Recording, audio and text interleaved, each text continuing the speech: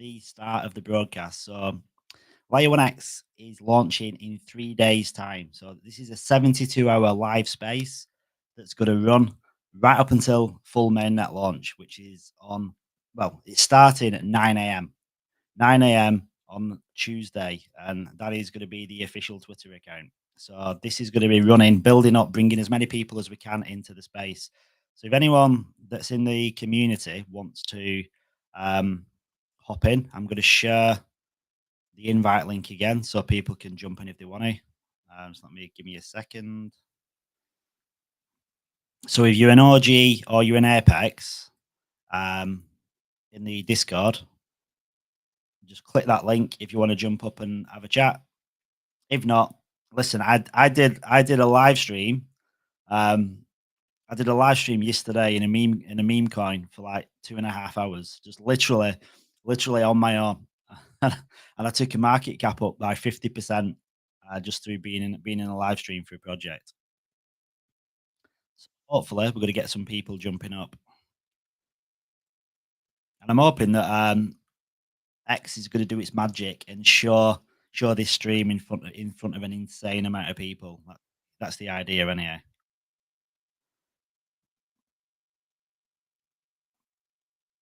Hey, we've got Ronak in the house, and we've got Ferg. Hey, what's up? Hey, guys. Hey. How's everyone doing? Good, mate. How about you? Good, man. Yeah, exciting. Like, I just know that these numbers are going to go crazy because of what it is. Because the space that have done before, they've not had any kind of meaning to them. But because this is like a pre-launch party, I think the longer this goes on, the more sleep deprived I'm going to become. But I think it's going to be good. It's going to be good fun. Definitely. Need lots of caffeine, right? Yeah. Well, my wife is very understanding. She's got over the shock that I'm not going to be present for Easter, so she made the most of me yesterday.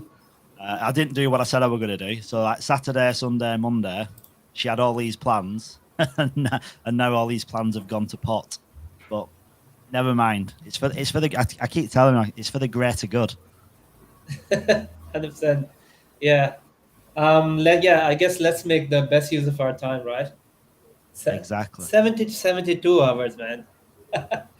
Yeah. I mean, there's better ways to spend your time, but I don't know. Do you know when you've got a passion for, like, when you find a project that you've got that passion about, and you kind of get to know the team and you get to know the community.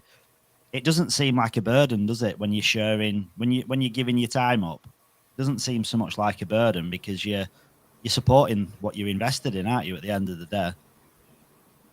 Exactly. Yeah, you're right.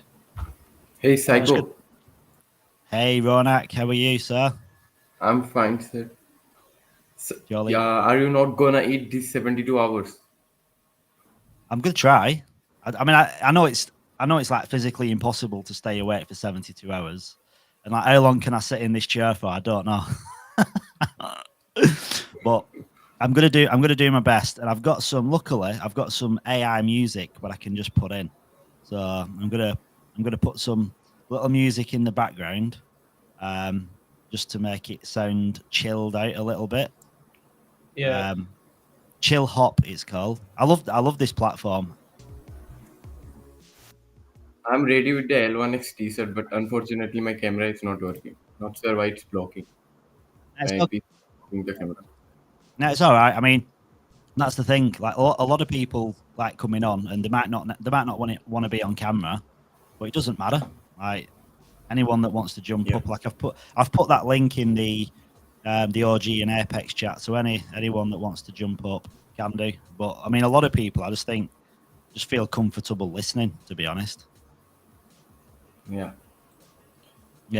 I mean, for anyone that doesn't know there's 18 people in here now, and I'm presuming some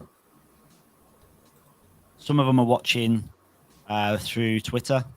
Some of them are actually watching through YouTube. So, like, if you don't know what Layer 1X is, it's a Layer 1 blockchain that's completely interoperable. So you can literally speak to any different blockchain. It's not limited like EVM, non-EVM, like public, private, hybrid, doesn't make any difference. It can connect to any chains. And right now it's connected to Ethereum, Binance Smart Chain, Solana, Matic, Avalanche, Fantom, Arbitrum, Optimism, and soon, apparently before the Bitcoin halving, it's going to be connected to Bitcoin as well.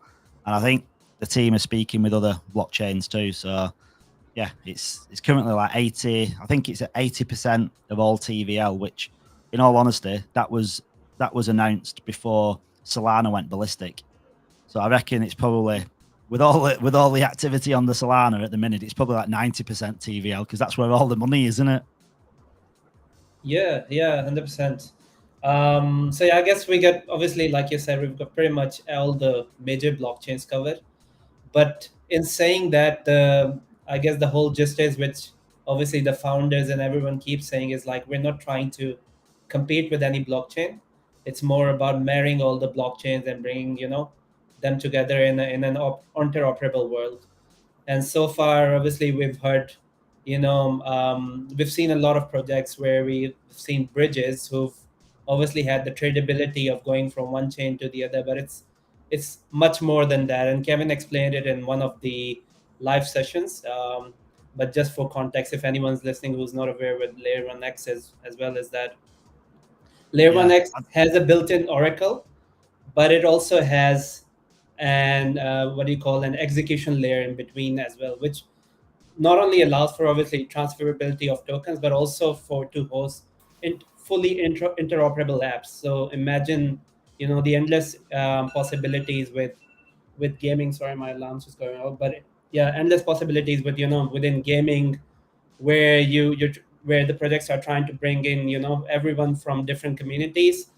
Where the focus is mostly on game. It's not really about what coins you're using. And then obviously there's so many applications, like in DeFi, in a lot of other areas, like even for Web2, just the onboarding aspect, just trying to make everything easier, where then don't care about, what I'm using, where I'm going, but it's more about, just onboarding and getting access to a whole lot of the ecosystem through one layer, and which layer is we're calling the Layer 1x. So that's I wanted to obviously emphasize on. But yeah, very good point there, Crypto Cycle.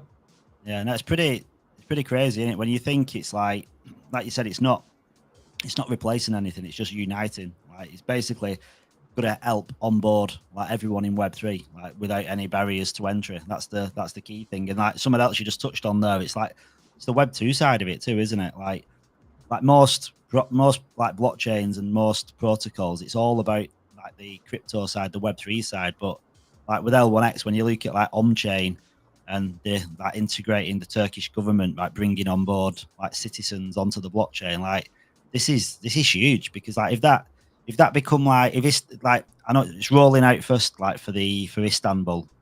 If that becomes a success, then it's going to roll out for the entire country of Turkey. And if that becomes a success, then that's like a test pilot, isn't it, for like the rest of the world? So like you don't know where this can go. And if L1X is the engine that allows all that to happen, it's pretty darn exciting. And then you've got like HealthLink, which is with the Singapore government, which is talking about bringing all the patient records online as well. And then there's probably, the thing is, like all this stuff that we know about now, a lot of the innovation that's going to happen on L1X, the team doesn't even know what it is yet, because it's going to be the innovators that come in and find and build on L1X. So the exciting bit probably hasn't even been thought of yet, or the person that's thought of it doesn't know about Layer 1X yet. Yeah. So endless possibilities, and without even knowing, like the users won't even know they're using blockchain, right? Like they'll be onboarded seamlessly, and I guess that's the major point, and which has been an hindrance towards blockchain adoption, that people don't need to know, they just need to use the tech, and it has to be a seamless transition, which obviously we've seen would soon be a possibility of all the applications you've just mentioned. And obviously once we have those use cases already live and going, I mean, it's inevitable that more and more projects will be onboarded onto Layer 1X and will be using it. So the sky's the limit, or maybe not even the sky. I don't know what's the limit, but even beyond. Yeah, I think So I think sometimes when There you is speak no to, limit, I think. hey Ronak, you're on camera now. You're looking bloody handsome there, Ronak. Not more than you, brother. Tell my wife that, please. She needs some reassurance that she's married to an handsome guy.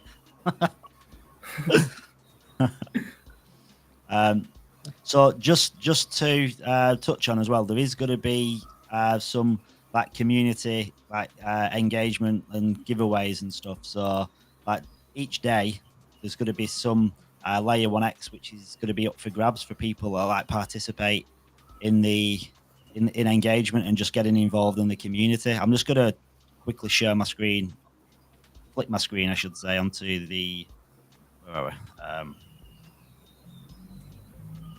So there we are. So yeah, so basically for today, there's going to be at some point, I'm not sure what time it's going to be yet, but 600 L1X coins up for grabs. So you just got to follow myself, follow Layer 1X, follow L1X X Talks, like and retweet this, share it with as many people as you can, and use the hashtag L1X2424, and then Layer 1X, and then hashtag L1X. Now, I wanted to do L1X as in the number, but it doesn't work on Twitter. And then I wanted to do the hashtag layer 1x, the same as the hashtag, but that doesn't work in Twitter either. You've got limitations on the amount of characters you use. So I'm like, so like L1x, it's not like you don't really read it as L1x, do you? You read it as LawnX. But it was either that or not have the hashtag, and I think the hashtag's important for now anyhow. So yeah, there's going to be some coins up for grabs, and what I'm going to do like towards the end of the day at some point is run like a duck race. So like I'm going to collect all the names that have used L1X 2424, and I did check before I posted this. No one's used it. But I did the L1X 2424, and there weren't any tweets out there that had used it. So it's a brand new hashtag. It's a pretty cool hashtag, isn't it? I think it's one of them that'll go down and stick. Yeah, for sure. Thanks for giving obviously the backstory behind the cash tag as well, because a lot of the community members have been asking like, why aren't we using L1X? So yeah, there you go. Like Twitter just won't allow it.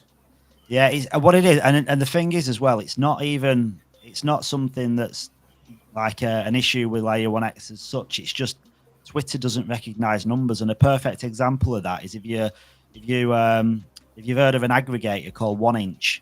1inch is an aggregator protocol that's massive. It's one of the biggest aggregators, and their hashtag and their ticker is the number 1inch.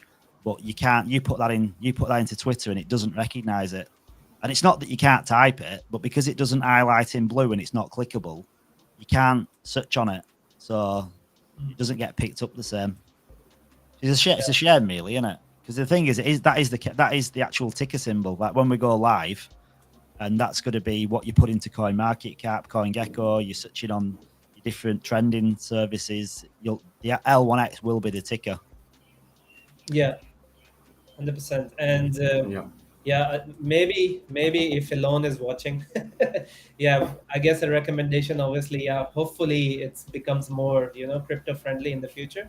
I mean, X is already very crypto friendly, but there's still a lot of ground to cover. So hopefully with cash tags, especially for people who have obviously tickers with numericals in them, hopefully it's supported soon enough somehow. Also, Dennis is asking in the chat, I think he's on YouTube, like how to jump on. Oh, Dennis, so sorry. You click on the link. So if you go to the OG and Apex chat in Discord, there's a link in there, and then that'll actually bring you up, or it'll request so I can then click it and bring you up and let you chat as well. The more the merrier. Yeah, I'll Go to pin message, I think. Yeah. I'll pin that link. Give me a sec so everyone can find it easily.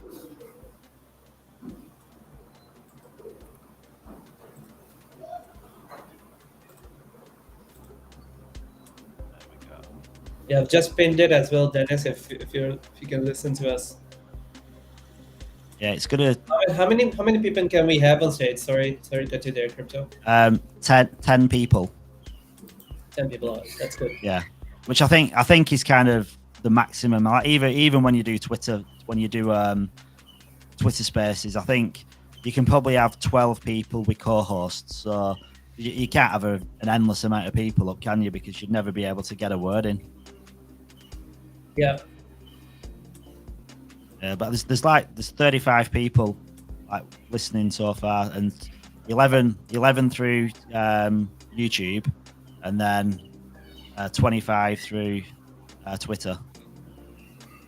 Twitter's the main one because I think YouTube's good, but I think Twitter's the algorithm. I think it just pushes it in front of more and more people. The more people that come in. Yeah. Skippy. That's where the natives are as well. Most of the Web3 natives. Yeah, exactly. Hey, Fur.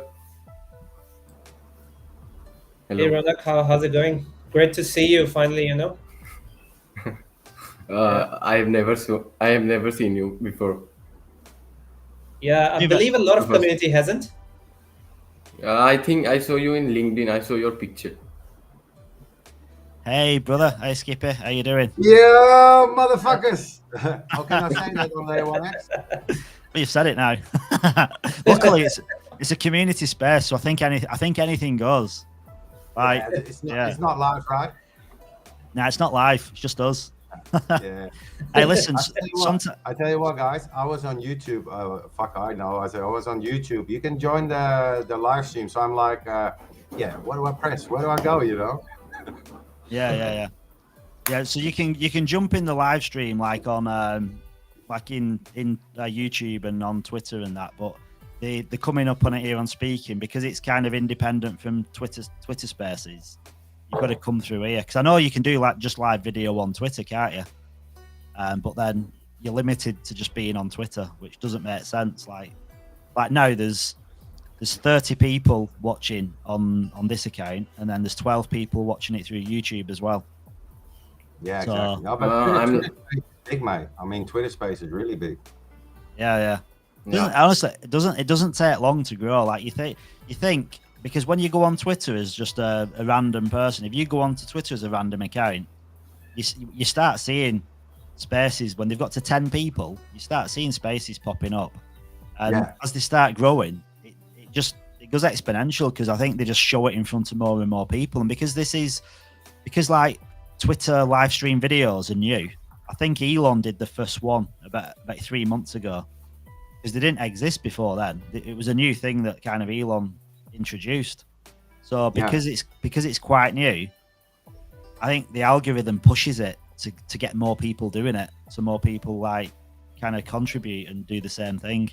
So I think it's interesting to see like who's awake in like 15 hours from now, but like who's actually watching too. Yeah, exactly.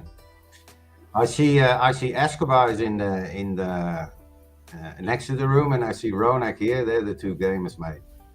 Yeah, what's the top players? We got the two top players here, Escobar and Ronak. Yeah, they got the OGs. The OGs. No, they're not OGs. You and me are OG, mate. They are just Game Boys. The Game Boys. The Game Boys. Yeah. And we got your friend there. Chemist is your friend, right? Yeah, Chemist is here offering support. Chemist, if you stay in this chat, you've got to come up on camera and you've got to talk. I'm only joking. Chemist doesn't want to be on camera. And I know it won't. If she goes on camera, it won't be on here. That's 100% certain. Yeah, I want to see Garrett in here. Garrett in the live stream. Yeah, Master Chef's in here too. It's cool as well because like when you're in this, when you're on the chat, you can see where people are watching because you've got like the YouTube next to it, or like if it's Twitter, you'll see where they're coming from, which is pretty cool. And I did have this broadcasting to Kick as well, but I've got a buddy in California, Joe, who's also like does a lot of Twitter Spaces and stuff. for different projects. So I brought him in, and he's added his Twitter link to it as well. So hopefully that'll get like in a different audience too. Yeah, man. So what is was actually which exchanges is actually like 100% like Bitmart, but is Maxi as well? Because I mean that was the first one, but then the date changed. So are they still launching on Maxi? Is that confirmed? That's well, as far as I know, nothing. I don't think anything's changed. I'm sure it's just still Bitmart and Maxi. I know there's more announcements, but they've just not made them yet. But yeah, they're the two. Yeah. Which So they're the two, and yeah, more announcements. Obviously, we're speaking to more. They're almost confirmed as well, but for legal reasons, because the thing is, I've talked to Mark before as well, but for legal reasons, we cannot disclose them because they're very, they're not happy if someone discloses them before the actual official announcement. So it's a legal thing they put into the contracts and everything. So yeah, I mean, more would be announced, but On there the are same some. day? Sorry. On the same date, 2nd of April. So yeah, I mean, it might be a bit later, but yeah, they'll definitely be announced. Like we don't have any exact date at the moment, but they're definitely close to being confirmed as well. And there are some big ones, like there's one from the top 6 as well. So there you go. OKX. Like Good news. Can't say yeah. Yeah, I mean, it's funny as well though, because like when you look at centralized exchanges, people's opinions of like top, like the list is forever changing, isn't it? And you look at like what was the top ones last bull cycle, aren't the top ones right now because they've not got that adoption curve yet. Like the network effect's not kicked in. Like last cycle, crypto.com was one of the biggest centralized exchanges because it's kind of they're pushing the US market, but like right now they're not even close, are they? Because they've just not got that traction yet. But I think when the money flow starts coming in, retail investors start coming in, I think that'll change. And what's the top 5 or 6 now will probably be different in the peak of the bull run. It depends who they take down, mate. Yeah. Yeah. I mean, they're talking about KuCoin now. And it can go fast, you know. I mean, the US is crazy like that, you know. They just, they target some exchange, and they go for it. Look what they did with Binance, but Binance not only in the US, but in Canada, Australia, Europe, everywhere. But it's still the biggest one. Yeah. Still the biggest. Yeah, it's a funny one, isn't it? Because like certain exchanges you can't use in certain countries either, and you presume you can use it everywhere. But like it's like Gate.io. I use Gate.io and I love it, but I didn't realize most people around the world can't even use it. No, I can't use it, mate. And I'm from the Netherlands, you know. I mean, I can't use Gate.io. I can use Maxi and Bitmart. I have both of them, but Gate.io I cannot get in. Yeah.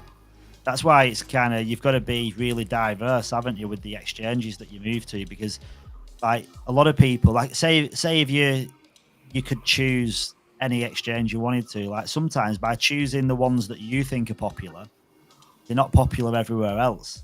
So like Maxi, you'll have a demograph where a lot of people use that as the go-to like #1 exchange, but then other countries won't touch it. So you kind of got to look around, don't you, and see which exchanges have different geographic markets.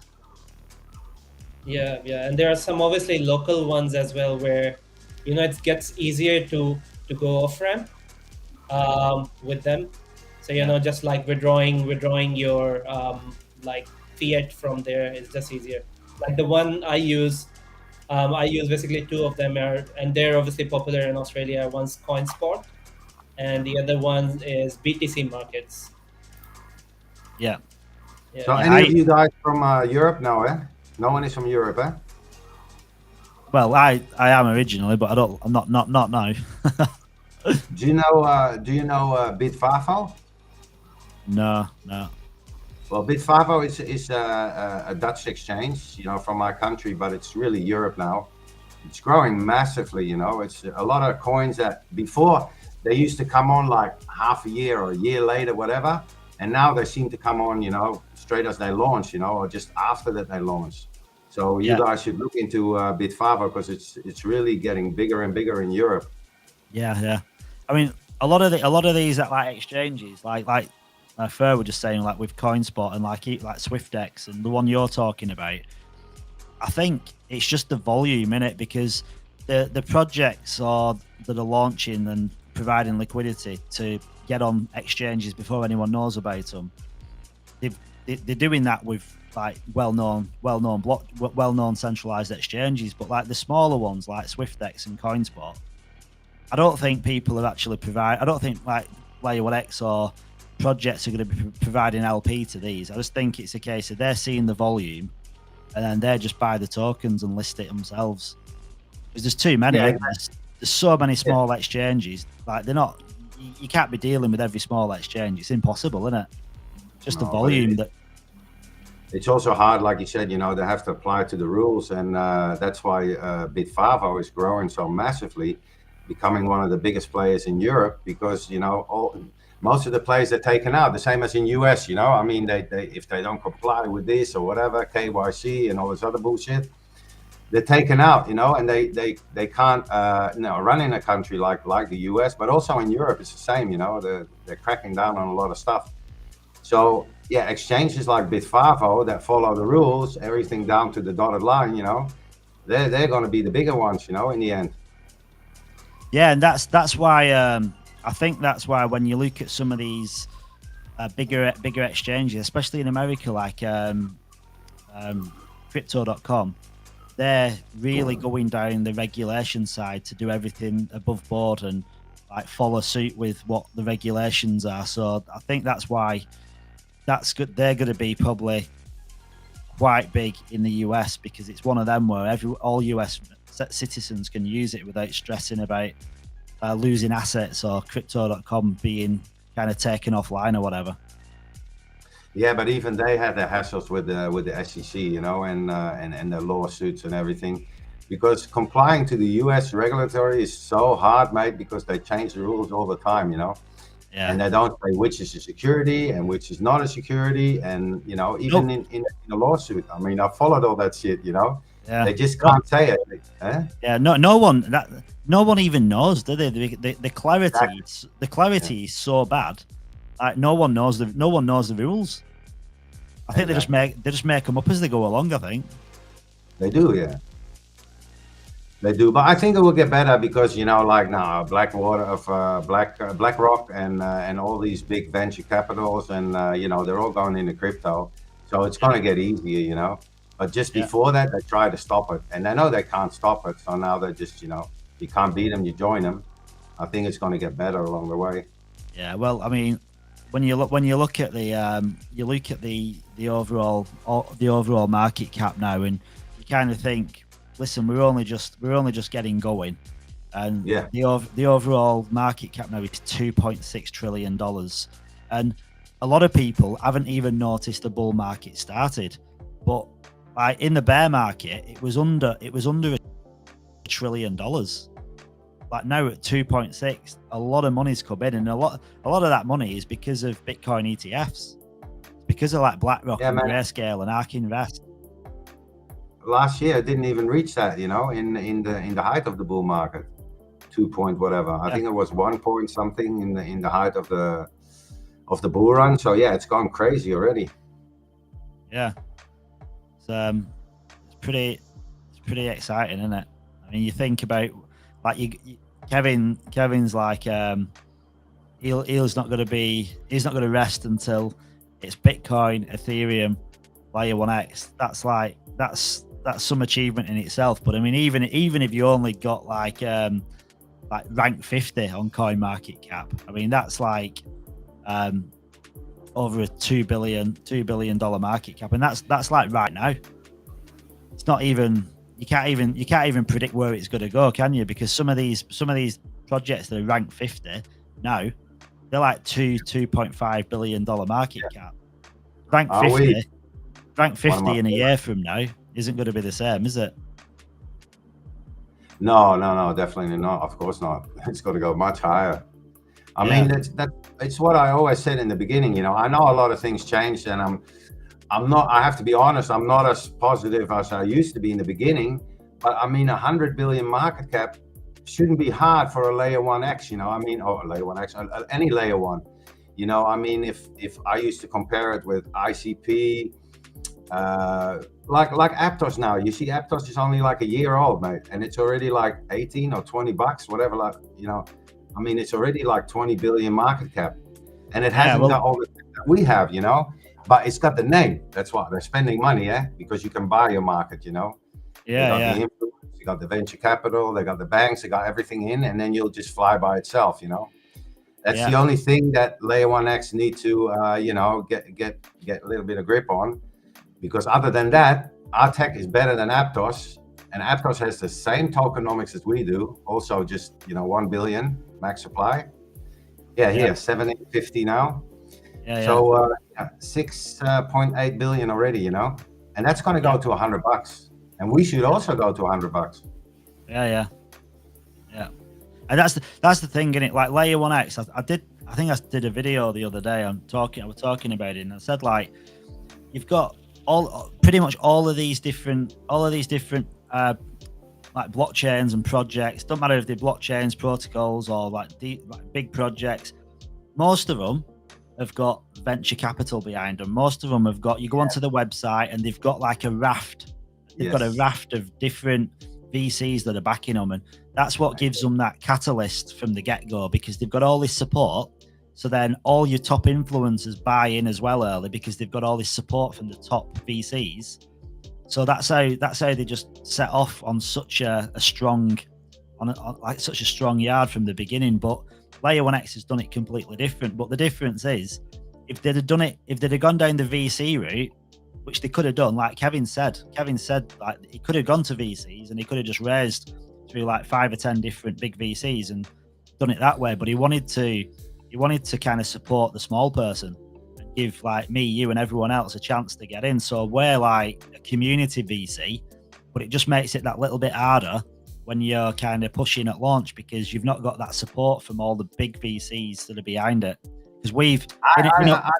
I mean, I think it's more like Kevin doesn't want to give anything out of his hands. That's it. You know, he wants to have full control. And when you go in with these big guys, they want control, mate. I mean, and that's not what he wants to let go. I think it's more I think that's more the reason why he didn't do that, and why you know. Well, he won't want to give. He won't want to give a lot away, because the problem is they have controlling like opinions, then, don't they? You can end up going down their narrative, which isn't the narrative which you want to go down. So I can understand. Yeah, I know. I understand too. That's why I'm saying, you know, I mean, I think that's the main reason why he didn't go, because we did go venture capital a little bit, you know, like I think it was 8.5 cent that he did a small gathering before the private sale. And I think the most money he raised, I think he said that they did $100,000. I think one person bought in with 100K. That was the biggest single investment. Single investment. Yeah, biggest single investment.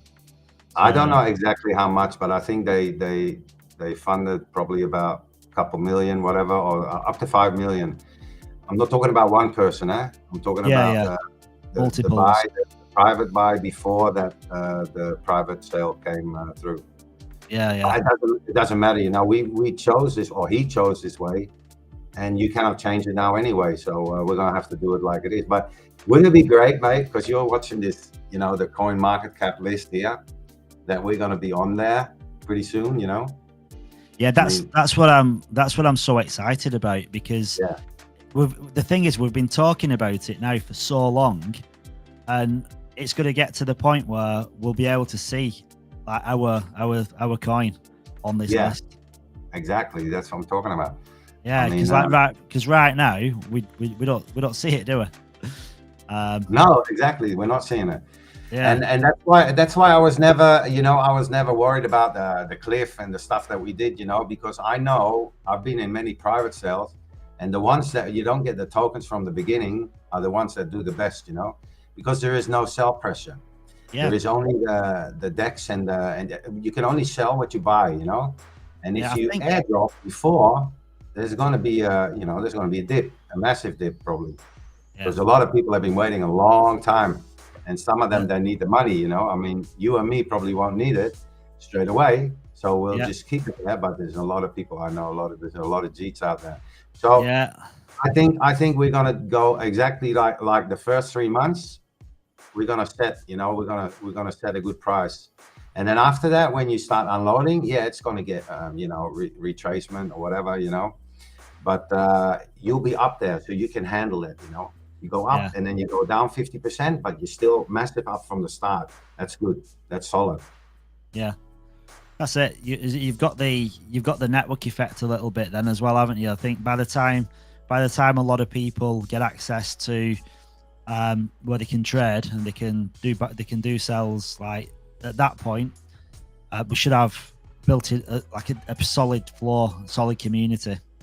Yeah. And like you said, a lot of the, I think because so many people are conditioned to like failure and conditioned to rugs and conditioned to meme coins, like when people say vesting, it's like, oh, don't want to do vesting. But like if you look back at any successful blockchain launch, like look at Ethereum's vesting schedule only finished in 2023. Like that's like 6 years vesting. That's when it ended finally, and that was probably for maybe the core team, or I don't know how that went. But all these blockchains have got vesting schedules because they've got to protect the blockchain. They've got to protect the holders as well. No good everyone having access to the tokens at the same time, because you're just going to get too much downward sell pressure, aren't you? Exactly, and you need to set the bar right at the beginning, you know. I mean, that's the most important time when you're launching. If you're launching and you're going down 90%, you know, it's messed up already, and it's very hard to get back. So the start is the most important thing about any new project coming out. Yeah. And my wife, this is very important as well. My wife keeps bringing me coffee throughout the day, because otherwise it's not going to be a 15-hour stint. I'm thinking, Red Bull, mate. You're hardcore. You're drinking the strong stuff. No, it's not strong. The Red Bull.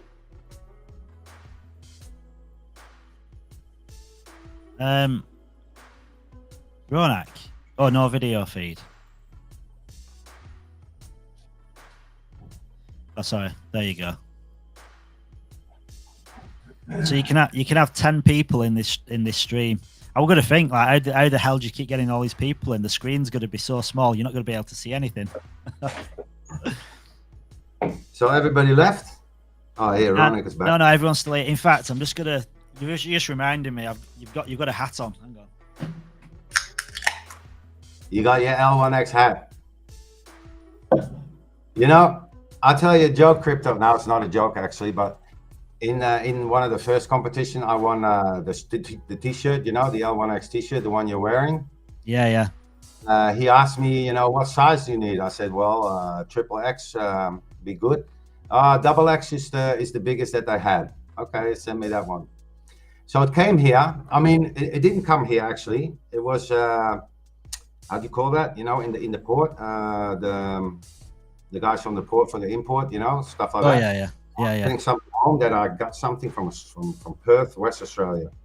So I was like, I don't know, I didn't order anything, you know, from Perth, West Australia. So I called my mum because she lives there, and I said, did you send me something, you know, a shirt or something? No, I didn't send you anything. So I waited until the last day, and I was talking in the chat, and I was like, oh yeah, that's shirt, you know.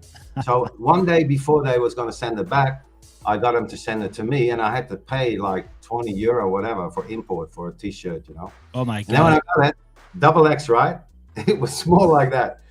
My wife, she's Asian, so she's small and she can wear it, but XX, mate, there's something wrong with the sizes, because it's I see you're wearing one, so you must have got a good size now, but Yeah, well, I got the double X. I think what it was, right, when we were handing them out at the event in Melbourne, the Australian CryptoCon, it was like small's too small, mediums are small, large is a medium, and XL is a large. So Yeah, and I got my shirt even before that. You know, it was one of the first competition that you could get a shirt. And it was even smaller than, I think they adapted after that because it was not normal. Double X and you know, my 47 kilo wife can wear it. I cannot wear it, mate. Just on my arm maybe, but crazy stuff. yeah. Don't always. Yeah, it's always a funny one.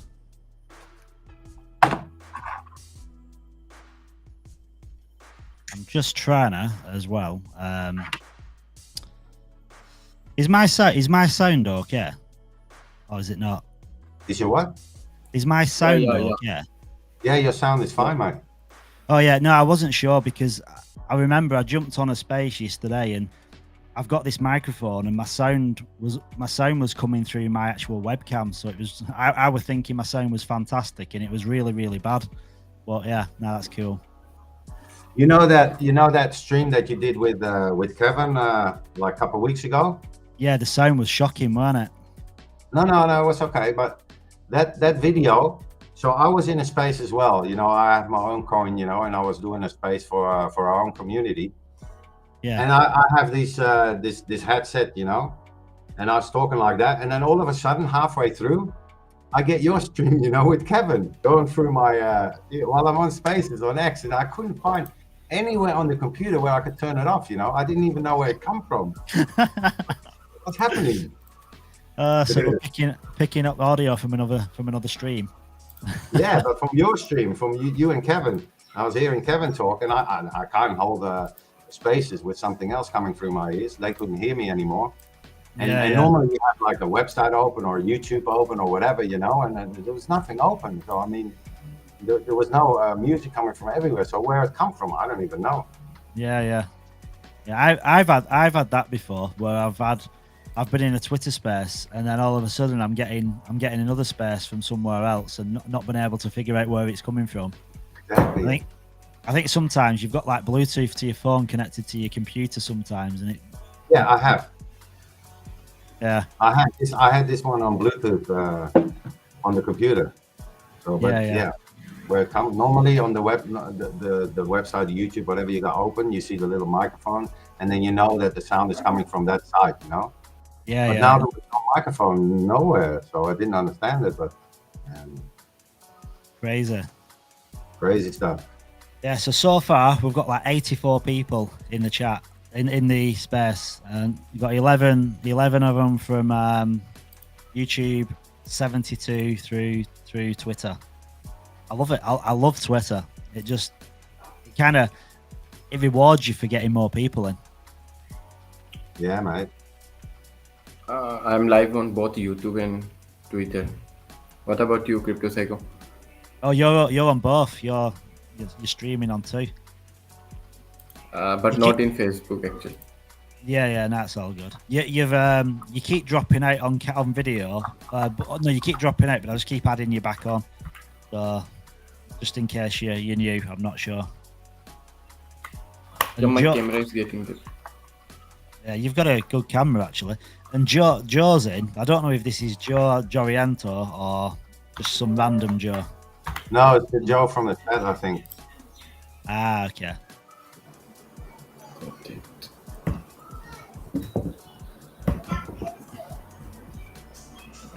Sorry guys, I had to keep jumping off because my little ones are making too much noise around me, so I'll have to work around that. No, it's all right. It's all right. Don't worry. I'm just I just want to see Layer 1X on something. I just see your subscribers, mate. You already have 6.3 on YouTube, right? Yeah. It's not very big. I'm not like a big YouTuber. But... No, but you've grown because I remember coming on with you like it was only a couple under 10, whatever. So you have grown since then. Yeah. There we go. So the CoinGecko. So like At least we can see layer 1x on CoinGecko. With that Yeah, before trading. 559 people added, which is nice. And I think that's going to grow. Yeah. It's not the same though, is it? It's not the same when you've not got a traded coin. Soon enough, mate. Is CoinMarketCap set up as well? Fair? I don't think. I mean, I presume they've done all the back end stuff, but I don't know if they can list you before you launch. Yeah. So CoinMarketCap doesn't. Yeah, not before you launch. It does exclude some projects, but some projects again, which are, I guess, comes back to the discussion you guys were having. Highly VC funded, big back projects. They do have, but their main rule is not before you're actually launched. They can't.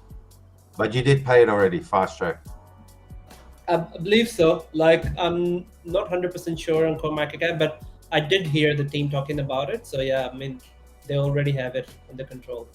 Yeah, I think. I mean, I know someone that can literally, like, I think CoinMarketCap charge a flat fee. I think it's like $10,000, and $5. like you can get listed in less than a day. Yeah, if you know the right people, it just literally get you on straight away, won't it? But you cannot get on free anymore. They don't do it. They still have. You can still apply for free, but they take like 6 months, 8 months, whatever. And most projects have already failed after that. So the only way to get on CoinMarketCap is to pay the 5K, and then otherwise you won't get on. Yeah.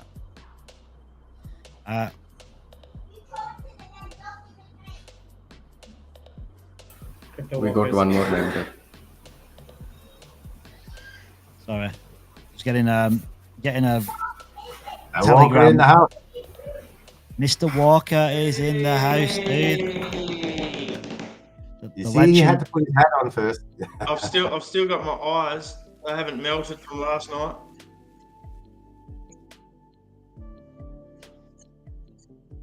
Now we're getting a voice call that was kind of taking over my audio. Telegram call was taking over.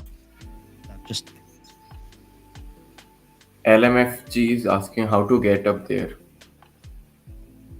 Well, you just go to first pinned it in the Apex and OG chat. So if you go in there, it's pinned, and you can just click the link, and then that'll bring you up, so you can jump up. There is only one message which is pinned there. Everyone's talking.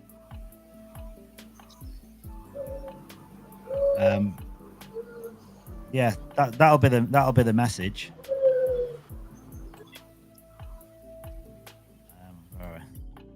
I just noticed now, because when I was on YouTube, I asked for the link, and it's showing up here as well. So all the comments from everywhere show up here as well. That's good. Yeah. So anyone that's talking on Twitter, YouTube, Facebook, it all pops into this chat, so you can see everything in one place. Because I was wondering how Fur could give me the link so fast. Yeah, it's quick. Albita is around too. Albita, are you in your PJs? Are you going to come up on camera and say "Heidi hi campers, Heidi hi"?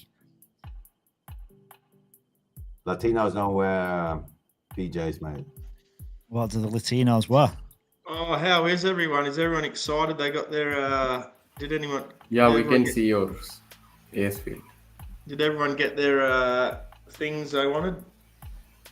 Yeah. I forgot. Last night was the night where everyone got happy, wasn't it? Everyone got lucky in a sense where you got nods. Yeah, I was sick of looking at the screen for 3 hours. Mate, I got stuck on vesting, so I vested a part, and then it was like, you have to wait, takes a long time to process, whatever.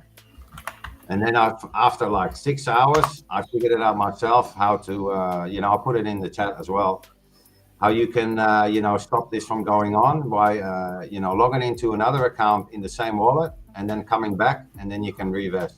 Because I couldn't revest because I have public and private, and it was just stuck on processing.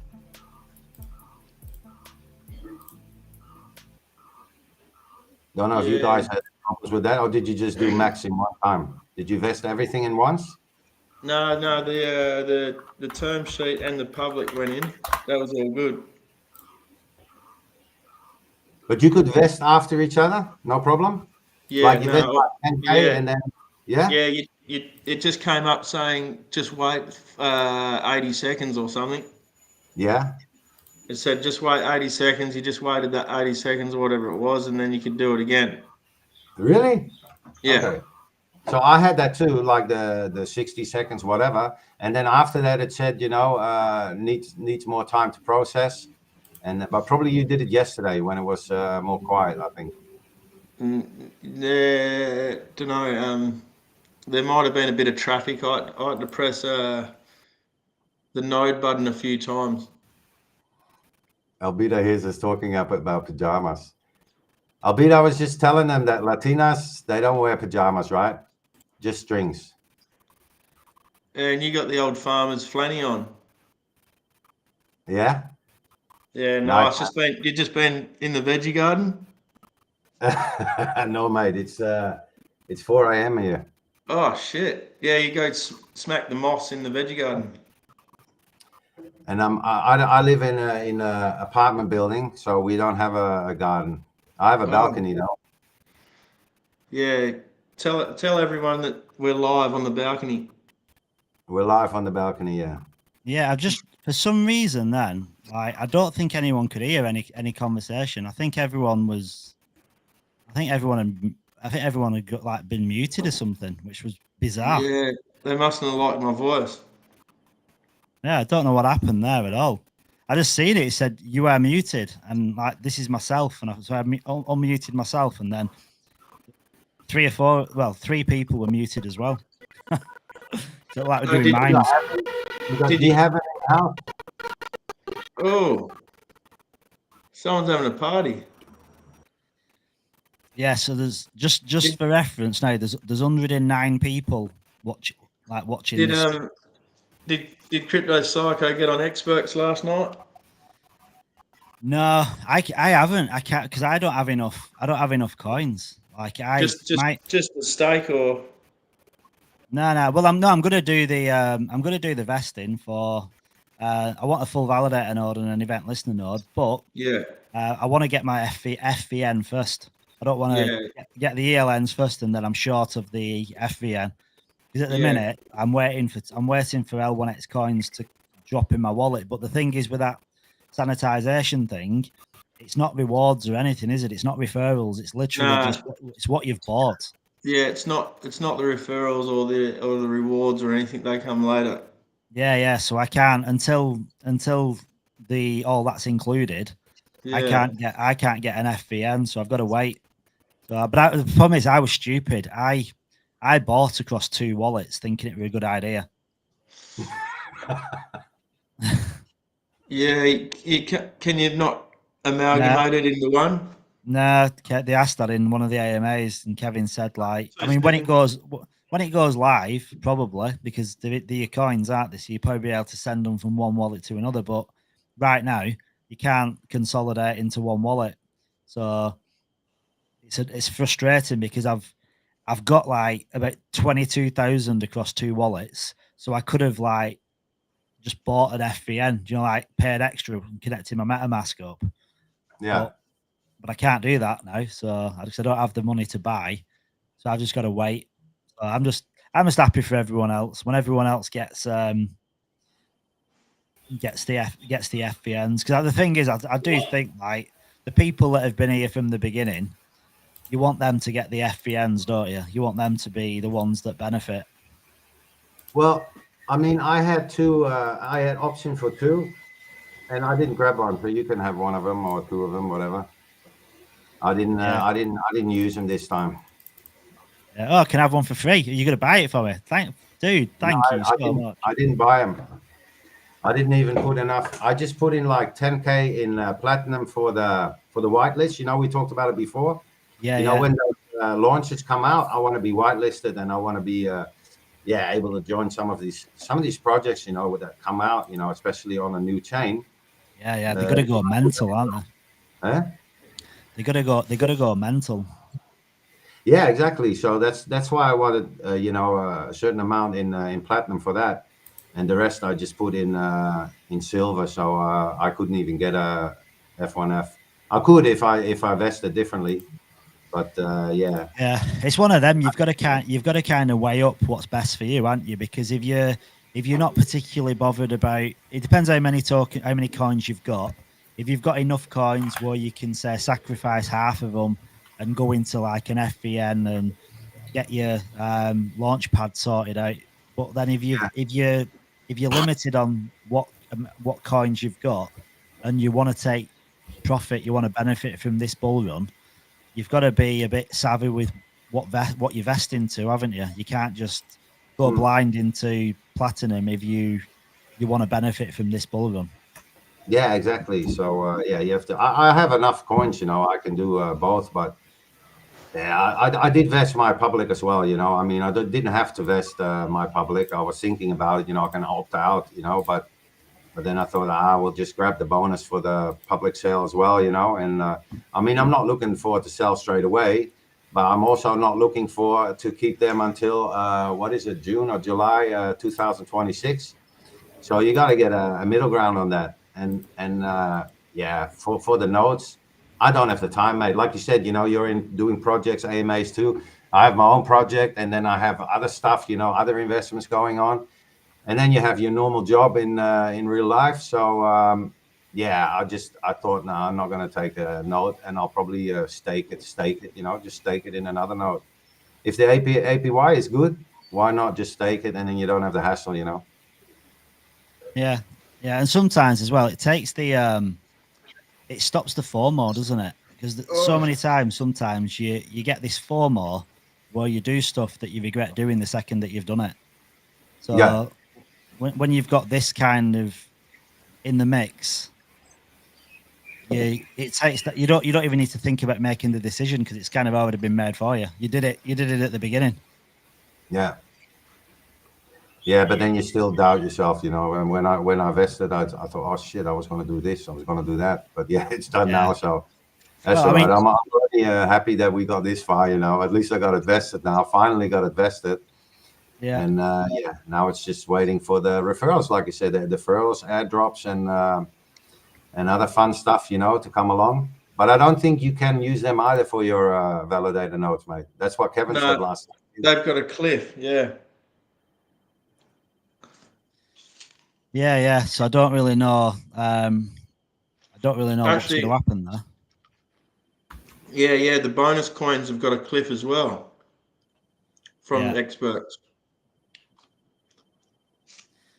Yeah, so I might just end up having like event listener nodes and not getting a full validator node. But like Kevin said, they could probably be more rewardful maybe later. Yeah, well, I know they were talking about the rewards, weren't they? Like, you He can said set you can set your own. I know they did mention that. Is everyone excited for more?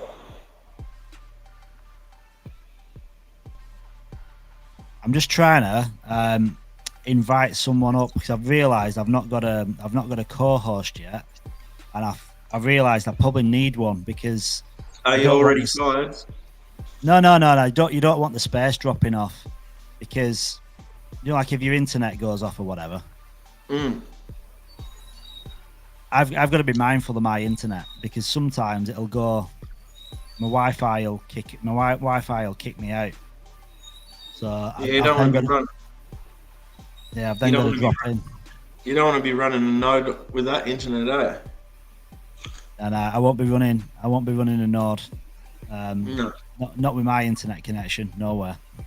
No. Not the best idea. Yeah. I see some business deals here. Cryptic V is writing, send me some BNB so I can get a FBN. I will send it back to you after L1X goes to $10. Yeah. Let him send his wallet address. Yeah, send it. Yeah, we'll get that shit done, mate. Send me 1,000 L1X. I'll send you 10,000 How much back. do you need, mate? Cryptic, how much do you need, mate? How much do I need? No, yeah, Cryptic V. Oh, He's Cryptic asking for V. some BNB so he can get a full validator node. And then he'll get it back to us when it goes to $10. So no worries, mate. Just send me your wallet. We'll get it done straight away. Bring it. Bring it.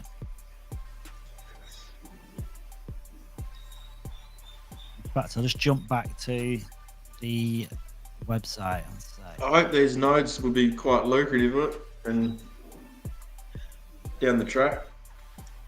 Well, I mean, if you look at like the numbers for what Kevin was talking about for the full validator node, yeah, look at the calculator for the full validator node. It's pretty incentivizing, isn't it?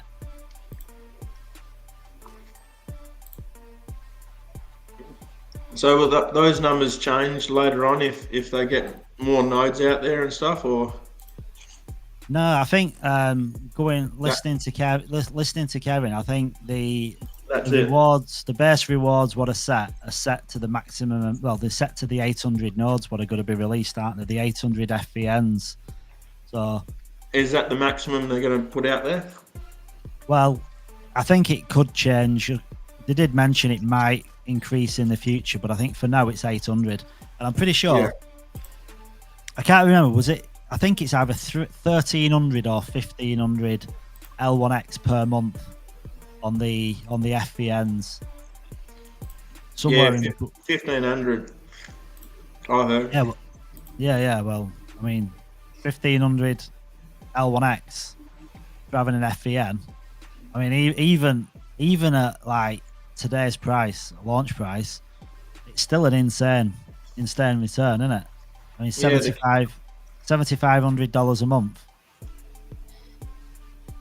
$750 a month, I should say. At 50 cents. Yeah.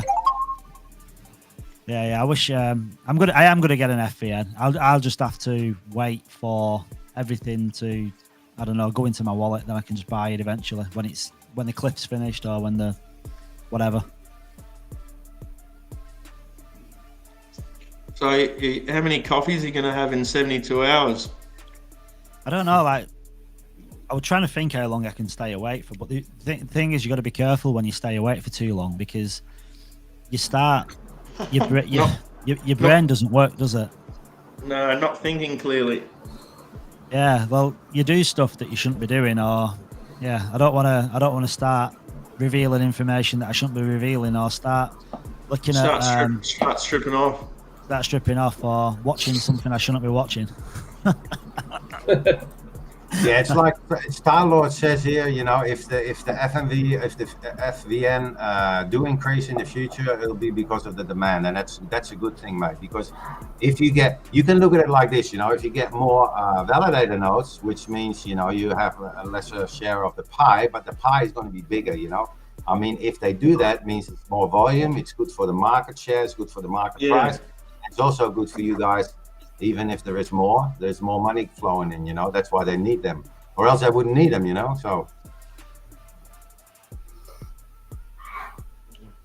Yeah, exactly. Yeah. Good point, really, isn't it? Like, if you think about if we need more, it's because everything's healthy, everything's growing. Yeah. The network effects happen. The network effects taking off, and it's all happening. I can't imagine actually being, because we've been here so long and we're so early, it's hard to kind of fathom. But like in like a year or two from now, when if L1X does everything that it says it's going to do, and it does get the network effect, can you imagine being like probably the first 100 people that got into a blockchain? Like, it's going to be crazy, isn't it? The tokens that will hold will genuinely be, even if you've got like 10,000, you'll still be a whale to some degree. Yeah, getting in on anything good project at the start. Yeah, Yeah, exactly. Grover's missing out. Grover's camping, isn't he? Grover's on his jolly holidays. Yeah, I don't think I'll be doing 72 hours. My kids will be having a cry in the background. And it's all part of the contract. If you don't do 72 hours, the FVNs or the ELNs you've got get revoked and get given back, and you lose the tokens that you bought in with Oh as well. shit! Yeah, I might have to make a fake figure. Make this fake person sitting here. Yeah.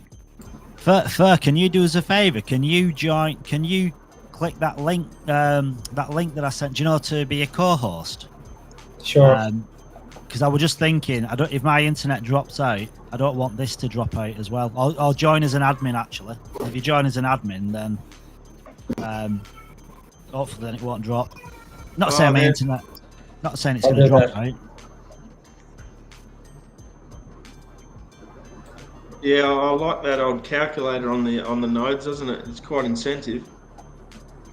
Yeah. Where are we?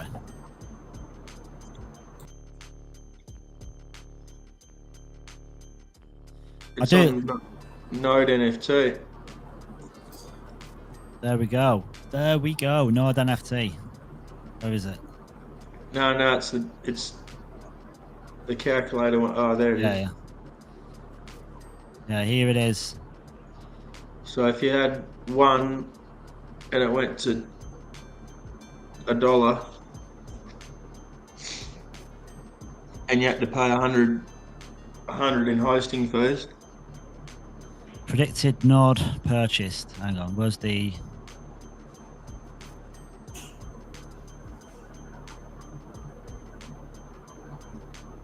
Bang, bish. 7-day earnings, 247. 12... I mean, just think of that, right? 12,000, almost 13,000 L1X coins in a year. Imagine, can you imagine that if $1? If layer 1X, yeah, that's at $1. So like you think about layer 1X, just getting to $10. And that purchase, that's going to be 800, right? Can you put that to 800? That'd be good, eh? No, Yeah. not 800. Oh, hang on. Does that change anything? Predicted node purchases. It can only be between 1 and 80. Don't know why. Is it because of the number? Is it actually talking about the hosting instead of purchase? I don't know. Yeah, predicted node purchased. Unless it's because there's only 80 that's been released yet. But I'm sure when Kevin in one of the AMAs was talking about when the full 800 have kind of been distributed and everyone's got a node, then that'll be that 13 to 1500 would be the L1X you'd get per month.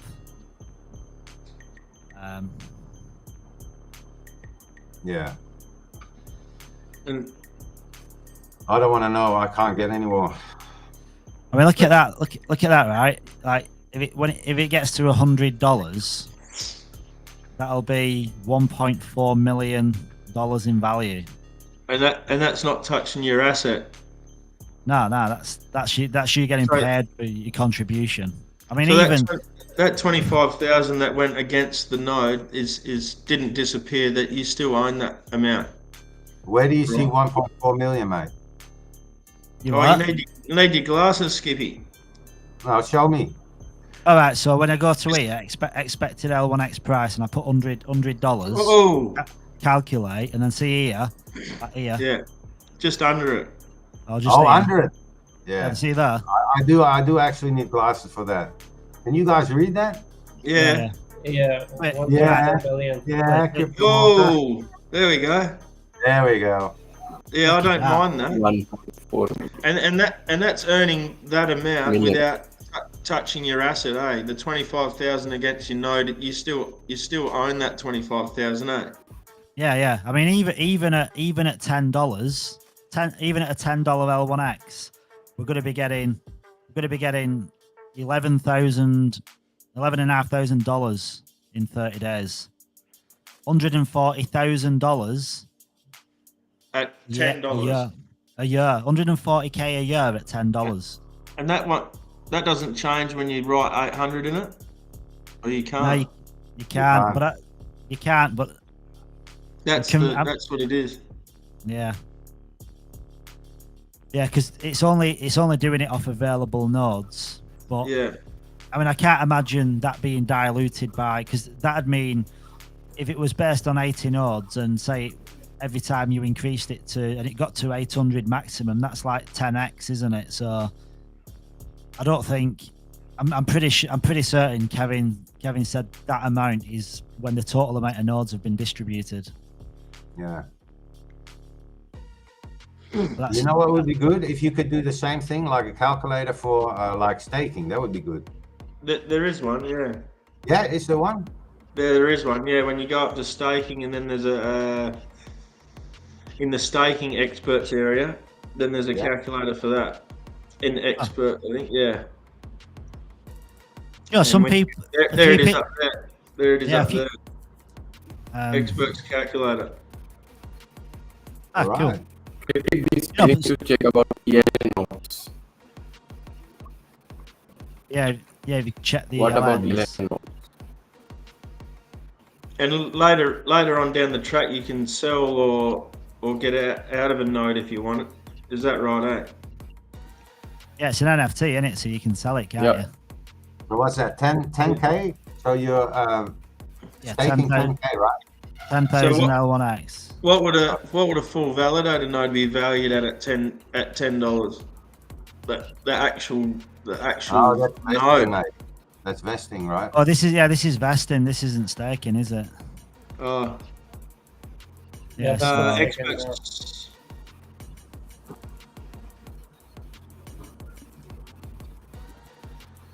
Yeah, I don't think they've got it just for the staking, have they? Oh. Because the staking is you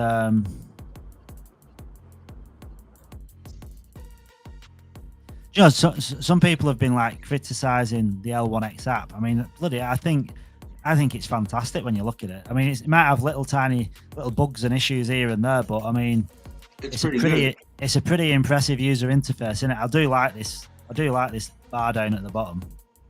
So check this out, right? It's now like USDT, USDC is like 21% for what is that, a year? Yeah, that's a year. So what happens? Let's say you're in the height of the bull market, 2025, the end, and you swap some tokens, to USDC. It's great. 21% is massive, mate. And you lock them. But after a while, that API is going to go down, right? But when you lock them already, is that like set? I mean, you understand what I mean? So you put $1 million into USDC, and you get 21%. That's massive. But when that changes, but you already staked, are you still going to get that 21%? Does it stay at 21? Yeah. Yeah. I don't know. I mean, if it did, that'd be pretty insane, wouldn't it? You lock it in, like you're locking in the price. Exactly. See, that's what I want to do. When that's the smart. That's the smart thing to do, isn't it? Like stake it, lock it away in a stake. Because like when you look at Kevin there was some chart of what Kevin put out, weren't there? And I think it showed the returns on vesting, like a comparison on vesting, and like I think Ethereum was like the vesting periods. I think it was 5. I think Ethereum was under 5%. Oh, sorry, for the nodes. I think it was for the nodes, wasn't it? If you have a node, Ethereum was like under 5%. Well, good God, you can get 21% just through staking. And even if you've got like Polygon, if you're holding Polygon, you've got 18%. But you just got to be careful, aren't you, with the time frames? Like I'd probably be looking at a 12-month if you're going to be holding Polygon. But that's going to bring in a lot of people, isn't it? If you've got someone that is holding Polygon as their asset, and they can lock it away for 12 months, and they're getting 15% on it. Plus it's like organic growth as well. You're not doing too bad out of it, are you? No, you're not, and you will. But you know, once you start getting near the end of 2025, no one is gonna put a coin in there unless it's a stable coin. You know, I mean, you're not gonna leave it for a year there because it's gonna go down, and you cannot take it out. You know. Yeah, So I mean, it's a year, good for now. yeah, I mean, a year from now isn't too bad because that only. No, now it's great. Yeah, Good yeah. stuff. I mean, I would do it. You know, Avalanche and all this stuff. Yeah, yeah. It's juicy, mate. It's juicy, isn't it? I mean, if you remember the unsustainable Terra Luna days where they used Anchor Protocol, they had people farming, didn't they? Basically, I think they were buying Luna and then they were doing something where they could stake it and then get money back, and they were making like 20%, but that wasn't sustainable in the end. And obviously, look what happened to Luna. But the amount of volume that brought in, like there was so many like VCs using that for creating wealth. So yeah, could be pretty big. Yeah, exactly. Geez, we've got 156 people in this stream now. 156 people. Hey, we can read your messages, guys. Saying, I don't think they're reading anything from here. Yeah, they can see everything. X, YouTube, Twitter, whatever, everything. Yeah. Crypto Psycho, I didn't receive the email. I just DM'd you. Oh yeah, sorry. I just DM'd you on Discord my email again, just in case you want to recheck. Right, okay. Yeah, I'll do that now. Crypto, you're going to be on like for 72 hours? Are you just going to stay on live? Yeah, I'm just going to stay here. So my wife's going to bring me food, bring me drinks, and then I've got myself a little prop so I can put it under my neck and just go to sleep like that. Yeah. Right. So I'm going to love you and leave you guys for a bit, and we'll check in later today again. No, it's all good. Appreciate your time for jumping in. No worries, mate. Good Cheers, talking to mate. you guys. Catch you later. Thanks, KP. Great having you on the stage. Later, guys. Yeah, yeah, and everyone that's here, don't feel like you have to be the same length of time as me, because you don't. Like, I literally, like, I'm the dumbass that thought a 72-hour live stream would be a good idea. Hey, so if your wife's nagging you, people are still getting confused where the link is to join. It's in only an Apex channel, guys. So what exchanges do we have for the launch? Oh, one sec. So LMFG, right? Okay. So you want to jump up into here, which I'd love to have you up here actually. So LMFG is he an OG? Yeah. I'll tag him. I'll just send you a link. Are you in the OG Apex group on Discord? I just tagged him and said check the pinned link, so he should be checking that. Yeah, Crypto Walker. So the two confirmed at the moment are Bitmart, and the other one is Maxi. Yeah. So we have more in the running. Skippy asked the same question before. Oh, but for legal reasons, we can't disclose their names yet because they're a bit funny with someone disclosing them before the actual official announcement. That's all good. That's all good. Are we gonna launch? I can tell you there's one from the top 6. Sorry, brother? Kraken. I was saying that we are gonna launch all in one day itself in all the exchanges. On one day itself on all the exchanges. Like, is that a question someone asked, or is that your question? It's my question. Okay. On one day, so like I said before, like some of the exchanges would come after launch, but the ones that are confirmed would definitely be on that day. What will be our first day exchange? What will be the first exchange? So I've just mentioned the two. The two will be the ones Next we'll be year. launching on, and yeah. I think L1X could go $1 in 48 hours. Will that be the dream, wouldn't that? Because no one is there to sell them in 50 cents. Well, see, that's the thing we were discussing before with vesting and everything as well, right? Like, I know there was, when the tokenomics changed, there was a lot of concern, like why certain things were announced and why the clips were introduced. But I mean, if you look at the bigger picture and the longer run, it's for everyone's benefit. And Crypto Yeah, Cycle yeah. gave a very good example about Ethereum, and like the vesting schedules for them just matured in 23, right? Over 6 years. It was actually more than 6 years, like little bit above, but yeah. So there you go. Like, it's the less coins you have in, like, free coins you have in the open, the better it actually works. Because I mean, especially like with, and the reason behind obviously private, and I'm gonna say it publicly here, but I mean that's the fact, right? Like private and seed. I mean, if you bought the coin at 10 cent or 80 or 0.85, sorry, 0.085. I mean, what happens there is like you're definitely gonna sell it, right, at 0.5. Most of people would just Yeah. want to dump it. So and that was not only needed to obviously secure the investors, but also was an advice from the market makers as well, right? So it was a lot of thought went behind to delaying it and why it was actually delayed and why the tokenomics was changed, but it was for the greater good of everyone. They don't realize it right now, but I mean, long term, everyone wins, right? So that's the whole point. Yeah. Another thing wanted to clarify about nodes as well. Like a lot of people are asking, we were set 80 and then there were 800. Crypto Psycho, I guess there you asked that question before as well, and I tried to clarify it, but I guess doing it for everyone on here. So 80 was the number that was actually for the hosting, right? So 80 people would be allowed to host, and every month an additional 80 would be added. So that's where the 80 number came from.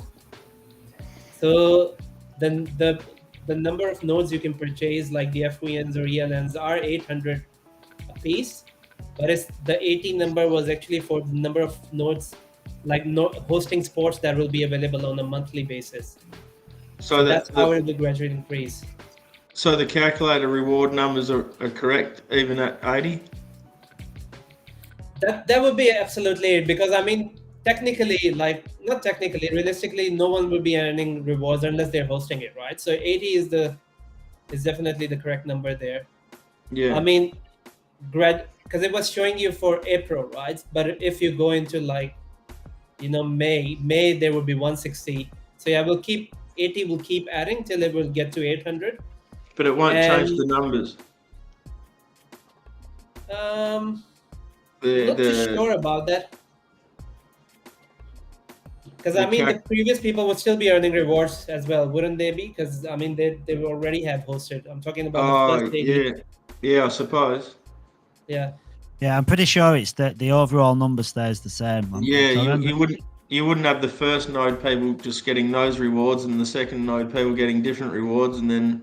Yeah, I've sent you the link as well. Sorry, I asked you to join, but I never sent you the link to join, so you should have the link now. That's a good. I'll jump on it quickly. Yeah, I've got it now. It's asking me to rejoin, so should I just rejoin? Why not we? Yeah, I think you've got to create. You might need to create an account with Restream, because it's basically going to give you admin rights. Yeah, I'll jump on in a sec, guys. Then. Yeah. See you in a bit. See you in a sec.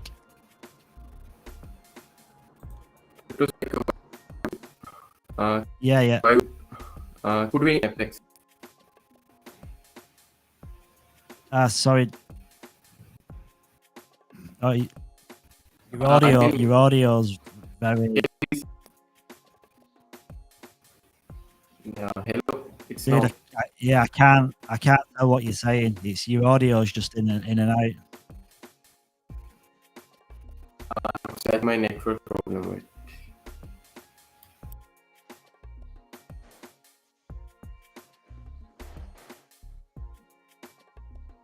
I'm jealous of all you guys. I'm actually jealous of everybody that's got a node, because like at the minute I don't even know if I can get a node. I know I can get an event listener node, but you know, like I've wanted a full validator node. I'm like, so everyone's got one. I'm like, damn. I hope I can get one. So for anyone that's just jumped in, that hasn't got a clue what this Layer 1X 72-hour live community space pre-launch party is all about, would basically, in fact, first up, LMFG, have you clicked the link yet?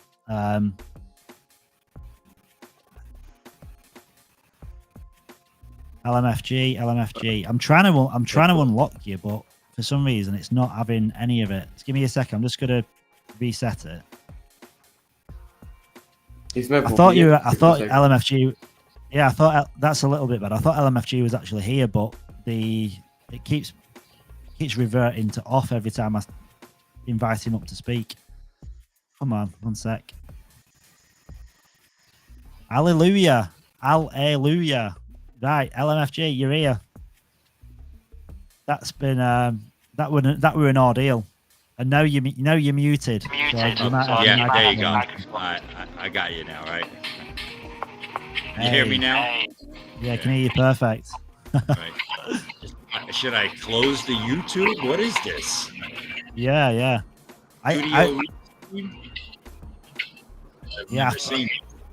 Just had to get me coffee. Yeah, look at him with his L1X cup. I added you before, and you jumped up, but then it kept going off, and I'm like, I didn't know what was going on. It was most likely me. Hey, it's so fun. Everybody's like, "Well, you've been into their phones and computers for all these years. What the heck?" I said, I can get you 10,000 phones on the moon. I'll give you a quote in about 2 weeks. Use them? I have no clue. Nah, it's all good. You know what I mean? Yeah. That's all That's good. it. I'll tell you guys, we are in for something here, huh? What I see coming here with y'all, I hear everybody talking money and all it is. Not to worry. This is the next generation of what's there. You know what I mean? I believe Ethereum's going to disappear. Cardano is going to be the one that's going to take off over the next 1 year. It's going to be ridiculous. I mean, L1X go off. Anything left over that people are jumping off of Ethereum or the Cardano, I don't even think Cardano's going to make it. Yeah, Solana seems to be doing pretty well, doesn't it? It's crazy. I don't get it. I just don't get it. They crashed how many times? You know? And what's going on right now, the monies that are coming into this, I really do believe. I heard Kathy Wood and Saylor and all them 4 years ago when I started reading the company, and they're out of their birth. Now, I don't know. We may wind up with a $10 trillion market cap here by mid to late next year, and they're talking higher than that. But you have to think of everything that's out there. This is going to be tremendous. I mean, when you have an application like this, like I'm telling all my friends right now, it's going to be for me, it's an operating system. We're going to be the only place that you're going to need to go. You're just going to go to your next page for your shopping. And so you can have your Amazon, your eBay, this, that, and the other thing, all your medical stuff, all your financial stuff, all your social media stuff. This is just the smartest friggin' thing I've ever seen. And I got about 4,000 hours reading into this stuff. And I most everybody here knows of, I had a $40 million a year budget at one time, running a huge critical redundancy, data centers, the whole 9 yards. And I went from people only had a beeper, and then we went to the cell phones. Then we went from analog to digital phones. Then we went to IP phones. You went from mainframes to computers. Nobody had a computer. when I first started in this, they were 286s. Computers were running at 66 megahertz, baby. I remember And I had a 486. yeah. Oh, The Commodore 64. Oh yeah, We the early on. we bought 1,500. We signed the order for 1,500 386s. And while they were doing that order, the 486s came out, and we Yeah. negotiated them to squash it and give us the 486s. And I think we had 4 mega RAM Cadillacs. We had the Yeah. Cadillacs. Yeah, I remember you'd have like the 144 meg sims, wouldn't you? Yeah. Your little 2 meg, 4 meg. I mean, but I used to be. I had a mate, and he always used to get me hard drives, and he'd be getting me like 2 gigabyte hard drives. And at the time, this was like, oh my god, 2 gigabyte hard drive, like it was blown away. And then the 4.3 gig came out. You're like, oh my god, Dude, I got a 50 megabit hard drive. And when we loaded everything up there, and then we were only putting mainframe stuff on there. I think we were using like stuff like Procom Plus or something back in the day. And what are we going to do with all this space? I said, hey, you can't even put a picture on that hard drive. yeah, you can't do anything now, can you? Like, No. I mean, I think I've got a terabyte on my laptop, and that terabyte is like half full already. Crazy. It's crazy. It's everybody has no idea of what's going on here and how this is going to work. The decentralization is for the Crypto bullies saying people.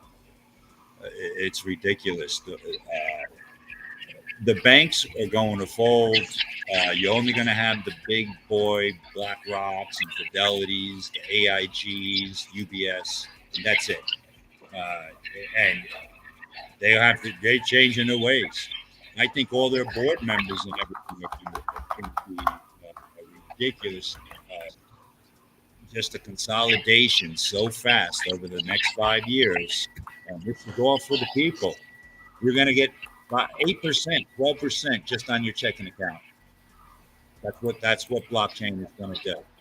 And something like L1X, making it that much easier. I'm loving it. That's all. I'll keep talking. I won't shut up. It's gonna be good. I've just dropped a link into the chat. So for anyone, I'm just sharing my screen now. So for anyone that wants to kind of have a chance of winning 600 L1X coins at some point today, just click on that link. That'll take you to this tweet. Just engage with this tweet. So follow myself, follow A1X, follow L1X X Talks, like, retweet it, reply. This is the kicker. This is what you've got to do. Reply with a hashtag L1X2424, and then Layer1X, and then the hashtag L1X. And genuine hashtag is going to be L1X, but problem is Twitter doesn't pick up the number. So just that particular one, and do that. And then at some point later on today, going to be pulling out that hashtag, see how many people took part in it, and then doing a duck race, putting everyone in a duck race, and then running that and seeing who comes out on top. So, and also as well, boot market as well. I should have put that on boot market, because that also helps with engagement, and then Twitter or X will then push it out in front of more people. And just so you know, they're not real coins. So for anyone that's not Web3 savvy, you're not going to get some gold and silver coins delivered to your house. This is like crypto, so you're going to get L1X coins in your wallet. But just to give you an idea, they've got a value of $300 US right now. So this is the public sale price. So Layer1X goes full mainnet live on Tuesday, and that means it's going to be purchasable on like Mexi, Bitmart, and any other exchanges that it goes on, along with the actual DEX itself. So it's not going to be I don't think it's going to be at 50 cents for long.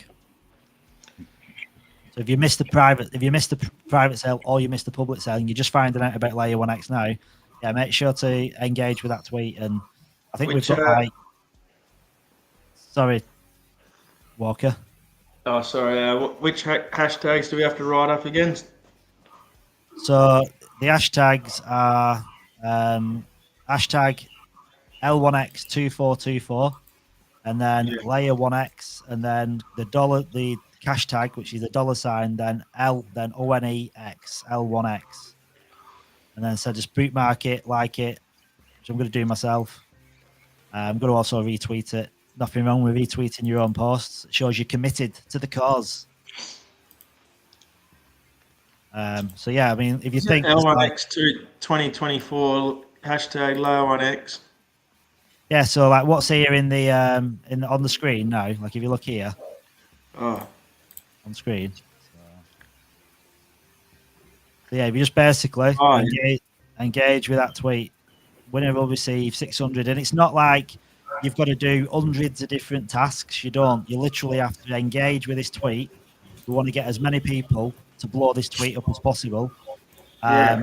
So as many people know about it as possible. And someone that engages with this, that uses that hashtag L1X2424, I'm going to then run probably towards the end of the night. I'm going to run I mean, I could do either a Twitter picker or a duck race, but I think because I'm doing a live space, I think a duck race might be a little bit more interesting. You know, like you can actually see a duck and you can see your name. Or it could be a spin the wheel, but there's 189 people, there's 173 people in Twitter right now watching this on X. So yeah, if you just jump onto that link,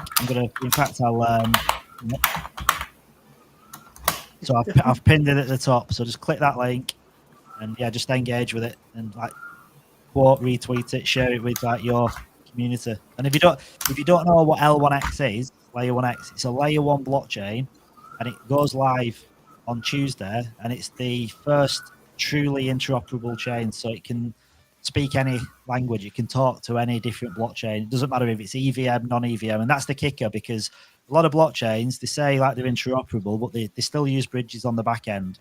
And a lot of these blockchains that offer similar, most of them are EVM. So you can't do anything outside of an EVM chain.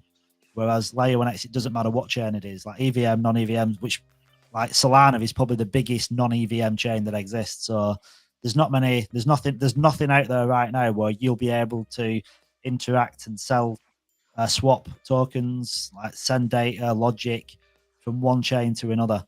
And to go from like a non-EVM to an EVM is a pretty big milestone. In fact, it's a huge milestone.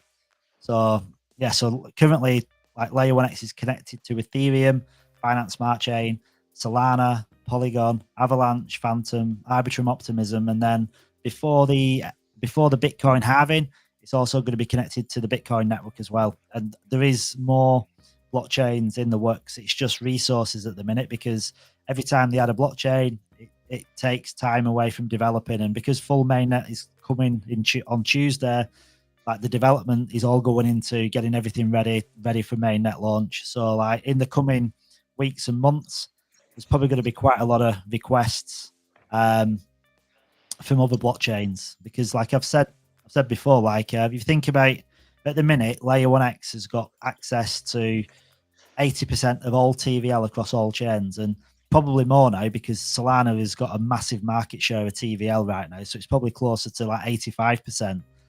But once these like blockchains and projects and protocols on these different chains start to optimize the technology what layer 1X offers, and you've got like DeFi projects that suddenly connect to L1X and they can offer insane like rewards on staking because they're utilizing multi-chain, what's going to happen? You're going to get other similar protocols asking questions. Well, how can these guys do this? And then they're going to see the underlying tech and think, oh my god! So if we get on layer 1X, we can do this as well. So the network effect is going to cause all these different protocols to either move to L1X or get the blockchains to connect to L1X. So then it becomes like a united blockchain. Like I look at it as like if you look at Polkadot now and you've got all these parachains, I look at like layer 1X as being like Polkadot, but when every blockchain is a parachain. So it's basically a super parachain, if you will. Well, layer 1X is going to just connect everything together, which is going to be pretty insane. pretty exciting for what's to come. And this technology is brand new. Like there isn't anything else out there like it. Like you've got all the bridges like Axelar and Layer Zero that do all the stuff that claim interoperability, but they do it through bridges, so it's not the safest way of doing it. And then you've got like new protocols coming out like Chainlink CCIP, and then you've got like Polygon have just brought one out as well, similar. But none of them compare. None of them do what Layer 1X does. And I think Chainlink, the CCIP, they've just brought out something called X Swap, and I'm sure they've just copied us. And when you go on that, when you go on that X Swap, you can do a swap. You can do swap like across different chains, but it doesn't. It's no cheaper than using Axelar or Layer Zero. It still costs an absolute fortune. So there's nothing that does what Layer 1X does, and Chainlink CCIP isn't. It's only EVM compliant anyhow. It's not non-EVM. Yeah. Yeah, I believe Crypto Cycle would be worth showing. The comparison we posted recently. I think XSwap was part of it as well. So it'll be in the recent tweets on the Layer 1X channel. Yeah, one sec. Let's find it.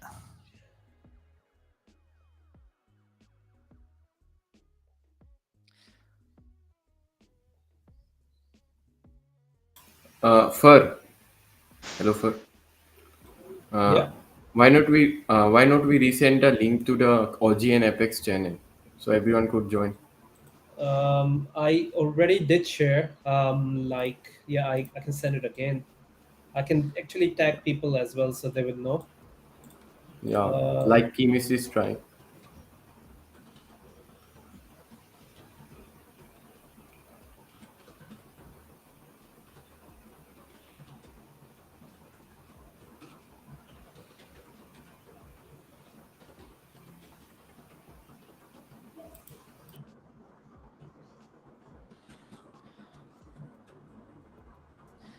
So this was done 5 days ago. So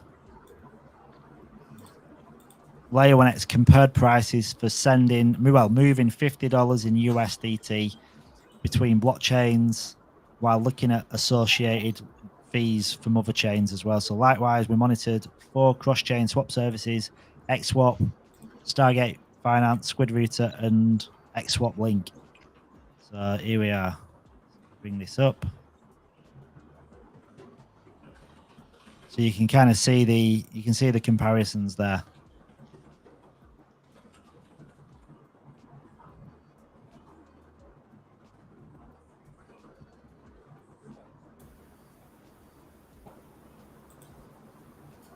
Yo, what up, everybody?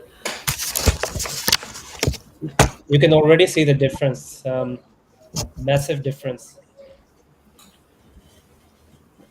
How many of the people are currently live with us? Quite a few, 222. So can you imagine how big this is going to get? Because the longer it goes on, the more people that come in.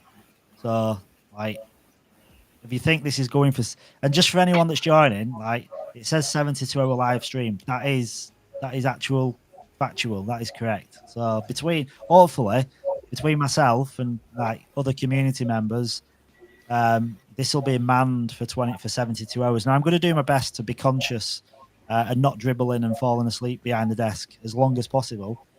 But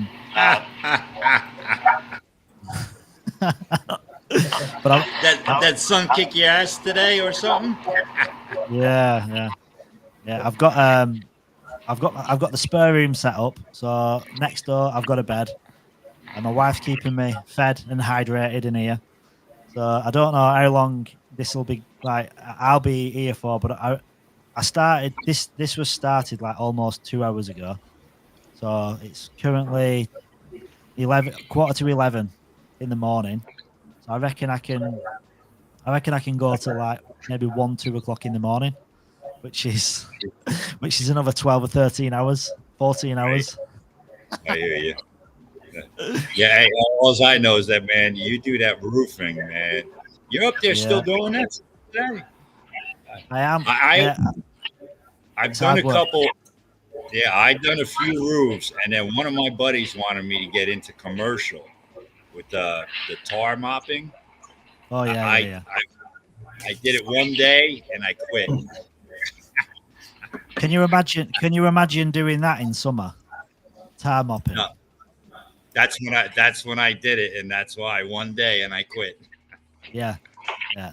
It's not good. It's not good. To be honest, in summer it's brutal, but in winter it's just as brutal as well. So it's not. Yeah. I don't recommend roofing as a profession.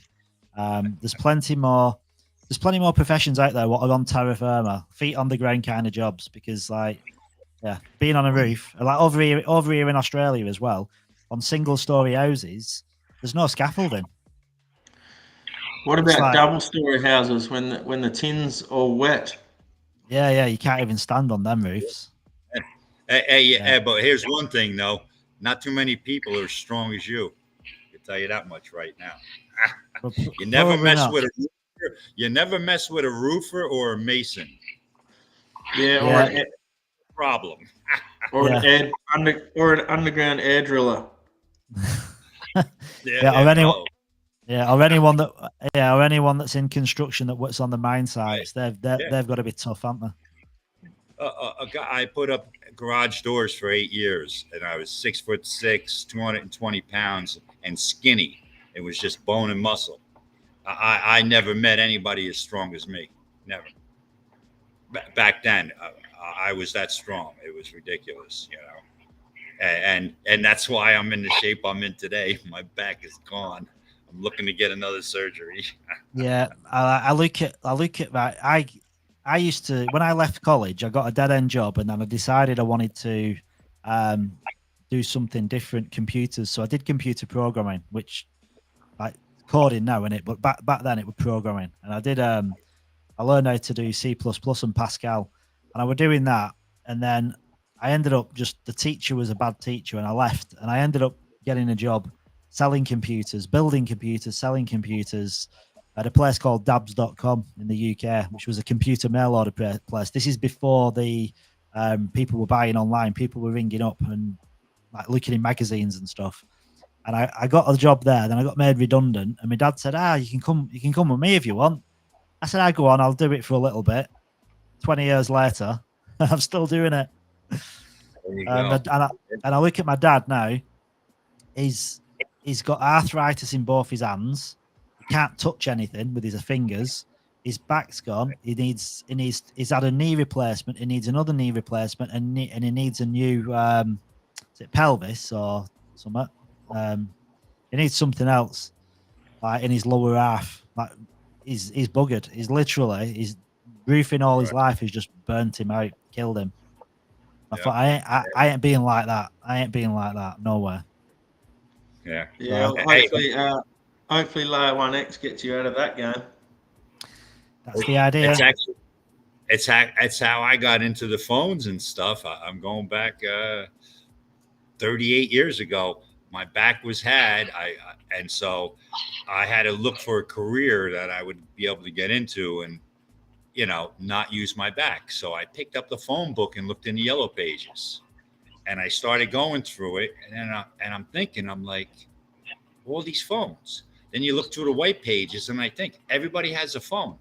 I'm going to be a phone man. And I did that within 20 minutes reading that book. And I knew someone in the neighborhood, her father worked for a phone company. And that was it, 1988. And I dove in like an animal, reading every book. I'd take all the books home every night and read it. And I learned it. And I became a big shot within 3-4 years, And it was what a beautiful ride to take things from people only had a beeper to then now they had a cell phone, now they had a computer, and now to see this blockchain technology. Everyone on this call listening, I'm telling you, this is something 100 times more powerful than the cell phone. Do me a favor, everybody shut off their cell phone for 1 week, and then blockchain technology comes out. You turn your cell phone on. That's what we're seeing. That much of an advancement here with blockchain, and the people I don't think are understanding it yet. And the problem is, this is not easy, guys. All the stuff I've done, I've been here now for over a year from the beginning, and then we changed everything, and now I had to wipe out everything on my computer. Just the other day, I did it just to get into the desanitization. I had an issue, and I'm running 3 or 4 different wallets, and I do this for friends, and I did some from remote, and they're looking at it as like they would be lost. They would say, no, I'm not touching it. That's where all my friends are. We do calls on every now and then with like 20 of us, and I'm trying to teach everybody how to get into this stuff, and everybody wants to get Coinbase and leave it on there, and I'm like, no, get a Trezor, and then they're like, oh my God, I got to write down these words. It's like, yes, you're your own bank now. You're your own bank. You're getting 8% interest just by holding it. Now go into liquidity pools, give out liquidity. And with L1X, what I see on the table here, it's just going to be clicking. You're just going to make clicks. The money's you're going to finally for the people, by the people, and then all the data. I just can't wait to see what happens with the medical stuff over the next 3 to 5 years here. It's going to be beautiful. That's the thing. Like Fer was talking about before, like a lot of blockchains and protocols, and everything's just focused around Web3, isn't it? But like Layer 1X, it's more than that. It's kind of it's trying to be the infrastructure for Web2 as well, and like bring in Web 2, exactly. Yeah. Because I mean, if you think about it, right, true adoption's gotta come through regular people using it. It's not through degens in Web 3. Adoption isn't going to come through like us guys here just being degens. It's going to come through like gamers wanting to play the latest games where they can truly own the digital assets and move them from one chain to another. But they won't look at it as moving it from one chain to another. They'll just think, oh, well, I've got this digital asset. It's got some value to it, but I can take it out of this game and put it in another game. And like social media, people using a new type, like social media as well. It's everyday. Adoption's going to come through just everyday use cases, whether it be like through gaming or like music or social platforms. That's what's going to bring adoption. And then thinking further ahead, when you look at like governments that are using blockchain to like onboard citizens onto the blockchain, like that's what's going to bring true adoption. Because if you think, like I think with Istanbul, it's initially like 15 million people bringing them on board. That's just one city in one country. Can you imagine like if that's a success and then they bring on board the entire country of Turkey, and then that's a success, and then on-chain like does deals with other countries around the world, and then you start getting multiple countries putting digital identities on the blockchain, and it's all on L1X tech. It's just starting to snowball at the top of the mountain. Yeah. We're the ones that are like just pushing it off. Yeah. When it goes, the snowball's already big at the top of the mountain. That's what's going to happen here real fast. And we've got in at the start of the mountain at the bottom. We're going to the top. Yeah, look, we're building the snowball at the top. We'll be in the clouds. At the top of the mountain, brother. We'll be up in the clouds. Yeah, so just think though, like if you could get in. First whales in the sky. Yeah. I'm so glad I'm getting my kids into this. That's what I'm saying. I say if you can hold on to this stuff for 10 and 15 years and not touch it, my God. Yeah. By that time, you may see, who knows, 50 trillion market cap as the. That's what the. Hopefully, the nodes won't let you won't have to touch the assets. Yeah. Right. And then our kids don't have to work on the roof. My daughter ain't working on no roof. My daughter, like, because my wife thinks I'm a nutcase, like a nut job. Like I say it all the time. She just refers to everyone here as coin people, and I'm in a cult and I'm being brainwashed by everybody. She genuinely thinks that. So like my daughter's boyfriend, my daughter's boyfriend started listening to my YouTube channel, and now he listens to my YouTube channel all the time. And my daughter and her boyfriend have bought in, and then his uncle has bought in. And my wife's like, if this doesn't do anything, I'm refunding everybody. Yeah, and then you got to get those shirts made up for them. They've got to wear. Yeah. It's one of like. Listen, anyone just need a refill. Yeah, it's like this is proper community. Do you know when you're creating your own stuff? Like, but you're doing your own cups. You're getting your own L1X mugs done. That's when you've got proper belief in it. When you're creating your own merchandise. Right. Unbelievable, man. I don't know if to me, I just see people out there on the Discords, the Twitters, and all the fudders, and then the scammers. It's just so horrendous, and that's why I won't let most of my friends and stuff.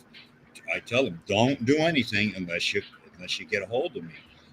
I was robbed over 1,500 ADA 3.5 years ago because I was doing a FOMO thing. Oh, yeah, do this.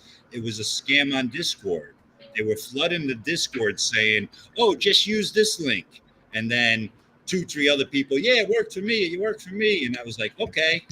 And it was one of those things where it was the timer going out, and then boom. Yeah. I was like, what happened? Wiped out. I was like, holy shit. It's horrible. Sorry, Fer. And I guess even with stuff coming out on the official channels, I just recalled an incident where some of the big projects in the NFT community, they got hacked. So their Discord servers got hacked, and then they started sending out links. So obviously people were generally, not being as vigilant as they should be, and just clicked on those links. So I guess every time, even if you're seeing links on the official channels, just make it a habit, and you have to make it a habit. Always double check links. Yeah. You really, it's weird, but you can't trust anything. It doesn't matter where the information's from. You can't just blindly trust it. I mean, I was part of, my PFP. If anyone doesn't know, my PFP is it's an NFT. It's from a project called A Kid Called Beast. It's a massive NFT community. Like they've got such a big community. And when it was launched there back in, I think it was like March 2023. It was when Layer 1X, when I first found out about Layer 1X, and I got into the Discord community and started following them and started getting that FOMO feeling. And they had the mint there, and on the mint there, they posted the link to mint on the official Twitter account, and the official Twitter account was a gold tick. So it's not a normal Twitter, a gold tick. You've got like credentials. You've had to provide information, like provide ID and stuff to get that gold tick. And I copied it, pasted it, bought it. I sent my funds to someone else's wallet. The gold tick Twitter account actually got hacked. And as a project, the team refunded everybody. They didn't refund, but they minted. They allowed everyone that got scammed to a free mint of the NFT, and they didn't have to, but obviously they felt responsible because their account got hacked and they don't even know how it got hacked. That's the scary thing, and to hack it and it's got a gold check mark behind it, it's kind of worrying. And so like Discord are getting hacked, Twitter accounts getting hacked. Like even websites can get hacked. It's quite scary, isn't it, when you think, because you can just lose your money and you've no way you're recovering it. Yeah, and talking about websites getting hacked, like scammers make exact replicas of the website as well. So if you land on a website, always check the URL field to see if you're on the correct link. And sometimes they change one letter as well to make you feel, so you have to be really, really careful. So I'm talking about, like, let's take an example of restream.io. A scammer could easily replicate the website, and instead of stream, they could have like replace the R and E with each other. Yeah. And have the same link, exact website, and you won't even notice. But when you click and connect your wallet on it, you'll go like, they'll drain your money out. So again, the whole concept, like you're basically you're authorizing them to take your money, right? and it's gone. It's gone. Like on blockchain, everything's immutable, which is, I guess, another thing which a lot of the Web2 natives don't understand, like why you have to be vigilant, because it's not like a bank account where, you know, sometimes they can recover some money for you, but here what's gone is gone, because not your key is not your money, right? So, and if you've authorized something, yeah, it's already gone. Yeah, yeah. You've done a bank. You've done a bank transfer, haven't you? That's literally what you're doing. You've done a bank transfer, and once that it's that other account, there's no way of recovering it. And I mean, to be honest, that's quite true in real life as well, isn't it? If you send funds from one account to another, it's not, you can't just revoke it, even a bank, because if it's hit an account, it's hit an account, isn't it? It's a lot of the time it's the recipient doing the good thing, sending it back. I don't think it's an easy process to recover funds if you send something to the wrong account. But like with Web3, that's it. And the problem is, unless you know the person you sent it to, you can't really get in touch unless they're using like Etherscan. Because I know, like on Etherscan, you can create like a chat, can't you? On Etherscan with your wallet, so you can open dialogue. But most people don't know that, and they don't really know how to use it. But you can if you go to Etherscan and you can put in the wallet and you can send messages back and forth. But most people don't know it and don't use it, so you're probably going to be stuck doing that anyway.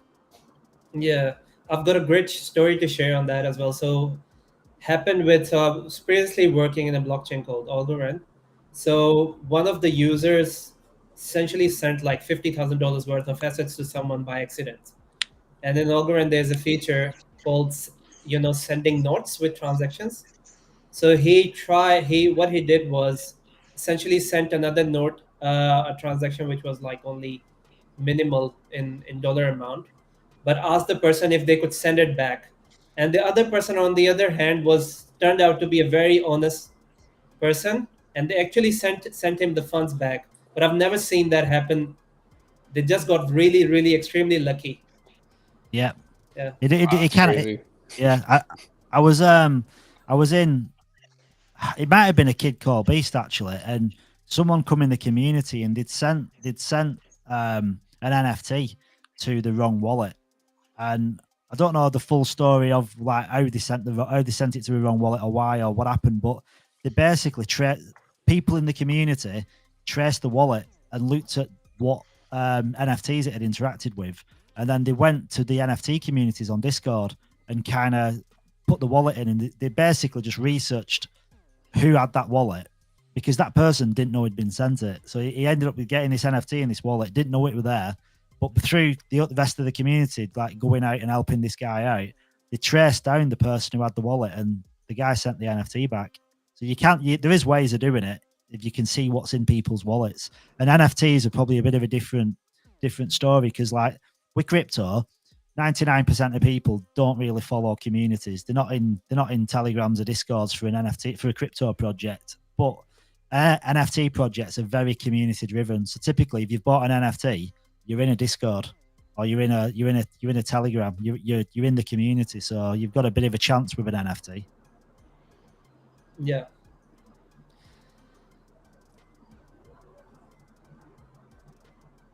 Five people. So we've got currently, right. When I did a 4-hour space, and it was just a general layer 1x space, and at the 4 hours we had 88 people in the chat. This one has got 255 people in the call. 238 people are here from Twitter, and 13 people on YouTube. So that's insane. So that 238, awesome. And it just keeps growing and growing and growing. And that's why I thought if I do a 72-hour space, there could be literally thousands of people. And the thing is, if this space gets to the point where it's got over 1,000 people in, it'll be the #1 space on Twitter. And chances are you'll then get really big people coming in wondering what the hell it's all about. So it could go mental. How many of them are watching currently live? 255. And we're only 2 hours into a stream with 255 people. There are more 70 hours. Specifically on Twitter as well. So yeah, Twitter is like really booming. Yeah. This is like the place where again, it's because if we were doing a Twitter space, it wouldn't. I mean, it might be successful, but it wouldn't grow as this is going to grow because this is a live stream. It brings a lot more people in because people have a lot more confidence getting into or looking at something or listening at something when they can see somebody. Give you an example. Yesterday, I'm in a meme coin. I'll not talk about the meme coin, but I'm in a meme coin, and this meme coin went down to 100k market cap, and I started talking in the chat, and I thought, you know what, bugger it, I'm going to turn my camera on. And I turned my camera on. I were in there for half an hour, and that market cap went from 100 to 170k market cap in half an hour, and it was because I was showing my face on the community VC. That's all it was, because people like, dude, you give confidence. We feel confident you're here, and I'm only a community member. I'm just an investor, but because they could see somebody, and I were talking about the project and that, they were so bullish, and it just works. You get on camera, and people have this. Like, I don't know, it gives them more conviction and belief. Oh yeah, once you dox yourself, man, it gives people confidence. Yeah, it's the problem is it's a bit of a scary thing because I don't really think of the ramifications because like when you go to my account, right? I mean, oh my god, like you go to L1X app, my full name is on the L1X app anyway, so I've got a picture of myself, my full name's on there. And then if you look on my Twitter, you can literally find my LinkedIn account. And when you're on my LinkedIn account, you literally know what part of the world I'm in, what city I live in, where I've worked, because my history is on there. It's like I couldn't be any more doxed if I tried. But it's good and bad, isn't it? Because if somebody knows that you got into, I mean, basically someone knows you're a millionaire. It's not always good, is it? You don't. You're the premier guy. You're the premier guy on the feed page. It's pretty cool. Yeah, but is that a good look? Like, do I want to be like the face of L1X? It's just like my wife said. My wife says too late. You already are. Yeah, too late. You already are, brother. You're the man. You chose this path. Yeah. Sometimes, right? We're going out. Like the other day, me and my wife went out, and I said, "How do I look?" She said, She said, "You look all right apart from your head." I'm like, "What can I do with my head?" Oh my god, that's hilarious. Hey, I'm following another project that is trying to do the same thing that L1X is doing. Okay, your main guy, he's he's not coming out there. He's not showing his face. He's just trying to be like the guy who did the Bitcoin, or it's like the Satoshi guys, and just trying to stay out of the spotlight for that reason. Comes out and takes off. It's like, okay, now, well, and to me, I'm like, well, hell, I become a millionaire, so I get a security guard. And not only that, I always got a sidearm myself. So yeah, will boss be joining us? Listen, well, we're gonna get everybody in now. I can ask anyone to come in. I think with Kevin, I think if we can get to 1,000 views, I think that's a really good milestone. And I'll be like, Kevin, we've got 1,000 views on YouTube. You've got to get in here now. You've got to come. Drop everything. But yeah. Hey Mark, back to your. I was going to say, on your when we were talking about the node calculator earlier, you can actually change the month, and based on the month that you select, it'll show you the amount of nodes available on the market. So like if you move it to August, it'll be like 240 nodes, and so on and so forth. So if you did go back to that page at some point in your stream, you'll be able to get up to the 800 nodes when you wanted to do your calculations. I'm on that page now, so I didn't actually notice that bit.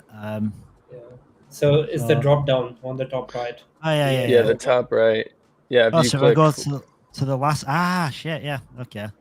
So 1,000. So where are we? So by December, it'll be 800. So it's 80 every month. Yeah. So keep adding 80 every month. Yeah, so I'll just do 10. 80 every month. 10's good. So $10 expected L1X. Yeah, so it's not changing anything, is it? Like 8,800. The figures are on the total amount of nodes when they've been sold out. So a $10 L1X is going to be giving us $140,000 per year in rewards For one FVN. For one FVN, 140k. That's insane. That's Toronto. Jeez. For the people, by the people, man. That's I'm telling you, it's going to snowball. That's a roofing wage.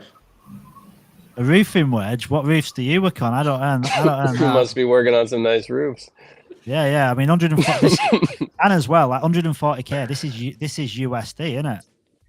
Oh yeah, you wouldn't even get that for drilling underground in the mines. Yeah. I mean, literally, you can spend 20 for a 12.5k investment for a full validator node is going to give you 140k in the first year. Well, no, that's when we're at a 10k market cap. And what happens if you're like Skippy and you've got 4 or 2? Yeah, I mean, even if layer 1x went to $1, you're getting 14k over a year, like at $1.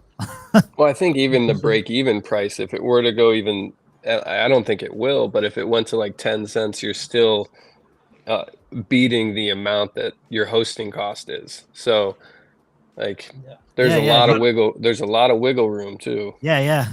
So if you put 10 cents, you're still getting back like $1,300 in a year if it dropped down to private sale price. Yeah, which that would get scooped up. I don't think that'll happen. yeah, but at 50 cents. What's that, about 150 Australian a month fee for hosting? Yeah, 100 USD. I mean, I think most people probably think it's going to get to 10. I think you can run a full validator node and one event listener node on that price. Kevin was saying. Yeah. Yeah, he was saying that with Linea you could do that or something. Hey, that'd be good.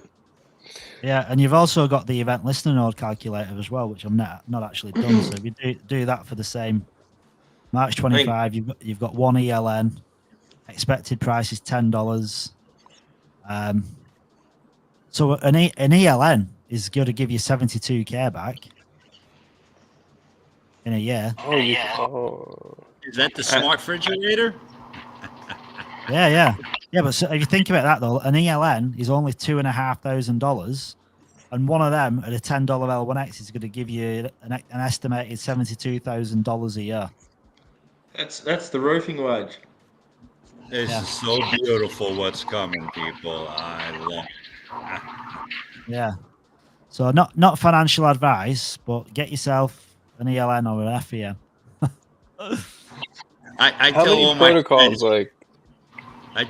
friends, this is 100% financial advice from LMFG.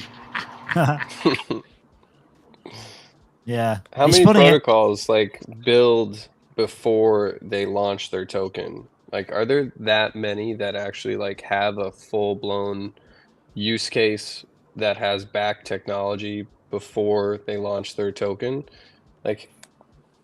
Or do most protocols, I haven't been in many. I'm a humble yield farmer, so I just provide liquidity. But I haven't really been at a ground floor project where, the technology actually works prior to the launch of the coin. So has anyone else been in any other mainstream protocols? Nah, I've not been. I've never got in anything early enough that has started developing before they go live. Like most. Well, Fur might have some insight on that since he worked with Algorand before and possibly some other. Do you have any insight on that, Fur? No, I don't believe so. I mean, you just mentioned Algorand as well. Like Algorand, great tech, right? Like Silvio Micali, the founder of Algorand, actually won a Nobel Prize for cryptography as well. So well-known figure in the world of cryptography. Everyone knew the tech worked, but still for the first 3 years or so, it was like 2 years or so, it was a ghost chain, right? And it still somewhat is. Like no projects were actually on it. So I mean, not just talking about tech being working, but L1X. If you're talking about L1X, tech is great. That, but you also have some projects, ready to go as well. Like they won't take very long to actually launch on L1X. We've already seen some use cases, like there was a great AMA with Red Curry. Mark mentioned some few other potential applications. So there's chain as well. There's handling. There's already so much going on. So I believe, yeah, we compared to so many of other chains. Like I was in Solana before as well, and Solana I don't have very fond memory of. Like I know it's booming and everything, but I worked for some projects over there and I never got paid, right? So I did it with very, very bitter memories, and that's why I'm not fond. But yeah, I mean, I'd say that compared to wherever I've been in Solana, I've also had some, experience with Cardano as well. Like one of my ex-business partners is actually running the most successful project in Cardano, NFT project in Cardano. It's called Ada Ninjas. So I don't know if you guys have heard of it, but I mean, I've had experience with other chains, and yeah, I haven't seen anyone in such a great position as L1X right now. Again, I'd have to say not financial advice, but I definitely want to say that shouldn't miss on the ride. Like, it's a great time to jump in, probably the best time, because I mean, obviously, you don't know what's going to happen, but like obviously the nodes are running out, right? You probably want to get a node. And like Mark said, even if not an FVN, you should definitely get an ELN at least. The other benefit of obviously getting a node, it's not just nodes. Kevin has stressed on that. It's like, it's not just node, right? You're getting a node NFT, so you obviously have governance, right, as well. You play a pivotal role in the whole consensus mechanism. You essentially gonna determine the future of the blockchain, right? The future of the network. You're there in early. You're the key piece. So there's obviously the monetary side of it, but there's also the other Ownership. side of it as well. You're just just in it, supporting it, helping it grow, and obviously it's a cherry on top, like making passive income from that as well. Or I mean, the numbers we're talking about, we're just calculating. It's not even gonna be considered as passive income anymore. But yeah, there you go. Again, not financial advice, but be They good. have part ownership of the app. Yeah. So you're gonna so many ways, right? So it's not just one income stream. You potentially be diversifying yourself. That's an interesting take. Yeah. Thanks, Fer. Yeah, and I'll tell you right now, guys. Like I said, you know where I came from the high level end of this stuff. I've never seen. I get about 4,000 hours reading. I'll say about 2,500 hours reading, another 1,500 with the AMAs and listening to everything. And there's nothing. There's one project out there that is trying to do the same thing that Layer 1X is. Layer 1X is, to me, version 4 of blockchain. This other project is 3.5 because they're doing the same thing, and they're calling themselves Layer 1, 2, and 3. So their Layer 3 is handling all the bridging behind the scenes. Layer 1X isn't going to bridging. But both of these projects are they one coin liquidity. And this is what everybody's got to pay attention to. Any project that does this is going to be the one that's going to extremely just take off. Because all I need to do is buy Layer 1X, and now I'm on all these other chains. So if I take $10 million, boom, 5 and 5, boom. And now, but I can go across all chains just by a click in this simple app. I hate to say it's Paul Swap. Check it out. And this is one I went and talked to you guys. I said, does Kevin know this Portici guy? I think they both went to the University of Australia because they're so close onto what they're building. And it's beautiful, man. Because believe me, Layer 1X is not going to be able to handle the fucking traffic. There's no way. once everybody gets a hold of what the hell's going on with blockchain technology, all the Web 2 people come over, they will destroy Layer 1X, because there'll be 500 million people coming in over it within a year's time. There'll be so many issues and problems. There has to be a few of these chains, Layer 1s, that are going to survive. And the ones that are going to survive are going to be the ones like Layer 1X, this Paul, and there's going to be other ones that are going to come out. Layer We 1. just got to have, I mean, L1X will have first mover advantage for sure, though. So Yes, ground. They're the first ones doing it, you know? Does Layer 1X have a ship? Do we own a ship? Huh? Do we own a ship?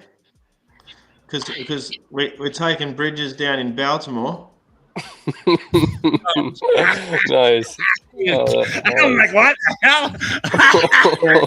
It's the Layer 1X ship.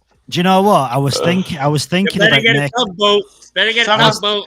Someone should write the L1X on that ship. Yeah, I was thinking Dude, of that's doing. hilarious. I was thinking of doing a meme and put like Love it. L1X, but I thought it's not very tactful, that is it?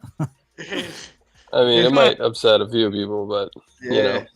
Oh, that was hard. Not meaning to it. Layer 1X ship. It's still, I mean, still pretty funny. That was good, dude. That was good. Yeah, you were looking at me like, I follow you. what ship? What ship?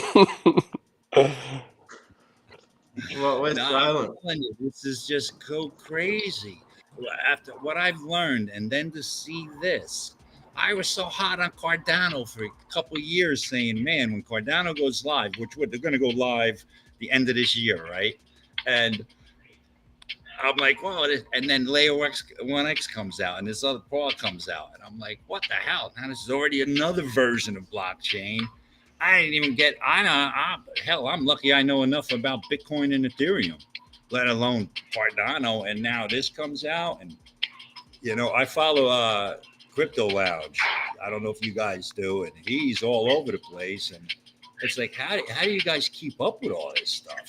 And right now, I'm just looking for what I believe are going to be the blue chips in 2030.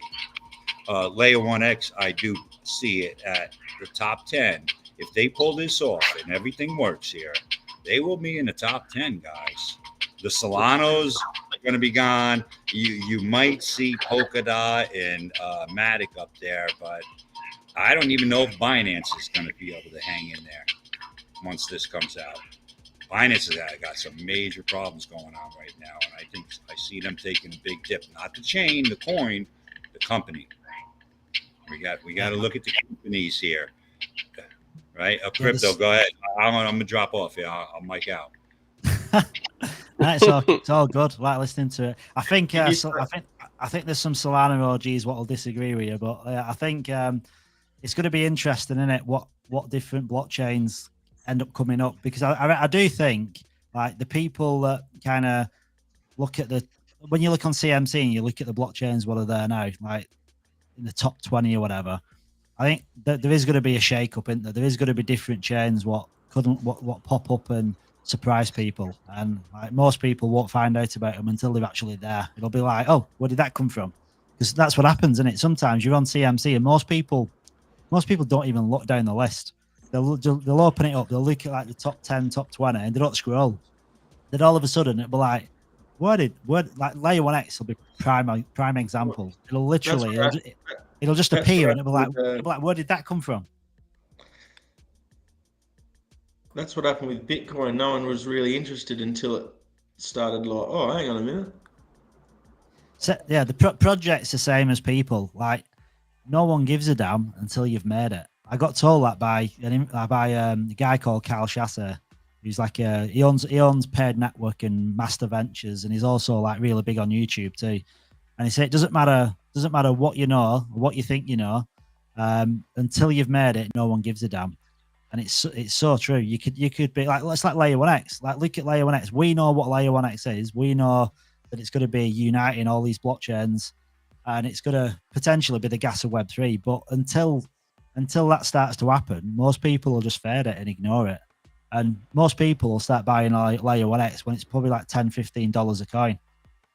Like no one's interested until it's got success behind it. And it's a funny thing. And people don't buy red, do they? They buy green. So yeah, I think when this is being when layer 1x is kind of doing these really big spaces, and like you've got Matthew and Kevin, and they sat down having an AMA with Ran Newer or Guy from Coin Bureau, that's when realization sets in. That's when FOMO sets in, and that's when layer 1x will go from like 50 to like number 10 in a heartbeat. Well, I love the Hashlock AMA with Kevin the other day, and the guy from Hashlock was like, L1X is providing the shovels for the gold rush.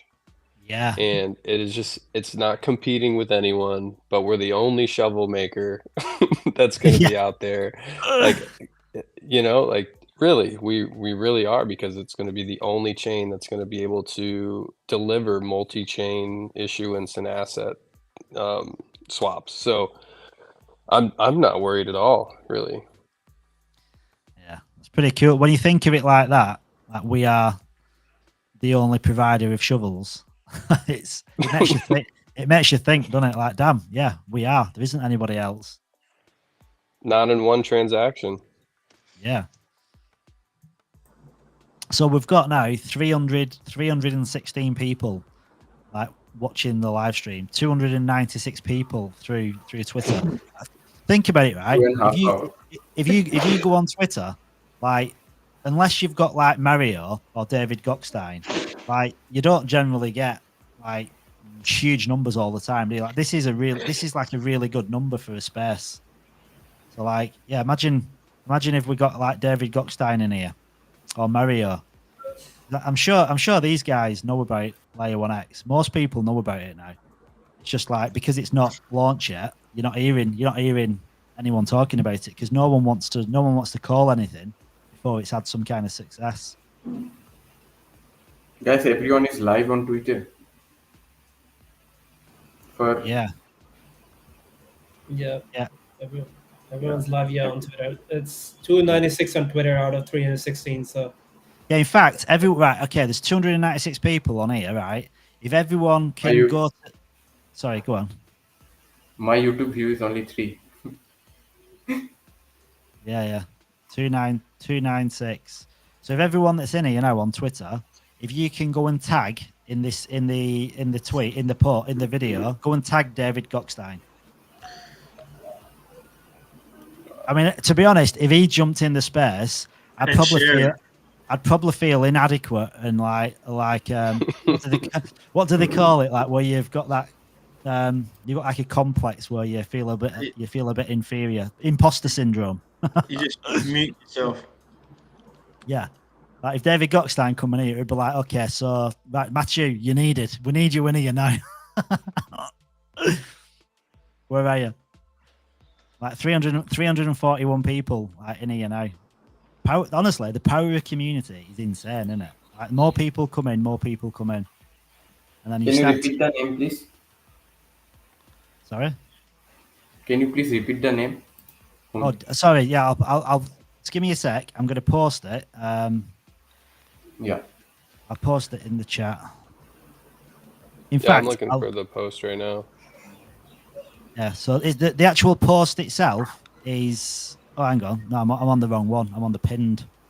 So where am I live? I must be on here somewhere. Oh, there you are. I got it. So 329 views. That's really messy.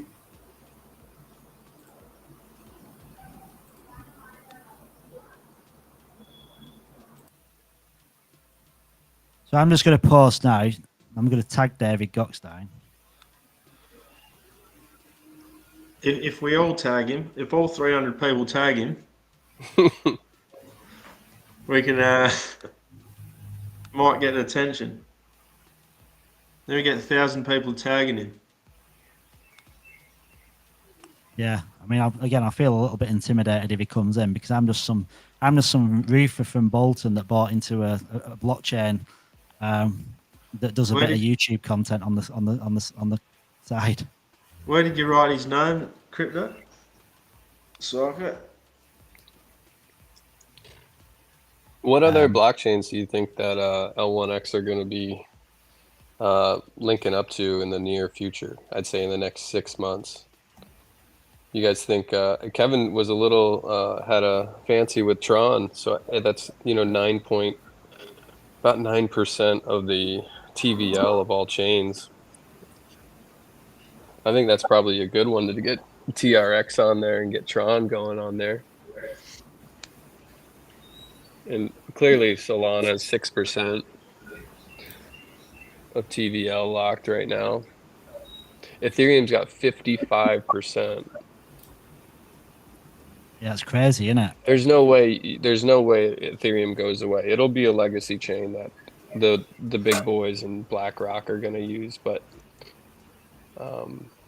it'll be interesting to see. I know we're going to have Bitcoin and Solana and the current chains that we're on. So I was just thinking possibly I think he'll probably do Tron next. Yeah, based off of TVL. Yeah. Based off TVL. I'm hoping for Cardano, man, to be honest. I mean, that would really truly show the interoperable. Whoa. Echo. Correct. No, Right, okay, so... Was that me? Yeah. Sorry. The Tron thing right now, it looks like Justin Sun is another one they're ready to go after big time. Pretty ugly from my understanding. I only briefed a little bit about it. So I'm not sure. I actually got out of Tron a little while ago because I've seen this coming. And then ADA, 100%. The Cardano ecosystem. Is that my noise? I think so. I've just posted a Twitter link, which I've just literally sent a message tagging David Gockstein. So retweet that or tag him yourself. If enough, there's 347 people. I mean, I know probably not everyone's active, but if enough people tag him, yeah, it'd be pretty cool to get him in. And it'd be interesting to know if he knows about Layer 1X as well, wouldn't it? Like, how did he find out about it? Or if he's not found out about it, like, why? I just think the Cardano ecosystem is going to wind up being so tremendous. The things that they got going on, and they're going live the end of this year. I think so much is going to get peeled off of Ethereum between Solana and Matic and DOT and everything is just going to get peeled off of Ethereum so fast here, I think. Because the Finks, they're not going to deal with it. They're not going to deal with it. That's why I think the whole big problem is with the Ethereum ETF. The fees. We'll see. Yeah, we'll see. It's just a distribution of wealth, isn't it? If you think about like BSC, you think of like Solana, and all these layer 2 blockchains. It's distributing the people that can buy into crypto. So Ethereum is aimed at more people that have probably been in the space a lot longer, that have accumulated wealth over that period, and they've got Ethereum to just throw at things, and they're not looking at the fees. They don't care about what it costs. Yeah. Then you've got like another group which like paying $50 for a transaction fee is not acceptable. So that's why all these other chains are popping off. That's why Base has started popping off, because it's got Coinbase behind it. But the transaction fees are so low, and that's why Solana's doing so well, because you're getting your proper degens, you're getting your people from developing countries where they can come in, they can ape into something with like $2 if they want to, and they can double the money and take the money out, and literally they've still got their initial investment plus the $2. There's no gas on top of it. That can't happen, can it? You can't have people that have got like $5-10 to put into a project going into Ethereum. They couldn't even afford the gas one way, let alone in and out. So I think Ethereum is going to be like the king just because it's got the network effect and it's got so much wealth in it. But then I do think that's going to get distributed across blockchains like Layer 1X, because you're going to get projects that are built on Ethereum, and regardless how big of a community they've got and like what the how much investment they've got, like if you're a project on Ethereum and the only target market you've got are Ethereum holders and people that have got enough money to trade Ethereum, or you can either pull your entire liquidity out and put it on L1X, or you can create 2 liquidity pools and put on a liquidity pool on layer 1X, and all of a sudden you've got access to all these connected chains. It makes sense that they're going to use the brain and think financially and think, well, hang on a minute, rather than just have 50% market share, why not go on to L1X as well? And then I've got like 85% market share in it. Eventually, layer 1X will have 100% market share because every single blockchain will be connected to layer 1X, because if they're not, they're just going to get left behind because they're not going to have access to all the same opportunities. Access to that liquidity, and this is what everybody, it's liquidity. One coin, liquidity across all chains.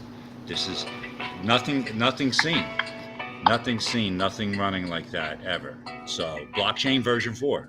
This is what I keep saying. 100%. L1X is the shit, baby. Rock and roll. Yeah, he said it's the shit. It is, bro. Yeah. 100%. I'm telling you, I dived into blockchain just because of the for the people, by the people thing. When I dove into it, it's governments, everything, our voting capability, everything is going to change. Check out El Salvador. Okay, 2 years ago, it was one of the worst countries you could think about walking out on the street in. Today, it is the safest country in the that southern sphere that you can walk out into the country. Bitcoin. What did he do? He bought 200 Bitcoin, and I'm sure he's bought more. And now here we go. It's just snowballing. These people are making money. The streets are cleaned up. The crime is gone. Like night and day within 2 years. And now let's see what this guy in Argentina does. You watch. He's already fired 80% of his government, you know, and the people love the hell out of him. And then he's going to start, you watch, he's going to hang out. He's going to start buying Bitcoin, and boom, here we go. Chain.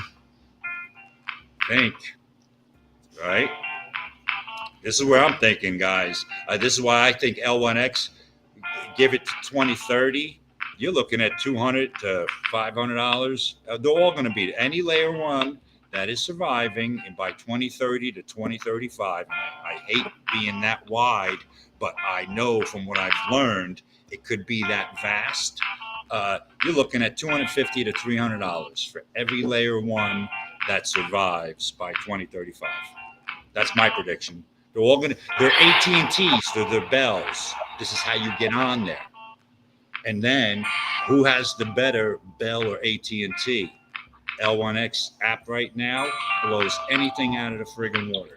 Anything that I've seen. You have it all in one spot. They take on the majority. Wow. Let's see what happens. I'm telling you, I see it being off the wall.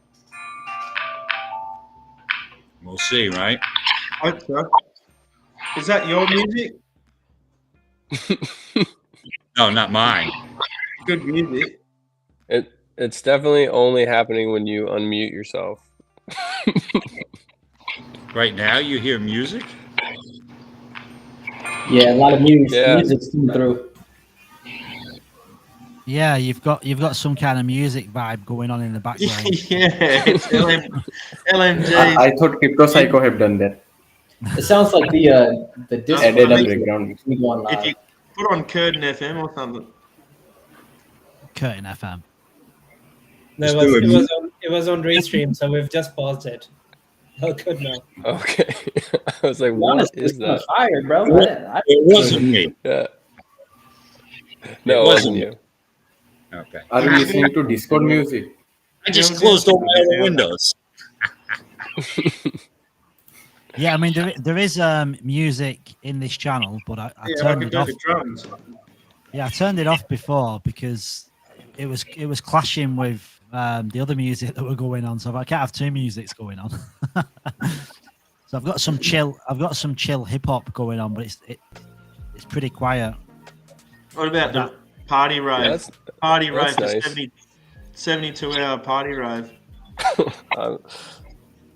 Yeah. That sounds a little aggressive. Might need some additives. Oops. That was me. That's you. Oops. Anyone guitar player? Oh God. Yo, Psycho. Yeah. Can you do me a favor?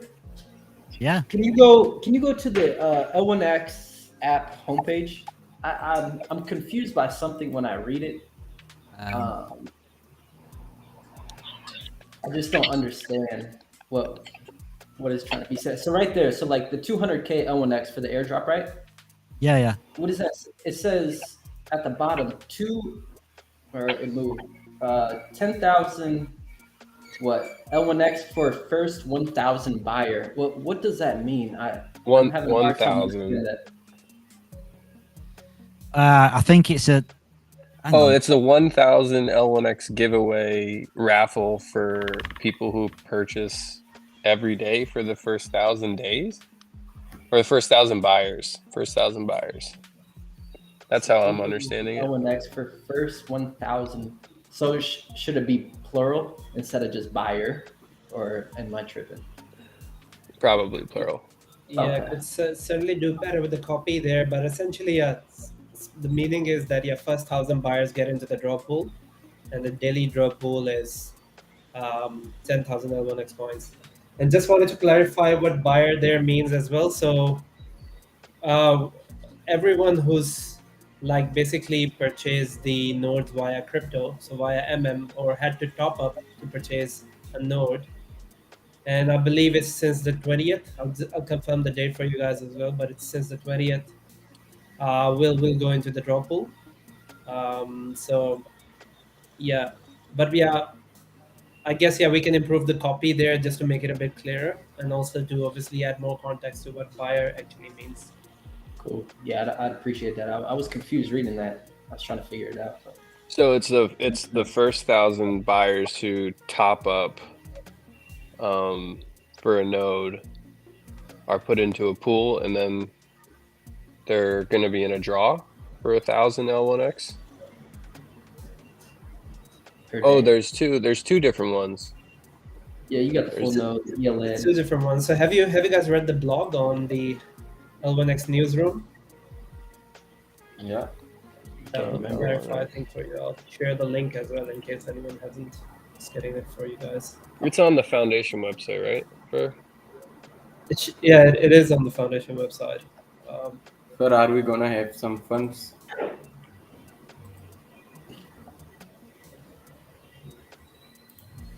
Oh, you guys changed the page on here. Nice. Let's drop the link in the chat. Yeah. Can we have a fun?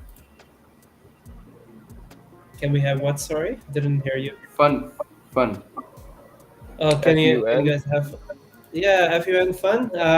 Yeah, 100%. What do you have in mind? I think you recently you gave us something quiz type quest. I'm not sure about that. Some game or. Oh, Joe posted something about a game that I didn't get any information on that. It was a Polynize game. So Polynize is a platform where you get on and you answer questions. Yeah, it was for fun reasons only. No rewards attached to it, but yeah, I mean, I don't know if you guys jumped on it and have had a play. It can be quite interesting and can be quite addictive as well. At the same time. Did we? How many games are going to be built by Diga Labs at launch? Did I hear like they're going to have their arcade as well as Elderune? Or is that going to be coming in later? Yeah, so I'm not fully across the Diga because it's so much information for us guys to absorb. But Sure. I'm definitely I think definitely sure on the Elder Room. But what was the other one you mentioned? Arcade? There was like some arcade. I think I was in an AMA like a few months ago, or one of their X Talks a few months ago, and they said that they were going to have possibly up to like 9 different games that they're building. I don't know what's going to be on at launch, but we'll just have to see what happens. I also heard that L1 Dex came out, and AJ last night stated that they're going to have their own reward token for the Dex. So that's also some new news recently. Yeah. Yeah. So thank goodness you was on the admin there, because my internet just dropped out, and like I were praying that the stream was still going. I'd have cried if the stream had gone off. I'd have cried. No, we're still chatting. That's for sure. Yeah. So right now, right, we've got 432 people. So yeah, on Twitter. So 452 people altogether. That is crazy. They're big numbers. If we hit 1,000, we're gonna see Kevin, sir. Listen, if we get 1,000, I'm gonna bring Kevin in. If we get to 500, I'm gonna bring. I think I'll try and get hold of Mike. See who gets. See what we get to. I mean, I don't know. Obviously, people have got doing their own stuff as well. But I think even though it's weekend and it's Easter, I don't think the team or any of the developers are going to be enjoying Easter. I think they're going to be working their asses off on the build up to this. So yeah, I don't think Easter's playing. I don't think Easter's playing into anyone's social life at the minute. that's part of the team. Somebody's saying Matthew at 750. Yeah, we get a Chief at 500, Matthew at 750, and Kevin at 1. Yeah, that's hilarious. We've got these community milestones. I'm really on the 1K. Yeah, the airdrop on 1K. The airdrop. You guys are L1X is giving a lot of coins away, man. Yeah. It's all accounted for in the tokenomics as well. It's not. I know. Like, it's amazing. Not like they're not just throwing them out there and diluting like the supply. It's all in the master plan, I should say. Yeah, the only question I would have on it is the dates of when the purchases would take effect. So, like, if you deposited 500 worth of tokens in the balancer pool, like when did that happen? At the start of the balancer pool, when it was created, maybe, or is it just ongoing from when? Hold on. Yeah, my understanding was kind of like the balance and the usernames were kind of starting now, whenever they recently announced it. So us who put money in the balancer pool earlier or bought usernames earlier, I don't know if we qualify. Yeah, that we might not.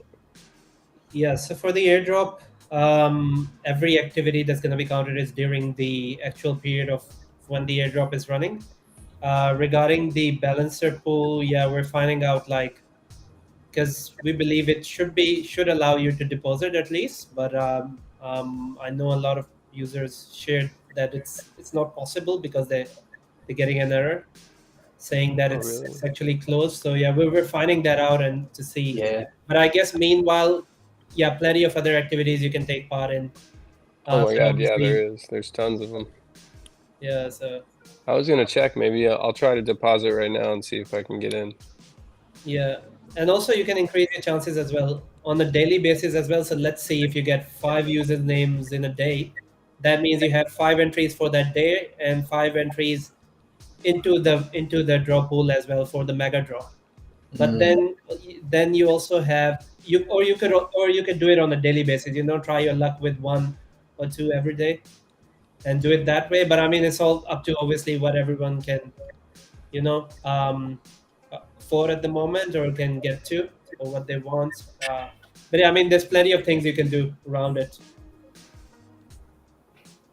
But it's everything, yeah, just to be clear again, everything is counted only for the running period, except for the nodes. For the nodes I mentioned, because a lot of people requested that they purchase nodes just 2 or 3 days before, and actually the airdrop was initially going to be scheduled from 25th till the end of the month, but now it's from 28th till the 15th of April.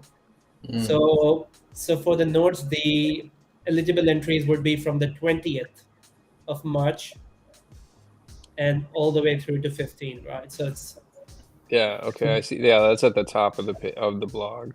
Nice. Yeah. How did you become an admin or a mod? Like, how did that process work for you? Yeah, good question. I've been floating in different blockchains, shared and the bridge version in previously, but my crypto journey started a while ago, and I mean, I got Bitcoin right at the very onset, right? Like I managed to get it. At that time, it was the Bitcoin Core wallet, the wallet I still hate till this day, but I mean, we were using those. So I sold my Bitcoins. And I'm talking about very early days, right? Like the second year running. Sold 2 Bitcoins for $20. Damn. And I still regret it till this day. So missed that wave when it blew up. So I was like, I probably should jump into Ethereum. I used to see back in the days, you used to see when you could still run ads, crypto ads. So I used to see a lot of ads on social media for Ethereum. And I was this close to buying Ethereum at its lowest price, but I didn't get in. So that was my second regret in succession. So out of all those regrets, I was like, I finally need to get in and get serious about it and not miss the next wave, of the big crypto, whatever it's going to be. So I got in. I was already, engaged in a lot of Discord communities. Like I've been dabbling in Discord since very early times, when it wasn't really a big thing in Web3. It was more the gaming, for the gaming cult. Everyone who loved games was on Discord. So yeah, I've been in Discord. And when Web3 communities really started coming to Discord, I started getting interested in it. So that's how it started, getting involved with a lot of different projects. I did built a few Discord servers for some Solana projects, which I mentioned I don't have very good memories of. Because I mean, I did all the work, the early work, setting up bots and setting up all the structure and not getting paid for it. So I'm not too happy with that. You went unappreciated. No, not appreciated at all. Yeah. So we almost hit 500 views, and we've got Joey Ento in. Joey Ento is our first celebrity. So welcome. Celebrity. I don't know about that. I don't know about celebrity. There he is. I'm just a Bitcoin founder, And my computer's still alive from last night. That's excellent news. I'm glad to hear that. The anchor joins us. Yeah, we gotta let Fur finish his story. Sorry, Joe jumped in at a very convenient time because I met Joe along the way as well. Joe and I go a long way back, right, Joe? So, I mean, yeah, with all those ventures, I jumped onto Cardano and then onto Algorand, and then Algorand is where I met Joe as well. Like Joe and I worked together for a long time. So we were working for a marketing agency in Algorand, and hoping for great things to happen, which never did. Obviously, being the degen that we are, we've obviously had our share of sadnesses or miseries, whatever we want to call them. But yeah, great experience being in Algorand, and yeah, I've got to meet Joe there, right? So it was all great. So I was already working with this project, which was a self-custodial wallet within Algorand, when Joe finally said, Layer 1X, and I had been following Layer 1X because obviously it's an Aussie company, so I was hearing the name every now and then. I was following them, and interoperability is a huge thing. Like I support. I'm an advocate. because I feel that blockchains shouldn't be competing. Like, they all have their own niches on their own space, but they, at the same time, their communities should be able to access one another.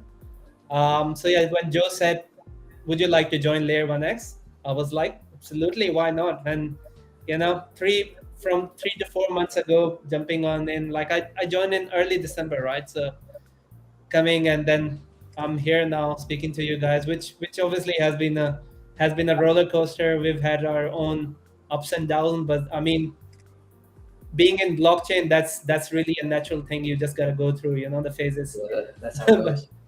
It's around that same time somebody said, you should buy some of this dog with hat. And I don't want to speak about it ever again. Ever again. Yeah, well, you missed out on dog with that. Somebody showed that to me at 1/3 of a cent, and they're like, look at this. And I was like, that's exactly the sort of stupid thing that'll take off. And here we are. I jumped into so many of those, and everyone that I did, like, remember with Elon Musk 3 years ago with Floki, right? First he did the Dogecoin, and I lucked out, and that's how I was able to invest so much monies into blockchain, because of Dogecoin. So then he went out and got the dog, and he named it Floki. So all these Floki things came out, and I bought Floki Inu. Gone. They put like $1,000 into it. Gone. It's a rug pull. But now this Floki coin, it's taking the hell off. I actually just put $50 into it, and they got a Floki Fi coming. It's like it's a hit and miss. And to me, here and there, I'm gonna throw $50 into shit like that. You never know. You know what I mean? The Peppy thing, I was like, who's gonna buy a frog? I could have put $50 into that. I'd have 10, 15 grand. You know, crazy. Who's gonna buy a frog, and then you get dog with that? Who's gonna buy a dog with that? And then you've got like all sorts now, haven't you? Dog with. We're gonna have to make a. You look at dog with that. Sorry. No, you look at dog with that, and it's on virtually every single major exchange. And it's dog with that. That's it. What's it do? Nothing. It's just a dog with an app.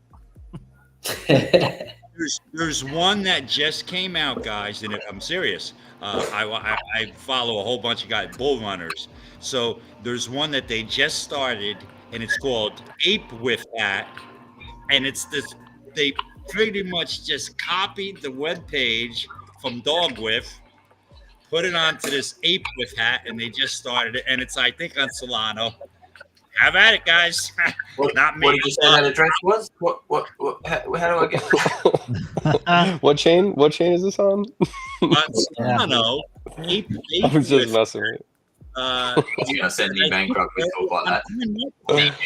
The market cap. It's unbelievable. It's like, do you put $50 into it? What the hell, right? Have fun. I'm fun. Yes. I'm sick of it. And L1X, that's it. I'm done. Blue chips, baby. Someone's got to make like a meme aggregator on L1X with the L1X widget, like a website with a meme, just all memes.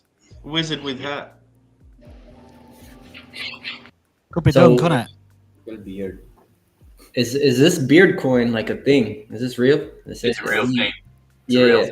It's got a website. It's coming. So when launch? Shut up, Joe. This is the real deal, Gil. Oh, man. I'm so excited for Beard. Do we have a picture for it already? I tried to AI, but AI and me, we have issues sometimes. I tried to make that penguin with a beard thing when we were talking about it in the chat before. As it turns out, there are people that are a lot better at that than I am, and I was like, well, I just leave this to the pros. Because I could get a penguin, but there was no beard there, and it was just very disappointing all around. So if there's anybody that wants to make this beard coin, I don't know what it needed to look like, but I'm here for it. We get the website. It's all going. Just have one of your kids draw a beard, bro, and that's it. Like, it doesn't even matter. That's pretty much it. There was one on Algorand that was something the llama, and it was just somebody's kid had drawn llamas, and then that sold out immediately. Flora the llama or something. The crappier, the better. Yeah, it's the key to success. Make shitty art. Publish. That's it. Just put the beard. Just put the beard on the coin. Yeah. Just drape it over the top like that. No. Put it on it like put it on it like it's got a beard. There it becomes a beard coin. It's beardception. Oh, beard with hat. That's what's coming next. Oh, beard with hat. Oh, that's beard with hat. That sounds great. What's the reward for whoever comes up with the art? How many beard coins are they getting? Oh, there'd have to be an airdrop for somebody who could come up with some beard art for sure. There would have to be an airdrop or something like that. Ooh, tempting. Somebody's like make an dog with NFT out of beard. that thing. It's written up only. I mean, what a blessing to have Wait, this well, like that's a story, first yeah. mover advantage with meme coins or NFTs or just projects in general, man. It could get serious. Quick. That whitelist is going to be great for platinum. I had the A beard drop. oh look at this, we're on here. We're on L1X with that. I had this type of beard on that. I had this Dude, thought. that's amazing. Is that what you made, Joe? No, I didn't make that. Not yet. Mine would have been heaps crappier than that. That's not. I had this thought because you know how they got how Shiba Inu sort of got their rise to fame by dropping a heap of shit to Vitally. So Yeah, doing the airdrop. So, and I saw this other one that was Keanu Inu, and they were going to do the airdrop to Keanu Reeves, so that he could do whatever with it. And I think so. For you that are Australian or not Australian, there's an Australian band called the Beards, and I just feel like they need some beard coin, and I reckon that's we should get that out there. How could we not get them involved with a coin like Beard? How could we not? It's so easy as well to deploy a project. What the? You can do it in about 5 minutes, and I think it costs you about 0.1 Solana if you do it on Sol. Obviously, you need to do liquidity and all that stuff, but you could just let it go, couldn't you? You literally just launch it and let it go. I'm just looking forward to I'd like to do a meme coin on L1X, but it's having the time to do it. But like the first meme coin that L1X does, can you imagine how many people are going to buy into it? It's gonna be Every single person that holds L1X will ape into it. This is what we're talking about. This is what we're talking about. This is the first interoperable meme coin. Beard only, up only. Yeah. Damn. You just have it. Yeah, you can just have it beard, no hat. That's what it's called. Beard, no hat. No hat, no play.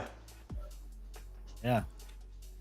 There's a lot of opportunity. The thing is, like having the meme on L1X, like people laugh at it sometimes, but like memes define blockchains, don't they? Like you look at what happens to blockchains when there's a good meme. That's what sets. I mean, the one thing that sets Solana cooking is Bonk. Bonk basically caused this snowball for everything now that's going on with Solana. That was like the spearhead that started it all. Well, damn, we can get a good meme going on here, a good community meme. And if you wanna get a successful meme, you just need people that have got deep wallets that are going to buy the dips. I don't know if you guys are currently in the Discord for L1X, which if you're not, you should be. But Beans just posted this GIF and it's horrific. I'm gonna go look. Beard with his noodles in there, and he's pouring his sauce into his noodle beard, and then anyway, you need to look at that. You need to check Get in that the out. Discord. Dog with hat just Damn, with the launched on sriracha. Solana. Sheesh. Yeah.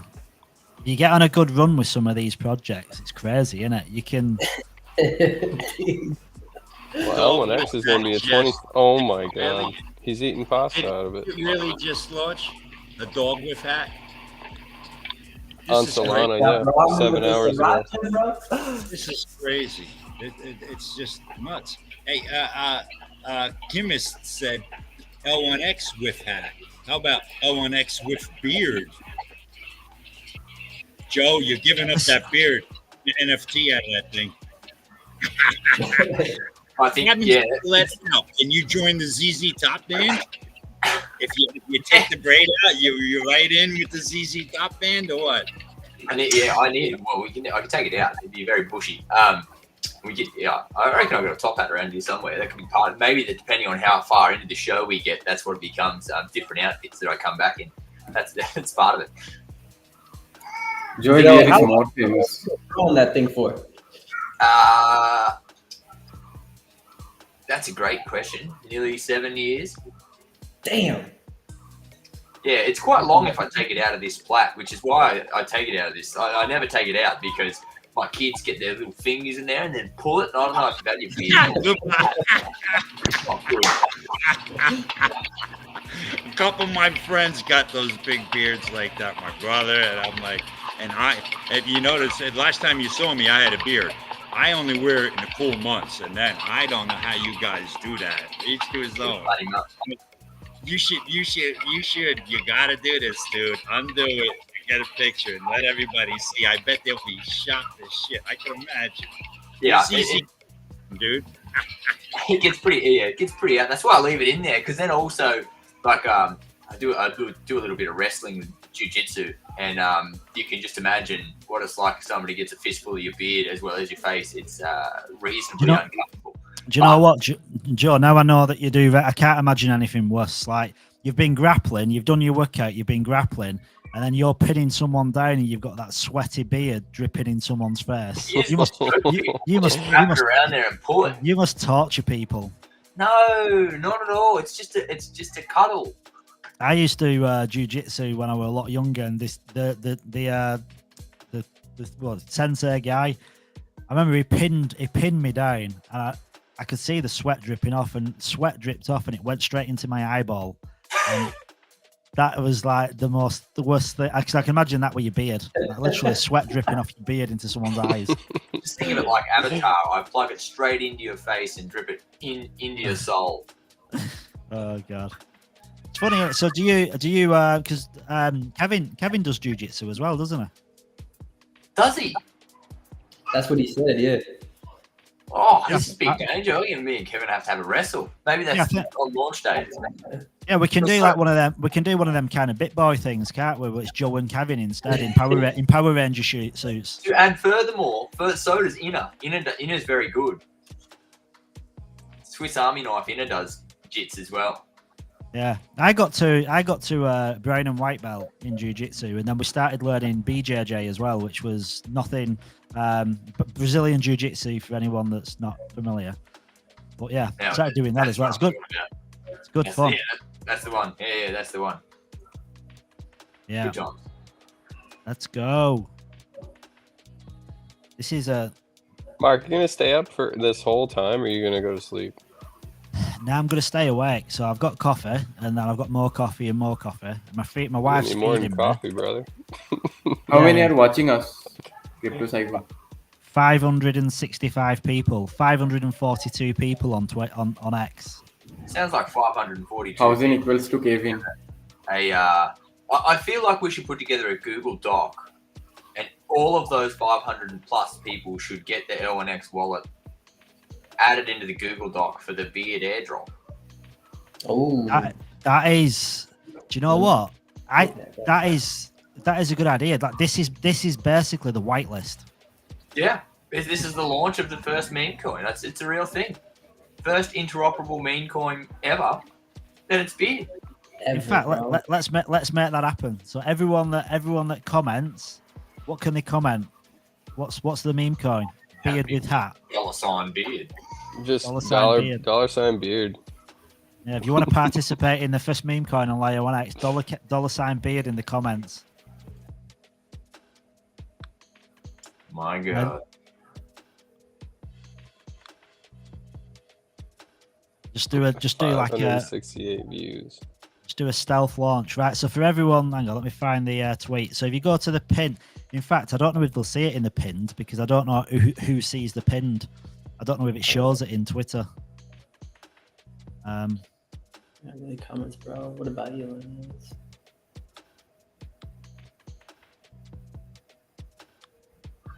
See, a couple of people definitely want this. Definitely want this beard. Yeah.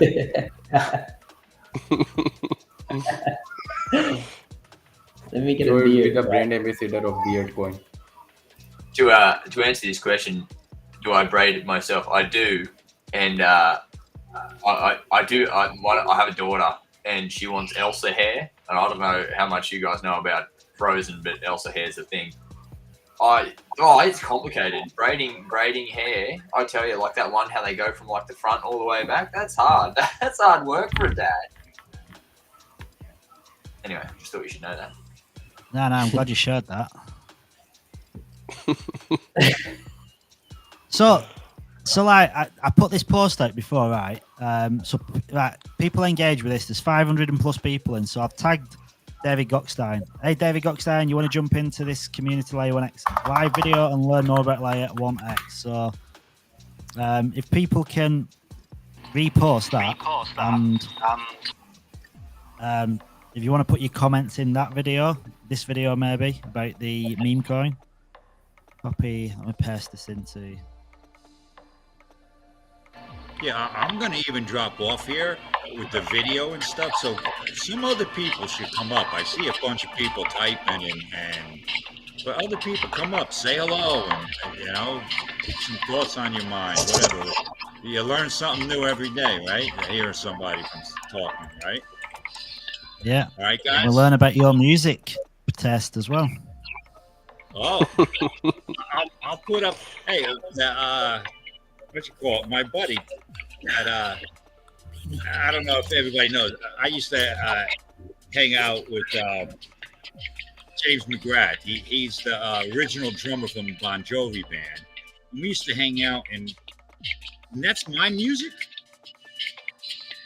Yeah, it's your music. How? We don't know. I've no idea. But I mean, we're getting more views, so it might be your music. It might just be what you're playing. You're bringing people in, dude. We've got 617 people now. Oh my god. I'm going to post a link to they made a band called Mothers and Fathers. Mothered Fathers.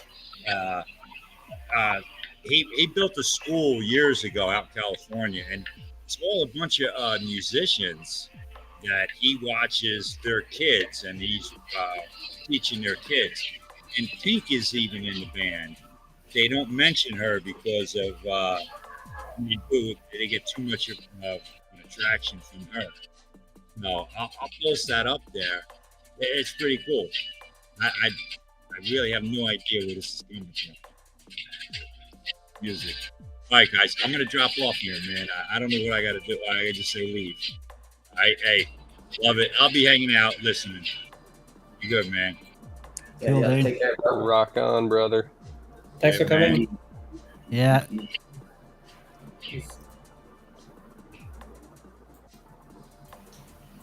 It reminds me of my dad. But like someone that's a little bit more technically capable. Like my dad literally hasn't got a clue. Like if I told my dad to get involved in this, he'd not have a clue how to jump into a space at all. Reminds me of my great grandfather. Oh my god, great grandfather. So I have a username, like a username NFT. How do can we make our space cards yet? I know. Yes, you can. Yeah. Because I have one in my portfolio on my MetaMask wallet, but it says that I still need my username. So I don't know do you have to like activate it or something? Well, you need to connect it. So when you go to, hang on, I'll just jump over here. I don't want to sign in because I don't want to show everyone my usernames and stuff. But like when you go to your wallet, you need to connect your actual. Well, I'm not on because I'm not connected yet. But you need to on this left hand side, you connect your L1X wallet, and then when you've connected it, then this bit down here it says link your L1X username. That's where you select it, so it should appear when on the drop down. You should see your username. Then when you've selected it, then you can jump into like your space cards through your account. So you just go to there. Oh, because I bought it with my MetaMask account. I'm trying to figure out how to link it to the MetaMask account. So it would have to be on your MetaMask, yeah. So because everything that's on L1X app, except for experts, is through MM. Mm-hmm. Okay. So do I connect with my L1X app then? I mean my L1X, my X wallet, and then how does that work with getting the username from the MetaMask account to the L1X wallet? Yeah. How does that work? Let me just get in and I'll see what I did. I'll do it. I'll just do it on my other browser. I'll just see what I did. You know, I mean, that makes sense what I'm saying, right? I'm not. Yeah. Like no, I bought mean, it on my. I Yeah. can't.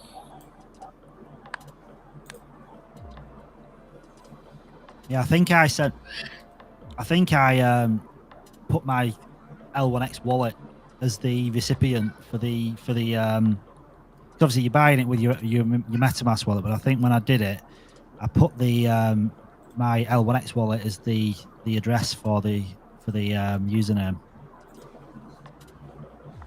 Gotcha. Yeah. Okay, so maybe I won't be able to transfer it over to my X wallet right away.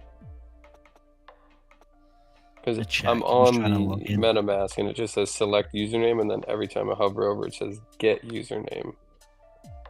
But I already have one, so. Yeah, so when you go to your portfolio, you can see your username there.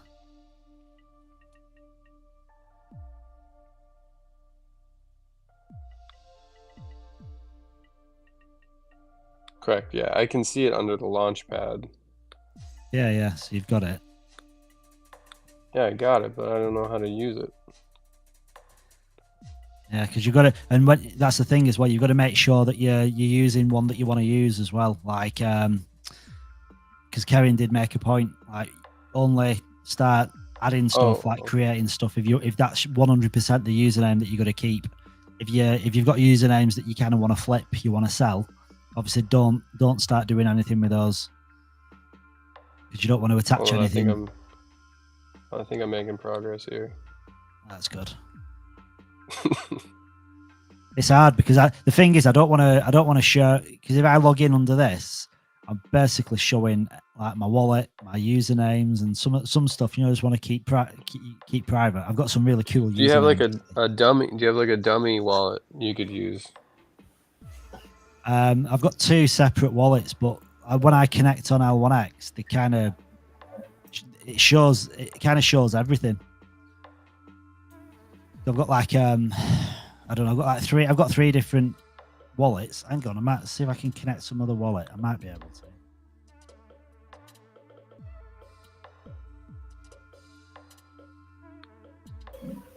How many X wallets do you have all total? So connect your MetaMask. Connect your MetaMask. The issue is when you've actually sent your username to actually your L1X wallet, and that's when people actually have to import their X wallet into MM to be able to use space cards, right? Because space cards are attached to MetaMask; they aren't attached to X wallet itself. Mm-hmm. And whereas you said that you had already sent yours to your MM, so you wouldn't need to do that. So you just connect your MetaMask to the app, and then you should be able to just link it from there. See if that works for you. Version 2 have been allocated to everyone for. Sorry? L1X F version 2 have been allocated to everyone. Yeah, because version 2 is where basically the experts is as well, the new one. So I believe that should be it. I haven't used it on this link, but I'll actually do it while I'm speaking to you guys. Oh, I did it right. So when I bought it, I I just looked. I verified the address on the actual portfolio allocation, and it says my L1X address. So I went and signed into my L1X address, and I could create one. So I can create a space card. So I'm going to create a referral. Okay, yeah, one. that's great. That's great. Yeah. So it did work. So they would have changed it because, I mean, we had a tester group. I don't know if you were in the tester group, the 50 people. And back then, the only way they could access space cards were if they had sent it to their L1X wallet, they had to import the L1X wallet into their MM, and that's how they could connect and access space cards. But I believe they've obviously fixed that now. So even if it doesn't matter if you have it in your L1X or your MM, the app would still recognize as long as you have those wallets connected. Gotcha. Okay. Well, yeah, it's working. So how I'm still like trying to wrap my head around how we're going to use these referral cards for, let's just say day-to-day use, or, getting Web 2 users in. So say like my mom or like brother, or, I meet someone on the street who doesn't know anything about blockchain. How how is this sent to them? And how do they get onboarded? Yeah, I believe Joe has more information on the referral cards. I don't know if Joe is still online. Yeah, that's a good question, bro. I wonder the same thing. Like, if I make one of these, how is the recipient? How are they seeing it? Where are they seeing it? Yeah, that's a good question. I've wondered that. Yeah, maybe the referral link goes to like the main homepage, and they have to like sign up via email, I guess, and then create a wallet or something. So which is what I think happens. Yeah. So would they go to the app if you sent them a space card? Yeah, I think when you send somebody a space card, I think it'll just open up like a new browser, and obviously mobile or web browser, whatever type. And I just think it'll visually show them your space card with everything that's on your space card. And I imagine there's going to be some like sign up links to it too. There's going to be a way of but is it like a text message or an email or like how you originally send it and share it with somebody? Yeah, that too. Yeah, how do you do that? Yeah, I'm not sure. I mean, I presume it'll just be a link like that you'll open, like you'll be able, because it's going to be an IPFS website. So to get to anything, you just need a link, don't you? Whether it'll put it in a QR code or it'll put it into just a browser type web address. It's just going to be a link that'll then open up when you click on it, because it's being built on IPFS, so which is just like a lot of browsers. Like I think like a lot of NFT projects use IPFS now, don't they, for the metadata and stuff and the artwork. So I reckon you'll just literally be able to share it like you share anything else. Like you'll copy a link or you'll copy your QR code and then drop it into a text message or a WhatsApp or an email, and they'll just open it from there. I don't think it won't require any special skill or anything. It'll just be like a Web 2 way of connecting. Everything about this is like user interface and user experience. So the way to bring people in will be the simplest possible way. I mean, when you look at the L1X app, like the UI of it, it's really clean, isn't it? I mean, it might be going through like little teething issues on certain things with connectivity, but I think you get the gist that it's gonna be as simple as possible to use it. So like sharing the space cards, I think is going to be exactly the same. I mean, I don't think you can share them right now. Anyway, I was trying to think, because I'm in the. Sorry, Joe.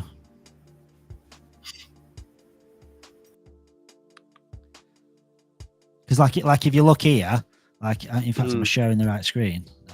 So if you look here, you've got your space cards.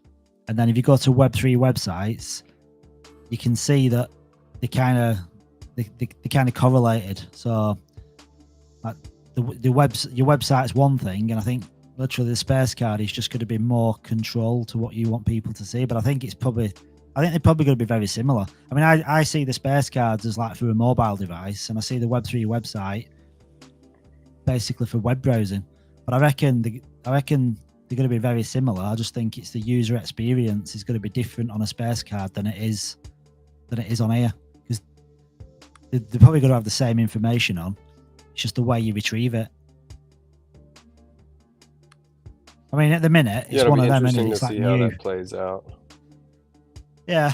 I mean, it's just a new kind of way of doing things. At the end of the day, this is like, I think the end goal is to create this decentralized Web3 experience where everybody owns their own data and they can share it through these space cards. But you've got to remember, like, everyone that's here now, we're like test pilots, we're the guinea pigs, we're the ones that are seeing it. And until you get like adoption, sometimes it's hard to wrap your head around it ever coming to fruition, because you think, well, who's going to use that? Like, why are they going to use it? But it's one of them, innit? It's all to do with the network effect, and it's something that happens over time.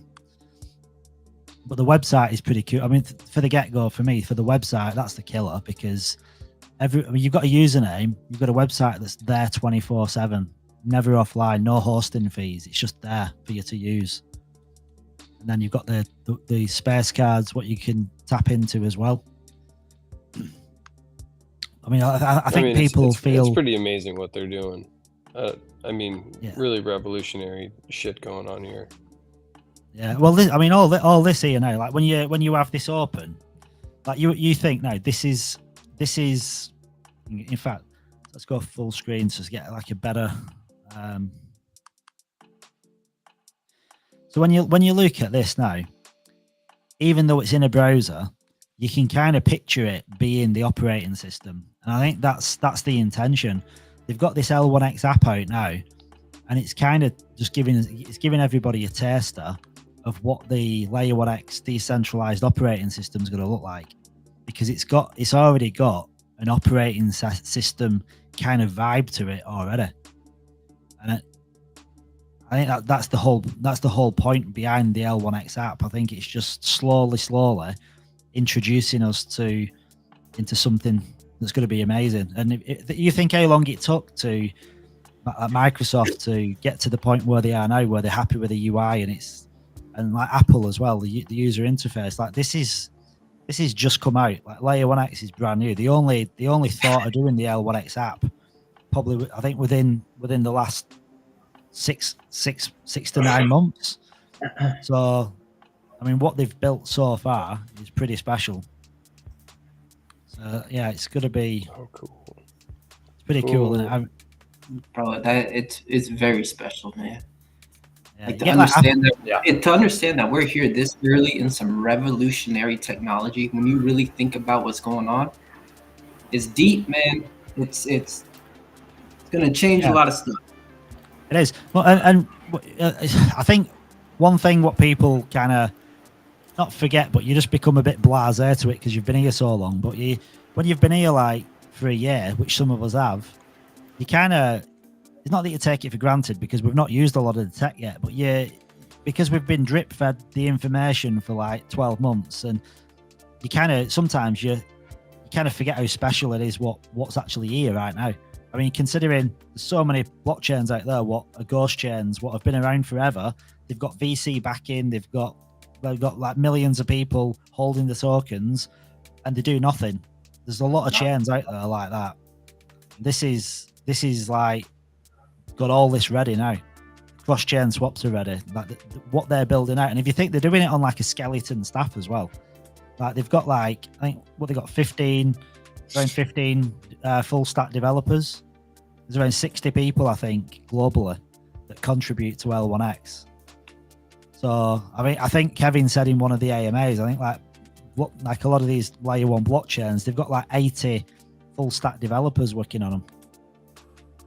So I think what they've achieved so far is pretty remarkable, considering we're not even live yet.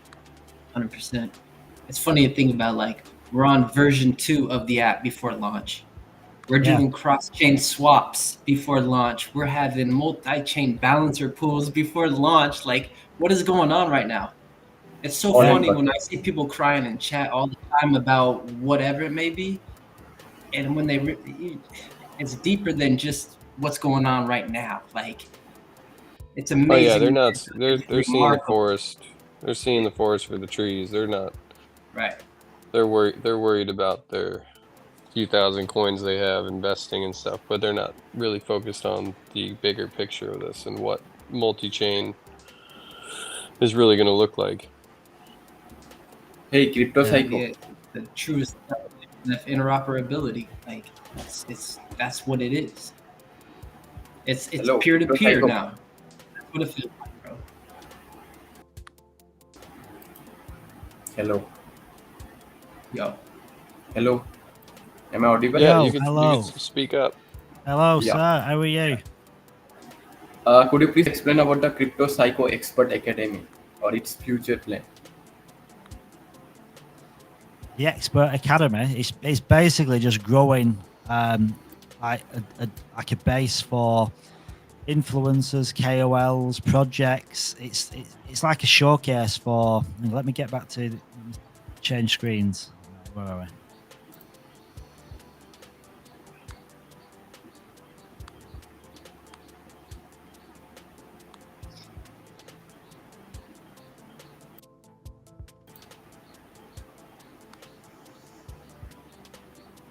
Yeah, so the Expert Academy, it's going to be just like a platform for showcasing different projects, different individuals, like whether you're an influencer, tiny one, big one, like all the different projects that are going to be like coming on board, like through the launch pad. So it's going to be like a hub where you can just come in, and it'll do a lot more than that as well. But like initially, you're going to get all these new projects start launching through the launch pad, and they can then come into like the Expert Academy, and they can then showcase the product. Maybe there's going to be like different AMAs, different voice chats where you get the founders in from the projects, and you kind of interview, do different spaces, bringing awareness around like the talent, what's coming into the actual L1X platform itself.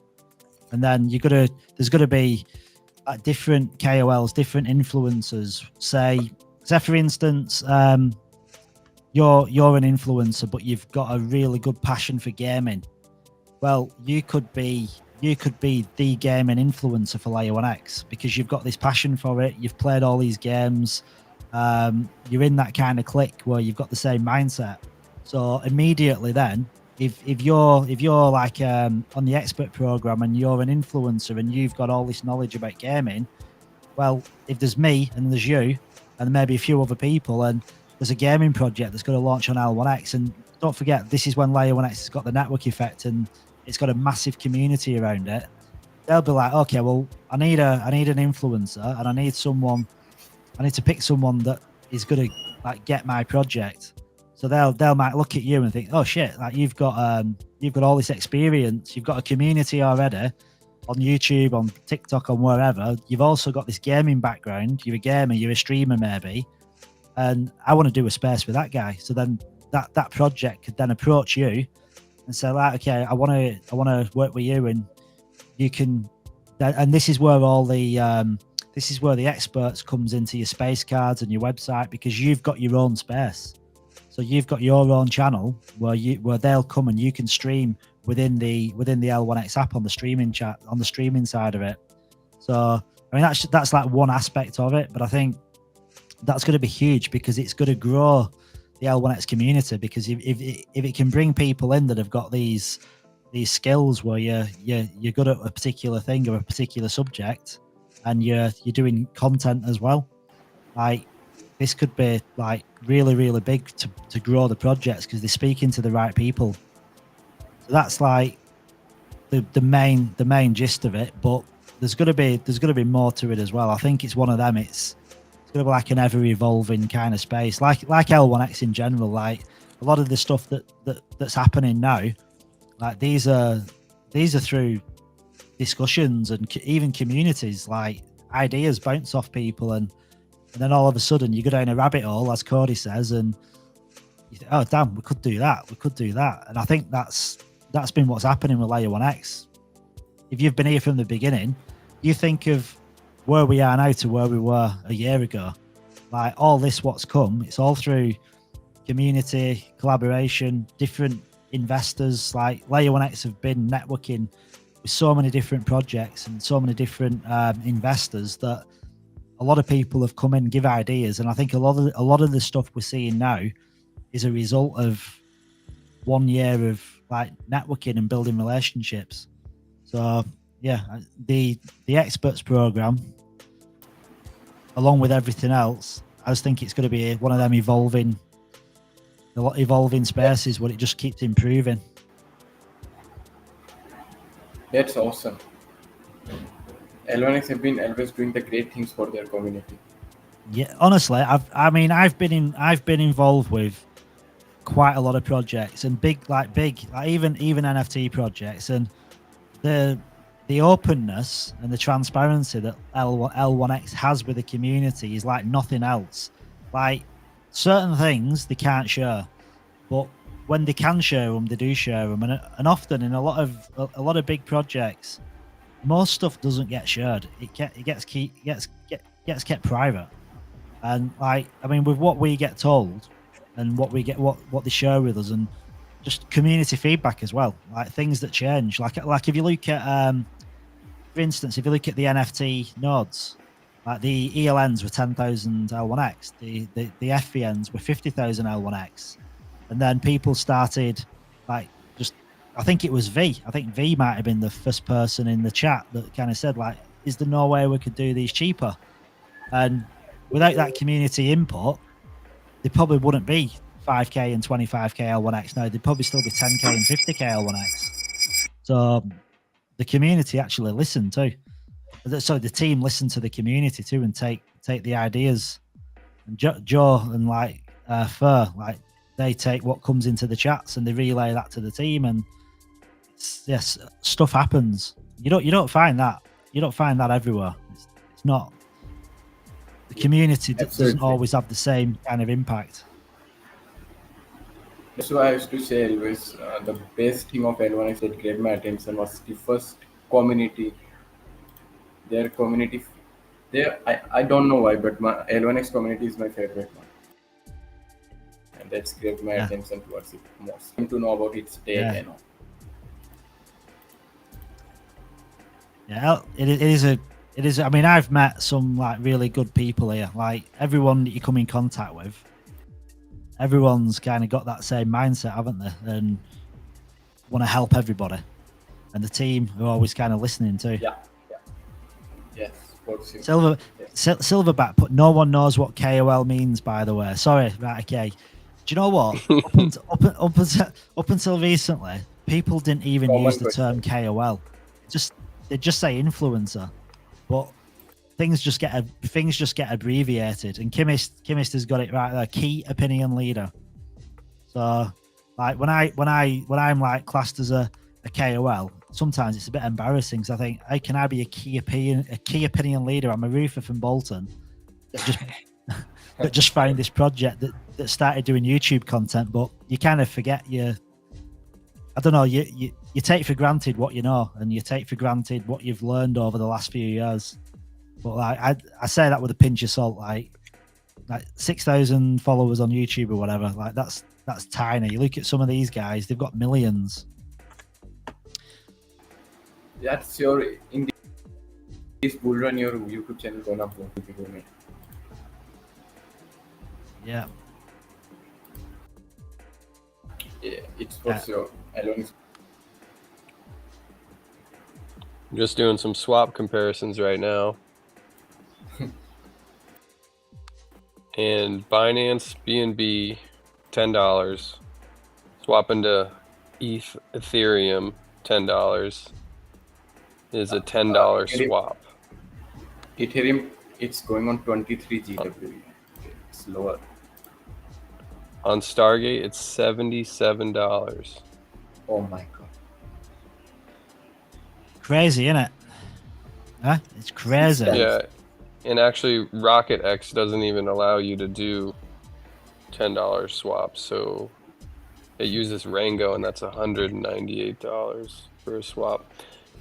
So it's $10 to do an interoperable swap with one transaction, Binance BNB to Ethereum ETH. Do some swaps on live crypto cycle. Cryptic fee is asking for.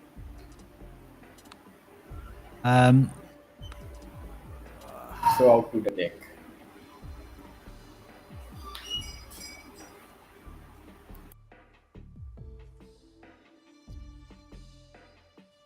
I've got that many windows open now. I'll have to be careful what I share. It's so impressive, though. Yeah. Can we see the 1 million coins? Yeah, this was only done like 5 days ago. So like you look at that bit on Binance Smart Chain, and you've got destination chain is Ethereum. Like on the layer 1x, it was at 1864, Stargate 2260, Squid Router $55. So swap link non-applicable. ETH was that's still being optimized, isn't it? So, but then AVAX, when you look at BSC though, AVAX, it's 62 cents, $1.56 with Stargate, Squid Rooters $4.91. The key thing is they're always cheaper, they're always faster, and they're always safer. So if you know that's a fact, every time you want to do a swap, why would you use anything else? Even if right, like doing the X swap was exactly the same cost as Stargate and Squid Router, even though Stargate is cheaper than Squid Router. If it was the same cost, but it's faster and it's safer, you'd still use it. Like by choice, no one's going to use a bridge by choice, are they? And if something's going to take 10 or 20 seconds opposed to a minute, 2 minutes, 5 minutes, 10 minutes, again, you're not gonna use that service. You're gonna go with the one that's faster, cheaper, and safer. So for L1X, you're kind of ticking every box, aren't you? And right now, I mean, this is just BSC, ETH, AVAX, and Polygon. Like that's gonna be across the board. That's gonna go across to Solana and all the other chains they're connected to. And makes you wonder, doesn't it? Like you were talking before about the connected chains. So just for anyone that's new, so layer 1x, if you've not heard of layer 1x is it's pretty unique. It's the world's first truly interoperable chain. Now a lot of blockchains and different protocols like use interoperability, but they use it probably with a bit of a false narrative, because interoperability just means cross-chain, but you can go cross-chain by using a bridge. And in theory, it is interoperable because you're getting from one chain to another, but it's not a fast way, it's not a cheap way, it's not a safe way of doing it. Now, Layer 1x, it's got its own virtual machine, and this virtual machine can speak any language, EVM, non-EVM, public, private, hybrid. It doesn't really matter what blockchain it is or what it's on, and it can talk to any language at all because it's got its own virtual machine. So because of that, it's not restricted, and it can send like assets, logic, data from one chain to another, and it's all done on chain in a single transaction. So you're not having to stress about losing your funds. You're not having to stress about using a bridge. And if because the virtual machine, it has event listener nodes and full validator nodes. Because of the event listener nodes, like if you do a transaction and you send from one chain to another, if that transaction fails, it'll just revert back to your wallet. So it'll revert the transaction, so you don't end up in a place where you've lost your funds, or your funds are floating about in ether somewhere. And with bridges, that's pretty scary, isn't it? Like if you send, sometimes you're like 10 minutes and you're waiting for something to happen and it doesn't happen. It's not a pleasant feeling. Oh man. 3 hours the other night, I used Connex Bridge because I was trying the Metis. I was going to that Metis blockchain to try to get some lending yield, and took 3 hours. I just went to sleep and woke up to the funds because I was like, oh, this is crazy. Yeah, and as well, like Chemist has just made a good point. Like, no more waiting 3 to 7 days for your funds to bridge from these L2s, and no more having to pay extra to have funds bridged immediately.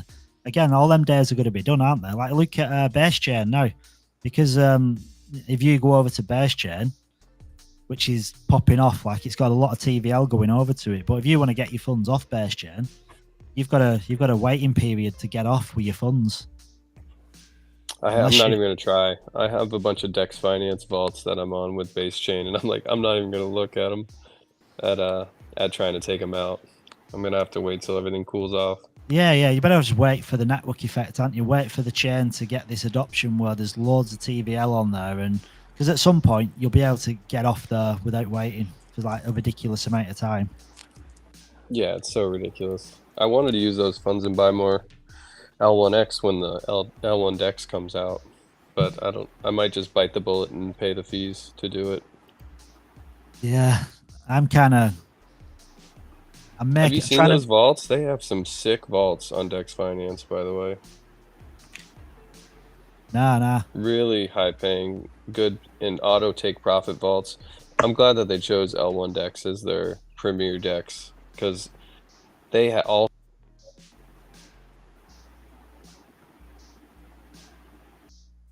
We crossed to 750. Yeah, oh my god. Yeah, so we've got 700 and well, on my live feed, I've got 753 people watching this space. Oh my 753. Like, that is insane, isn't it? I think there was some special person at 750. Yeah, that's why I wanted to do this space, because after doing a space for like 4 hours and I had 90 people in, and I'm like, well, this is going to be like layer 1x, so L1x2424. Remember that hashtag L1x2424 is going to be a hashtag that trends around the world, because it's when Web3 changes like forever. Because once L1x goes live and people start using these cross-chain swaps and they start using the interoperability, the tech, and then protocols start using it, like DEXs, aggregators. Just to give you an example, if you was some DeFi protocol on I don't know, say you're on Ethereum, and you're thinking, well, I've already got 50% TVL because all the TVL's on Ethereum. But what if you could have access to 80, 90, 100% of all TVL? Like that's possible. So like if you've got like some kind of lending protocol on Ethereum, and you might be able to offer X amount of APY on some kind of on some return on some coin, like Ethereum, I don't know, USDC on Ethereum, you might be able to offer 8% APY or whatever. But if that protocol connected to layer 1x, it has access to all connected chains. So that protocol, that DeFi platform, now has access to TVL on 85%, probably now, with Solana having so much dominance of all TVL across all chains. And that's going to grow because layer 1x can connect to any chain. So when that happens, these projects that stay on Ethereum, they're going to be kind of excluded, opposed to the projects that connect with layer 1x, because connecting with layer 1x allows all these other chains and all these other protocols to get access to all the TVL. So you could be offering an APY through ETH and you're staying on ETH, but then a similar product could be connected to layer 1x, and because they've got access to all that TVL, they could be offering like a higher APY. And because of how L1x works with the event listener nodes, it does it automatically. So you could be staking, I don't know, like USDC on Ethereum, and all of a sudden there could be a better APR, better return on USDC on AVAX, for instance. So the contract will literally auto deploy. It'll remove it from Ethereum and put it onto AVAX. You don't even need to do anything. It does it all automatically. That's how sophisticated the the Layer 1X technology is behind it, and that's because the event listener nodes act as an oracle. So, yeah, if you've not heard of Layer 1X yet, it won't be long before you do. It won't be long. This is going to be... Kevin's not going to stop. Kevin's the founder of Layer 1X, and he's not going to stop until Layer 1X is basically in tier order: Bitcoin, Ethereum, Layer 1X. And at the minute, the chances are the 784...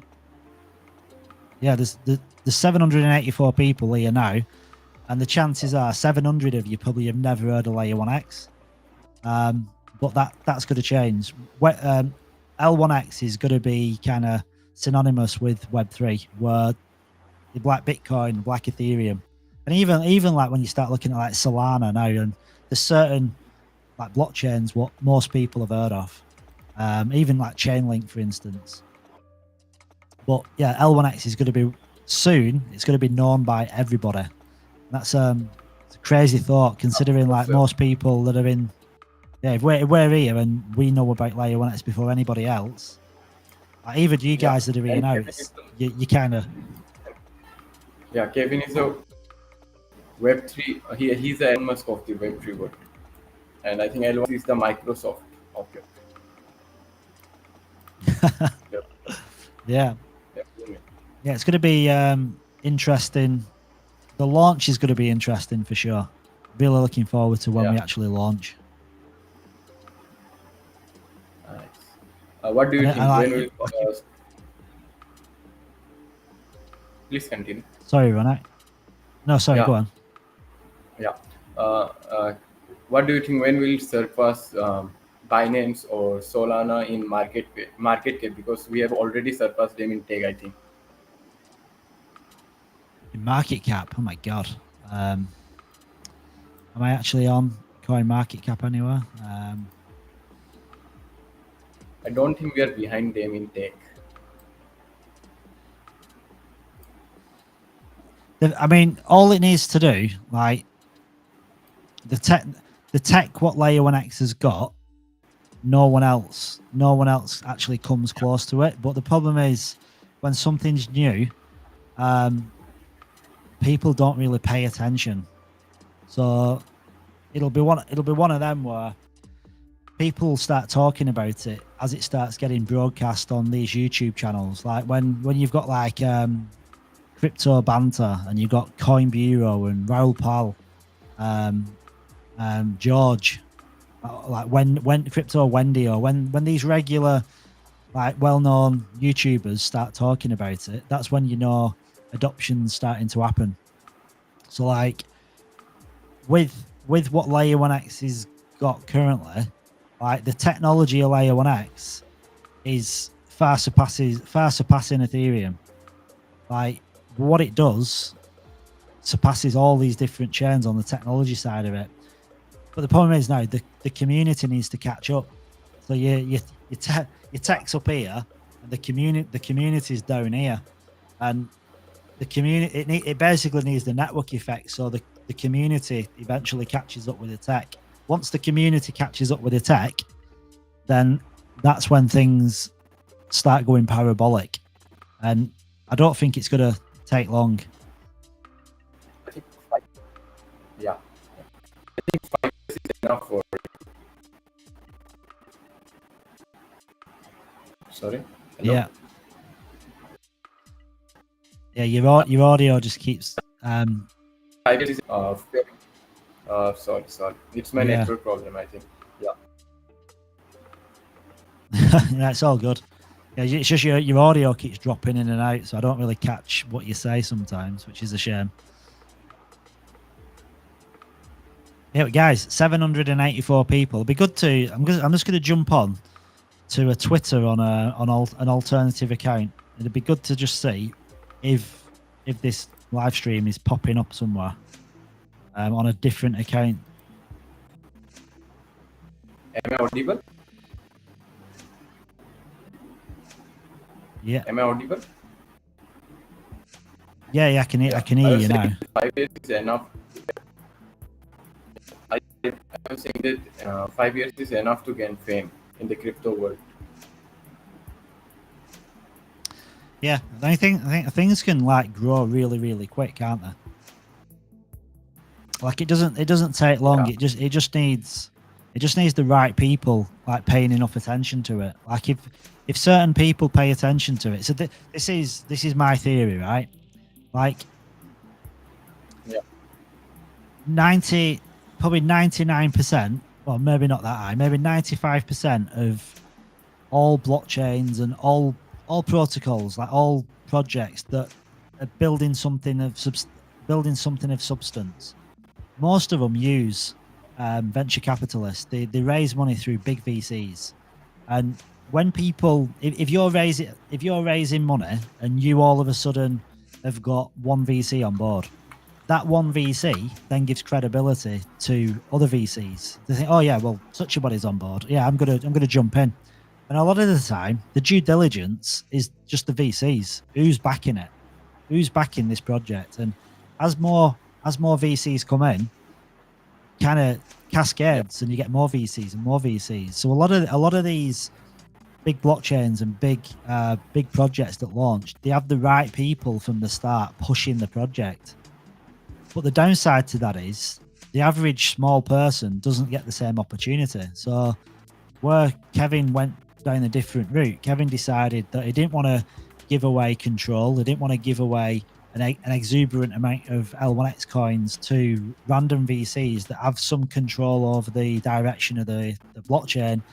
He wanted to keep the control, and he wanted to give the regular person, me and you, where you can buy in with like $10 if you want to, into a private sale of a blockchain that's going to change the entire Web3 space. But the downside to that, the upside is VCs don't get the first rung on the ladder. They don't get to front run all the regular people, which is what every single other blockchain has done, and what other major like projects that launch, that's what they all do as well. It's the VCs that front run the regular person. But because Kevin's done it different, he's let all us guys buy in at the private sale price. Now there was a seed round which raised a bit of money, but the biggest single investment was $100,000.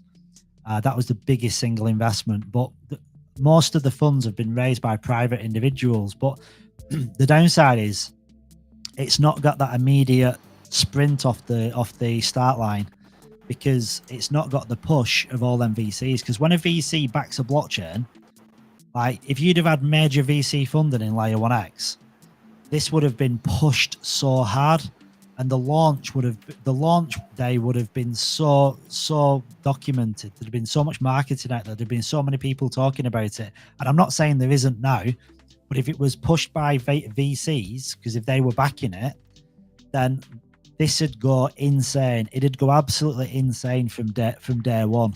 But because it's the individuals that are putting the money in, it's not going to have that same explosive growth as what it would have if it was venture cap backed. And that's just facts, because it's not got it. And because when VCs get in, that's when big influencers get in as well. Because like you can give tokens out in a project. Like say for instance, now you've got some really big influencers in the space, and all you want to give away is tokens. And at the minute, them tokens don't really have much of a monetary value apart from the public sale price. Well, if you're offering tokens to a project or blockchain that no one knows about, it's less enticing. People are less likely to accept that deal because there's no value behind it, and there's no network effect that's happened. But if you've got like BlackRock, or you've got ARK Invest, or you've got a load of these Capital Digital, there's so many different VCs about, and when they start buying in and when they start supporting projects, YouTubers, influencers, they'll look at this and oh well, these guys are backing it, so I'm happy with tokens. Tokens will do me because I know this is going to go somewhere. So in the short term, this is way better for us, for small people, for individuals, because we're getting the best possible entry, best possible price. But in the long term, it's going to be better for us as well. But I think in the short to near term, the explosive growth of Layer 1X, if you're comparing it to if it had major VC backing to what it's got now, that the growth isn't going to be as fast. But I'd sooner have a slower and steady growth with an early entry where I'm front running all these VCs than letting VCs have the early entry and then me and you buying in at launch, because that doesn't benefit the small guy, does it? That just kind of buggers everyone up. Me and you don't get a chance then. Joe, we've got 823 people in this space. That's out of control. And I feel like those 823 people should be the first people inside the beard community. Joe's shilling the first meeting. Shilling it. It's beard only. Beard is up only. Yeah, I made a Telegram. Where do you want me to post that link? Yeah, post it. You got to post it in the comments or something, or in the. We can do that. It's almost like you think that I work at a tech company or something. Yeah, if this was Yard Stream, I think you'd be all over it. Yeah. That StreamYard's good stuff. You can see everything. There's just comments flying everywhere. You can comment as 50 different people. It's out of control. I think Fur sees everything though, don't you, Fur? I think you've got everything in your peripheral. Yes, I do. I believe that. I reckon Fur could slap that on there, no doubt. Yeah. What are we doing? You have to slap that link in the YouTube comments, I reckon. Just let people know. I'll paste it. Joe, you're already on it. Is the Telegram link you're talking about? Yeah, we've got to get the community in there. Somebody's got to make a logo. Surely somebody must. I just posted it. There we are. Fantastic. Right, so yeah. I don't know if anybody, because this is quite the talking point you've got up there. Obviously, market caps of everything, but it happens quite often inside the group. And obviously, I'm not allowed to speculate because company. But I mean, if you just do some pretty simple math, if we've got 1 billion coins, and then you have a look at some of the market caps of some of these things, it's I enjoy the math equation that goes along with that. That you can look at what we're currently in the market as well. So that's just my only comment about those one thing there. Yeah, it kind of makes you think, doesn't it? When you look at the supply and you look at like the adoption that we're going to get. And you look at, if you look at like top 50, look at top 50 market caps. And it's $2.5 billion market cap for top 50. I mean, like if you go down to where are we here? So if you go down to Floki is at 56 with a $2.2 billion market cap. Like right now, that's 100. That's 100x. That's 100x, and that would take us to 56th place at $2.2 billion market cap. Now, that's insane, isn't it?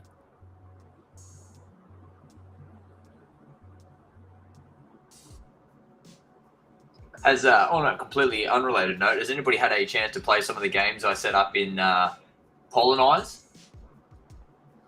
I've not. Should I be in there? Some sneaky alpha for those 800 people that just, if we can keep it between just you and me and the rest of us that are here. So we might have a bit more of an official game coming up with them shortly. And just as some idle conversation, they need to launch some stuff multi-chain. So maybe we need to give them a bit of love, is what I'm saying. But yeah, I as a gentle shield, because I really enjoy playing the game on there. It's all about AI intelligence versus human intelligence, effectively, and pitting yourself against AI in scenarios. So it might be, so the ones I've set up for the ONX community, for example, in there, we're in a trial game at the moment just to keep everybody entertained until launch. But you can go in there and it's things like, how would you, one of the questions, of course, is how would you market Beard? If you were to make a community coin, how would you market it? How would you build community around it? So you can put your ideas in there and you can compete against what the AI comes up with and get scored on a variety of different things like creativity, etc. So there's that one. There's also a few different things relating around Layer 1X itself, and a few different questions. And we have a leaderboard in there. So like I said, at the moment, it's quite friendly. But we do have something coming with them that will be more, let's say, prize related as well. So worth getting in, having a play around in the games where it's still just a bit of a friendly competition before we really kick off and dive in. But like I said, the better reception we can give them, you know, it all works out in the wash is what I'm saying. Yeah. Where's the link for that, Joe? I believe in our Discord, it's in the announcements. It should be 1 or 2 back. Oh yeah. You want me to fetch that and post that as well? I'd love that. See, this is why Fur needs to be around. Yeah. He's got 37 screens. Like, you can't see this, but his entire wall in his house is just screens. He's like that guy out with the architect out of the Matrix. Yeah, right now I have like 4 screens, and then I've got how many? 1, 2, 3, 4, 5, 6, 7, 10 screens sitting on the floor as well, which aren't being used. So there you go, Joe. You're not too far off with the numbers. Seriously, you're looking at 4 screens now. Yeah. I believe that. I really do. I'll send a picture. Steam Magnetic. Yeah, I'm just gonna share it. Hang on. Yeah, I've got 2 vertical like rotated screens, and then 1 in the middle, and then a laptop. Well, actually, I'll see if I can get the guys that made the game on it and have a chat too and talk about how they would need interoperability, because I reckon it'd be great to have them on stage and just going through it. So these guys are really, they're really big on how do you change, I suppose, the architecture of what education is and what, how, as an example, does university translate through to jobs? Like, are you hiring somebody that's just good at university and they're good at university, or you're hiring somebody that has critical thinking, etc.? So this allows you to analyze those things. So that's what their whole database is about, which is a very interesting model. I think it'd be it's great for our community, obviously, jump on, have a play around with it. Like I said, sneaky alpha. There's something coming up with these guys, so just be aware. And I'll see if I can. I'll see if I can get Mars and Sharob on to have a chat. Yeah. See if you can get in, because that'd be awesome to have a chat with them about it.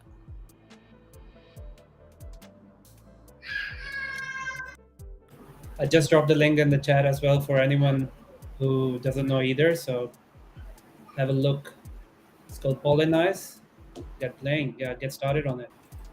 Yeah. It's gonna be as this space starts growing and more people keep coming in, like, it's going to be easier to bring people in as well, isn't it? Because everybody likes being in front of a big audience, so you can leverage the power of the community in this space to entice people to come in for a convo.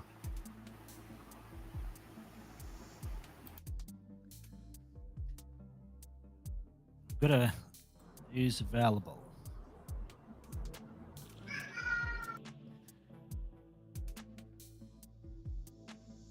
So who's going to be on this leaderboard? Anyone that we know?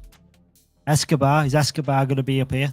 I thought he'd have been on here somewhere. Chaos 77.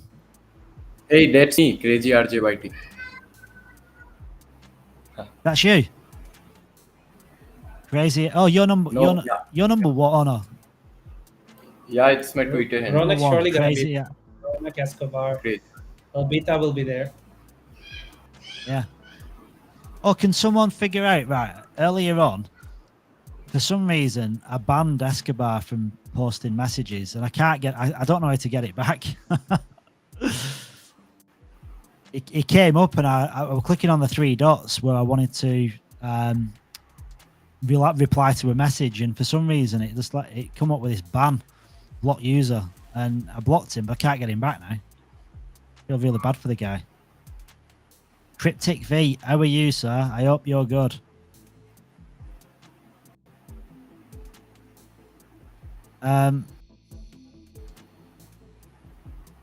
Garrett, are you in the house? Are you in the chat? You've been tagged.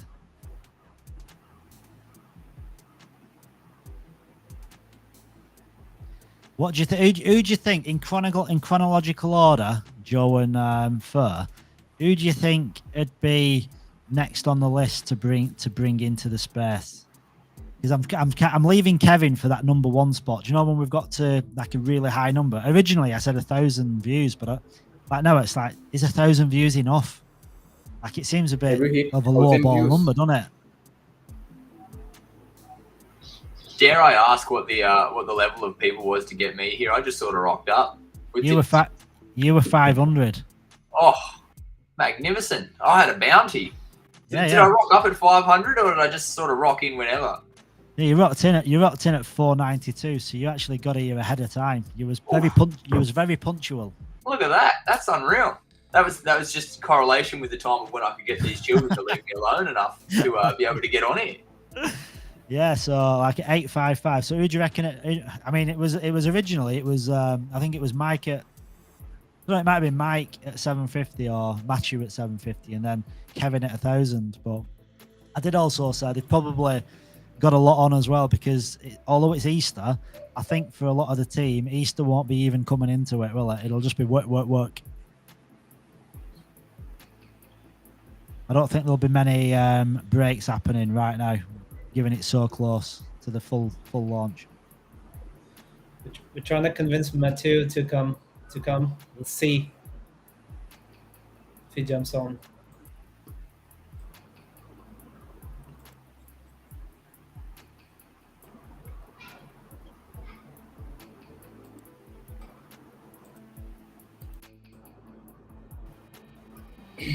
Can we get someone else from the community in as well? Trying to see who else is there. Can you get Escobar on here after you banned him? Yeah, I feel this happened a while ago, but I couldn't figure out how to unban. It's about to turn into an episode of Jerry Springer. This. Yeah. So do you know, like, if you click on when you click on someone, you can click add to block list and restream chat, but I don't know how to bring them back. I'll find that out for you. Yeah, I've not quite figured it out. So we're climbing. We've got 875 total viewers. 125 more. Yeah, 125 more. So get anyone that's listening, you're welcome to jump up if you want to. Just post in the comments. PK, Chemist, Ian.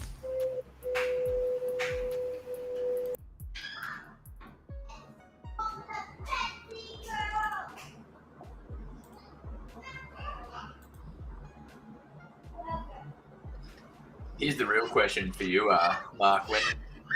When it gets to dinner time, does this turn into like Crypto Psycho's cooking show? Yes, Crypto Psycho's lunchtime hour. So this is where it gets downright and dirty, like the food, the mess, the everything. That's what I want to see. I'm here for the cooking show. I'm absolutely here for that. Yeah. What are we making? What's for dinner? You know, whatever the wife brings me, I'm literally not moving. I'm here. I'm plastered to this chair. The wife is just bringing me coffees, toast, lunch after. I don't know what I'm going to be eating. And then, I thought we were going for an adventure. I thought for sure you'd be in there like, what's that show? Huey's Cooking or Ready Steady Cook or any of those? Oh God, yeah. Ready Steady Cook. Yeah, I could put it onto mobile live stream and just walk around with it. Yeah, that's genius. Give the viewers what they want. Give the viewers what they listen. There's only so much they want. If I go too deep, if I go too far down that rabbit hole, they'll not be wanting any of it. They'll be turning off in droves. The thing is, I've got that many lights on me. It's so hot. Like because I'm pretty illuminated. I've got a ring light. In fact, I'll show you what I've got. In fact.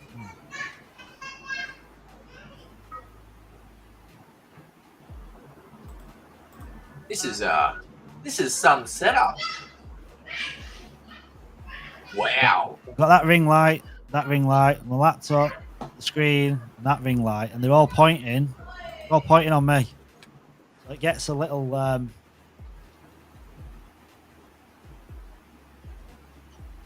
I feel a bit underdone here. I'm using the natural light of daylight from outside this window, and I've got this space background here because otherwise you'll be able to see Barbie House. Listen, there's nothing wrong with Barbie House. Barbie House is the most important thing in this room, let me tell you. To some in this family. I can imagine. Right. Question here from the community. When $100? Great question. Yeah, and Joe's got answers for you. You just can't repeat them out loud. But I think I can, and I'm going to say sometime between now and the bull run after this one. I think that's a pretty good educated guess. So basically, any time from now until the bull run of 2028, 2029. I suppose the question isn't how much can L1X increase in value. It's how much does US dollar decrease in value in order for us to get to 100. That's the real question. That is a question. That's the thing, isn't it? That's the thing. It's going to go up and up and up. Big party at my house on Sunday. Ziti sausage, meatball salads, and all the appetizers you can think about. Yeah, baby. Let's go, LMFG. Let's go. I thought for sure there'd be durian fruit in there. I've never had durian at all. Have you actually had it? No. So when everybody was talking about it a couple of months ago in the chat, and I was like, oh, I feel left out here because apparently it's the worst smelling thing ever, but it tastes okay. And I thought, I will venture out and go and find one of these. And they were like $50. And I was like, I'm not that dedicated to this conversation. Yeah. You aren't missing out, guys. Seriously. Durian, I've had it, and it's terrible. Does Ronak agree with that or nah? I don't know. Pure silence. Nothing. His audio is playing up, I think. Yep. Just trolling him about durian. You can't even respond.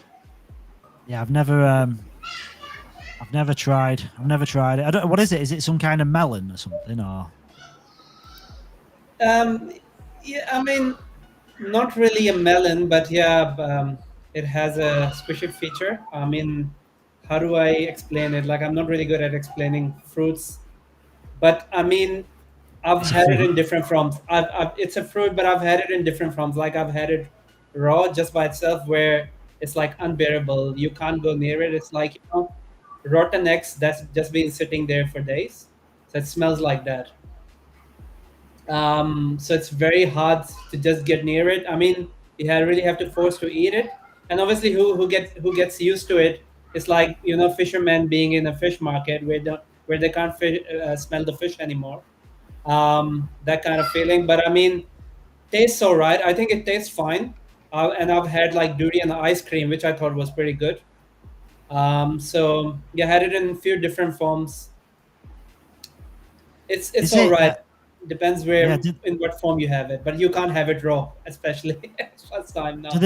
Do they do them challenges? Do you know, like when you look on YouTube Shorts or TikTok, and they have them challenges where people open them cans of fish, and a lot of people are like spewing just by opening the lid.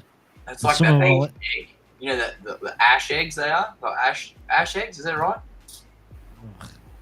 Nobody knows what I'm talking about? All right, no worries. No, I'll stick myself out. That way, but this is a learning platform, right? We're all learning, so feel free to share. 1,000 stinky feet on a hot day stuffed into a bag. Yeah. Okay, good. Yeah.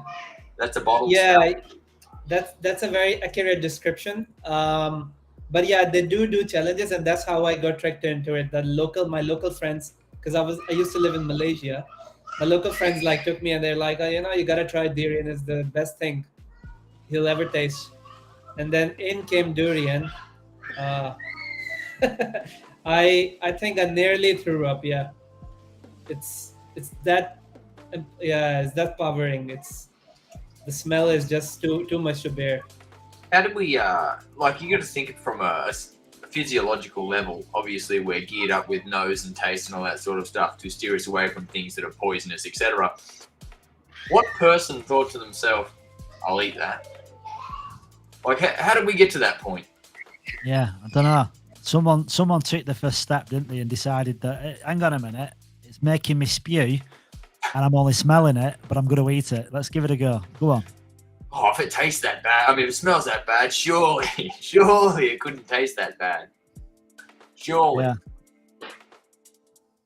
Hey, do you know, we're really kicking it off with the time now. We've got down to like just less than 68 hours left in the live stream. Just 68 hours. We're ripping it. We're ripping it. I don't know if we've got enough time for me to tell you everything I need to tell you about my life in 68 hours. Could you fit it all in? Probably. We can do a quick summary. Lobster ice cream. That sounds horrific. I just feel like they're things that shouldn't go into dessert. Yeah, there's certain things you don't want to be eating. Right, there we go. Someone stuck on an island somewhere, and that was the only fruit left. That's how we end up. That's how you end up eating. I suppose. I mean, that's probably a thing. It probably tastes better. Like the thing is, when you really, do you not think, right? When you're really hungry, food just tastes better anyway. So I can imagine when you're starving, something that you wouldn't normally put near your mouth, you probably give it a go.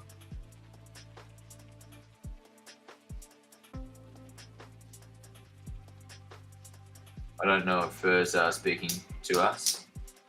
So I'm on go mute. to my. I did a Matthew there, right? Classic mute. Yeah, I do that sometimes. Yeah. So I asked ChatGPT what durian smells like. I'm just gonna read it out to you guys. So the smell of durian is perhaps its most distinctive feature, often described as incredibly pungent and divisive. Some people find the aroma enticing, while others find it overwhelmingly strong and unpleasant. It's often compared to a combination of rotten onions, turpentine, and raw sewage. However, with that pungent profile, there are also hints of sweetness and complexity, with notes reminiscent of almonds and caramel. So it's accurate. It's very accurate in how it described it. So almonds and caramel mixed up with a bit of turpentine. Yeah, smells lovely. Sounds reasonable. So you'll be happy to know, Crypto Psycho and Ronak, that we are not classified as the handsome chap, and the handsome chap is indeed Fur. Thanks, Ayan. There's who's the handsome chap? It's not us three. It's Fur. So that's great. Thanks. Yeah, and if you think I'm handsome, please tell my wife that, because she needs reminding every now and then. So just to pull back to this tweet, right? So this tweet, it's pinned in the messages. So if you want to have a chance of winning 600 L1X coins in a giveaway, all you need to do is follow me, Layer1X, L1X, X Talks, like and retweet it, and reply with this hashtag here, L1X2424, which I think was coined by Joe. I think we're thankful for Joe for that. And then Layer1X and then L1X. And I was trying to do what Joe said and type in hashtag Layer1X, but it doesn't work. It's too long. So if you engage with that, and we'll then do later on today, I'm going to make a note of everyone that's took part from the L1X2424 hashtag, and then we're going to do either a spin the wheel or maybe like a duck race or something that visually you can watch and get excited about. Now, we could do a Twitter picker, but a Twitter picker is pretty boring. So I think I'm going to input all that into a duck race, and we can watch a duck race at some point. And maybe, I don't know, what do you think? Do you think the duck race is better doing it tomorrow morning to give everybody a chance to get in within this period, or later on tonight? I don't know yet. How you guys get the winner? How you guys get the winner? Yeah, so I'm gonna put them all into like a raffle, really. Put everyone into a spin the wheel, or put everyone into a duck race, and then that'll pick the winner. So someone's going to win the 600 L1X today. Time wise, when do I do that? Later on, like midnight tonight, or do it for the morning? I might be better off doing it midnight tonight, because that way I can see all the people that have posted in that time. So What's the time guys, by your watch? 1:26 p.m. So it's just gone lunchtime. So for anyone, 2.5 hours back from Indian time. yeah, we've been going for 4.5 hours. That's pretty decent going. 4.5 hours. 900. Yeah, we're getting to close to 900. So Nice. yeah, it's a good amount. So anyone that's not familiar with Layer 1X, it's a Layer 1 blockchain. I should record this and put it on loop. But it's a Layer 1 blockchain. It's the world's first true interoperable chain. So it can speak any language. It can talk to EVM and non-EVM. That's the key thing, because most blockchains are like EVM compatible. They're not like non-EVM compatible. So because we can speak to any chain and we can send data logic to any chain, there's no barrier to entry. And this goes live on Tuesday. Currently, there's no limitations on what chain we can connect to, but because of resources and time, like right now, they're connected to the chains that give 80% of the TVL across all chains. So that is Ethereum, Binance Smart Chain, Solana, Polygon, Avalanche, Fantom, Arbitrum, Optimism, and then before the Bitcoin halving, we're being told Bitcoin Network's going to be connected as well. Now, Kevin, the founder, has already kind of favorited Tron network as well, and I think someone said Tron has got like 8% TVL or something, maybe. But yeah, Tron could be the next one that's connected. But yeah, drop your comments. Who do you think? Who would you like to see? Who would you like to see connected next to Layer 1X? Interesting to see your opinions, because there's a lot of blockchains out there. Some big ones, some not so big ones, but again, there's no limitations. Yeah. Mark, let's do a poll. A poll on Twitter, probably.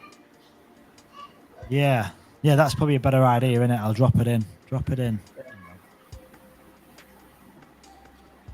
I hope L1X would have its own game.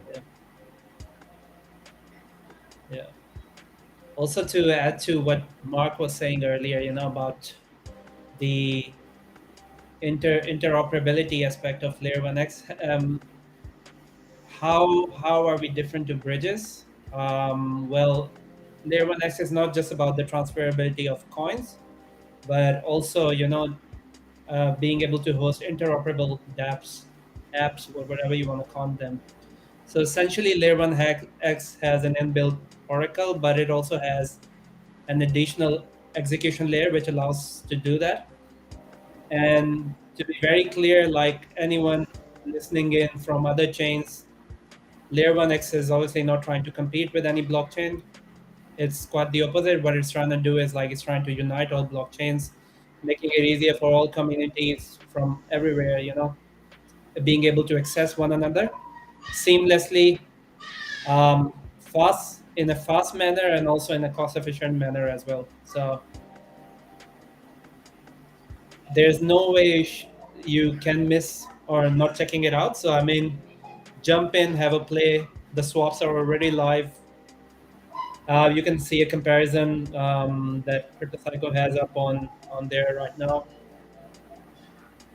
So yeah, those are pretty decent numbers in comparison to some of the other bridges out there. Stargate, there's the Squidwriter, and the XSwap. The other XSwap. We came first, but yeah. I don't like that. I don't like that how they've kind of they've took that name XSwap. It's like, I'm sure they've just ripped it off. I'm sure they have. Yeah, I've worked in branding as well, and the first thing you do is you go on Google and search if someone else has taken that name. I'm sure there's no way they wouldn't have come across that. Yeah. Yeah. They should have called it Link Swap. Considering. Yeah, link swap. Also, if you zoom in, like the logo looks pretty similar to, I don't know, the X. For some reason, it's like they use the same font or something.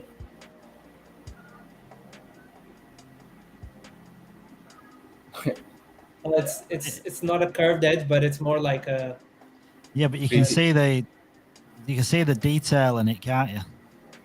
yeah. Yeah. Well, they don't offer what we offer, so and like the comparison was like the same price as like bridges, so they weren't saving any money. And again, it's non-EV, it's EVM, isn't it? It's like doesn't work on non-EVM. Yeah, and a lot of people I know who'd see those numbers would argue, and which is what one thing Kevin clarified on the live AMA as well was people don't see the fees sometimes upfront, and they think, oh, they're probably paying only those amount of fees, but the actual amount of money that you end up or funds you end up paying is a lot higher. So if you actually go into the Explorer and check, and that's when you see, the actual amount you've paid for those cross-chain swaps through bridges. And those numbers, yeah, these are the actual numbers. And we did a comparison on a live AMA as well. Probably should drop that link somewhere in the chat too, Mark, for the live cross-chain comparison that we did. Yeah, definitely. Hey, Fur. Yeah. Is the expert is live for everyone? Yeah, anyone can go on L1X app and can use it. So it's not. Oh no, the experts. No. Experts, yeah, experts is. Sorry, I didn't get your question. Go again. I was saying that only. Everyone.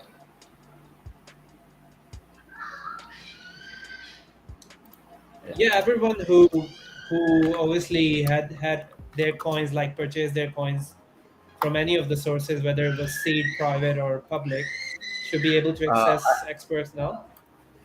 After data sanitization, I'm getting some error. Not sure what. While pasting. What are the errors you're getting? Yeah, wait. Let me try again. Hey Sharav, how are you doing? Hey Rupert, how are you guys doing? Hey guys. Sharav, you're looking very handsome and dapper there. You've not just rolled out of bed. It's 25 degrees Celsius down here in Melbourne. It's a beautiful late summer day, so why not? Yeah, you look like you're ready for it. I've just popped in, and I'm just gonna pop out again to take the dog out. But Joe asked me to pop in, and yeah, good to be here. Yeah, nice. Awesome Have we done intros yet? Does everybody know who Sharav is? I kind of gathered then when you mentioned Joe that I'm thinking, right, Polynize. Yeah, this is it. Give us your quick spiel, Sharav. Yeah, sure thing. So my name's Sharav. I'm one of the founders of Polynize. I think Joe was talking to you guys about Polynize just then. So yeah, we built this esports of intelligence where intelligent people like you guys can come up with ideas and battle it out against AI, and then as time goes on, that'll give you the opportunity to earn lots of things as well. So we just launched literally maybe a week and a half ago. Joe's already our champion player. So what better way to start this off than get this into a community like you guys? I've only just come across the project in the community because of Joe. Love what you guys are doing. Super excited for your launch as well. Yeah, no, awesome. I'm gonna jump on there and sign up and give it a go. So the 921 people here, so I'll drop a Twitter link in as well and get people to sign up and check you out. We're gonna have a battle royale. Yeah, look, I appreciate that. The whole point of it is we all have. I mean, it's actually an interesting time, right? With artificial intelligence, all the talk seems to be that humans are going to fall behind and AI is going to get ahead of us, right? That's all I'm hearing in the narrative. Now, we're actually backing humans here. So what we've done is we've created a platform where you can prove yourself to be more intelligent than AI and actually get better. Because our belief is humans are going to we're actually going to level up, right? Because of what AI is doing. So, I'd love to see what you guys come up with. Joe's come up with these challenges. He's put this whole thing together. It's not me, just the platform. So yeah, it's super exciting for me to see that someone like Joe's sending this out to you guys. Love to see what you guys can hold. Yeah, no, I'm gonna give it a go, get involved with it, and just see how it plays out. Because I think, yeah, you're right. Because people do have the conception that AI is going to take over, but like you just said, like AI is becoming a tool, and it's a tool what people can use and learn from, and it allows, like, people just think, oh, you got to cheat, you got to do this, you got to beat the system, but it also it's a good knowledge base, isn't it? And it helps you think differently. So I think, yeah, you probably onto something really clever there. I mean, I use AI, like if I'm writing something, if I want to put something together, because at the end of the day, the information that it spits out is only the information that you put in. Yeah. So if you want to know something, you want to learn something, you want to explain something better than you can probably explain it yourself, if you put the right prompts in, you get good responses from it. And yeah, I think AI. I mean, you look at the projects launching now. I mean, you look on all these like Solana, Ethereum, and you type in AI. There's so many AI projects launching because everyone's jumping on the bandwagon. Yeah, the way we put it, all of that is right on. The way we put it is AI is going to be the new average. So if you can outperform AI, you've got a bright future. But if you can't, the reality is, you're going to be losing out in this new economy. So we know that everyone can do it, though. So having this experience of playing a game against AI really brings it out. Like, it's not all serious. It's not, work or anything like that. Although some of the problems there are pretty interesting, I think, for a community like yours. So yeah, just love to get any feedback. I'm always accessible. I'll get Joe to pass my details on, and we're going to be launching a tournament with you guys week after next. Joe's going to probably tell you more about that, and put some rewards up there, and just get you guys, get all the intelligence out of your community, basically. So yeah, looking forward. Yeah, yeah. The sneaky alpha. Sneaky alpha. We can't not have alpha though in a live space. You've always got to drop something. 68 hours worth of alpha to go. Yeah. This is the craziest live stream ever. Like, literally, I'm running it until Tuesday, like morning, 9 a.m. Australia Western Standard Time. So I don't know how I'm going to fit sleep into that, but I'll fit it in somehow. Amazing. Well, Joe said to me, hop on now if you can, and I had 2 minutes. And then he said, or any time in the next 68 hours. Yeah, I bet you're thinking, what? There's a live stream going on for 68 hours? Yeah, respect. Absolute respect. I've got to hop off now. Lovely to see you guys. See you on the platform. See you, Joe. Yeah. Thanks for sharing. Cheers, guys. Bye. Now, that were cool. So I'm just going to get the Twitter link, I think. Where is it? Yes, get in there and have a go. It makes the leaderboard a lot more fun when you're trying to beat AI, but also beat each other. There's nothing like trying to win on multiple different levels.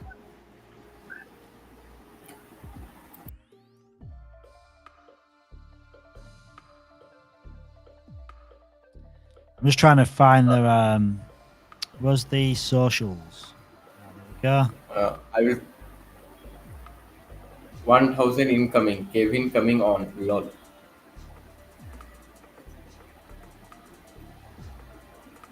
How many of 1,000 incoming. 933 people. 67 more, guys. You'll have to bring a Miro board if Kevin comes on. It's inevitable. Yeah, well, if Kevin comes on, in fact, I'm going to DM him. I'm going to say, Kevin, I promise people, if we get to 1,000 views, we're going to get the OG himself into the space. I'm gonna try my best to stay till 7 until my net improves. Listen, I don't expect anyone to stay online 72 hours. That'd just be complete madness, wouldn't it? Complete madness. Yeah. I'm gonna get the link now. Madness for the launch. Yeah, so the Layer 1X goes live on Tuesday. So there's going to be basically, I crazily agreed. Well, I didn't agree with my idea. I crazily suggested that we do a live stream starting on Saturday 9 a.m. Australia Western Time, which is 1 a.m. UTC, and run it through until 9 a.m. Tuesday morning, which Layer 1X are then going to be doing a live stream for the launch of the blockchain. So it sounded a good idea at the time, but now I've been running this for 4 hours 40 minutes, and I think I'm getting bed sores because I've not moved. So 67 hours to go.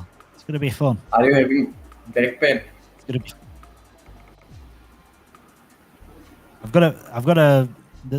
The spare bedroom is next door, so yeah, I'm going to be maybe opening there at some point. Don't know yet though.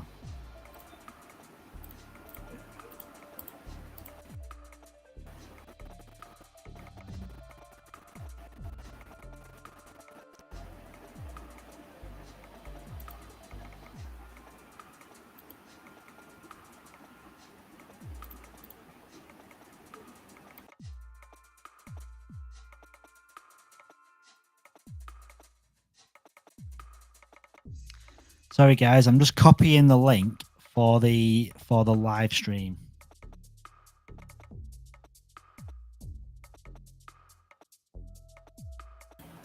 I really can't believe 1,000 people are watching us in live.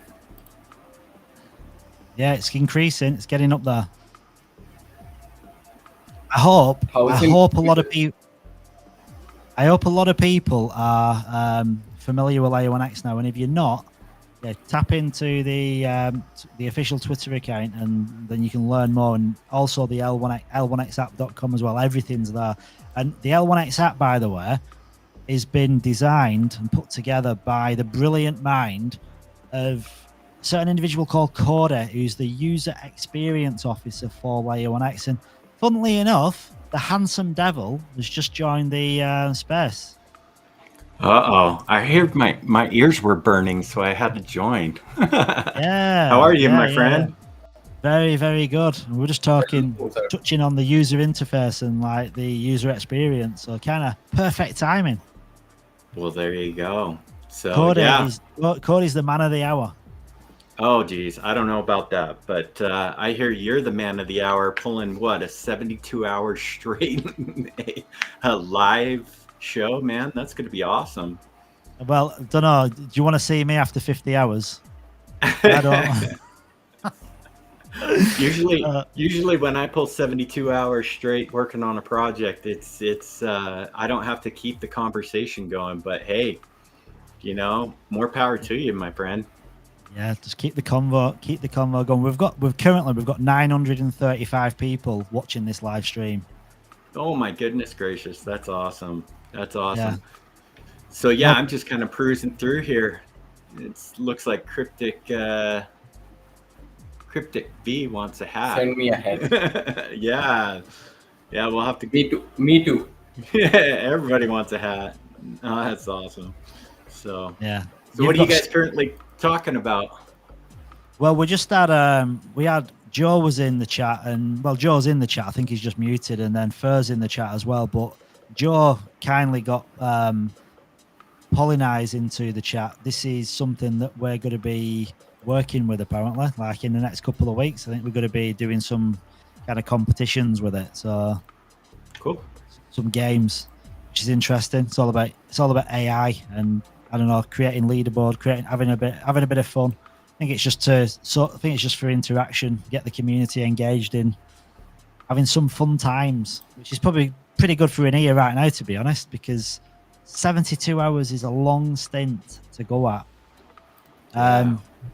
Yeah, I don't know if you just want to explain a little bit about your thought process about like the actual L1X app and how you kind of wanted to put it together and what visually you were looking for, like what you know, you can compare it to different user interfaces and different like software applications what are out there. Like what was your madness behind this kind of user interface that you're going with?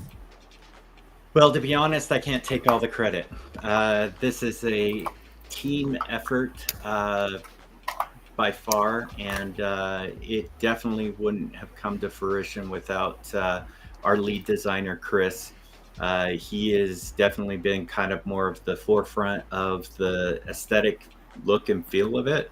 And I'm just here to kind of give them some feedback and direction on how things should go. But you know, if you look at kind of the whole backbone of what the L1X app is truly meant to be, is it's a gateway into the blockchain, right? And one of our main things that we're trying to focus on is being able to allow users that use the L1X app the ability to customize it in the future the way that they want to see it, they want to engage with it, and basically it'll change and revolutionize how we kind of interact with the blockchain data, right?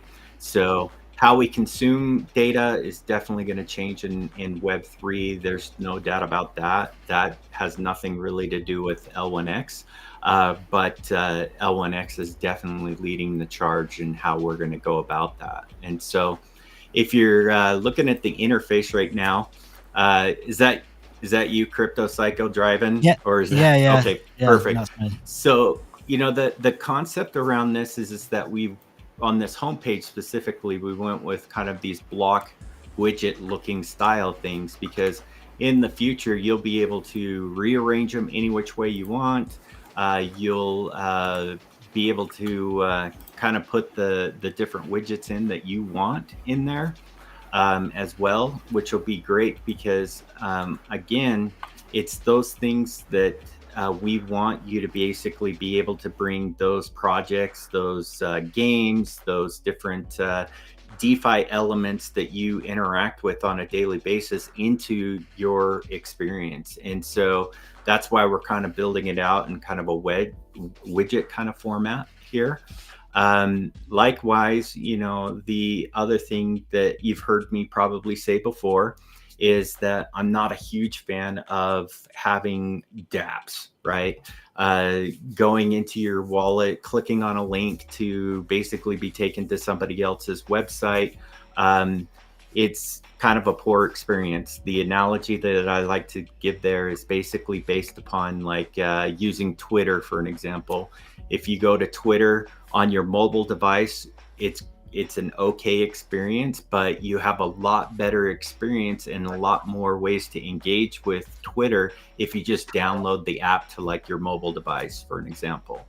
And so that's basically the concept of how we came about with this, is to build the wallet, which is, if you want to look at the wallet as being kind of this whole screen, we made the wallet an engineering layer so that people could do the same thing with building apps inside of that wallet experience. And so what you're starting to see here is starting to unfold into that vision of where we want to take the L1X app. So yeah, I mean, it's a beauty. Like when you zoom out and you look at this full screen on a desktop, it's actually a beautiful interface, and it actually makes you want to engage with it. That's for sure. That's for sure. It definitely does. There's a lot of things that we still want to change between Chris and I on this as well, but you know, it's an evolution thing. So the more and more people that we can get using it, and you know, that little feedback button over on the right hand side, I highly recommend that if you guys have issues or, you know, some feedback to provide us, click on that little orange button up at the top. It's actually the one on the about midway up on the right hand side of the screen. It's the little tag sticking out. Ah, sorry. Yeah, there we go. Yeah, that thing right there. So yeah, you can just kind of go back and give us some feedback on it if you like it or you don't. And we take all of this kind of into consideration as well, is to help us make it better, because really that's what it's all designed for you guys. So. Very engaging. Yep. So one of the biggest problems that we definitely had was trying to make it very cohesive, right, and make it seamless across the board. And you find that quite a bit in DeFi, especially in various DeFi projects, is that every single component seems very individualized or siloed. And so for us, we wanted to create a very seamless, almost fluid experience so that you could jump to one thing or another through a couple of different means. A quick toggle, and kind of a midway to get there, and then the really long way to get there. So then that way you always have access to the same functions and features at least 3 different ways. Yeah. I noticed that because when you like you've got like these kind of sidebars down here, haven't you? Like this kind of way you're doing it, or you've got like access to it through the bottom bar as well. Yes, exactly. And eventually this will be customizable as well. So you'll basically be able to put in your favorite kind of X apps in there and make it fully customizable to how you want to view things. Yeah. There was somebody, I'm not sure who it was now, but someone earlier on was talking about they wanted to create the space cards, and they were asking, like, when you've got your space cards and then you've got your Web3 website, and I'm looking at this, and is the Web3 website and the space cards, are they correlated, or are they just completely different? Can you have like a space card? Can you have a website for each of the space cards, or is that different? Yeah, they're a little bit different in the sense that a website is just basically like a normal website kind of thing. The space card is just more geared towards your guys' profiles and things like that. Space cards are meant to be a way to segment out your data in different formats. Like you can see there's social, there's business. You can pretty much create it any way, shape, or form that you want. The website and the space cards are all part of that space CMS. And I'm really excited for that space CMS to be fully rolled out, because it will definitely revolutionize how people engage with crypto, especially for us no-code people, so that we can have some fun with it, right? So, yeah. So with the one of the questions we got about the space cards themselves. So like, how? Say, obviously, you wanted to. You're a gamer, for instance, and you want to share your profile with a gamer in a game. Like, what's the process behind sharing it to somebody, whether it be a game or just a mate or someone in business? What's the process? Yeah. So once, so the next phase in this will basically be to implement contacts, so that you can, like, Crypto Cycle, you and I can kind of have a connection, and we can connect with one another, and you'll be listed into my contacts, your profile. So you would basically share one of these space cards with me, and vice versa, right? So you can let me see what kind of information you want me to see, and vice versa that way as well. And so once we connect, that's one way that you can kind of share your card, is through a connection that way, like space card to space card. In the future, we'll be rolling it out so that people can actually share it, like through almost like a copy link type of thing, or share it out onto social media accounts, things like that. So initially it'll just be the contacts within the ecosystem, and then it will evolve outside of the ecosystem as well, which so can tap into Web 2. Yeah, I can imagine. Like, I'm picturing that now. Like, I'm picturing, like, when you go to crypto events, nearly everybody uses Telegram, and they just scan QR. You're just scanning a QR code, so you'll open it up, you give them a QR code, and they'll just scan it. And I can imagine this being exactly the same. It's basically giving them your full profile just through a simple tap or simple scan. Yeah, and the idea actually came from Linktree kind of stuff, if you're familiar with what that is, so that people can kind of click on your one link, and they have access to all of these different types of links that you're willing and wanting to share with people. So yeah, you're absolutely correct. Yeah, no, I do look, and as well. I mean, I've said this obviously quite a lot as well, but like the L1X app, because obviously we all know what's coming on the roadmap with the decentralized operating system. Like when you look at this, you literally like on full screen. That could be when you turn. That could literally be when you power up your computer. It just looks like it kind of looks like the operating system, doesn't it?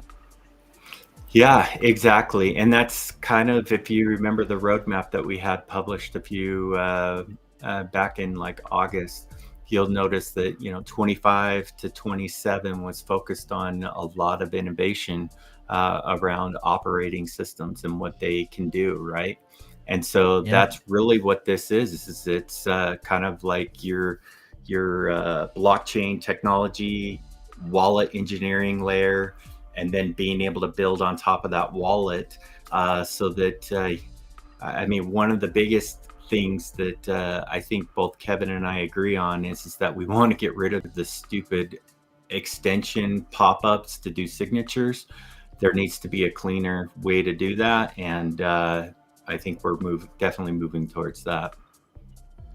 Yeah, so the innovation is like happening right here. So like the tech, basically the user interface is like kind of catching up with the tech. All we need now is the community to catch up with the user interface and the technology. And when all them three kind of coincide with each other, that's when the network effect happens. Yeah, and that'll be fun too, especially as we get more and more projects building on us. And I actually had quite a few good conversations with people. For the last 2 or 3 weeks, I've been doing nonstop AMAs, going into other communities and things like that. And it's been really fun because after every AMA, it seems like we always have 1 or 2 people reach out to us wanting to learn more. Everybody from meme coins to games to real world asset kind of projects. And it's just been fun talking to them and showing them what XTalk can do. And it's awesome seeing their eyes just go big when they have that aha moment. And then I show them this and how they can still remain on the chain that they're on, but come over and build their widget on here through using XTalk. Their minds just get blown away. So I'm gonna do what Joe always does then. So you get the space, and what does Joe always say? Like, what is the alpha? What alpha is there? Can you share any alpha? You can't get out of a space without being interrogated. That's what it seems anyway. Joe's very good at it. No, I love it. I love it. So one of the things that I'm pretty excited about that will be coming soon is I don't know if you can kind of see that little feed button right there. Oh yeah, hang on. Feed.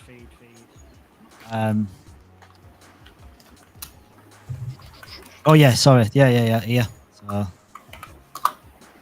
So if you remember, one of the big things to do is is push out a lot of the other components of what the Space CMS can do. And if you're not familiar with what Space CMS is all about, CMSs, we've created the first headless CMS. So if you've ever done like a blog post, or if you've ever done a like even a tweet or a social media post, those are all kind of like a headless CMS, an example of a headless CMS.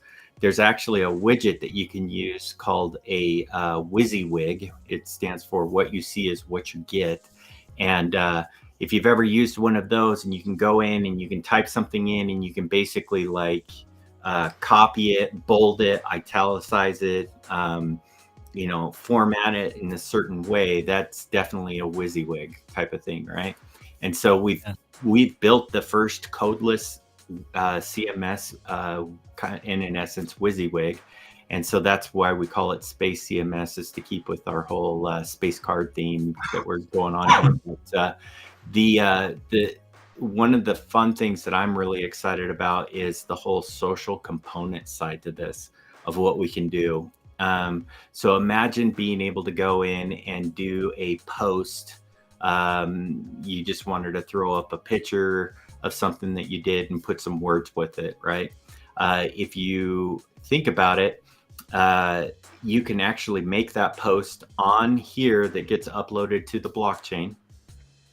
And then because you've attached it to a specific like profile card, for an example, you'll basically be able to connect your LinkedIn, your Discord, your Twitter accounts, things like that. So in the future, the hope is that you'll publish it in here and you can send it out to the masses, YouTube, Facebook, Instagram, LinkedIn, all of the different channels with one click, one publication.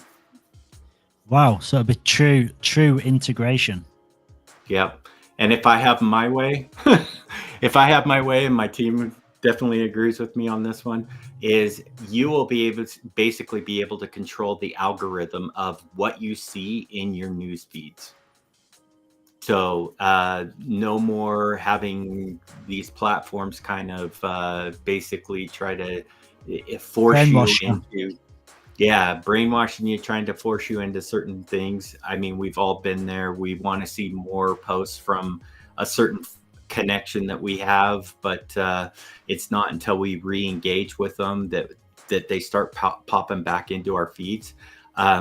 A lot of people don't realize that, with Facebook and Twitter and Instagram, it's basically down to a science. And Facebook has a specific algorithm that if they can keep you on for at least, well, Instagram and Facebook both share the same one because they're owned by the same. But next time you're on Instagram, try this out. But when you log in, if they can keep you on for at least 2 minutes or more, you'll be on it for at least 40 minutes, guaranteed. Jeez. If you don't believe me, try it. Because if you are on it and you scroll through at least 4 to 5, 6 different times, you're about 90% more likely to bail off of that one, especially if it's under 2 minutes. You're more likely to bail off of that and go to, maybe TikTok or some other platform. So what they do is they try to figure out what's going to entice you to stay longer than 2 minutes, because that's actually going to get you into the habit of staying for that full 40 minutes, because right now it is a war for your screen time. And so here, a lot of times I get caught up in it as well, but really what we want to do is give the power back to the user to basically control their algorithms on what they want to do. So imagine searching for like a hashtag L1X, right? So everything that's being posted about L1X on the blockchain, you'll basically be able to pull into one feed. Or you could build another feed where it's just you, Crypto Psycho, and maybe Joe and Fur and myself, right? And those are the only ones that I want to see is that, right? And so where you have your profile here, if you click on that, go to your page.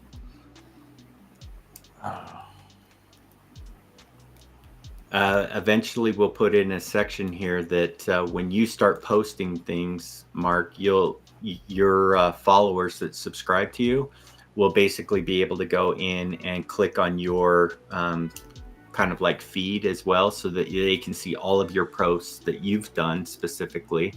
But then they can also start seeing your posts inside of their like overall feeds that they're doing. So yeah, do you think I'm too late to not be doxxed? Do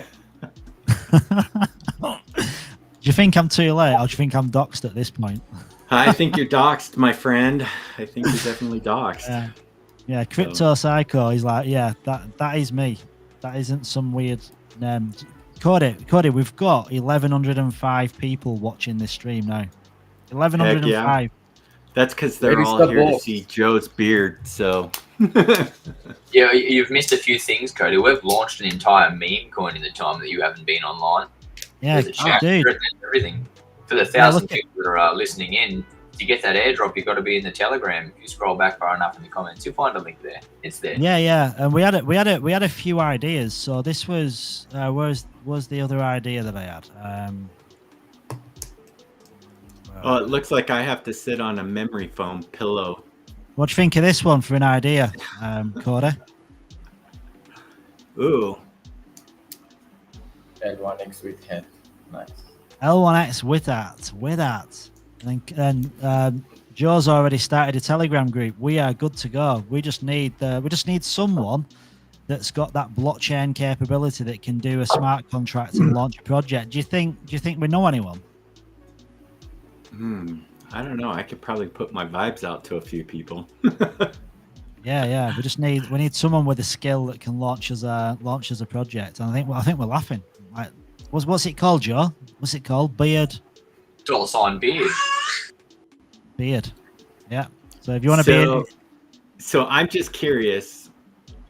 This is not alpha by any means. I'm just more curious about this. Oh man, Joe's eyes just went big. Leave a comment if you guys would be interested in doing your own meme coins in the future.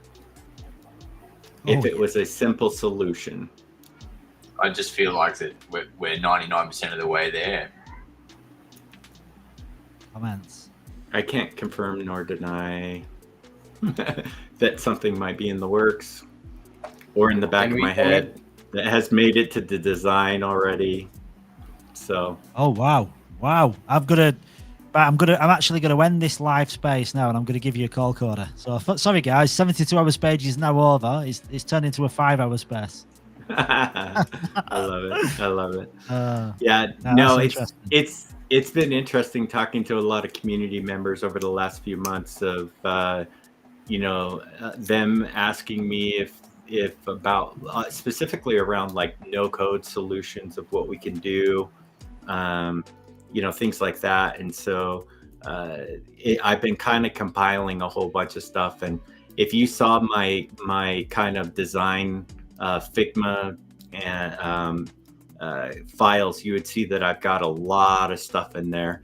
Not everything makes it to what you're viewing on the screen right now, but just know that my mind's always going nuts with this kind of stuff. But one of my goals is that I definitely want to make it super simple for the no code person to basically run their own meme. Let's just put it that way. Well, I'm all down for that, because I keep looking at different meme coins. I've got ideas. So like, yeah, if there's a literally, imagine being a drag and drop solution for it, because that's the thing, isn't it? Right? Anyone that wants to create a meme coin, people have these amazing ideas, but they don't have the know-how on what to do next. And yeah, you're approaching devs, and how do you trust them? Like, are they going to keep it open so they have a mint function where they can just keep minting coins? Like, you've got to put a lot of trust and a lot of faith in people that you don't know. So if you've got drag and drop solution to do your own, I mean, that's a game changer. That's going to bring in so much value and so many new users to the chain. Yeah, and to keep adding fuel to the fire, my idea has it where you can't rug. It's an anti-rug platform as well. So how about that for you? That would add a lot of trust factor with a lot of the meme coins buying into it. That's for sure. So yeah, that would be pretty.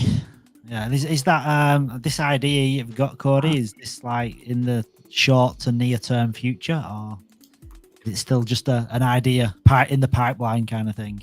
It's in the pipeline kind of thing. I have presented it to the team.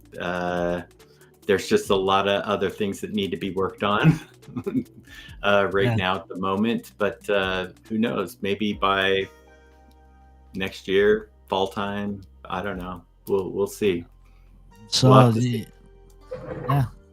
so there could be a lot of meme coins being set up and created where the risk factor is minimized. I mean, imagine that you've got a whole new wave of people creating meme coins through. I mean, it probably could be any coin, couldn't it, in reality? But creating coins on L1X. But you've also got that knowledge that any bad actors or bad acting is taken out of the equation. Now, people can sell, projects can fail, but all the stuff that people worry about, all that's taken care of. That's a big thing, isn't it? Yeah, it is. People can sleep. People can sleep at night without worrying about the founder literally rugging the project or doing something they shouldn't be doing. Yeah, and I mean, it just, these are just kind of some of the fun things that I get to do in my current role, is just take Kevin's technology that he's built and just try to come up with some pretty fun, new, innovative ways of doing things, and kind of bridging the gaps between Web 2 and Web 3 and, you know, all that kind of stuff. But hey, you know what? As long as I can keep innovating and keep coming up with these things, I'm happy to pass them off to people that want to build them. That's for sure. So. Yeah, that's the good thing, isn't it? It's having people that have got amazing ideas. And I think because you've got a wealth of knowledge and experience, like you come into L1X to bring all that here, and then it sets other people's like imaginations going then, and then you've got an idea and then someone else expands upon it, and before you know it, you've got that light bulb moment. Yep. I'm a huge believer that, you know, what we're doing today is nothing compared to what somebody that's listening to our voice, especially these young kids that are coming up, they're going to be the ones that are going to be running and taking our torch from us very, very quickly. But as long as we can stay within and keep building at the foundational level, at the blockchain level, for things for builders to use, you're absolutely correct. Everybody taps into that distortion filter into their brain, which is the creativity of what can we do next type of thing. And that's like my ultimate goal is what can we do to drive creativity and innovation inside of Web3. So. Yeah, it's going to be an interesting next 6 to 12 months, isn't it? Because the thing is now, you think about what Layer 1X is doing right now, and in many ways it's restricted by resources. So there's ideas that want to be implemented, and at the minute there's no resources to get them done. But when it starts going in the direction it's going to go, and Your voice is not clear. So they can really start getting that.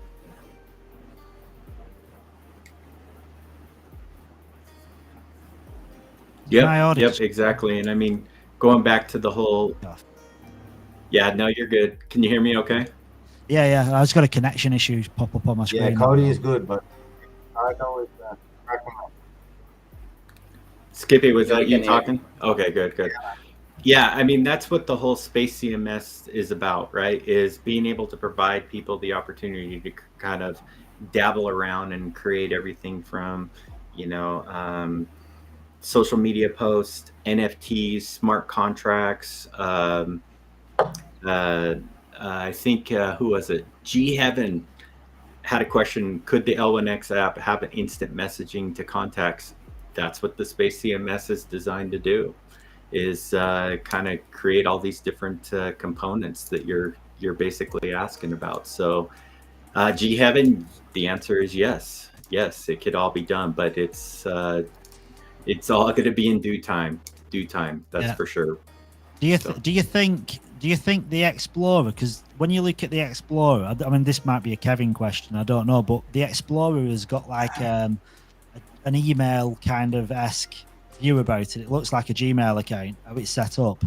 Is it going to have capabilities where you can send messages from wallets to wallets? Because I know, like with Ethereum, you can, if you sign up, you can use it like a messaging service, but not many people know it exists. So because it's like a Gmail, it's like an email kind of setup anyhow. Like, it'd be pretty cool if you could have like a messaging on the back end, so you can DM people on wallets. Yeah, I mean, if you think about it, you know, wallets are just an anonymous profile, in my view, right? So if you think about what we're trying to do with the usernames we're definitely going to take to a whole new level, because you know, you'll be able to have that wallet attached to specific, you know, profiles, those space cards. And so, yeah, I mean, it 100%. So Cody, can I have a question, mate? For $1. Yeah. Only $1? I'm cheap tonight, man. That's two. That's two. Yeah, I mean, I saved some, you know, for investing for the gas fee, and I didn't take it off, so I'll send those to you. Yeah, But you know, I'm trying to connect a username, yeah, from the NFT usernames. Mm-hmm. But I bought like 6 NFTs, 3 of them in MetaMask and 3 in L1X. And the one that I want to take, which is Skippy, is in the L1X app. And I cannot connect that one. I can only connect the 3 from MetaMask. Mm. You know what I mean? When you log in the home screen? Yeah. Those should still be showing up. In my portfolio, it shows up, but not at the place where you want to connect them. Okay. Yeah. Do you mean like on that little drop down bar at the bottom where you select your username? Yeah. Exactly. Yeah, I've had that, but then I don't know what it is. It's as if it's took time to populate. But I presume you've tried that, because I've had it where it's taken a while, where one's shown up, and then it's took a little bit longer, and eventually they all show up. It's as if it's pulling the data in from your wallet. But you might have already tried that already. Yeah. So it is showing up in your portfolio. Yeah. But it's just not. It's not showing up as an option to basically do that. Okay. Exactly. So when I connect my MetaMask, I'll do it right now, because L1X is X wallet is connected now. So I'm connecting now to my MetaMask, and then I get the drop down, and first they all show up like for 2 seconds, and then the 3 that are in the X wallet disconnects and they're gone. Only the ones in MetaMask show now. So there are only 3. Okay, yeah. So just so that you're aware, we are trying to work on basically merging the two. If you guys are familiar with what I was kind of talking about back in the day with the extension wallet of having delegation, you can connect as many wallets as you want. We're trying to make that so that you can merge your L1X wallet as your primary wallet, obviously, and then merge all of your different MetaMask wallets in essence underneath it, and give your main wallet delegation to all of those. So we're working on that, and that might be, I'll have to check and see where that's at, but that is definitely on the list of what we're trying to enhance there. But I'll make a note of this. Thanks for bringing this up. I'll make a note of it, but have you filed a ticket for that yet? No, because I don't. No, we just talked about it here. I haven't. No. Okay, I'll make a note of it to bring it up with the design guys team to solve that, and our technical guys. If you wouldn't mind just filing a ticket with it on Discord. That helps us to know kind of like what things people are having issues with, so that we can prioritize what needs to be done. So if you could do that, that would help out tremendously. No worries, man. Cool, thanks. Cool. Hello. Am I audible? So, what was that? I'm Ronner. Oh, hey, it's nice to put a face with the name, man. I've talked to you a few times through Twitter and Discord, so it's good to see you, my friend. Yes, I was having one question. I'm very glad to meet you on board. My question is that will L1X be going on gaming side? Like, will L1X will have its own game in the future? Its own game or gaming launch pad kind of thing. What was that? Sorry. I'm talking about its own game. Our own game? Yeah. I can probably tell you that won't happen, my man. Just because we are a blockchain foundation, we're gonna start pulling away from developing out a lot of different apps and things like that. What you're seeing with the L1X app right now is just use case during beta phase, so that we could showcase a lot of the XTalk capabilities. But you know what? we're not game designers, and we'll leave that up to the professionals, and we'll handhold those guys over as they come on. So I actually had a phone call with one of our partners, Elderune, tonight. It was awesome jumping on a phone call with them. They walked me through, I don't know if you guys have seen the tournament that's coming up here in a couple of days, the L1X tournament that they're going to have.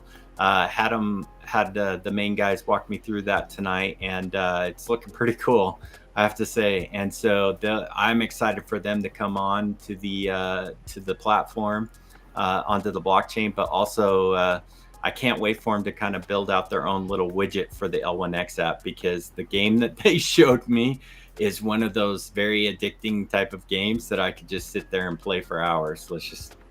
I'm just being honest. It's a pretty fun game. Is that a mobile game, Cody, or desktop? Or?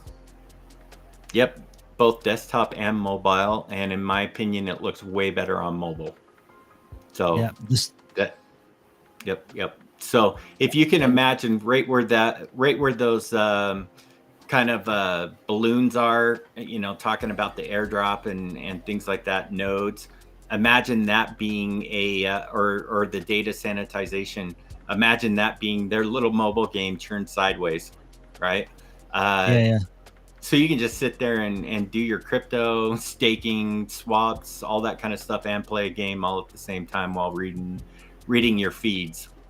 That's really what it is, right? Just build out the experience you want to do, your own platform kind of thing when you turn on your computer, like Mark said. So.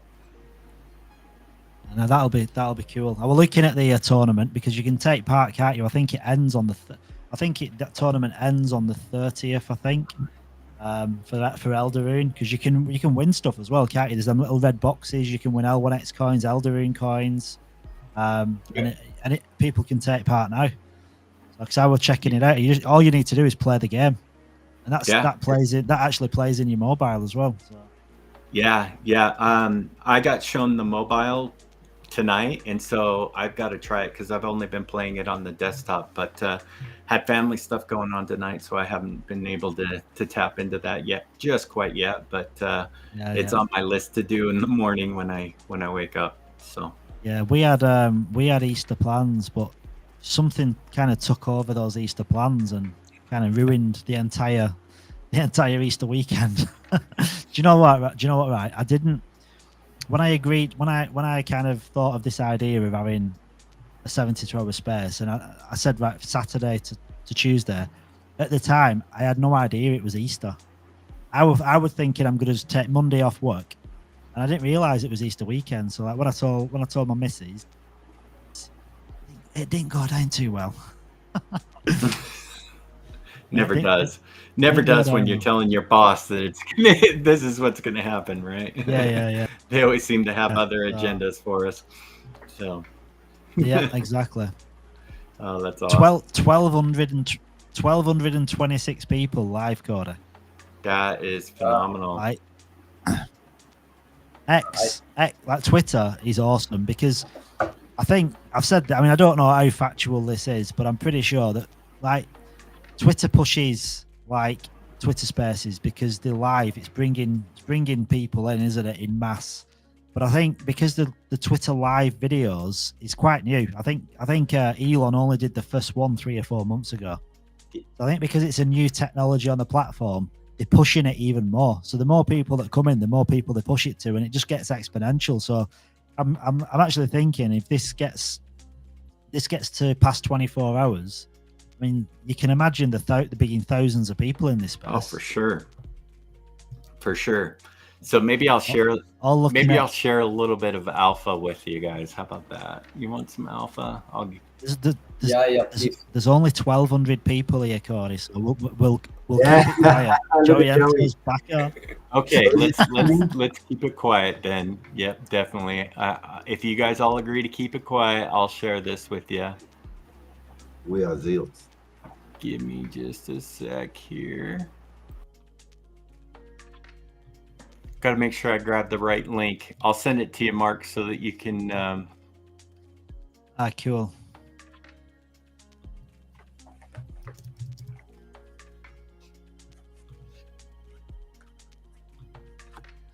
Yeah, it's funny. It's funny being in charge. I feel like a gatekeeper. Sometimes I just wish everyone could just share stuff, but this only allows one other co-host. So I got Fur on as a co-host, and I can't add anyone else. Was added as are you dropping it in the private chat? I'm actually sending it through WhatsApp to you, All because then I know who to come after if this thing leaks. Yeah, that doesn't sound fair to me, but let me open it up. I've just got to open on my computer. Can actually get it.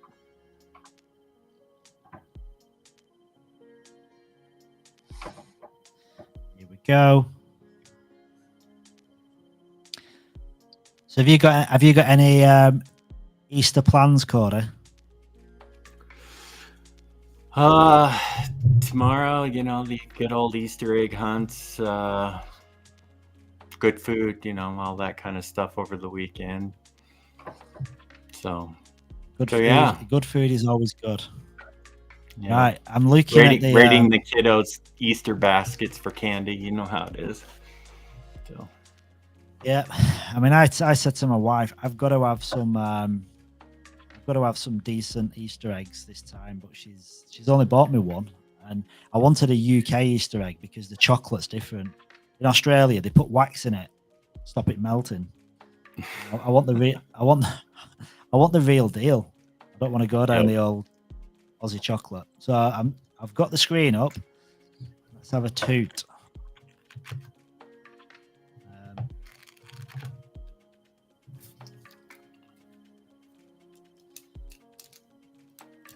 Here we go.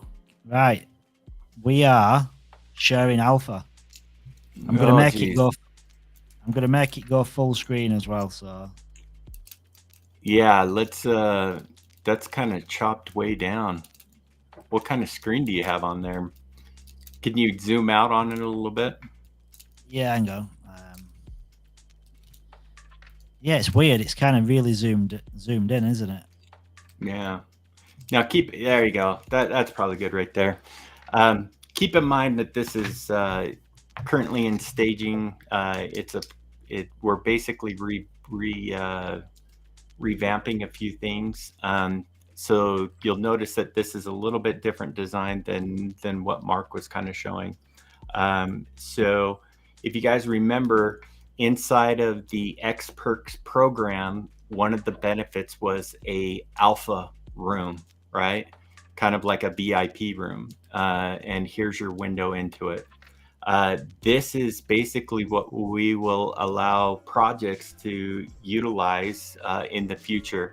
What it will do is it will basically kind of combine Discord, Telegram, YouTube, Twitter, all your social media stuff, all into one single interface moving forward. And so that way people can connect to it. They can, in essence, watch these live streams like what you're doing right now. You can do those right from here. It'll be very much just like what you guys are experiencing with the whole chat function on the right-hand side as well as you're streaming. So imagine this whole platform just being live right on this page, right? And that's what that stream tab will do. There's probably nothing there, but then you see there's the comment that's actually going to be the feed. Community will be more or less like your Discord, where you can jump in and have different channels that you can tap into and have conversations around. But this is just kind of the start of it. It's like I said, it's still in staging development stuff. So, but you'll have a homepage. So if you want to have a public group, you can. You can also go ahead and connect to it, just very similar to like when you connect to the Discord, you have to go through, you're joining a server type of thing. You'll come over here, you'll basically click on the connect to play. But this would be basically like connect, join kind of thing. And then from there, then you'll be in every time that you connect your wallet, you'll automatically be logged in, ready to go. And yeah, so that's basically what these will be. moving forward. It's pretty cool. So like if you're connected to, I don't know, Cordy game, whatever it is, and they've got exclusive perks for like holders of the token or holders of the NFTs. Is that what connect to play or connect the wallet will do? It'll basically give permissions because it knows what you've got in your wallet. It knows you're part of that community. Yep. Yeah, I'll be part of that community, and I can kind of jump into it. It's a little bit different of a look and feel compared to like yours, where you're kind of like an influencer type person. If it's an individual, you will go to that kind of influential hub thing. These are more of kind of like communities, right? So imagine them being able to tap into their communities, tap into their websites, tap into everything right from this unique kind of perspective. So it is really just bringing everything together to create that seamless experience. So I like the idea. Please keep it on the DL. You didn't get this from me, and if this makes its way out, Mark, I know where to hunt you down. Thank you. I appreciate that. So I like the concept of it. It's gonna. So for the social side of it, like if they're going to be integrating, I don't know, like all the different social feeds, so that's going to come in just as one feed. So it's gonna be one feed from within the app itself, and they're gonna be able to engage through the feed as well, or is that going to be back to the individual platforms? Yeah. Think about it like this. On Twitter and all these different places, we use like hashtags, right? Hashtags are really designed as an organizational thing with all the noise out there, so that you can kind of filter through the noise and get to the meat on the bone of what you're actually looking for. And so using hashtags are a great way to do that. So imagine just a pool of just posts that people have put out there onto the blockchain, and you can discover them because of, I call it comment. It stands for content media tags, and it makes it discoverable, which is a huge thing. And I think that that's going to be a big thing moving forward for NFTs in the future as well. So that if you wanted to find a specific NFT out there, you could just search for it and find it, who owns it, where it's at, all that kind of stuff, right? If you want to make that public. Likewise, you can make your post private, you can make your post public. Another great avenue for this as well is that it really does open up the means for content creators to allow subscriptions to their kind of private content type of thing. So if you think of some of the other platforms that are out there that do that, this does really open up the window for those type of people to come over and start taking advantage of it, basically cutting out the middle person as well.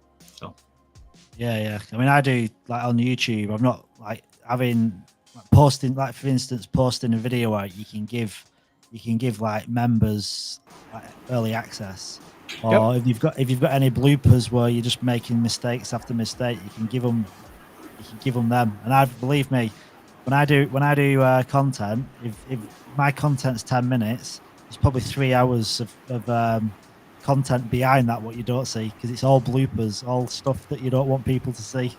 Yep, exactly. So, but yeah, I mean, that's kind of what this is designed to do, is just kind of be that community space for everybody to come together and really rally, and it's not so siloed, right? You've got projects that are like, hey, come to Discord, come join us on Twitter, come join us here, come join us there. It's like, just come here and you can engage any which way you want. Yeah, no, I like it. So it's like, I think that's gonna take off really well, because just think all these different launch pads projects that are going to be launching on the L1X launchpad, they're all going to have one of these, aren't they? Potentially, yeah. And you could use it as your website if you want, but then on the flip side too is that you can integrate that right into your website experience as well, into your project. Yeah, it's a great way to keep people engaged, that's for sure. So bringing the conversation to them, that's what it's all about. Yeah, engagement. That's the most valuable source, isn't it? You're getting people communicating with each other. Yeah, 100%. So, Cody, appreciate you jumping in, dude. It's been good. It's been a little educational journey. Yep, for sure. Thanks for letting me crash your party. I've got to crash. It's almost 1 a.m. here, so I got to bail. But yeah, keep it going. I'll try to jump in a little bit later when I see you still going. Okay. Yeah, unless I pass out, but yeah, it'll still be going. I'll catch you later, Cody. Appreciate you coming in. Thank you. See you, everybody. Cody. All right. Bye. Yep. Yeah. Bye. Bye. That was good. So we've had Joe in, Fer in, Cody. So I think I've got Ina. Ina's on the horizon. Maybe even get Sandra in. Sandra pops in every now and then. She does. She jumps on spaces occasionally. That noise coming. Whenever Cody comes, he brings Alpha with him. Cody always brings Alpha. I think they got to the point where everyone expects Alpha because Joe's so good at asking for it. Crypto, you remember get any fully validated nodes? Sorry, your volume just went completely off then. Sorry, what do you say? Sorry. Can you hear me, mate? Yeah, I can hear you now. All right. So remember early in the night, I told you that I was going to vest silver and I wasn't going to get any validated nodes. Yeah. So I actually just checked, and I made a mistake. I put everything in platinum. So I thought I might as well grab 3 validated nodes and 2 ELNs. So I have some now, mate. If I can, you're a legend, mate, that you're staying up this long. But if I can transfer one of those validated nodes to you free of charge, I will, mate. If Cody can make that happen, I'll give you one. I'm not having no way on earth I'm taking a free. I mean, I'll give you the L1X for it. I ain't taking a free full validator node, dude. This $12,500. At $12,500. That's what they cost. Yeah, well, they don't cost me anything, right? Well, you've still bought L1X for it. Yeah, but I'll keep the L1X. You're not getting the L1X. Yeah, no, but that's still the value of it, though, isn't it? Really, in reality. Yeah, in reality, you just get unvested like you normally would, if you didn't take it.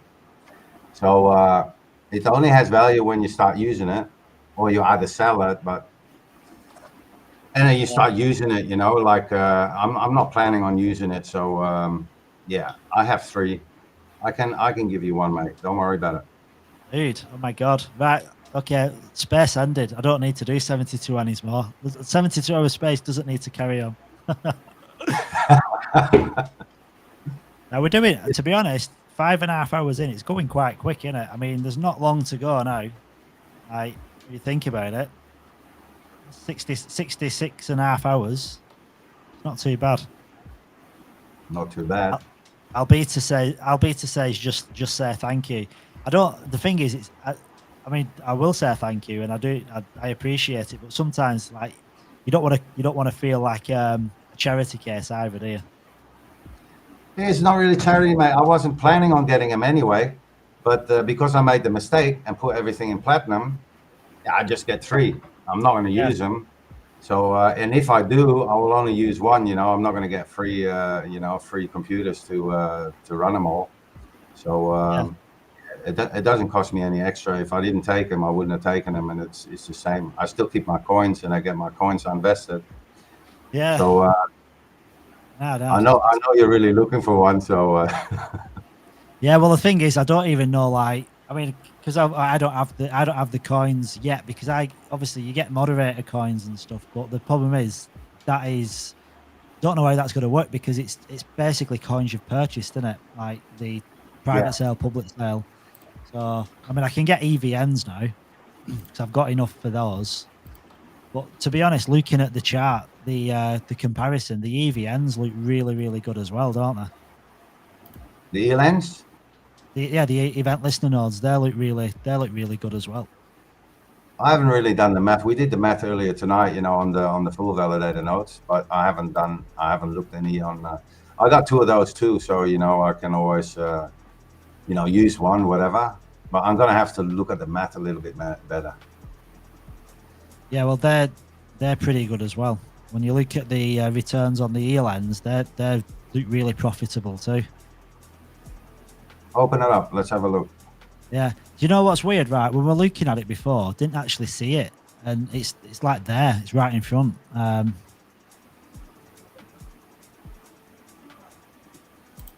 So like, is that see here? Am I sharing the right screen?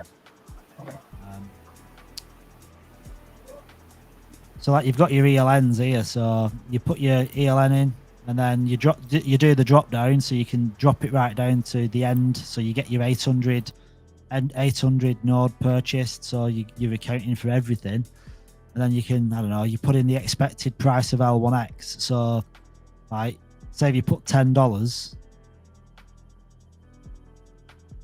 like look at it there, can you see that? 72K. Yeah, so that's so 72K. So like 365 days, 72K. Yeah, that's more than I get from my boss.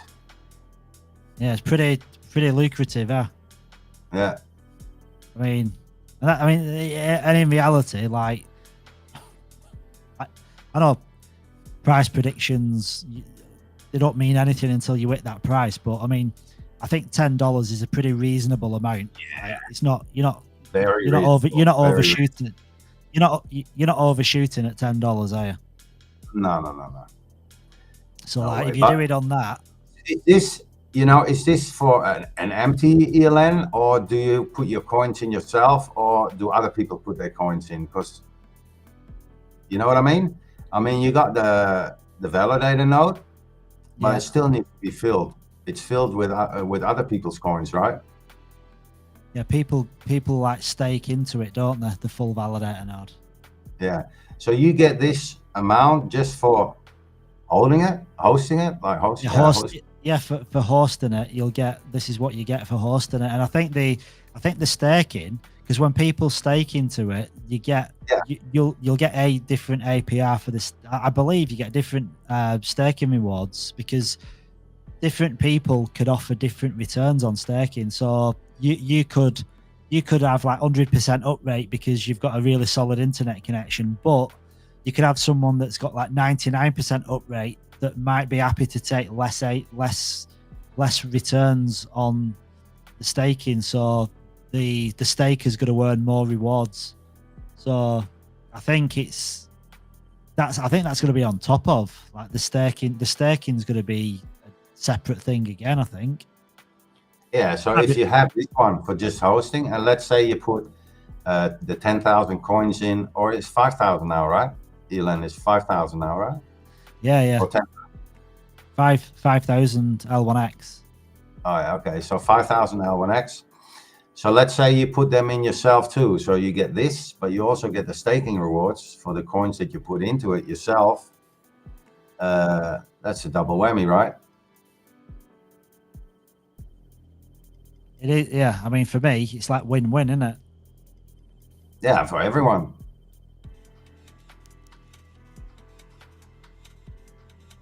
But the thing I don't get is who sets the percentage? Do you do that? Does the hoster do that? Or is it just like, because when you're staking somewhere, you get like that many percent, you know, like 20% or 15%, whatever, you know? I mean, it's a set price. But here, you have to play around with it yourself, right?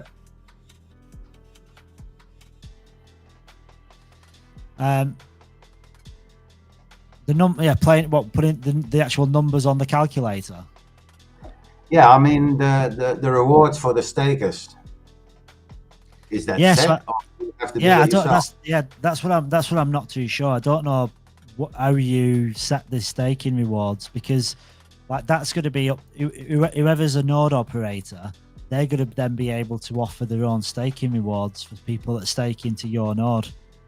So I'm presuming that'll be like a separate feed. I think once it probably all goes live and the nodes are fully like operational, there's probably going to be a different section what you jump into where you then start setting your variables.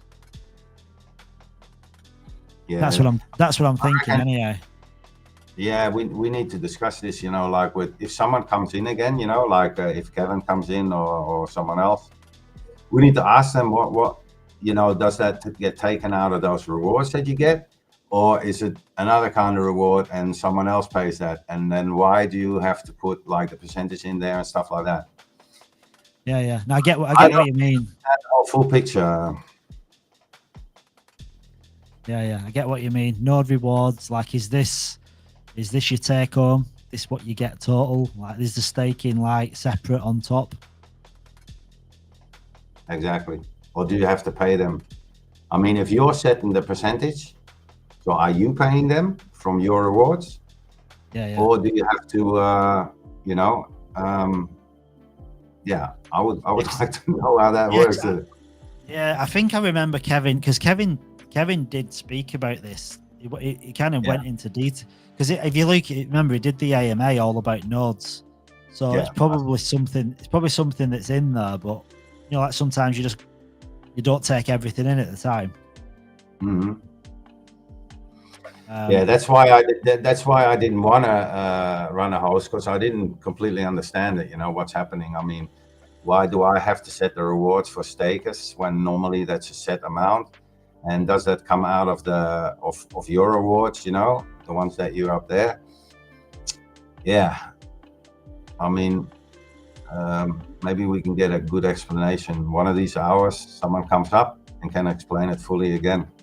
Yeah, listen, I'm sure Matthew or Kevin are going to be in at some point. Like, we've got 1,300 live views. Like, Twitter is doing its job perfectly. Amazing, man. Yeah, 1,300. That's crazy. That's why I keep saying, like, the longer this goes on, you get people dropping out, but you're also getting people coming in, because there's no way on earth these 1,300 people what are watching this on Twitter are the same 1,300 people that started watching at the beginning, or some of them are going to drop out, aren't they? You're going to get new people coming in. I mean, who's gonna be so engaged to be in a chat for so long? Yeah, crypto crew, the node host sets their own commission percentage, right? So does that come out of your percentage, or where does that come from? Yeah, Furs just dropped a link for the AMA. It's basically a sum up of the AMA for the node. Oh yeah. The validator rewards are given to all node NFT holders. The staking rewards are from transaction fees, etc. Oh, there you go, Master Chef. So the validator rewards are given to all node NFT holders, because they have like a separate, a separate box where they have the rewards already for a couple of years going on. You remember that he said that? And that would be for the NFT holders. And the staking rewards are from transaction fees. So that would be good. That would mean that you keep your rewards, you don't have to give it out. But then the next question is, why do we have to set the percentage of them rewards? Yeah, it's separated. Okay, Master Chef. Thanks, mate. See, that's a good thing about life like that on all these different platforms, that you get help from all different kind of corners.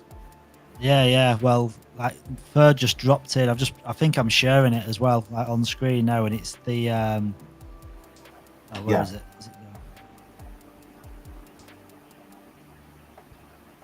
just trying to find the bit that's relevant. There's so much here. Be in there somewhere. Is section 10.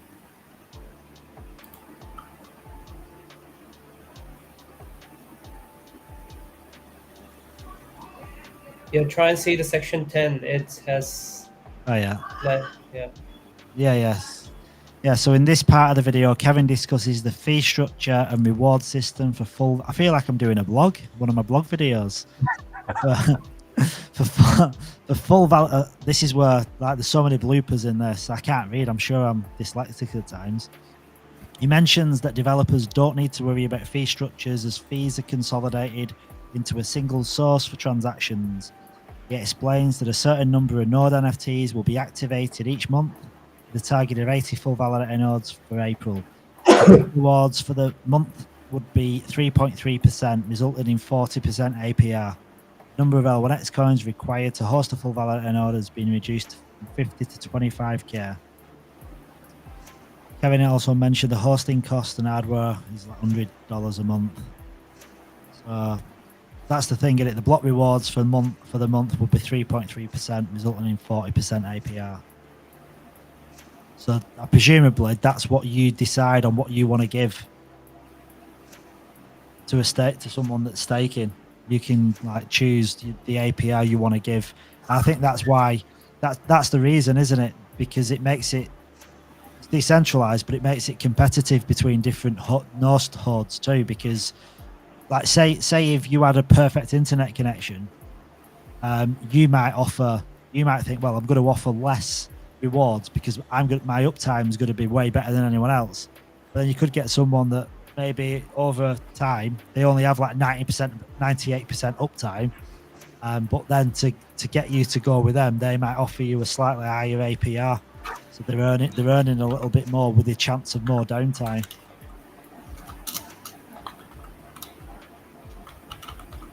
Depends on your X score, how high you can set your percentage compared to other node NFT holders. X scores.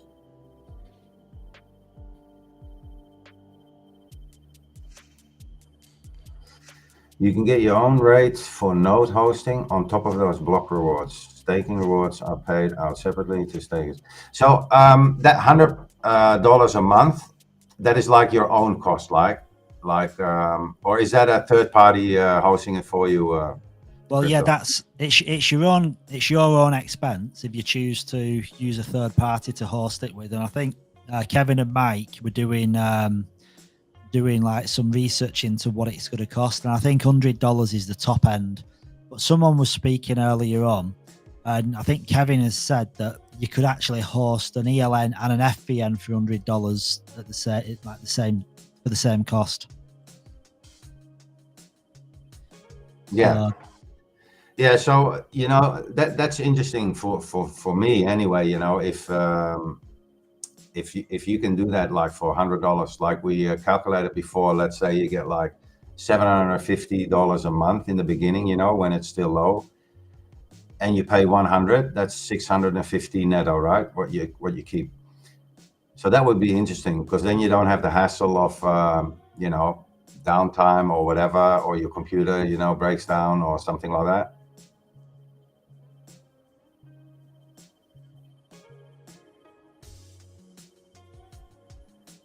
Yeah, that's why I'm going for like more of a hosting service, because my internet isn't reliable enough.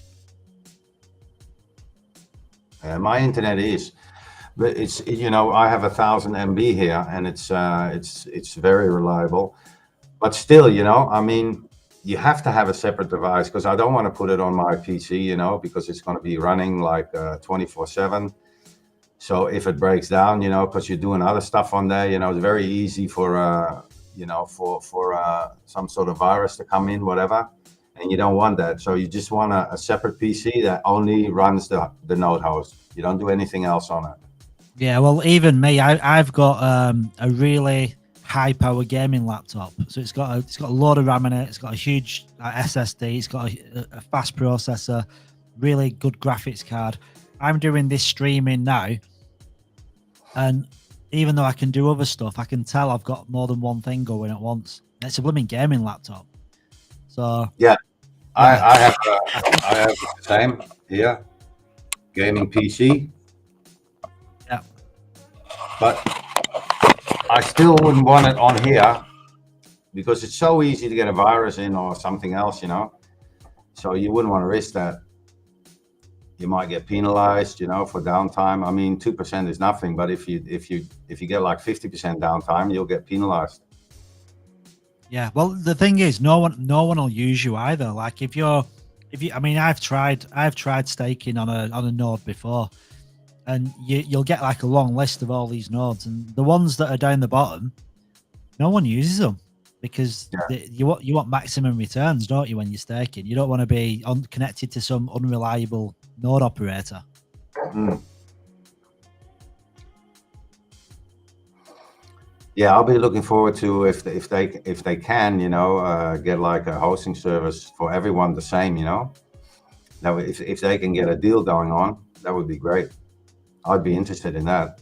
Yeah, I think they're probably looking at it because I know Mike and they've been like talking with different providers, and I think it kind of makes sense because if they can do that, it's trust for people as well, isn't it? If they use a certain provider, then people feel comfortable because everyone's using the same one, or the majority of people are going to be using the same one. Yeah. And in reality, if they go with like if Layer 1x kind of takes charge and picks a data center that can host all these nodes, they're going to get the best price because they'll say that, okay, we've got like 1,600 nodes between ELNs and full validator nodes. What can you do for us? Rather than just one person going to a random data center. Exactly. Yeah. Master Chef has got his mum to buy 2 ELNs. Beauty. This is it, isn't it? Like the nodes themselves, they're so lucrative, aren't they? Like if you think of the opportunity what these nodes give, like you don't necessarily need to buy like L1X coins. You just buy the node. I mean, you're buying the L1X to buy the node, but then you're just literally buying the node, aren't you? Yeah. And you're getting tokens, so like you said, you don't have to buy the tokens anymore. Yeah, you're getting paid in L1X. Yeah. I do. Like, I guess that that's not vested, right? No, because they're literally just buying the node, aren't they? No, but I mean the rewards from you get monthly, so it would just come into your wallet, I guess. Yeah, I reckon they'll just be distributed to your wallet. Yeah, because the vesting really is only during this kind of POX phase, isn't it? Just to kind of protect the chart and protect the holders, but the rewards from the ELNs, I think that'll go into your wallet. I mean, it's probably in here somewhere. It's probably in this document somewhere, I reckon. Yeah. So are you in what part of South Africa are you in? Oh, in Netherlands. South Africa. I'm reading. I'm reading South Africa, so it could have been. Yeah, I was reading something that said South Africa as I asked the question. I thought, no, you're from the Netherlands. Yeah, because I think I've told you, but I've got family in Hoek van Holland, so you told me. Yeah, I've not been over for a long time. No, I'm in at the moment I'm in Zwolle, but I was born in Amsterdam. Zwolle is about 1 hour and 10 minutes from Amsterdam drive. But our country is not that big, mate. I mean, it's not the same like Australia. It's not, but how many people live in Holland? What's the population? Yeah, well, that's actually around about the same as you know, between the 18 and 20 million, about the same as Australia. Crazy, isn't it? Like you look at the land mass of Australia, and there's like no Exactly. one here. There's nobody here. I know. I live there, mate. Like Western Australia is like a third the size of the country, and I think it's got 2 million people in the entire state. Yeah. Yeah. Crazy. It's crazy. When my camera goes off, oh, am I muted? No, I'm not. When my camera goes off, I've got some chocolate croissants. Well, I don't want to stuff my face on camera when I'm eating chocolate croissants. So if I go quiet and my screen goes off, just bear with me. I'm chewing and swallowing and not being rude. You had connection problems, mate, because he's been gone a couple of times when you're eating. Yeah, so that's why. So yeah, give me a second. Yeah, no worries, mate. The home side on L1X says daily L1X, but that might be from the staking rewards. Yeah, I think he talked about that before, MasterChef, that it's paid monthly for the node hosting. Or was that the swap? Was that the staking rewards from? Yeah, the staking rewards from like you know, the other coins like Avalanche and Matic and stuff like that. Yeah, I think that was monthly. Yeah, you might be right, mate. I don't know. Someone would know. We've got 1,300 people in here, so someone will say it.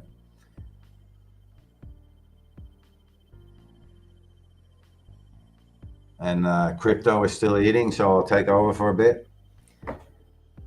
He's got 10 chocolate croissants. Here he is. I've only got 2. But hey, then, you still got a bit of chocolate here, mate. No, I'm kidding, mate. yeah. That is embarrassing, isn't it? You got food on your face. Yeah. Like they said, are you gonna wait? Well, just turn my camera off for a second. That's the plan. Yeah. That's right. The node hosting rewards from staking is paid daily. Oh, you see that? Master Chef in the house. The node hosting rewards for staking is paid daily. That's great. That is fantastic, isn't it? So literally, right? You're gonna be your L1X wallet.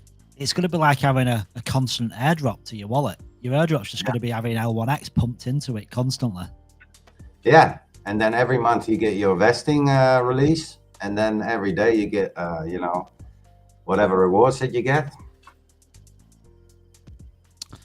Yeah, we're on to a winner.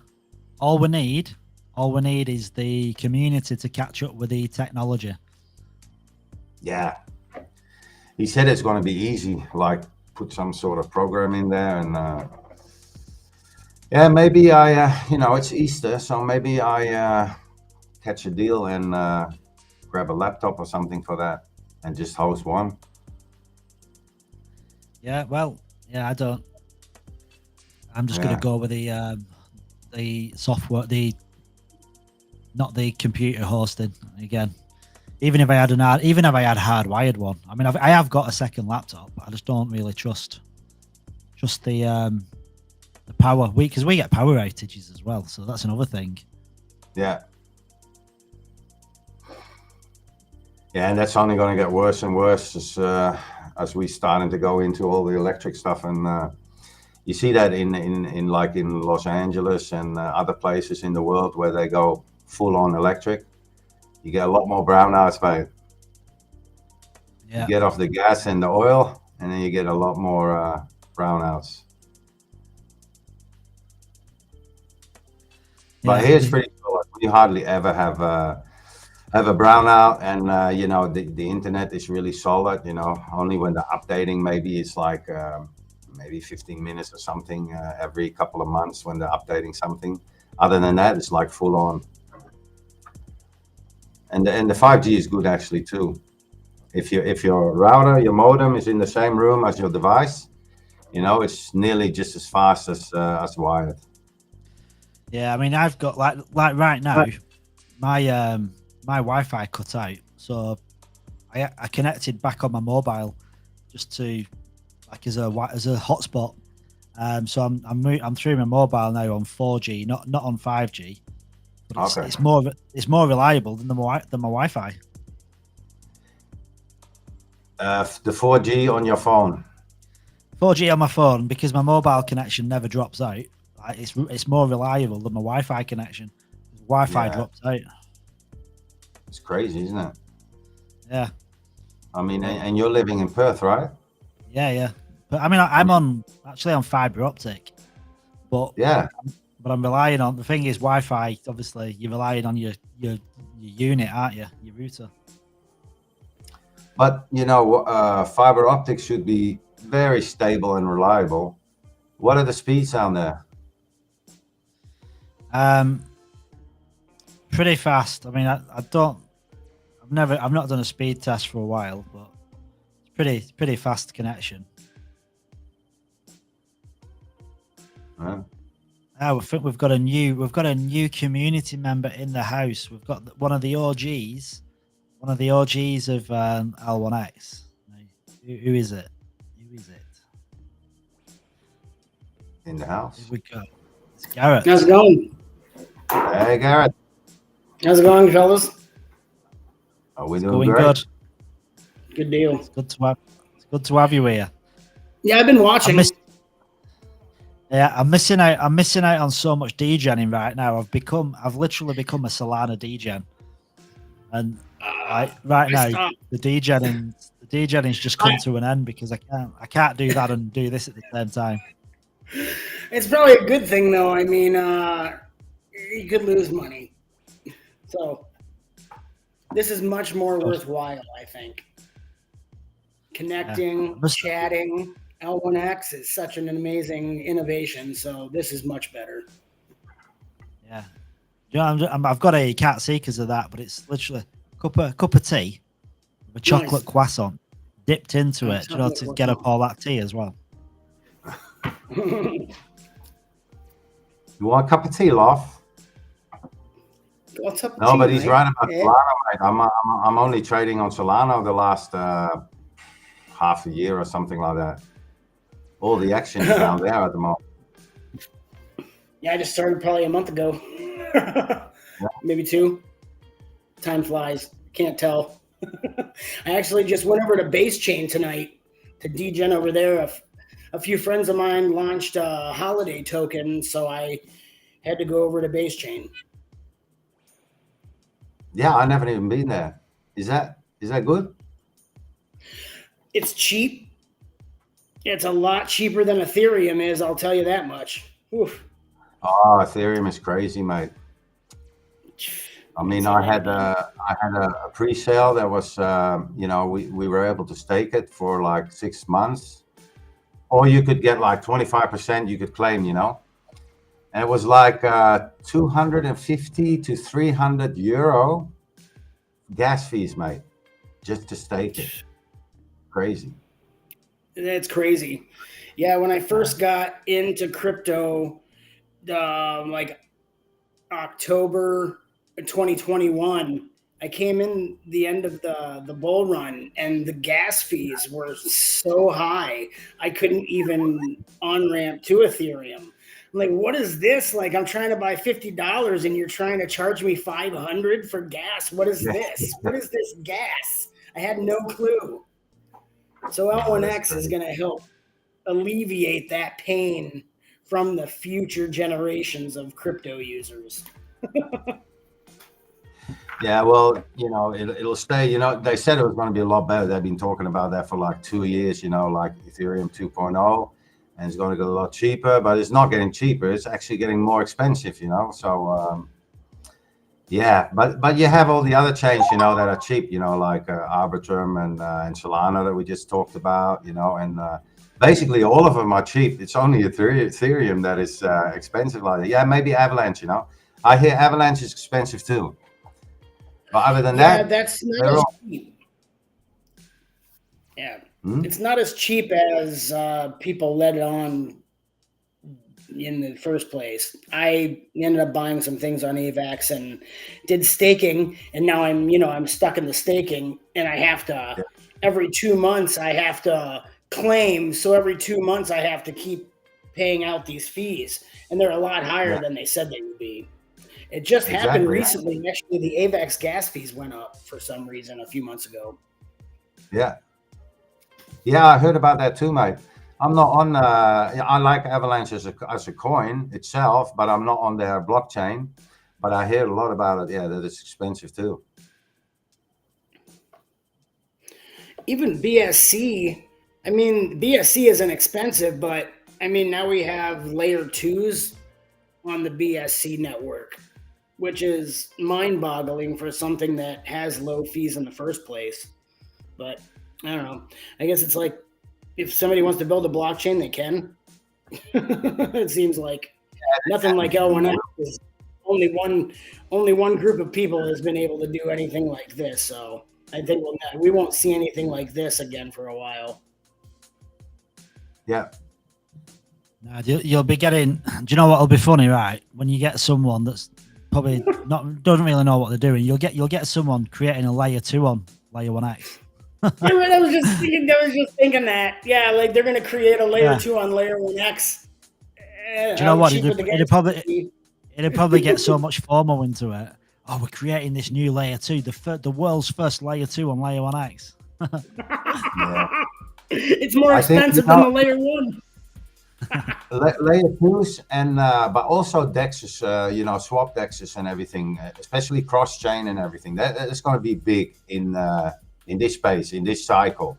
So I think you'd see like a dex, like a swap, earlier than you would see a layer 2 on layer 1x. Yeah. That's the thing, isn't it? Like when a new blockchain launches, the opportunity that exists is insane because all these new protocols and new projects that launch, if they're getting first, they're the first ones, aren't they? Like they're the first aggregators, the first DEXs, the first DeFi protocols. So like if you get into them early, I mean, and layer 1x becomes this like behemoth of a project, a behemoth of a blockchain. Like there's so much. I mean, it's so lucrative, isn't it? We all know what L1x, but we've also got this like cutting edge where anyone that goes into the platinum, which is basically only private and public sale, has got the exclusive access to getting into all these launch pads as well.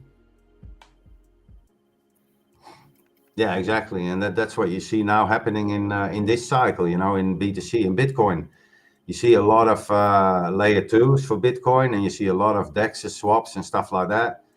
The swaps and the DEXs for Bitcoin is going to be big this round too. You hear a lot. You never heard about that in the last cycle. It's all about this cycle. So this cycle is all about cross-chain interoperability. Swap DEXs, DeFi. It's going to be big in this round. Yeah. Gaming too, but gaming has always been. It's always been big.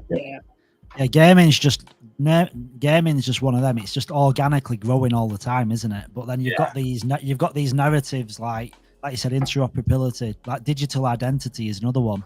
That's always being talked about now in Twitter Spaces. So you've got that, and then gaming's just on the side, just steamrolling down and picking up steam as it goes.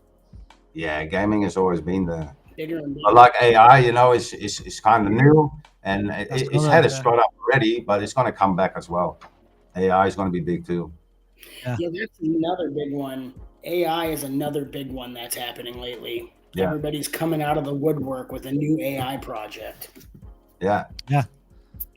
And all this is to come as well, isn't it? That's the thing. It's all this has got to come onto layer 1x, whether it be existing projects that move some of the liquidity over or move all the liquidity over, or new projects that just launch onto layer 1x. So yeah, I think the next 6 months or so, I reckon it's going to start picking up steam, because Kevin was saying like they're onboarding like a few projects at a time, but like Mike and that, they're working on self-onboarding.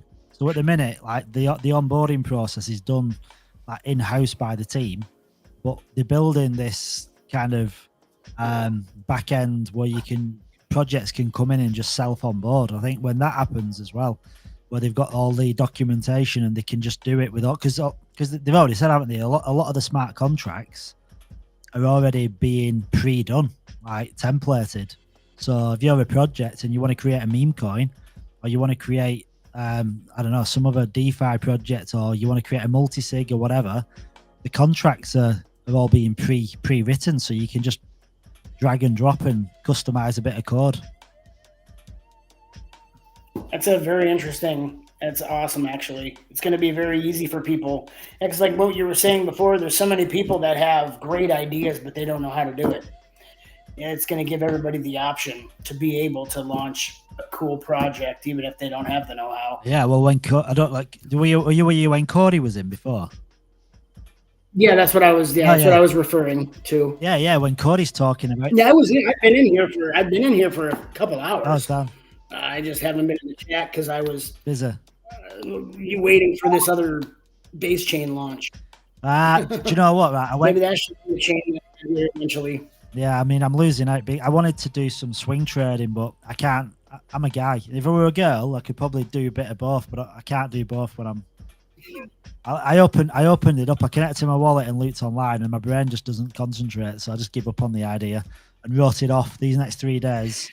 And it's only going to get worse, innit? Like in another 5 hours from now, 10 hours from now. I mean, 10 hours from now, if I'm still awake, dude, I'm doing well. That'll be 3 o'clock in the morning. No, 1 o'clock in the morning. Don't tell anyone, Garrett, but I'm only midday. He puts his camera off, when he's eating, but he's not eating, mate. He's got a mountain of coke laying next to him, to stay awake, or else he won't make it, mate. Secret degenning is what he's doing. No one's listening. Honestly, I swear to God, right? My degenning has gone through the roof. I'm following a couple. I'm following a couple of people, and I'm literally swing trading. I'm buying, and I'm just setting limit orders and selling, and I'm just doing it 2-3 times a day, and I'm just accumulating. I've turned in about 2 weeks. I've turned $1,000 into $3,500. Oh, nice. To be honest, I've made him more money than I've made myself. Yeah, Garrett is actually making me money. Garrett brings all these players to me. Not kidding.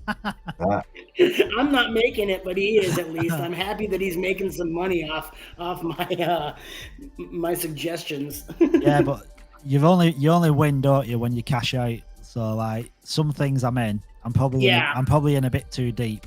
Like I'm in a meme coin, and like meme coins are risky, aren't they? Yeah. Oh boy, are they ever! They gamble. You gotta. Yeah, there's huge gains, but there's also huge losses. Yeah, you have to catch the exit, or you'll miss it. I missed my exit the other day. Instead of getting as much as I did, I only made a small amount because it goes up and goes down so fast. You can't catch it. Yeah, I got into the meme coin that I got into. I'm actually, if I weren't doing this live space, I'd be doing probably 72 hours in this meme coin, because when I went in the chat, the market cap, I went in the voice chat and it went from 100k to 170k in half an hour through being in the voice chat.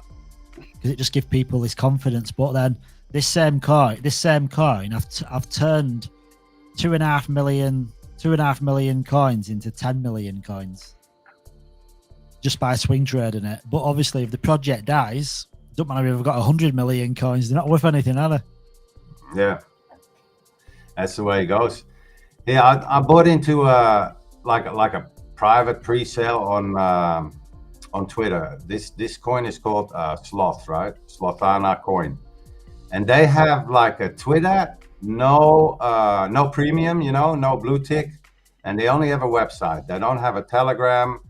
They don't have the blue tick, and it's just send your tokens to this address, and then wait for the airdrop. Yeah. Other than that, no tokenomics, no nothing, no other information. And you know how much these guys raise? I'm just refreshing the screen here. 18,000 Solana, mate. 18,000 Solana is what these people are sending them. Worth 3.5 million. 3.5 million. And there is nothing there yet. And there's nothing there. It's disgusting. There is nothing there yet. Yeah. It's disgusting. And I don't know, maybe they'll run away with the money, or maybe they will, actually launch and everything like that. I sent 3 Sol too, just as a degen, just as a gamble, but it's crazy the amount of money people are sending, Yeah, I mean, I got into one on Base called Roost, and they raised 50. I think they raised $15 million. 15 million. I'm like, you gotta be kidding me. I seen it. I'm like, surely to God. Yeah, but they would have more like information, right? Well, it's just like a meme. It's just a meme coin. So, yeah. So they had something. Yeah, they had a meme coin. They had a convincing like people on the team, speakers, experience, marketing. So yeah, they had something behind them. Yeah. This one, there is nothing yet. I mean, it could be, it can become something like that. But for now, they're not even validated on X. 3.5 million, mate. People just throw money everywhere. Yeah, people ape. The thing is, degening, it creates so much FOMO, doesn't it? Yeah. Because you get that hype.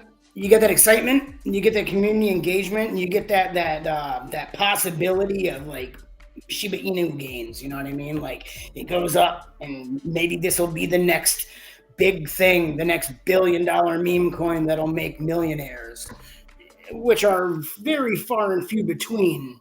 But the possibilities there, and just let's be honest, us degens are gamblers.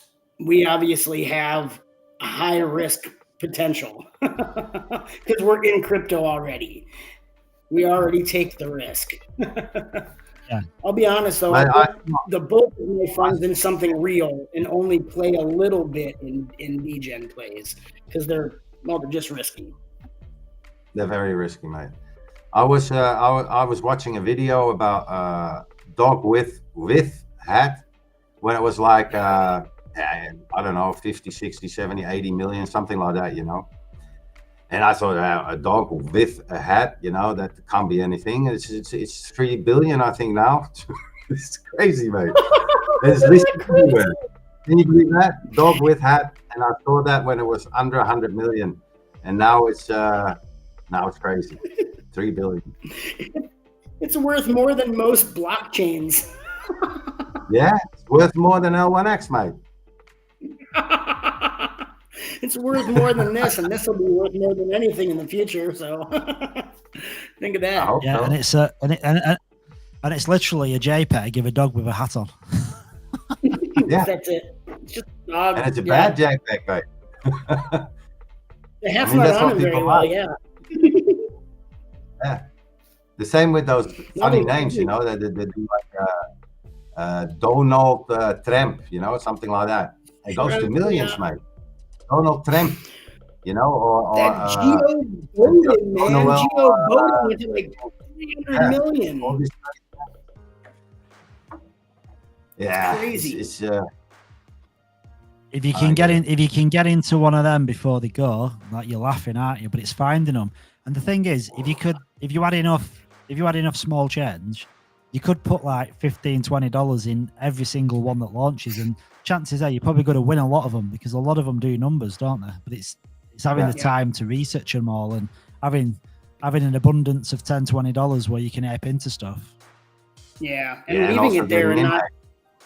Yeah, getting in and not taking it out with the fear of losing. You know what I mean? Like you fear when all that sells come in, so you want to sell. So you just got to leave it there. That's it.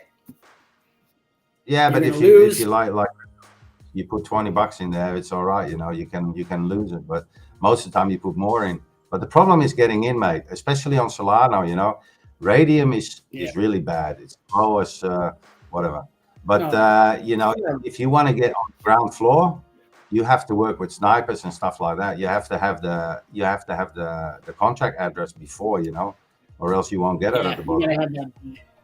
Actually, I just started using a bot to get into Solana. And the first Yeah. time I used a bot, because everybody said you will get wrecked if you don't use a bot. Well, I'm going to tell you this: because I used a bot on this project, I got wrecked. Yeah.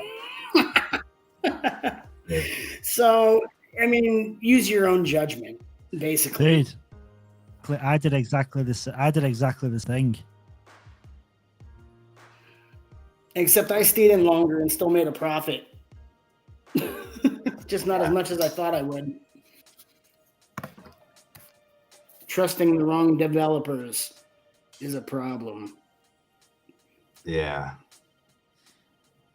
Most of the time they sell a lot, mate. They make their marketing funds from the launch, you know, when it flies up, and then they sell and then it dumps down like a rock. Yeah, it's because they buy most of the supply before they give the CA to everybody else, so they already have it, and everyone apes in and they sell.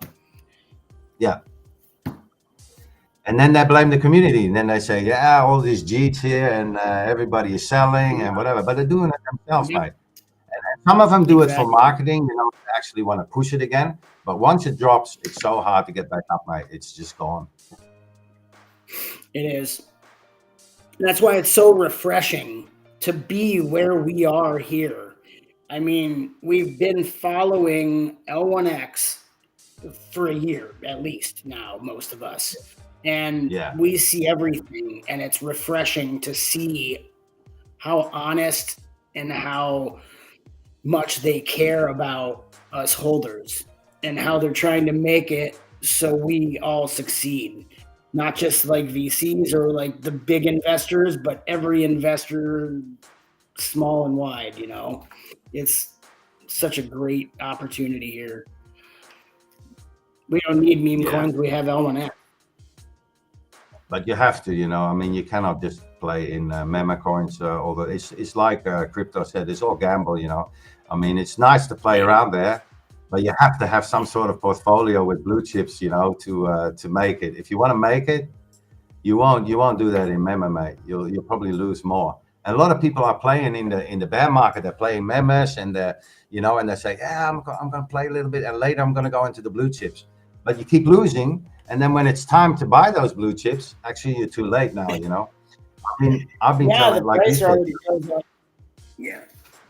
I've been telling my friends, tipping them off, you know, which coins to buy, you know, like Fetch AI when it was like 23 cents, whatever. ICP when it was $3, you know.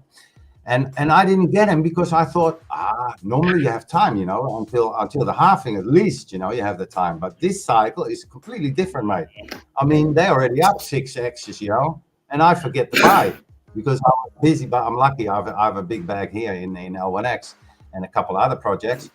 But other than that, you know, you have to buy yourself too. You know, you can't just give all your friends all the good stuff and then forget to buy it. Yeah, right, Garrett? It's true. It's so true. It's so true. Yeah, it's like you focus on other things, and by the time you thought you had time, I thought I had time to buy other things. But yeah, with this crazy market with the Bitcoin ETFs, it completely threw the cycle off, and we are in completely new territory. I mean, it's something no one's ever seen before because Bitcoin already got its all-time high. It exceeded it before the halving. Yeah. So now what? What's going to happen?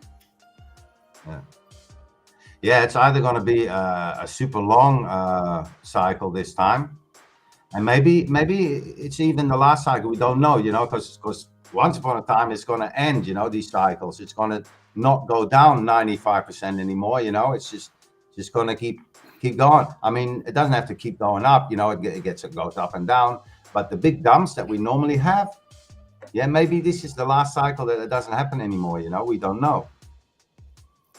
Yeah, I think it's going to be a super cycle that's unlike anything else. And it'll have, like, the cycle will still be there, but it'll be different. It might not be as volatile once all the ETFs come into play. I think it'll stabilize eventually a little bit more. But I mean, you'll still have the swings, just not as high and low, I don't think. But I mean, that's only a guess. Yeah, maybe for Bitcoin, but I think for altcoins, it'll still be crazy. No, it'll be weird. It's already weird. Yeah, Bitcoin is much more stable. I mean, you remember, right? In 2021, the height of the bull run, it was very normal for a 40%, 35% drop, you know, in Bitcoin, even in the height of the, you know, in 2021 of the cycle. It was just normal, just came back after and made a new all-time high. But even now, you know, before the bull run has actually started, it's not doing that. I mean, it goes down 3%, 4%, 5% maybe, and then it goes back up again. Yeah, it's pretty interesting to watch. It's going to be interesting to see from here on out too, because it's all new. Nobody can predict anything on the past history. Yeah, it's so hard to predict, mate. I've been telling a lot of people, you know, from last year. I mean, I'm expecting a big correction. I'm expecting a big dip, you know, maybe before the end of the year. And then I was saying, okay, maybe half March until the end of March, we're going to get a big dip, you know, especially when the ETFs, I mean, they're here now, but they're not yet launched. So when they launch, that's probably when we're going to get the dip. But nothing is happening, mate. It just keeps growing. It's crazy.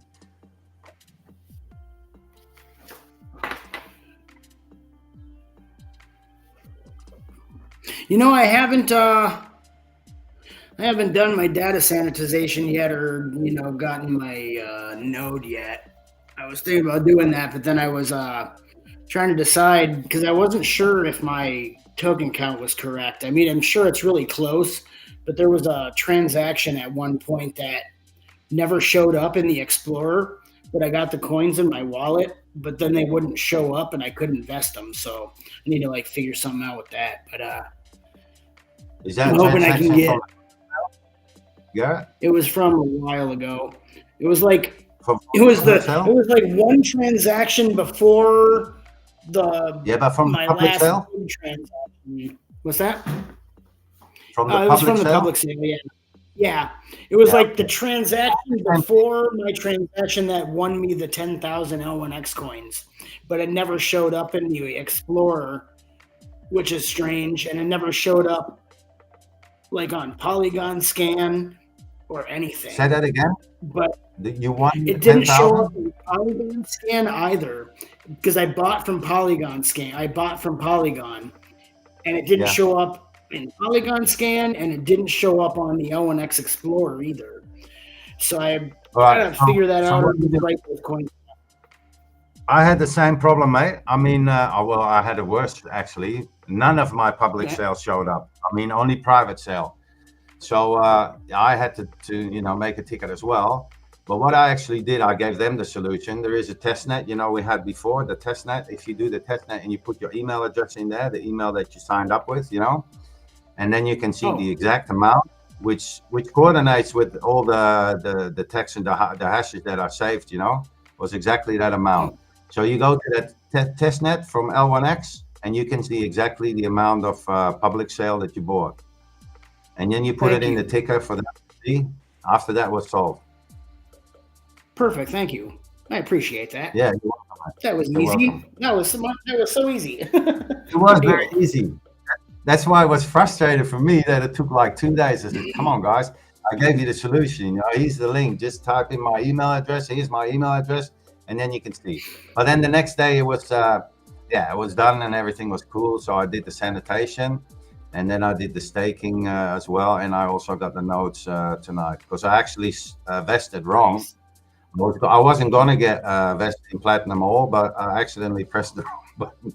I was looking at the rewards and I was like, okay, this bonus is nice, you know. So then I pressed vest. Yeah. And there it was. So doesn't matter. Yeah, I think the platinum tier is the only way to go personally. I mean, everybody's preference is different, but to have a guaranteed whitelist for every project that launches is pretty bullish. That is a very important thing to have. The nodes are important too, but to be able to get a whitelist in every project is amazing. Yeah, I find myself. The whitelist is actually. No, so I find myself. So hang on. No, I find myself degenning away at stuff, and when I zoom out and I look at like what I'm invested in with Layer 1X, I think like what I'm doing now is kind of a complete waste of time, because I'm messing about for make like a 1X of a 2X or whatever it is. But then you start looking at Layer 1X and where it's going to go and where we've got in. It seems kind of crazy, doesn't it? Like, why am I wasting my time? But can't help but trying to find that next meta, that next little meme coin that goes mental. Right? While we're sitting here waiting for what's going to change our lives, we already own it. We already have it, and we're here with it. I've just been getting wasting money, like just twiddling our thumbs, basically. I've just took advantage of what you said, Garrett. That egg. Good. You're welcome, because you're early, very early.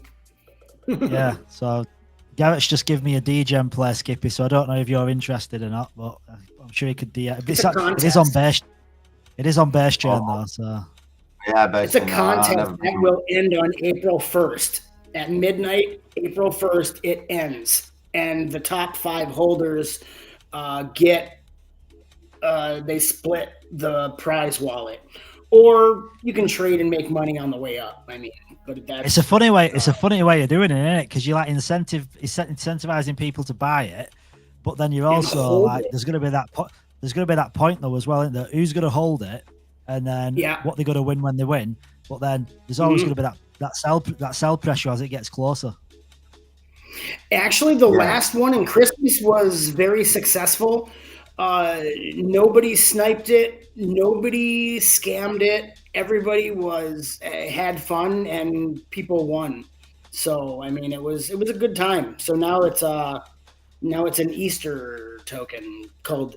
The ticker, well, I won't say it, but yeah, it's an Easter token. It's fun. Yeah.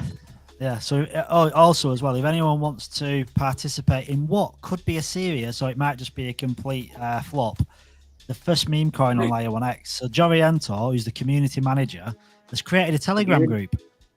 He's created a Telegram group, and if you want to participate in it, you just need to post in one of the chats. What was the hashtag? No, I can't remember. What's the Telegram group? Hashtag for it. Well, if you want to be whitelisted, that's where you've got to post in the. I can't remember what chat it was. I'm just trying to find it. It was one of the Twitter posts. OG? Was it the OG? I don't know. I'm asking. Yeah.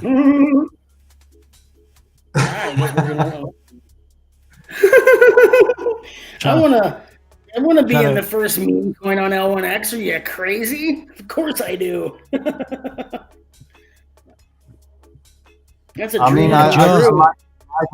I might just migrate my own meme coin. I have our own one on Solana. Maybe we just migrate and be the first. Send it across. There you go. Yeah. The first meme coin on L1X. You're talking about those whitelists. Get back to the whitelist. What you said, that's the platinum. That's why I decided, I put 10K into platinum, because I didn't want to put all in platinum. So I think I put 10K might be enough. Get a whitelist, get a good size whenever there's a new project coming up, stuff like that. Because I also like that, with the launchpad. If that really starts to run, that could be interesting. You can do your degen plays there, crypto. on L1X and. So, but then the rest of it, I want to put in silver, but it might have been still on platinum. I think so. So I just thought, okay, I pressed the button and then, oh shit, I did wrong. I did it for the 20% extra is what I did it for. Plus the whitelist, but man, that 20% extra coin looked very desirable. Yeah, exactly. I was just a little guy at the time, but then I went and won 10,000 L1X in one of the daily draws, and blew my mind. So maybe I'll invest for a shorter time with some of them. Nah, probably not. Who am I kidding? I'm a long-term holder. I'm here for life. Garrett, those 10,000 coins, what you were talking about before, that your balance wasn't right. The 10,000 coins are not in there, eh? So all the rewards, all the prizes, all the airdrops are not in the ones that I know that. Oh, you knew that? Yeah, okay. no I'm aware of that. Thank you. I'm aware of that. I appreciate that. This was something that has been on my mind for quite a while, but now that it's getting to the point where shit's getting real, let's keep it honest, it's getting real because it's real close to being launch time. It's time for me to get it figured out. Yeah, I bought also a lot in public sale, because I bought a lot in private sale as well. But after you think, I should have bought more, in private sale, because of course it was cheaper. Yeah, like I started starting like a half a year ago or 8 months ago, and I just put some more money into it in the public sale as well. Might as well. Good. Yeah, go ahead, man. I was just going to say, unfortunately, I was in the midst of moving at the time, so I didn't have, I had extra funds, but I couldn't use them. So I only bought a small amount in the private, which I then found out I could have bought more, but it was I couldn't spend that money. So then, I put it into the public sale, didn't get a lot, but I mean, still at 50 cents, it's such a great deal anyway. Yeah. Like I said, crypto before, like Aptos, it's like $16, $17, $18, whatever, exactly the same tokenomics as L1X. So I mean, and that's not even in the height of the bull run, because Aptos is going to go to like 100, and we should be able to too once we get our name out there, because that's our biggest hurdle, getting the name out there. But when we do, we have superior tech. I mean, we should be easily get to 100 in the bull run. If we don't, then something goes wrong. But I mean, I think we can. Easy. I think that's an easy number. I think that's a very easy number to get to with what we have here. Yeah, I think so too. Not straight away, of course, but I mean, next year in 2025, we should be able to get that. Why not? I mean, look at Solana now, 85 billion market cap already, hadn't even started yet. I mean, all those coins from last cycle, like ICP, Avalanche, Magic, they're all around 100 billion in their first year, eh? So I see that going for us too. It only takes us getting the name out there. Once everybody uses the swap and realizes how fast, cheap, and safe it is, they'll never go anywhere else. So it's just getting people here and getting the word out, and then everyone's going to use it no matter what. I guarantee it. Exactly. That's what we need. I do hope we get some big marketing and influence. Yeah, I think that's going to be coming. Word of mouth is not enough, mate. You need the big platforms need to be talking about you. And if you're doing your work right, they'll come by itself, but they need a little push, Mm-hmm. Yeah, we need that marketing that's going to just send it over the line. So anyone, right? Okay, there's if you look at this engagement here, so there's 23 likes, 18 retweets, and 17 comments. So there's roughly how many people? So there's 1,483 people in this chat, over nearly 1,500. So engage with this tweet, guys, because someone's going to win today 600 L1X coins. Now, you're not going to get the coins today because the coin hasn't launched. So when full mainnet goes live, then you'll get the coins airdropped here. So just follow myself, follow Layer1X, follow L1X Talks, like and retweet, and then reply. This is the identifier. You need to reply with L1X2424, and then Layer1X, and then hashtag L1X. So reply with all those, and you guys are going to go into the draw. And also, if you want to do bonus points where you get nothing extra, share this as well. So like live stream, retweet it, comment on it, just do what you can, and bootmark it as well. So bootmark them too. But yeah, we're going to be doing that I'll make a note of everyone that's used the hashtag today by the end of the night if I'm still capable, and then we'll do the draw. And I'm going to do like either a spin the wheel or like a duck race. Duck race is quite fun. So someone's going to win, and there's going to be competition tomorrow, and there's also going to be one on day 3 as well. Now I don't know if I'll be here on day 3. I might have might be in an infirmary because I've passed out. Yeah, you're gonna have to sleep, Which buddy. one is that, mate? Because I haven't done that. I mean, is it on Zealy or is it just your own competition? Yeah, that's through. Well, it's nothing to do with Zealy. It's literally just engage with that, and someone's going to win with L1X, and that's just been agreed with the team. I just got an allocation of L1X coins to then just run some giveaways for the day each day. So this is on your. It's great. Yeah. So this is. It's if you go to my Twitter, it's actually pinned as well in the chat. So if you go to the pinned, if you go to the pin, there's 2 links. So it's just, I think both of those links, to be honest. I've done it myself. Yeah, I was in here watching you guys. Yeah, and to give you an idea, right, like 600 L1X coins, the private sale finished, the public sale finished. We go live on Tuesday, so unless you want to go down the liquidity bootstrap route and like start providing liquidity to get some L1X, this is probably your only chance you're going to get before it goes mainnet live. So this allocation of tokens you get in here for whoever wins, 600 coins, and it's going to be worth $300 at launch. Now, this isn't going to stay this way for long. Like 600 L1X coins a year from now. Obviously, I don't want to do price predictions, but it's not going to be where it's at now. That's for sure. So this is quite big. So if you've got friends and if you've got friends, share it. Just share that tweet. Get as many people as you can to see this tweet and get them to engage with it. Because the more people that engage with it, the more people that see it. And guess what happens?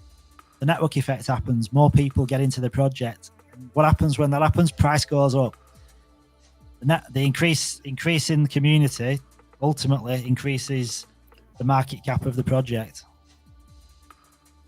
Increases awareness as well, and it just increases global adoption, honestly, because that's what this is going to do. It's going to help usher in global adoption for everybody. Certainly is, sir. It certainly is. Like and Crypto Walker is back in the house. Okay, I did it live, mate. Beautiful. Thank you. Shall I give you my wallet address already? No, it's for me. No. Hey, I was lucky. You guys were talking about somebody wanted one of those caps. I actually won a cap in the raffle. I am very happy. Getting myself an L1X cap finally. One of these? Yeah, one of those. I got one of them coming to me. I opened a ticket and gave him my address. Yep, got one coming. You were lucky. Cody's got some really neat ones. Cody's like getting custom made ones done. Nice. I thought I won coins, but when I found out I won a hat, I was actually more happy. Same looking guys with same head. Nice. Yeah. L1X with hat. With hat, yeah. You guys look same. Yes. L1X with hat. L1X with hat. Mark with hat.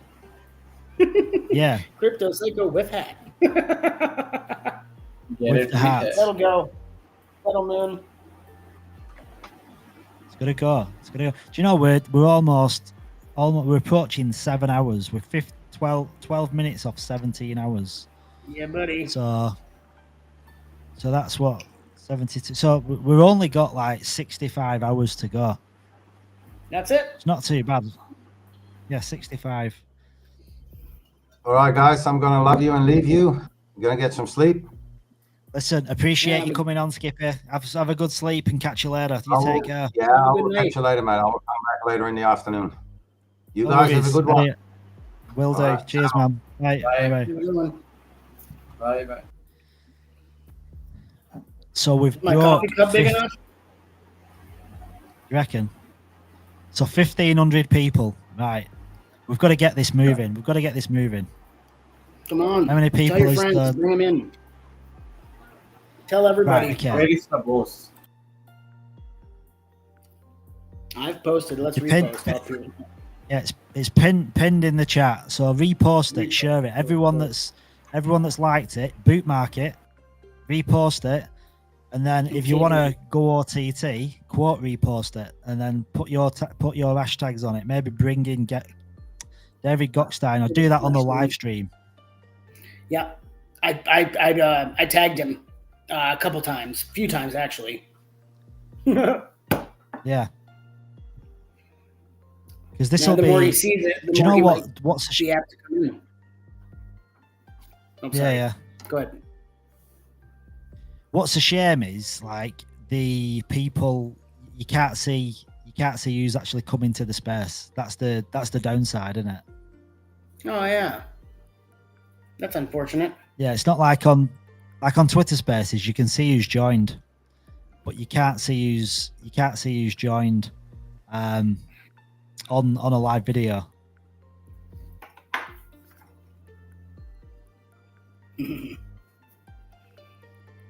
But not to worry. Doesn't matter. You were saying before about the bootstrap liquidity phase. When is that going to end? When can people not put into that anymore?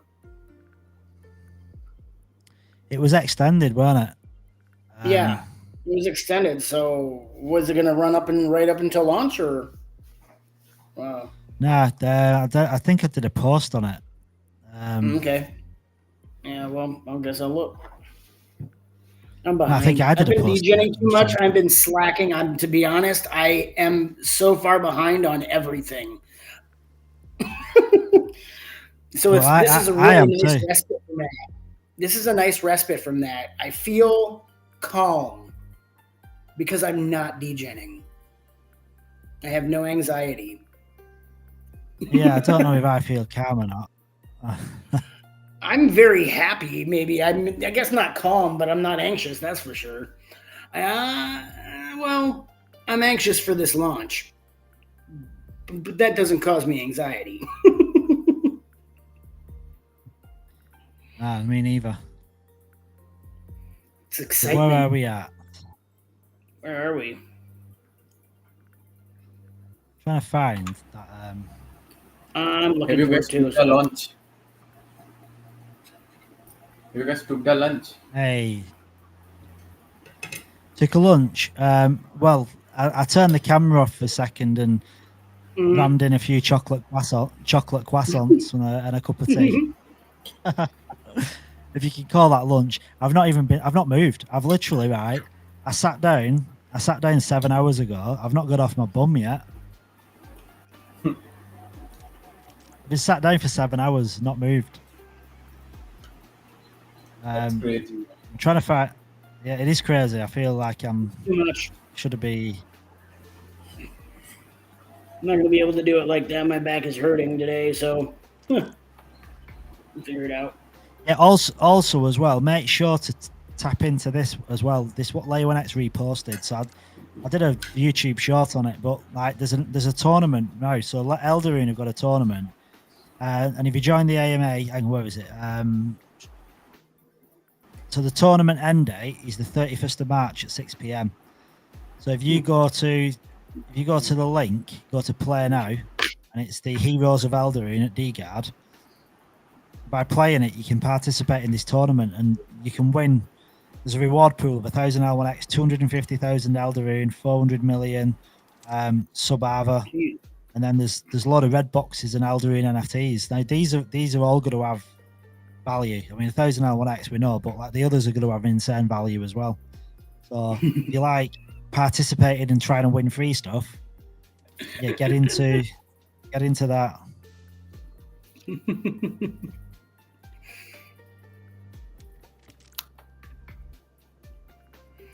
Oh, yeah.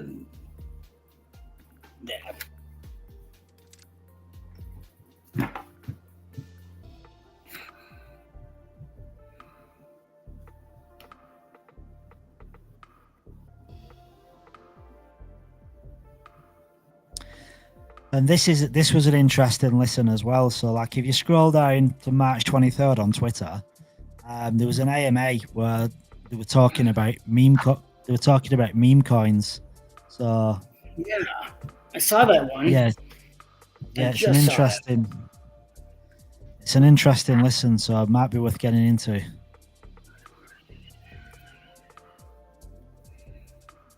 Definitely. Not at the moment, but yes, definitely. The heat in here is insane.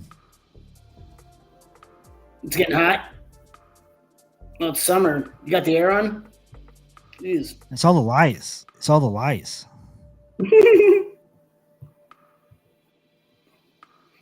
Mine are not bad.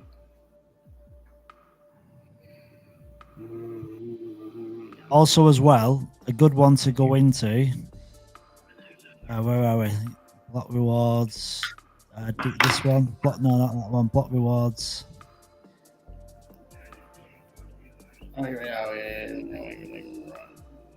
So this one here. So this one with Kevin. This one's a really good blog. So if you want to check that out, learning about the virtual machine, that's a really good listen. And then there's also a couple of ones where they're talking about the nodes as well. I'd recommend looking at that too, where they're going on about the nodes. And this one was good as well, talking about user interface and user experience with Chris. Chris is basically... Oh, yeah, that was a good one too, yeah. Yeah, Chris is the mastermind, along with Corda, behind what you see when you go to the L1X app. He's like... what's on some CXO, yeah. It's amazing to have a chief experience officer. I mean, because really, what blockchains or tokens have that? Someone dedicated to the user experience. Such an amazing thing. Because user experience needs to be streamlined and just simple. And then the user interface needs to look good, which it does. So he's doing a great job, I think. Yeah, definitely. Yeah. Maybe we should, yeah. Garrett, I'll be back in one tick. Just give me a minute. Okay. Yeah, when you get back, then we should talk more about airdrop. Drops in and out constantly. Yeah, you go. And then when you come back, connection is not right. Yeah, it's a good thing that there's other people that could be the co-hosts in here, because his internet is terrible.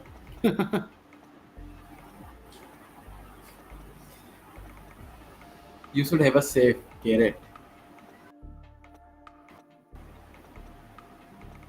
You should get. Yeah. Let me jump line up here. There you go. You would look more similar like Mark.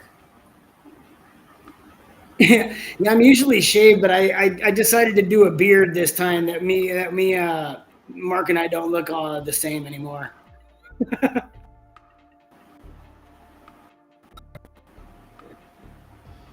Oh my God,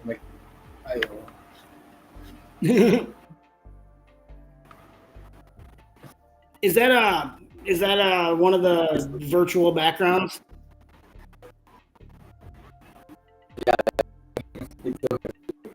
Yeah. Getting terrible now.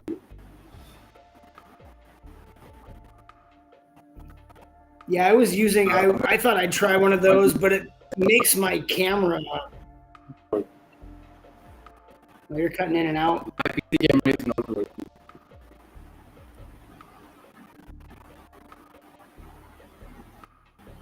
Am I audible? No, you're cutting in and out quite a bit.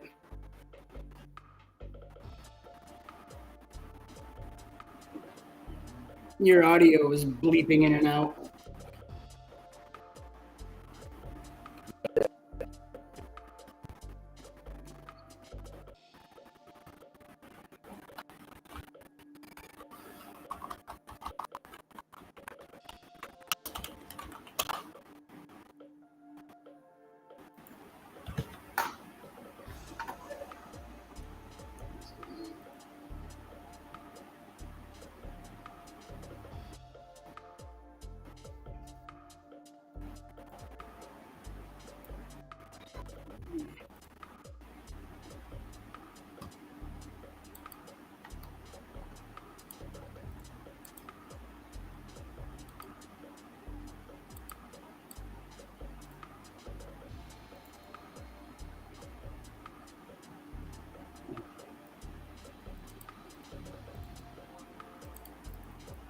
Oh.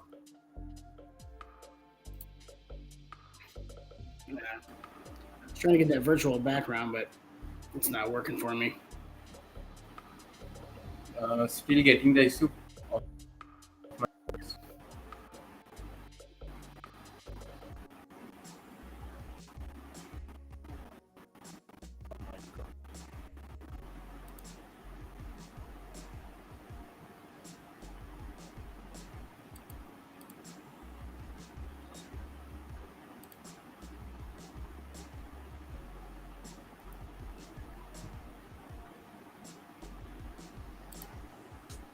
There we go.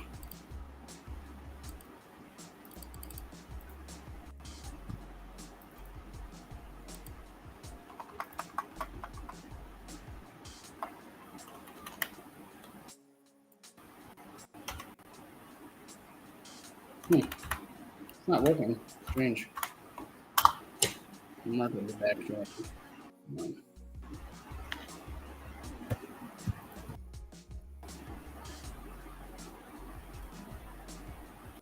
Hello, am I audible now?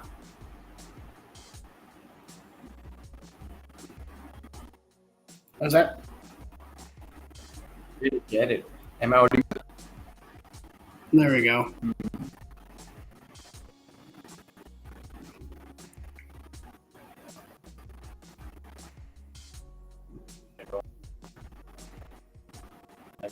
I need to go outside, I think.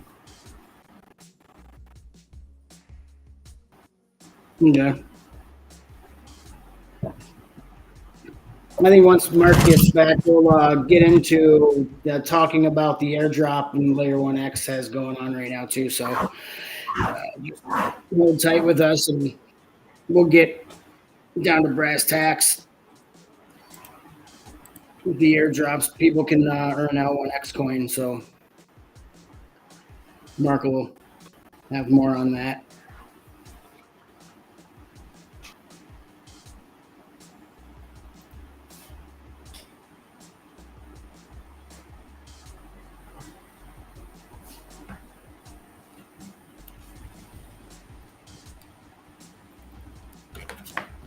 Yeah. There we go. Hey, Garrett. Hey, buddy. Yeah, Tell we me should about talk that. about. It's all right. Yeah, we should talk about the airdrop events going on right now. Ooh. Hang on, let me get some windows back open. I shut down a lot of windows, I didn't realise.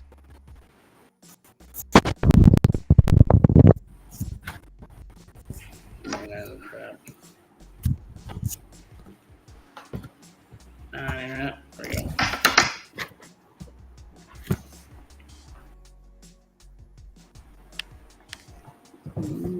Here we go.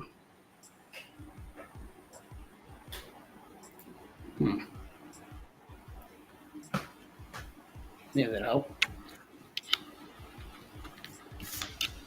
Have you seen the calculators, Garrett? I saw it, haven't used it yet. I just kind of went through a little bit and I haven't gotten to it.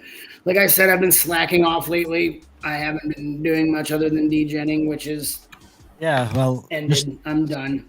Yeah, well, like the event listener nodes, if you've got one event listener node and that is $10, L1X gets to $10. That'll give you 72K in a year. An event listener node will give me 72K in a year. Yeah. Wow. And that's just one. Okay. Oh boy. That's when Layer 1X gets to $10. Oh man. So like, look here. See, look here. See, that's easy. So you look at this here, 1, and this is like the maximum, the March 25 when there's 800 nodes purchased. Expected L1X price $10. Hosting fee $100. Rewards you will earn 72,523. Wow. Oh man. Garrett, $6,000 a month. I can't wait. It's going to be incredible. Yeah, because I have a feeling it's going to hit $10 very soon. I mean, it's an easy number to get to. It's very simple. 20x. That's like nothing. Well, yeah, it's not. It is. It's not. It's not a lot to ask because 22 million, right? So 220 million. So it's only a $440 million market cap. You don't ask. I mean, come on, it's a blockchain. 440 million market cap isn't a lot, is it? No, especially with what this is. I mean, we're talking about the biggest and most important innovation in crypto and blockchain since the invention of Ethereum and smart contracts. I mean, this is the next big thing. It's pretty big. And we're pretty here. Damn big. And we're here for it. I'm excited. I'm here. It's bigger than. I think it's bigger than that, honestly, but that's only me. Hey, Mark. Hello. Hey. Yeah, Hey, it's Ronak. not possible to go. Yeah, it's not possible to go live in LinkedIn. Can't go LinkedIn. Give me a sec. It might be possible. I'll just see if I can add. It's not allowing me. Yeah, where can you go live at? Yeah. It's saying that I'm not meeting the criteria. Ah, okay. I don't know what criteria, unless you have Criteria. to. Yeah, unless L1X has its own criteria, maybe. You have to own the room or whatever.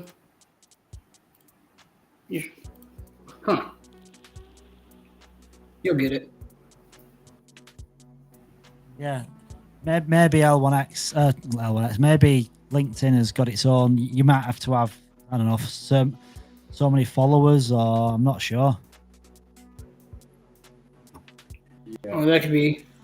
You can stream this as well, Garrett. I think anybody can stream it on your own channel too. Well, if I had a channel. Ronak, are you streaming this on your?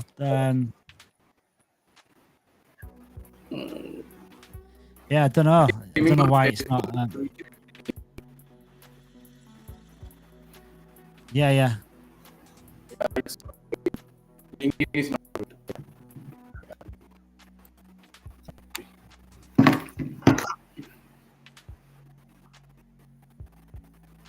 I'm going to add LinkedIn. Let me have a look.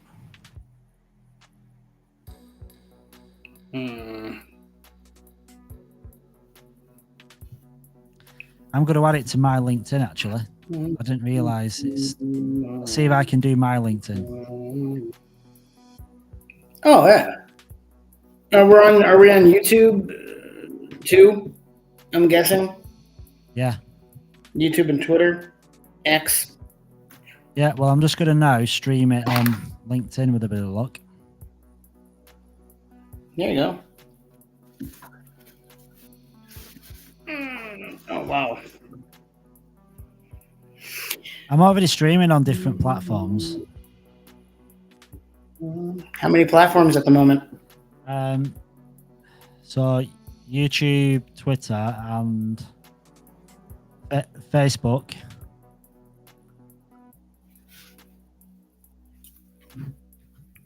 And I'm just connecting to.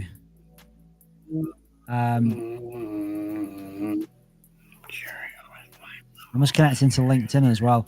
I was connected to Kick, but it's kicked me off for some reason. I don't know why. Kick kicked you off. Imagine that. Yeah, Kick. You got kicked. Kicked you. I know. It's streaming. It's actually streaming on. It had kicked me off before. No, it's so right. Okay, so now I'm live on YouTube, Facebook, LinkedIn, Twitter, and Kick. Wonderful. That is pretty good. We're gonna go. No, that's really good. You know the scary thing is, right? Scary thing is, I'm getting tired. See, I knew it. I knew it. I knew you were gonna get tired. 72 hours is it's a long time to stay awake. Yeah, but dude, it's without still help. daytime. It's still daytime though. Is it? No, it's 3 a.m. here. And not for me. It's actually 3:11. Yeah, not for you. For me, it's 4 p.m. in the afternoon. Jeez. Hey, my LinkedIn profile, it looks wicked. Look at that.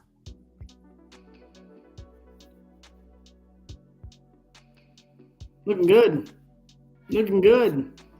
Live on my profile. So guys, if you're watching Nice. on LinkedIn, welcome. This chat has been going. This chat has been going now for 7 hours, and it's a 72-hour live stream. And I'm hosting it for 72 hours.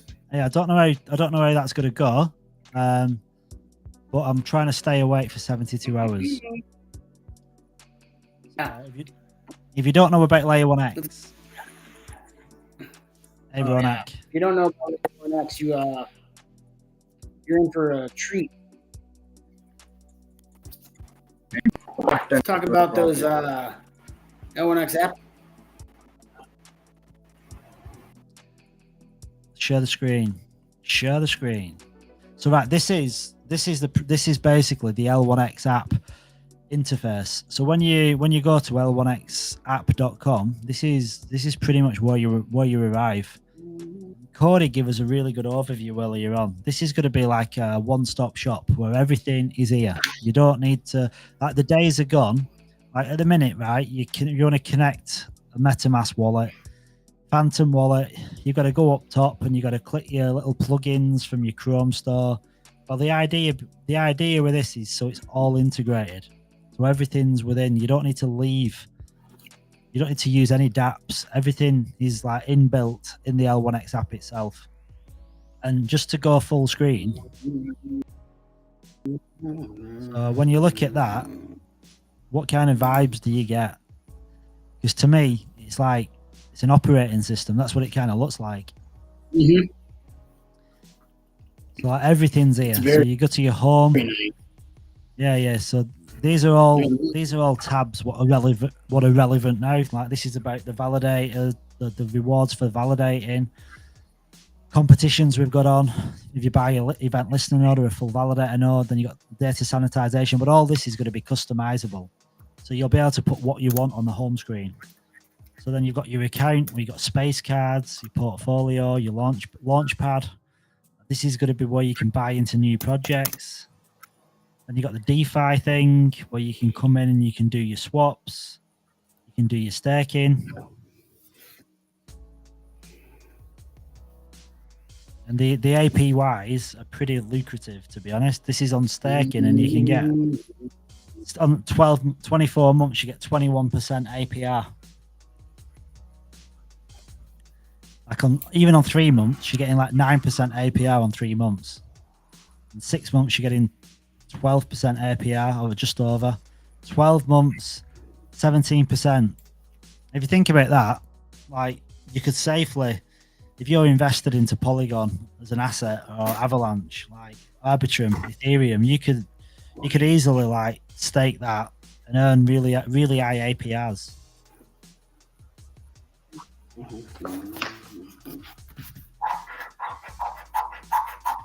And then you got the swaps as well. So this is actually live now. So you can swap, like say Ethereum.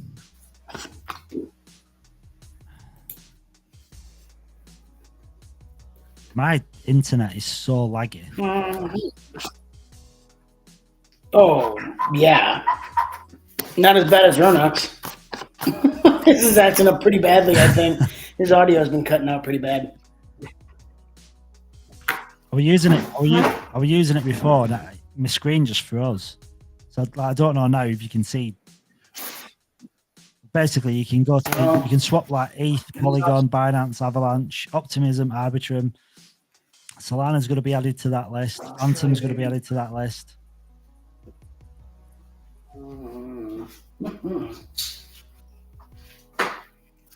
Eventually, every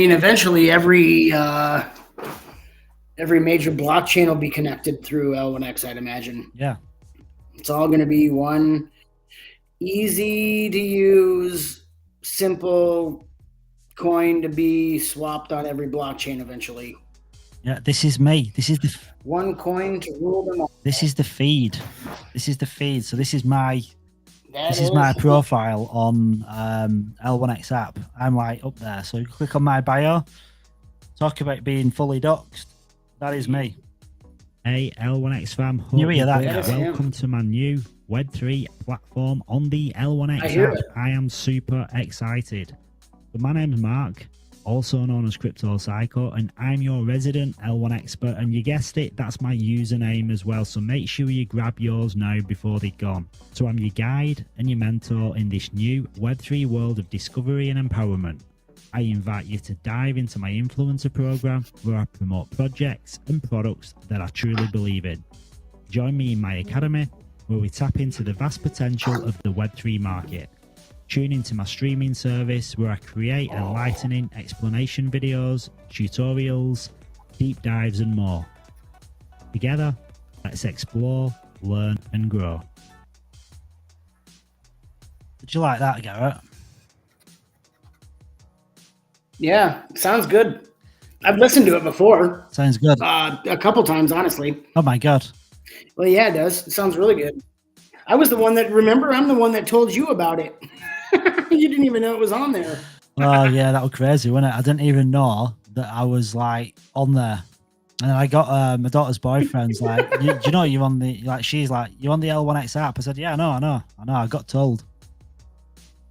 It's really clean, isn't it? Like yeah. for a UI, for a user interface, this is like a really clean interface. Hey, there is everything's going to It's be one of the best ones I've seen. There is a request from Cryptic V. Hey, can you talk more about the airdrop events Layer 1X is going on right now? Yeah. Let's have a toot.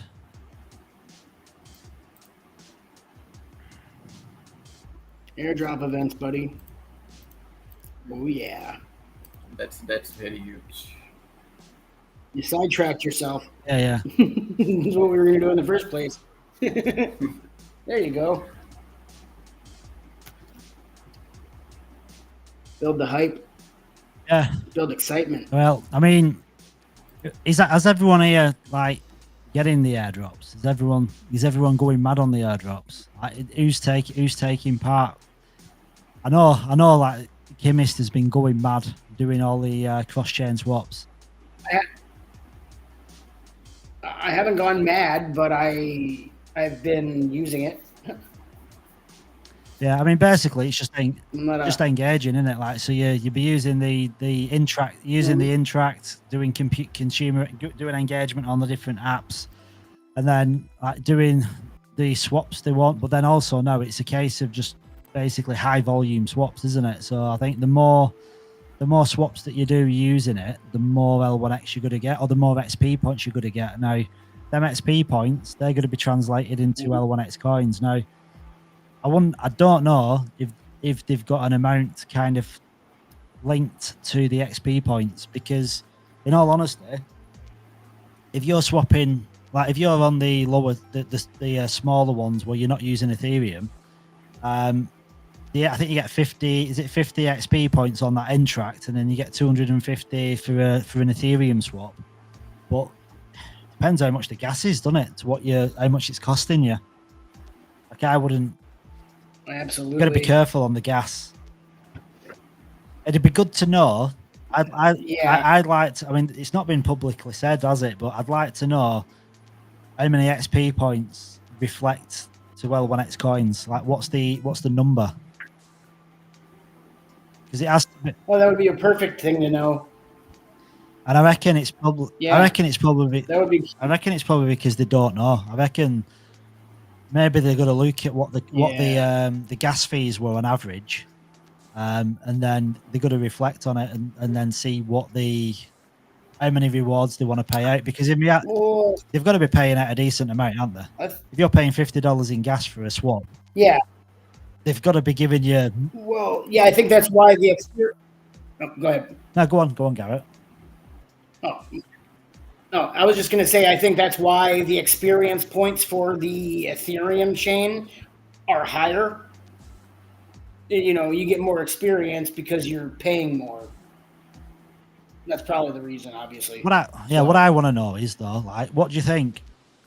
Like, am I right? How much exactly? I think it's 50 XP points, isn't it, for non-EVM, and then 250 XP points for when you use Ethereum.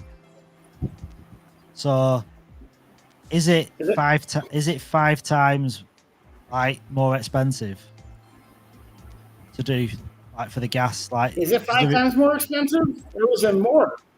Yeah. So, like, to me, is it worth doing? I mean, it's got to be more. Is it worth doing Ethereum? Because if you think about it, you do one Ethereum swap and you get 250 XP points. You do a BNB to Matic, you get 50. Surely to God, you can do. So you just keep going back and forth. You can do more than 5. If you do 5, yeah. If you do 5 swaps from BNB to Matic, and you get 50 XP points for each, it's not going to be what it's going to cost in gas for 250 X points for an Ethereum transaction, is it? No way. Yeah, because it's way cheaper to swap that way. I mean, what? I mean, some of the swaps cost 20 cents, 30, 50 cents compared to how many dollars? So, I mean, it's up to everybody. I mean, L1X in the future is going to be worth X amount of dollars. I'm not a predictor and I'm not on the team, but I think it's going to be worth quite a bit in the future. So, I mean, I see, I don't know. I'm not even going to say anything. It's just going to be worth a lot. So it probably is worth getting the airdrop to do that. Yeah, I mean, I think I'd just go to town on the Solana, no, not Solana, Binance Smart Chain, Polygon, AVAX, BNB Matic, AVAX. Yeah, just go mental. Optimism, go mental on that. Yeah. Probably Optimism even too. Optimism being a layer 2 on Binance is even cheaper. So that's probably one of the better ones to do it. Like Polygon to Optimism. I think I'll try that. That's what I'll do next. Yeah, because I've not really took advantage of it. That's the thing. I haven't much either. I've really not. I haven't because I've been degenning too much. I've set that aside though. Yes, do this. Go into here. Yeah, is it campaign completed? It says the campaign is over. I just go 25th of March. So the intro. Yeah. So the Intract campaign finished, but then the layer 1. Yeah, but that's Intract, but the swaps are still ongoing, aren't they? So just doing the swap. So just the layer 1X itself is doing an airdrop campaign themselves, aside from Intract, correct? Yeah, I'm just trying to find the link because they posted it, didn't they? Because I missed that one. I did find it. Well.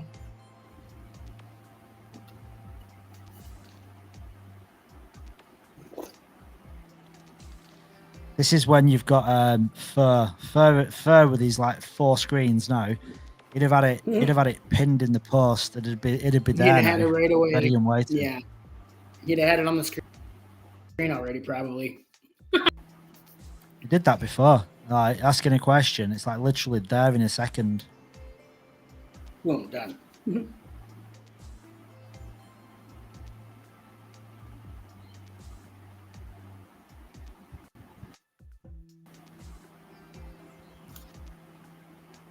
It weren't that far back, were it? How many of the people are watching us? In the blogs. No. 1600. Ooh. Is it live? When's Kevin supposed to Viewers. come in? Yeah, it's live viewers.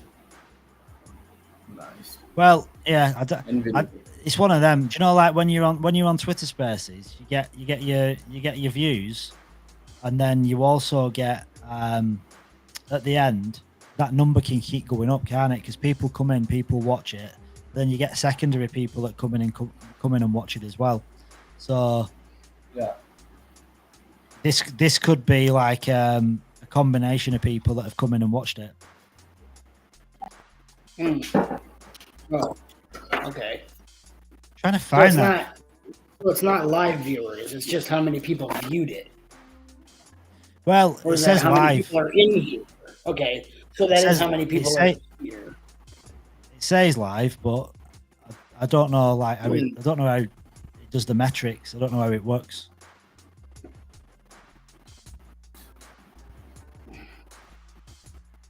It's like with a live Twitter space. Twitter Spaces, you can see the people that are there, can't you? You can actually see them.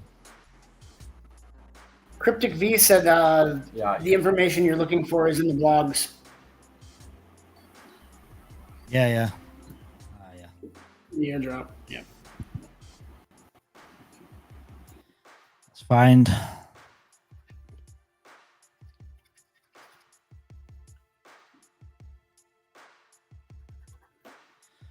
Where are we? Where is the blog?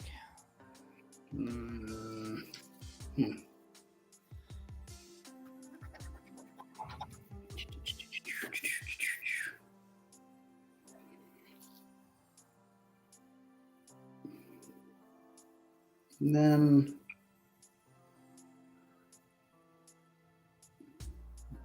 I think it's in the experts.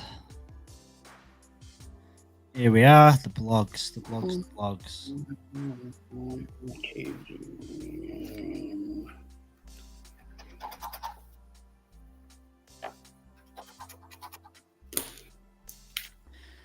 Yeah, so these are like the interesting ones, aren't they? This is what I did the video on this actually. I don't know if I've posted it yet.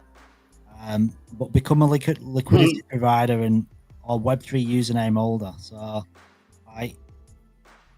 if you buy a username or an L1X app, yeah. So if you go to the L1X app and you buy yourself a username or you deposit $500 worth of tokens into the balancer pool, you can win like 250k. But they're gonna be giving away 1,000 L1X coins. Will you say that again? So putting how much in there? $500 of a NFT username. So if you buy yourself a username and put $500 in the liquidity bootstrap, you go in the draw to win 250k of L1X coins. Oh my! But then they've also got a daily. Oh my. They've also got a daily airdrop as well. So every username that's bought or everyone that contributes $500 into the balancer pool, you go into a draw where you win 1,000 L1X coins. So every day they do a draw. And this doesn't count for any of us that already put into the balancer pool. Yeah, no, this is like a daily thing every day, isn't it? Well, the 250k. But you're in the draw for 250k. But the daily draw. Oh, I am okay. Yeah, the daily draw is like every day. Yeah, the daily. Yeah. So that's the first one. It's amazing. And then, That's an amazing opportunity for everybody here, especially because if you put money in the bootstrap liquidity phase, it splits. So you get half L1X and you get half USDT or USDC, and you get to claim those coins. You get to claim the USDT or USDC 1/120th a day after launch. So every day you can claim those. So you're basically buying L1X and you get half of your money back in stablecoin. It's a wonderful opportunity, especially because the public sale's over with and there's no other way to get coins except to win them. So I would say definitely take them up on that because I have. I actually plan on putting more in there. So I would definitely do it. I mean, I am doing it. Yeah, that's that. And then you've got this is a good one as well. Like if you get yourself an event listener node, there's a 50,000 L1X airdrop. 50,000. So if you buy an ELN, awesome. Yeah, you can win 50k. Then also there's a 1,000 L1X coin airdrop as well. So like every day, it's going to be daily winners what can win 1,000 L1X. And then the full validator node, you can win 200k, and there's going to be 10,000 L1X coins daily. There's a giveaway. So if that's a wonderful. Yeah, so if you buy an FVN, you'll also go into the daily draw to win 10k L1X. Daily winners are drawn from participants who did activity within the previous 24 days. So, like, if you bought an FVN today, you get entered into this one today, but you don't get entered into any more. It's what you participate with on that specific day. But you go in the draw to win 200,000. I understand. So basically, if I were to vest for an event listener node today, and then I would do it again tomorrow and the next day, then I get in the drawing each day. Yeah. So I just have to spread it out. That's a great thing. See what you miss when you're degenning? Garrett, I told you I'm behind. Garrett, you've got luck on your side at the minute. So maybe it's a good thing. Yeah, because now finding out about this, now I can, revest and start over. It's awesome. Yeah, maybe I'll win again. I don't think I'm that lucky. I was already very lucky, and I'm very blessed. So I don't. Dude, I think I'll win again. You won 10,000 L1X. Yeah, and then I won an extra 100 L1X in one of those raffles. So I won 10,100 actually. And then I just won a cap in another raffle. You're crushing it. Oh my god. Crushing it. No, I just got lucky that things worked out the way they did, and I didn't take profits when people told me to. It just all worked out in the end. Yeah, I mean, I've been degenning a lot these last few days, so Solana's been kind of taking over my spare time to a point where I've not been able to do much else. It's like been Solana this, Solana that, and then in between that, I've been doing some like small amounts of content as well, trying to get content out there. So it's been so busy. I can understand that because I have been doing nothing but degenning and I've been slacking. So now it's time to set that aside and just focus on what's actually important. Because I mean, to be honest, degenning is not important. It doesn't do any good. It's made me a little money, but I think I've lost more than made. So it's time to end that. I actually got out of Solana pretty much 100% and moved it into something else. So I'm pretty much done. Except for the one that I hold that I will just keep holding. So probably not a bad idea. It's time to catch up on all the information that I've been slacking on, which is everything L1X.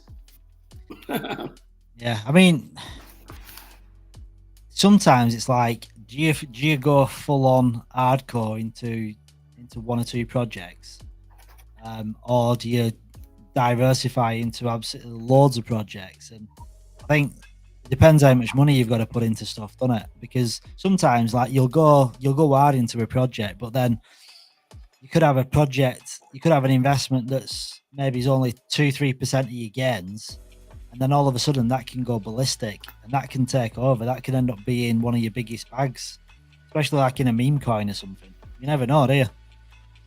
Yeah. That's why it's very smart to diversify Never put all your eggs in one basket, as they say, and that is a very good thing. You have to diversify.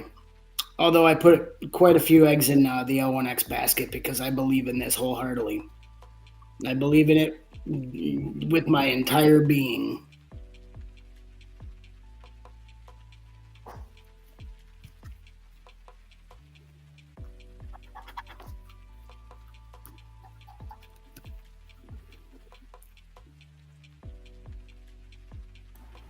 I'm getting bored with my internet. I've been changing my setup. Ronak, I keep adding you back in. Yeah. I have Terrible to internet, I see. Yeah, can you not change the quality down of your camera? Maybe if you reduce the quality of your connection. Yeah, if you go to that might do it too. Yeah, because if you go to your settings, you go to your video, maybe do your video resolution to 480 instead of 720. Yeah, that could help. That might help quite a bit. Because it's putting less stress then, isn't it, on your connection? It might just improve it a little bit. Yeah. Yeah, because with that virtual background, for some reason it takes a lot of the data or something. It takes a lot, so it might help reducing that resolution. And it's strange how because you don't really need to stress. You don't need to stress about the quality of your image either because you're minimized. So it doesn't matter if you went down to like 150 DPI, 150. The image is so small. Yeah. And you might as well take it down to the smallest resolution. It might work out the best. Yeah, that's 480. It doesn't go any lower than 480. This internet problem. I guess that's about it then. Is this internet problem due to the background? Virtual screen? I don't know. It could be, yeah. It could be due to the background because it slows it down. That's why I took it off. Like I took it off of it because I can move, but then if I put it on, let's see. I grabbed my laptop nearby the router, Yeah, because it like makes it takes all the internet.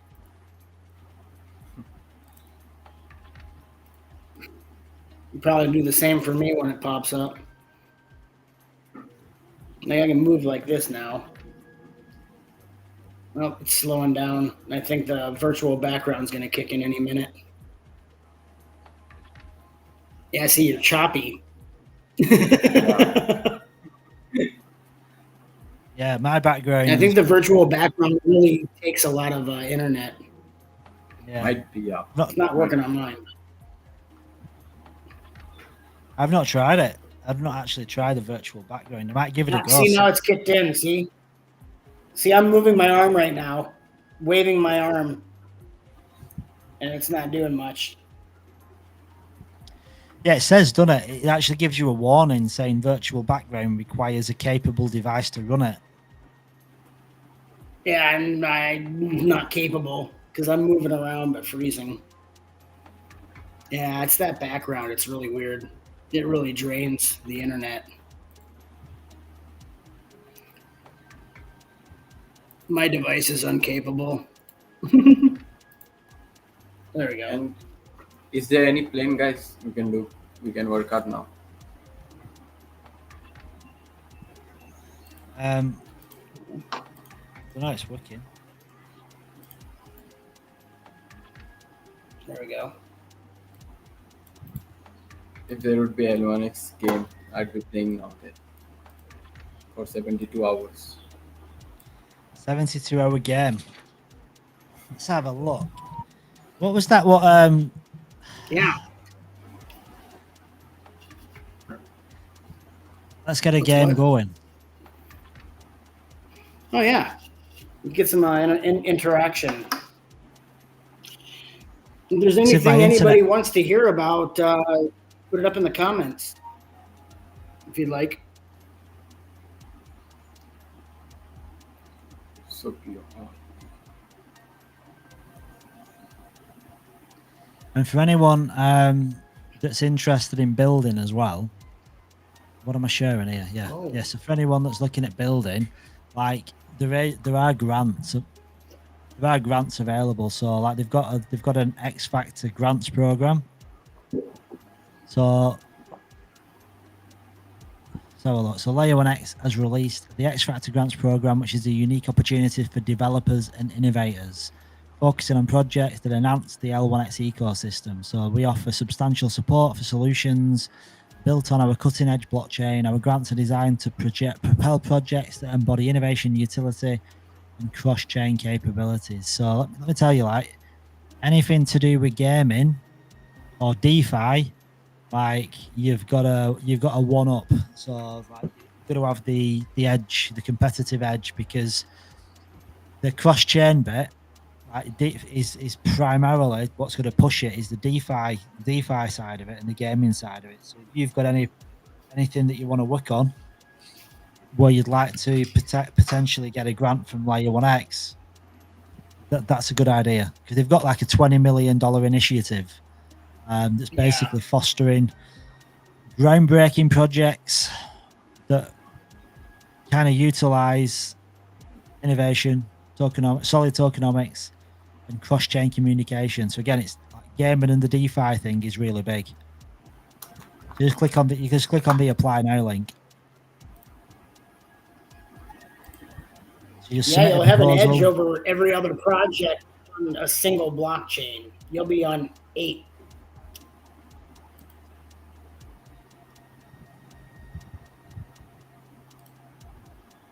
Talk about having an edge over the competitors.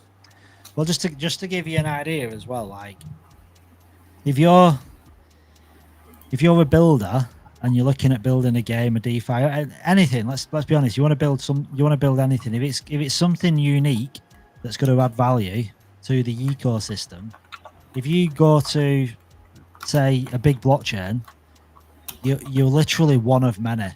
Your pitch deck will get thrown into the mix, and it's like a CV. That you have that one chance, to get noticed. So if you get your pitch deck in and you do everything right, you've still only got like a small window where you're going to get noticed, because they receive so many applications. It's not funny. Now with Layer 1X right now, it's kind of under the radar. So the amount of projects applying for grants to get onto this program is quite, in comparison to big chains, it's quite small. So you've got a really good opportunity to kind of take part in something where you can get in early, get in at the beginning. Hey guys. Yep. I've been using ChatGPT and I got some of the interesting questions regarding cryptocurrency, which might be interesting.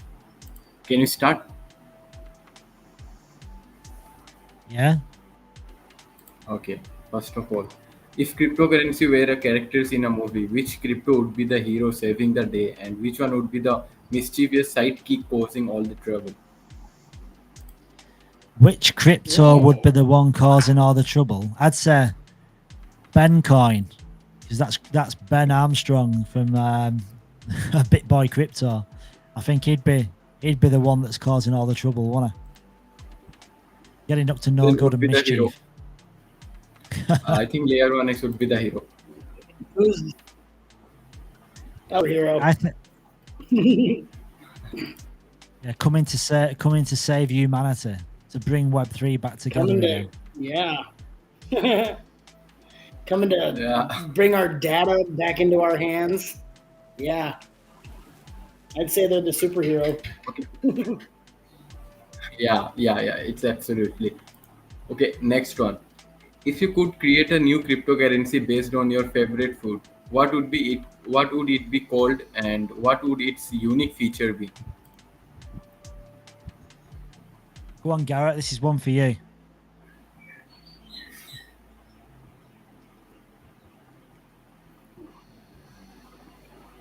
You there, Garrett?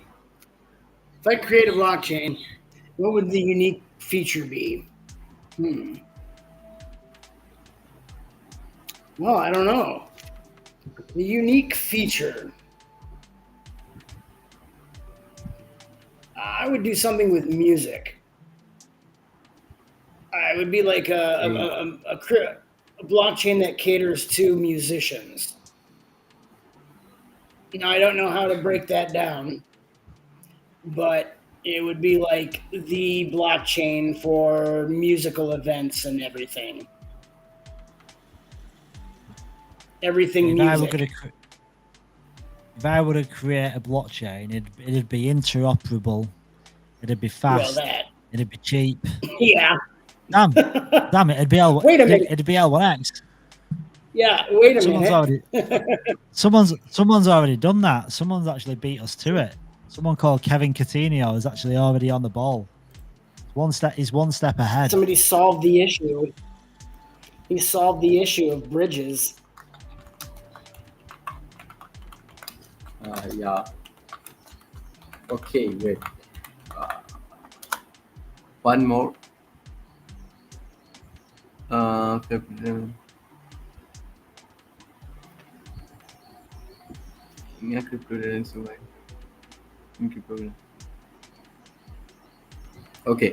Imagine if cryptocurrency could time travel. Which one do you think would go back to the past to fix its mistakes? And which one would zoom into the future to see where it's headed? Okay, I'm going to take this one. Ethereum would have to go back in the past to fix itself because the gas fees are ridiculous. And obviously, L1X is going to the future to see how much they have changed the space and how much they have onboarded the masses. I'd probably say if I had a blockchain to go back in time, I'd say Luna. Luna, because Do Kwon basically killed everything off, didn't he? Do Kwon's actions kind of snowballed everything into complete meltdown. Like, yeah, from Do Kwon, from the Luna crash, you had like Voyager, FBX. I mean, I don't think Luna was necessarily connected with FBX's demise because FBX was just doing FBX were just doing some underhand shit, weren't they? Oh yeah, they were. Yeah, Luna's probably one of the most successful and most. It was a really success. It was a really successful blockchain. Yeah, it's the most successful and unsuccessful in the same breath. Most disaster. It was successful at being unsuccessful. Yeah. Because I mean, listen, Luna went from nothing up to $120, and then $120 it shot down. Yeah. It wasn't even a fraction of a cent. It couldn't have died anymore, could it? And then Do Kwon went on the run for a bit, didn't he? Disappeared. Went traveling. I think you get me. Yeah, because I was thinking of FBX, but they weren't a blockchain. So I think Luna's probably the biggest disaster of blockchains so far, because that lost people. That lost people livelihoods. Like people lost their homes from that. So many have done. Yeah, that was horrible. Yeah, Luna's. Yeah, you got me beat on that one. Yeah, okay. It's a tough one. Ronak, that was definitely valid. Ronak is like the quiz master. Ronak, what do you think? Yeah, right. What's your opinion? What do you think? I'd go with the Mark's answer. Yeah, I'll definitely go back. I'll take this. Yeah, the biggest mistake is about Luna only. I could go with FTX too, but Mark already gave me the answer. Yeah. I totally Yeah. forgot about the Luna. Yeah. Yeah. I See, I wasn't were thinking about invested. dead ones. I were invested in Luna. I had quite a decent chunk of Luna, and luckily I sold it before it crashed just by pure chance.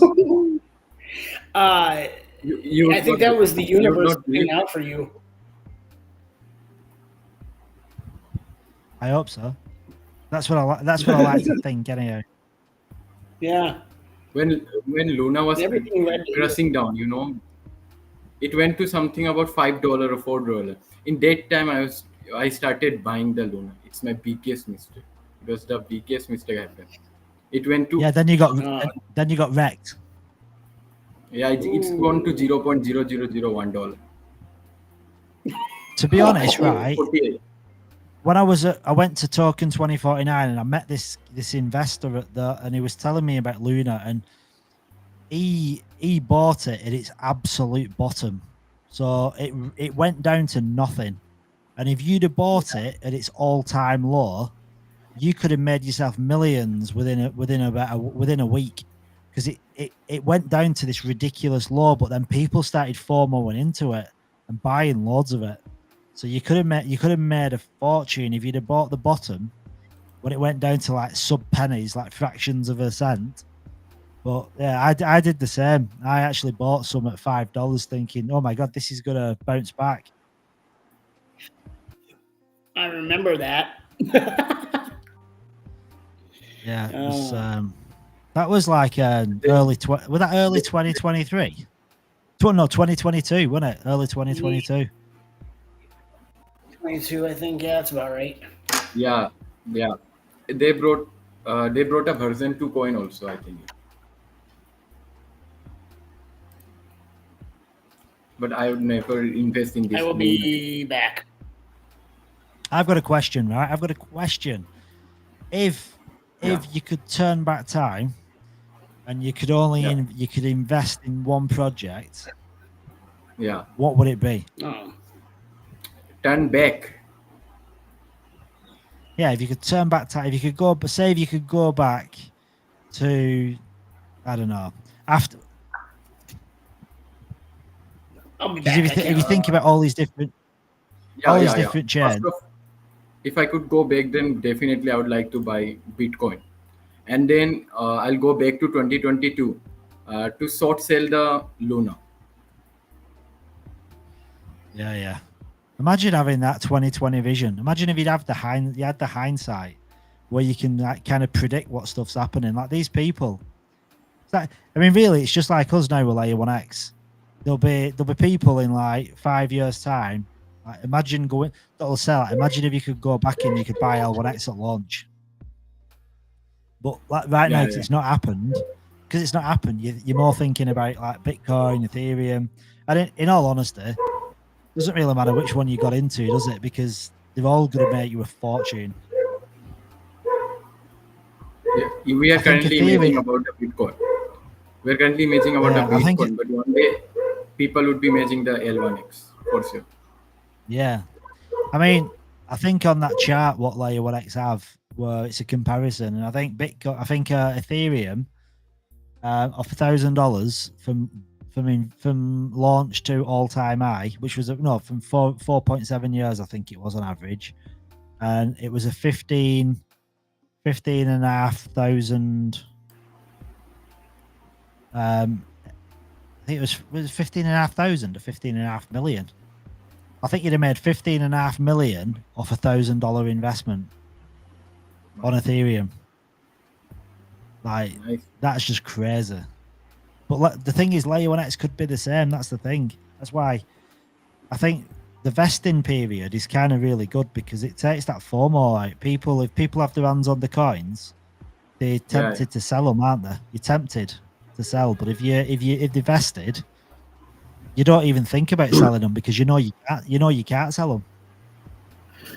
True. L1X community is crystal clear. I don't think there is any airdrop hunter in L1X community. Like if you would be doing the promotion through the influencers, the big influencers, definitely there would be the airdrop hunters who would buy now and sell in the launch, which would dump the coin. Yeah. But I think Yeah, our it's community is pure. true. Like most people, like would have sold and dumped if they could. Like a lot of people, a lot of people that had the opportunity to get in and sell. I think a lot of people probably were thinking about selling, but now they know they can't sell, or they can only sell in small amounts. I think people are probably appreciating the fact that it's going to do them good long term. It's going to benefit them financially long term. Yeah, it is. It's going to. Yeah, Braden Wright was asking, what will the launch price be? Well, it's going to launch. It'll be 50 cents, but that won't last long. So, like, one person will get it for 50 cents, and then it'll go up from there. Yeah. No, there is a chance. Like if you're not bought into like Layer 1X yet, there's something called a liquidity bootstrap, where you can actually buy in to that, or you can buy a node as well. So you can buy an event listener node or a full validator node. Now they're 5,000 L1X or 25,000 L1X. So decent investment, but that allows you to get L1X. Yeah, otherwise you can put into the liquidity phase, which will split 50-50 USDT and then half L1X coins. And then you'll be able to claim those over 120 days after launch. So you're basically getting your L1X and then you're getting half your money back. So it's a really good deal. And I put quite a bit in there. I'm putting more. So yeah, there's a lot of people been putting into the little liquidity bootstrap, because like what you got to remember. I mean, Braden, are you in the Discord or Telegram, or are you like are you an investor already, or you just kind of found this live stream by chance?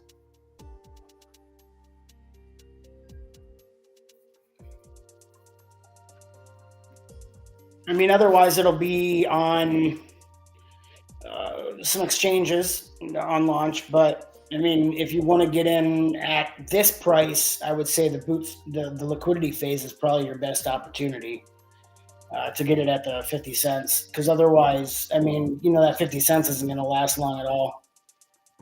Oh, nice. Yeah. So you got into the private sale. Dude. Well, you're an OG. Yes, you're an OG. You're an OG. Knuckles, brother. Knuckles. OG. Dude. Nice. 10 cents. So you're laughing. Yeah. You're laughing. You're laughing. Yeah. Times are good. Things are going to get cooking soon. Yeah, there was a lot of people that were lucky enough to get into the private sale. We were in that too. Luckily, Mark was up on a roof one day, getting ready for work, and he checks a message to this private group that he joined about a blockchain event in Perth that day, and the rest is history. Here we are, over a year later. We've been waiting over a year. Yeah, a completely random. I mean, do you know what's crazy, right? I'm still part of that group. It's a Twitter. It's called Perth Degens. So it's a degen group for people in Perth. But I joined it because I found it through being in an NFT by chance, and I never ever go in it. I never check it, and it just pinged in my pocket, and I just looked at it, and I thought, oh. Okay, and that's the only time I've ever looked at it. I don't even use it. So that's the only time, literally. That's the only time you ever looked at it. That's insane, because it gave us this. I don't use it because I'm part of too much as it is. I've not got the bandwidth to go into anything else, so I don't use it. So when I seen it, I'm like, this is pretty cool. And then I went down there and met the team. And yeah, it's been like a bit of a family affair now. I mean, I've got like, I can speak to Mike, Matthew, Kevin whenever I want to. Like I've got like the WhatsApps and send them. I mean, I sent Kevin a WhatsApp earlier, and I just said, Kevin, we've got a live space going. 1,200 people viewed it so far. So he's put. Well, he replied, nailing it. That's what he put. I said, yep, man, we're nailing it. What did he put? Nail it. He said, awesome, nailing it. Nailing it. I'm nailing it.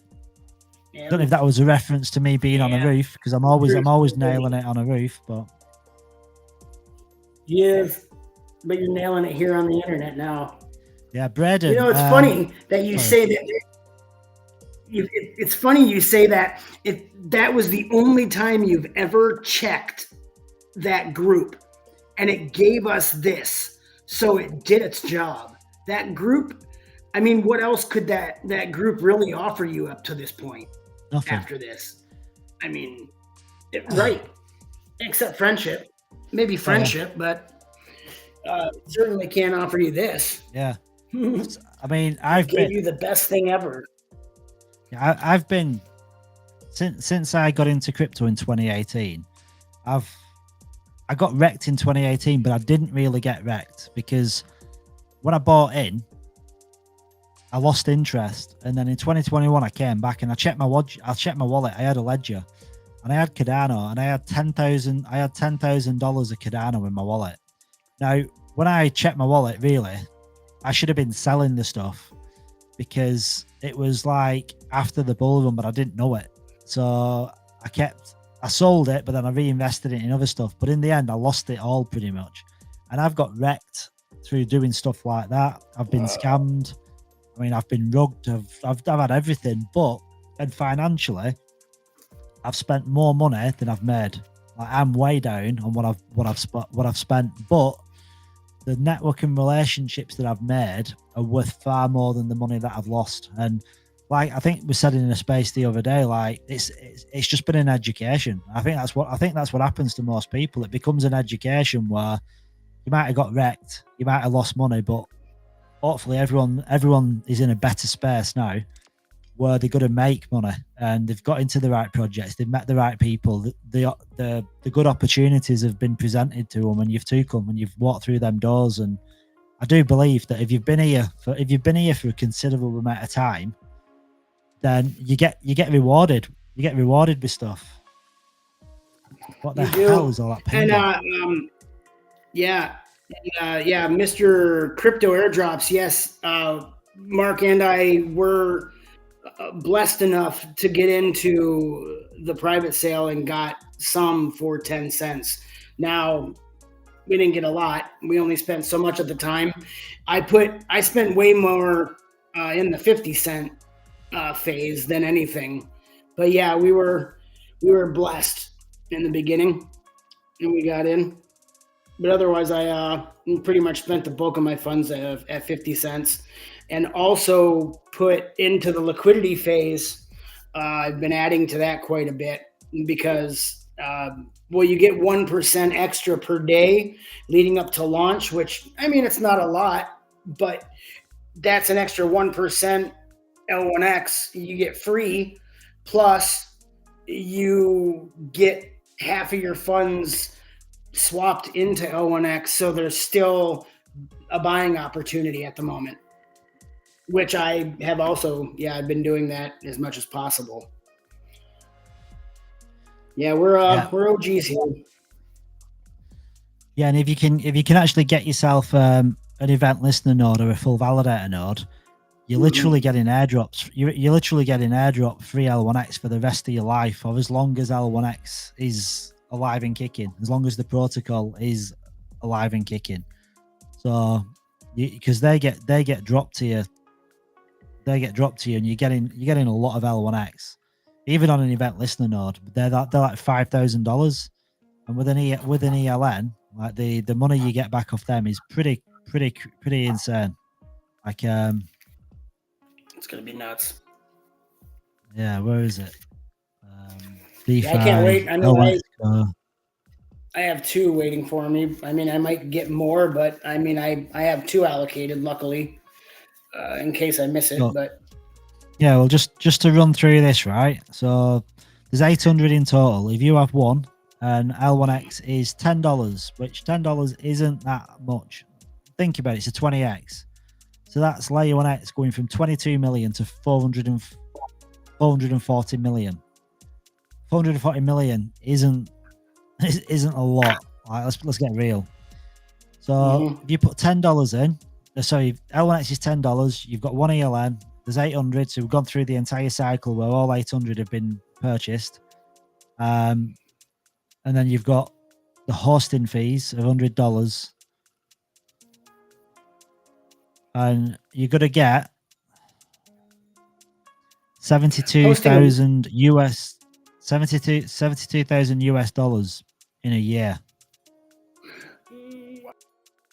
so the hosting, is that $100 a month, a year, or what? Yeah, a month. It says, see there, a month. Okay.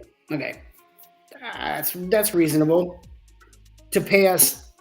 What, after it's $10, $6,000 a month? Yeah, I mean they're paying you. Roughly. I mean, yeah, I mean the number of L1X doesn't change. Like if I put 50, the L1X it's like the same, 7,200. If it went up to $100, say the L1X is the same. It's just that the value of the L1X goes up. So if L1X becomes $100, you'll be earning $750,000 a year just off an event listener node. So even if it's $1, I mean, you're still coming out ahead. No matter what it costs. If it's $1, if it's $1, you're gonna get $7,000 a year. You're gonna get $588. So in a year, you've bought it for $2,500, but you've made $5,000 on top.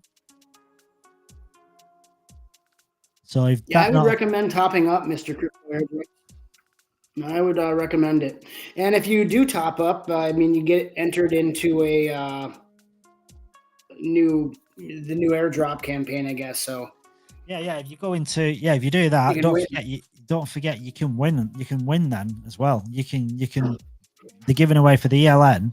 You go in a draw to win 100,000 L1X coins, and they're giving away like on the day you can win 1,000 L1X coins per day as well, depending on the day.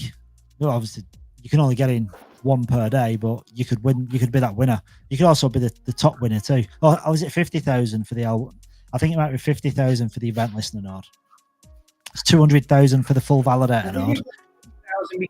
250,000 for the full validator, so it's 50,000 for the ELN, I think. Actually, yeah, it's 50,000 for the event listener. It's 200,000 for the full validator, and it's 250,000 for the liquidity bootstrap. $500 minimum buy-in or NFT username.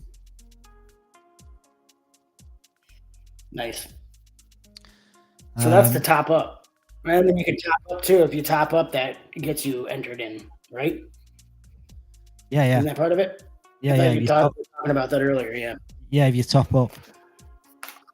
Yeah, minimum of $500.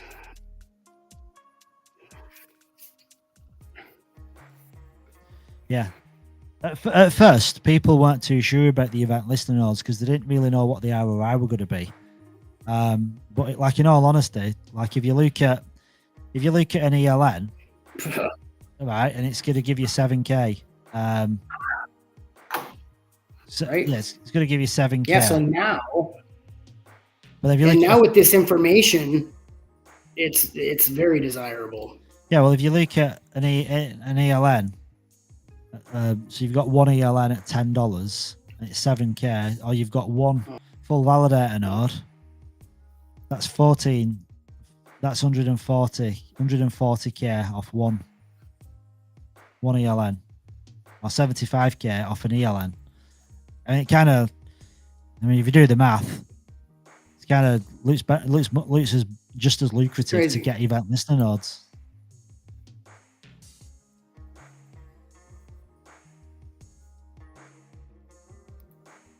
Crazy. It is crazy.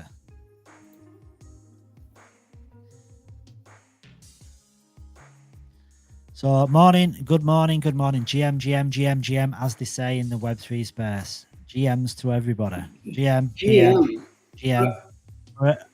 wherever you are. I said GM, and it could be good night, good afternoon. Who cares? It's always a GM, innit? And if it's a GM, it's always good morning for me. It's always good morning for me because I'm always waking up in the evening, in the day, in the afternoon. It doesn't matter. It's actually morning here though. It's still dark though. Yeah, for me, it is now 5 o'clock. I've literally done a work day. It's over 8 hours. Over 8 hours, dude. We've been crushing it. We've been killing it. No, I came in a couple hours ago. I was in a few hours. I've been here for half the time, just not in the chat. That's okay, dude. You can only do what you can do. No one's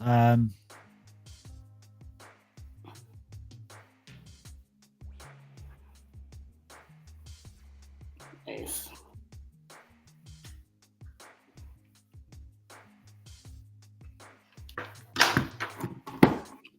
How does it work? How does what work? Being a DJ? I think maybe Braden is asking about the ELN. How does it work? Will it be possible to host one FEN and one ELN on the same VPS? Oh. So Kevin said you could actually own like 4 or 5 you could actually have 4 full validator nodes. You could have them on one computer if you wanted to. He just said it's not recommended. He said he'd have them on separate devices. Yeah. And I just think it's mitigating. I think it's just mitigating risk. I think that's all it is. It's if one goes down, your computer goes down, your computer gets a virus, you've got that uptime. So you've got if one goes exactly. Yeah. But then you've got to think of your internet connection, power outages, because when you're hosting a node, the uptime is very important because you're going to be competing with other nodes. So if you've got downtime, you've got power outages. So your average uptime might be 95%, and someone else is next to you and theirs is 100%. Then if you're staking, you're going to go to the guy that's got 100% staking. That's 100% reward, 100% uptime. Because if you've got downtime, they've got downtime. So you don't want to be in that position. And no, you want to offer the most stable connection, and the best staking fees would probably be in your favor as well. I'm not sure how that works with the staking fees and how you set it, but I will find that out. Yeah, like in the long run. But I wouldn't recommend putting them all on the same device. You can hire a company to do it for $100 a month. Yeah, just which is what I'll be. And just a cheeky bit of alpha. Well, alpha-ish, not alpha, not confirmed alpha, but Layer 1X I'm talking with different hosts, like data centers, to kind of to see if they can kind of find a good provider for everybody. So you can obviously use your own, but Layer 1X are looking at different providers as well. So maybe they'll find a provider and kind of say, right, okay, well, if we bring in, if we can bring in so many people, maybe we get X price, X amount of the cost. So I think might be a case of Layer 1X going outsourcing, finding a provider. So it's more the price is going to be better, because if it's just a random person going to a data center, you might be paying more than you need to. So if you've got like a group of people going to the same data center, you're probably more likely to get a better price. Look at that. L1X doing all the legwork for us. How amazing is that? I mean, I still think it'll be doing it yourself, but I just think they'll give us a provider that they've pre-negotiated a good price. Right, like they're doing all the legwork for us. They're doing all the haggling, getting us, telling us this is the best opportunity for us. It's pretty amazing. Because to be honest, I don't know anything about this, but I do want to host some nodes. Yeah, it'll be a cloud, yeah. Let's see.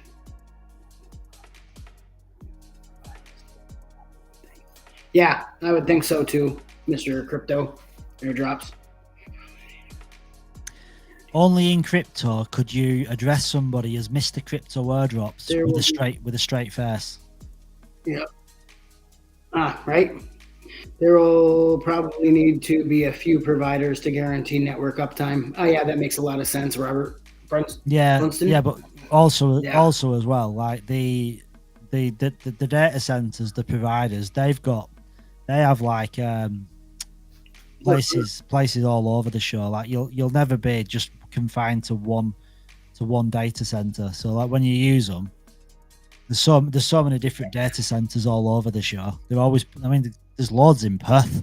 People don't even realize we've got so many data centers in the Perth CBD. And people see these buildings and they've not got a clue what they are. They're just there, but they're data centers and they're all over the place. Yeah, well, it's like Amazon AWS. It's like Amazon AWS.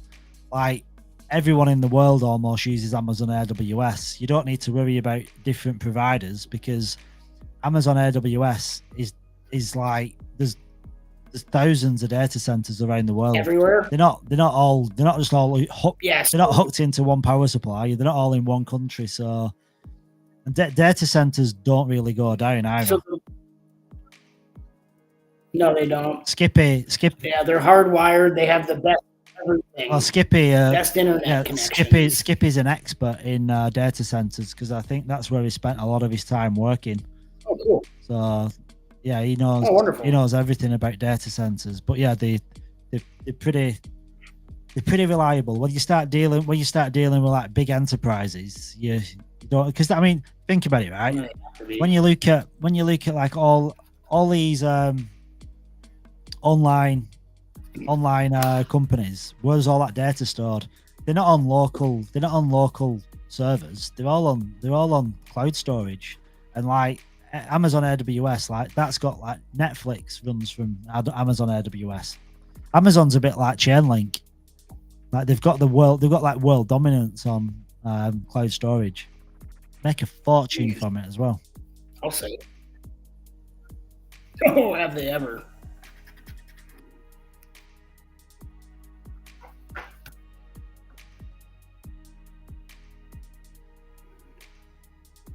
I think it's a really good thing that they're doing that for us because I wouldn't know where to start. Well, obviously, except for Amazon, I guess have Amazon Cloud Service or something. I mean, I don't think it's too difficult to be honest, but it's just doing it yourself. Yeah, I didn't think it would be.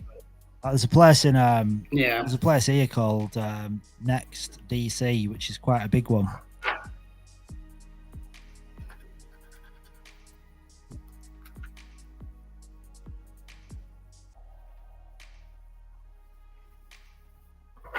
Where's the community at? The community is popping. Yeah, it is. If there's anybody else here, from the L1X community and they want to come join us, welcome. You're welcome to. You don't have to have your camera on, or you can if you want to. I do here and there. Doesn't matter. Join the conversation if you like. Yeah, some people, I don't know what it means, but they give me some, I don't know, some love through YouTube, like gifts something. I don't know what they mean. Gifted a membership. Jimmy was gifted a membership. Cool. Oh.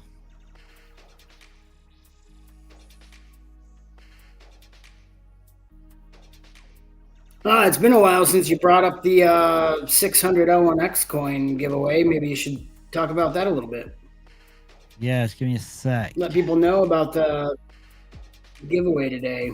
Yeah, guys. So, like anyone that's watching the live, you've got a chance to win 600 L1X coins. So I'll bring the screen up. Give me a second.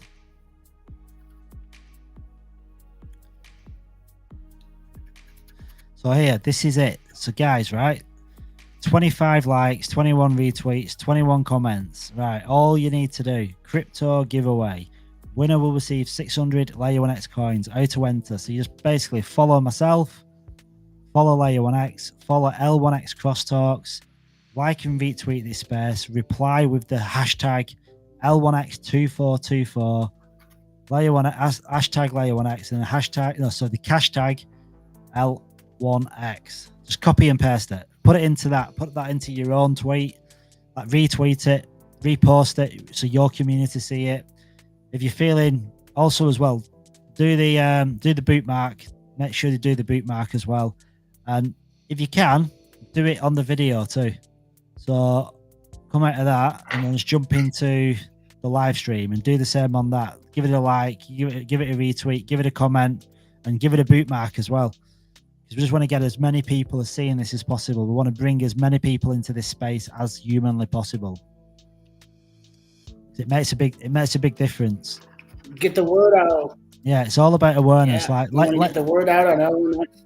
Yeah, exactly. Like Layer 1X is the world's first true interoperable, and I say world's first true interoperable because there's blockchains out there what claim to be interoperable, but the thing is interoperable. It's got a bit of I don't know. There's two ways of looking at interoperability. There's interoperability which is through bridges, which they're not lying. Like if you can send funds from one chain to another through using Axelar or Layer 0, they are interoperable. They're not pulling the wool over your eyes, but it's not the safe way of doing it.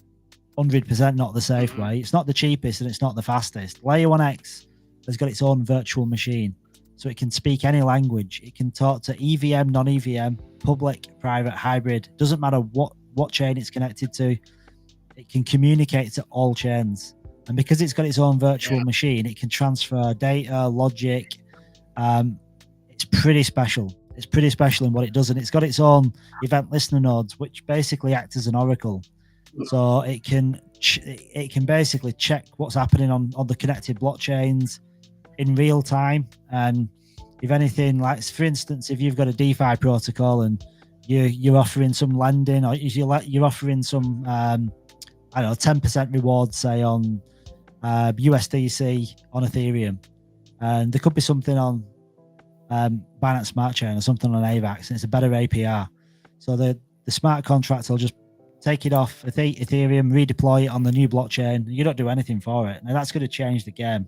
With DeFi, if you're in DeFi, you're looking at you understand what you can do with complete cross-chain.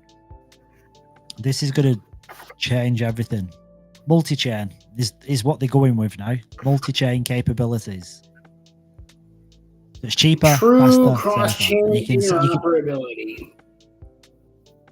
Yeah, and you can send. I mean, literally, right? If you go to, let's see, where are we now? So if you go to the swap, which for some reason my screen is lagging. I don't know why it won't load properly on the swap itself.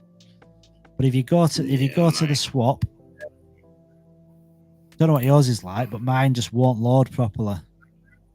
Yeah, my internet is kind of cackly and stuff. So yeah, so if you go to the X swap, so L1X app, L1X.com/swap, and you can swap EVM, and you can swap to Polygon, Binance, AVAX, Optimism, Arbitrum. You can swap it, and it takes roughly 10 to 20 seconds to go from one chain to another. and it's cheaper. It's obviously faster, but it's safer because it doesn't use Layer 1X doesn't use bridges. It's the technology allows it to connect to all these different chains, and it's had a really intensive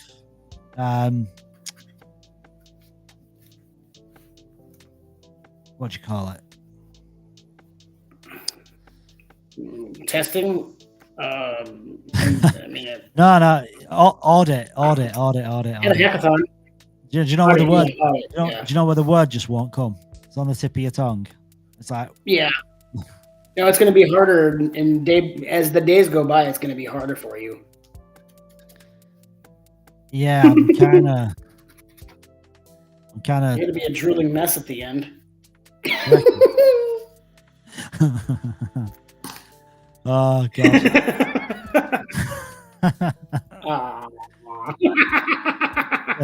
You're gonna be sleep drunk. The end is gonna be messed up in it. I'm gonna have to, I don't know, slap myself. So I'm just scrolling down. Bro is in the house. Bro is in the house. Trying to get to the so right, this is right. Please go check this out. So I'm gonna copy this and I'm gonna drop it into the chat. So this is the Ashlock audit AMA.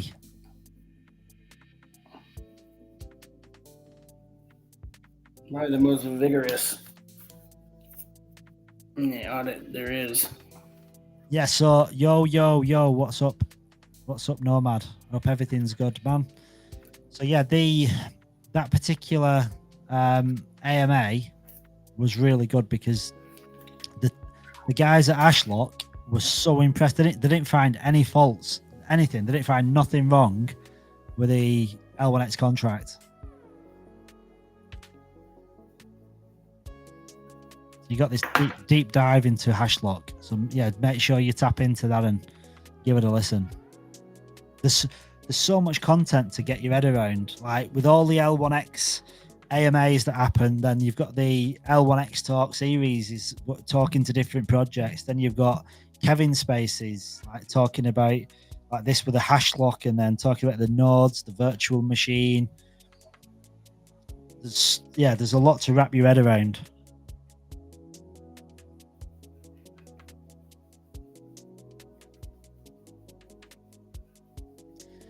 You know what? I am starving. I could eat a scabby pig. You ever heard that phrase, Garrett? Eating a scabby pig?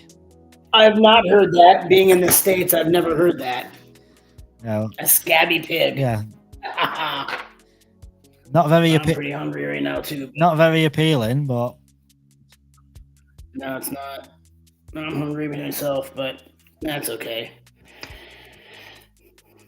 I've been here for 8.5 hours. So... I'm kicking the time. When I can get it down into the 59 hours mark, I'll be pretty impressed with myself because I've done 13 hours to get to break its back. To get it down. I'll be impressed. I won't be here for that. I might be there at the time for it, but it's not the whole time. Garrett, you're not. No one's allowed to go. So like, literally, right? Everyone that's in this chat now. Like no one's allowed to leave the space because you signed an unknown. You signed an unknown contract when you joined the chat, and it automatically removes your L1X coins from your wallet if you leave the chat. So don't do it. Well, her and Crypto Walker aren't really here. They're just here in spirit, in virtual screen land. Because they're probably sleeping or doing something else because they're definitely not here. Ronok, he comes and goes. Yeah. So I'll just have to be the same, I guess. Just come and go, Garrett. So Nomad. Come and go. Nomad, if you go into the Discord and you go into the OG and what's it called? The OG chat. the OG channel, and the Apex. Apex? Yeah. So if you go in there, the link to the stream is in there. So just tap on that. That'll bring you in. So it'd be a pleasure to have you here. Yeah, come join us, please. Come tap in. Oh, my logo's gone. When did that go? What? Tap in. My Crypto Psycho logo disappeared. Join us, OGs. I see it. Oh, there you go. Let's mix it up a bit. Let's have a moving background. Let's see what that looks like. OG. Oh, I didn't even have it on here. I didn't even have my Discord showing the OG channel. Now I do. Finally. I've been wondering where it's at. Good deal.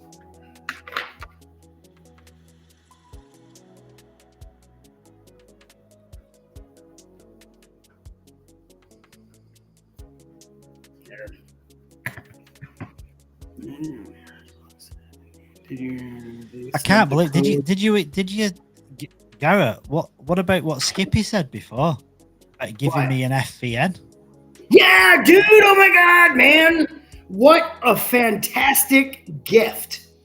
I mean, you know, you got to have the L1X coins to put in it, but he'll give the FDN.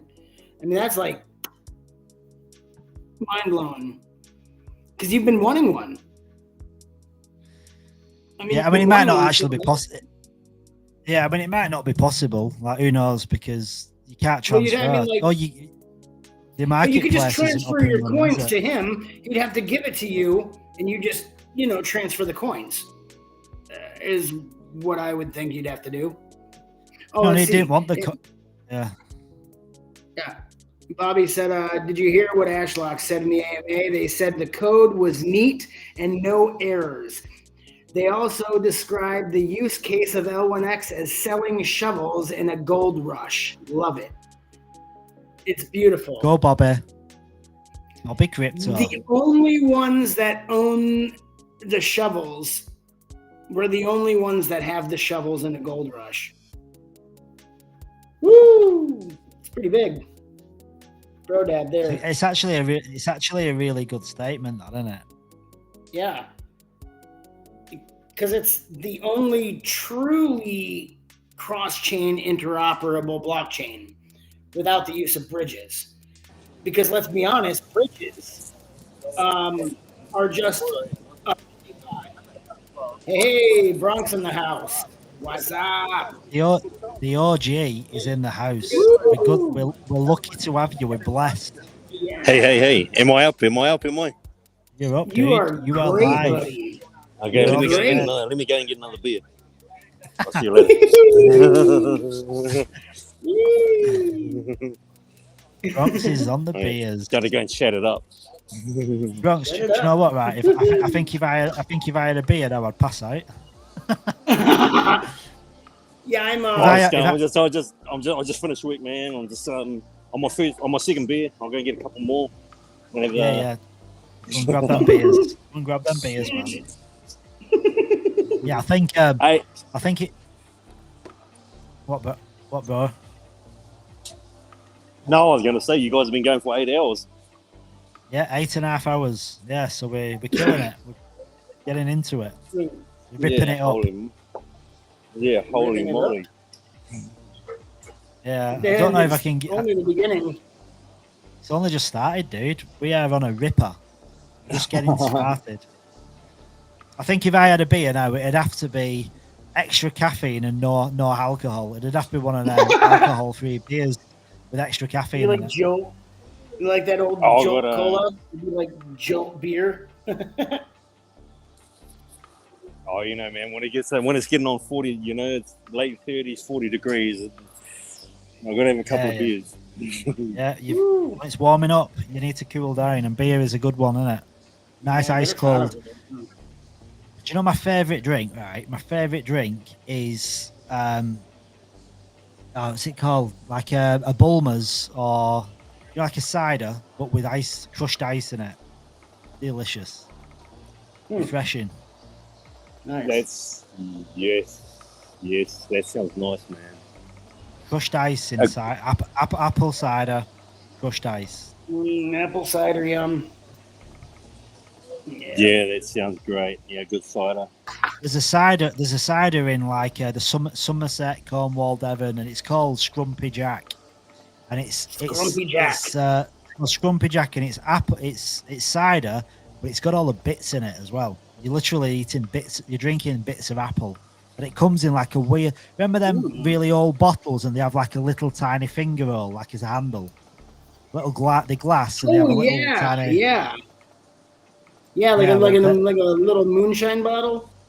Yeah, they like that, and yeah, you have that with crushed ice in a pint. Oh god, it's so refreshing. I'm not much of a drinker, but that does sound good, actually.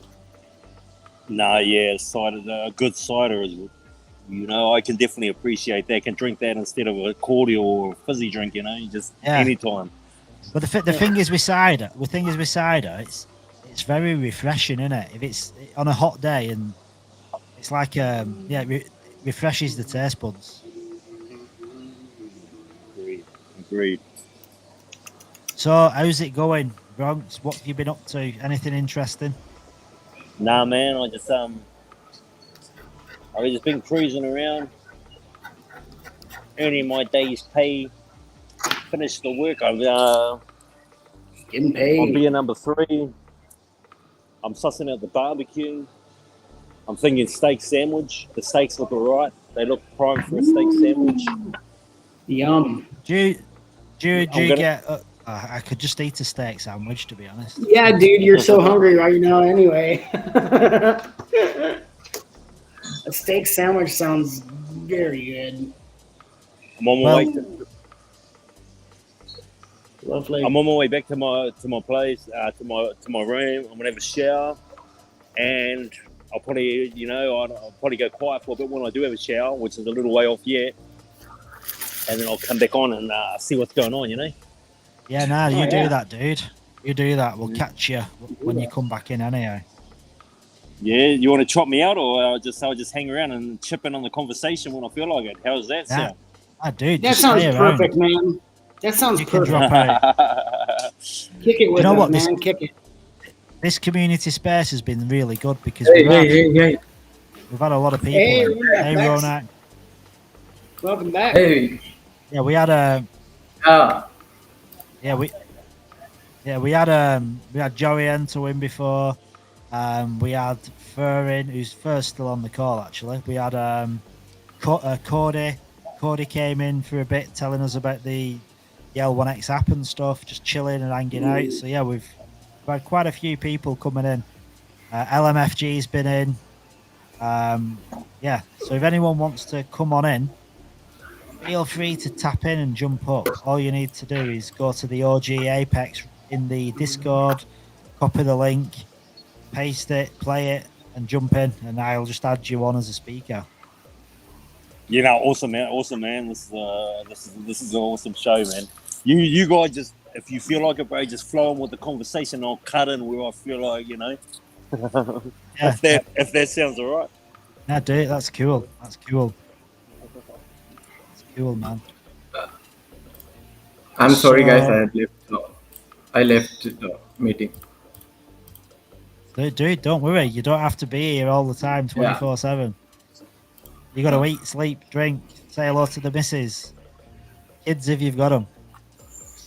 I was just finding questions for you guys, and I got the work to go. Dude, you're doing research, man. You're doing research. I love it. Yeah, I'm trying to find some funnier questions related to cryptocurrency. I reckon there's a never-ending list of funny questions relating to crypto. To those sense. Yeah. Okay. See once. If cryptocurrencies were characters in a high school drama, which coin would be the popular joke, and which one would be the mysterious loner sitting in the back of the class?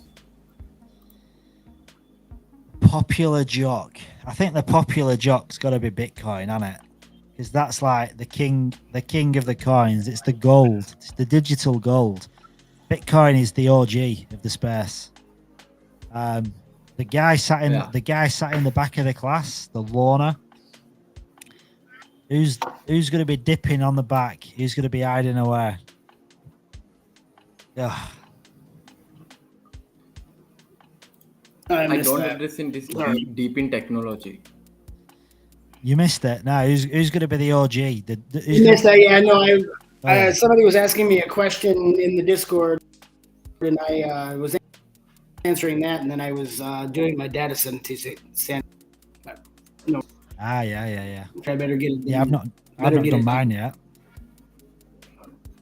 Oh yeah, that's right. Who'd be at the back of the class? Who's the what? Who's what's date in your hand, Mark? It's a stress ball. Okay. Yeah, I got it. It's a love art. It's a love art, but it's a stress ball as well. And it used to have a tantrum on it, a wallet. Yeah, pumping the heart. Pumping the heart. Yeah, keeping this. Listen, when you've been sat down for like 8.5 hours, you got to keep pumping the heart. Get that circulation going. Yeah. I need them compression socks on. Help with the circulation. So what blockchain would be at the back of the class? I reckon the blockchain that would be at the back of the class, I reckon it'd be Tron.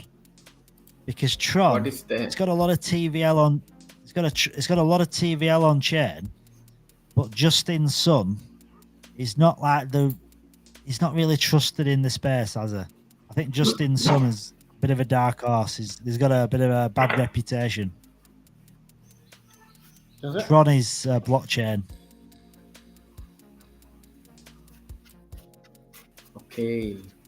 Okay, one more. If you could turn AMS historical figure into a currency, who would it be and why? Would Napoleon coin conquer? No. That's the different type of question. I founded one, but can't found. Where would you ask? Napoleon. It was funnier one related to Elon Musk. Okay, yeah. If you could invite any celebrity to join the crypto world by launching their own, who would you choose and what would their coin symbolize? Would it be Kim Kardashian coin representing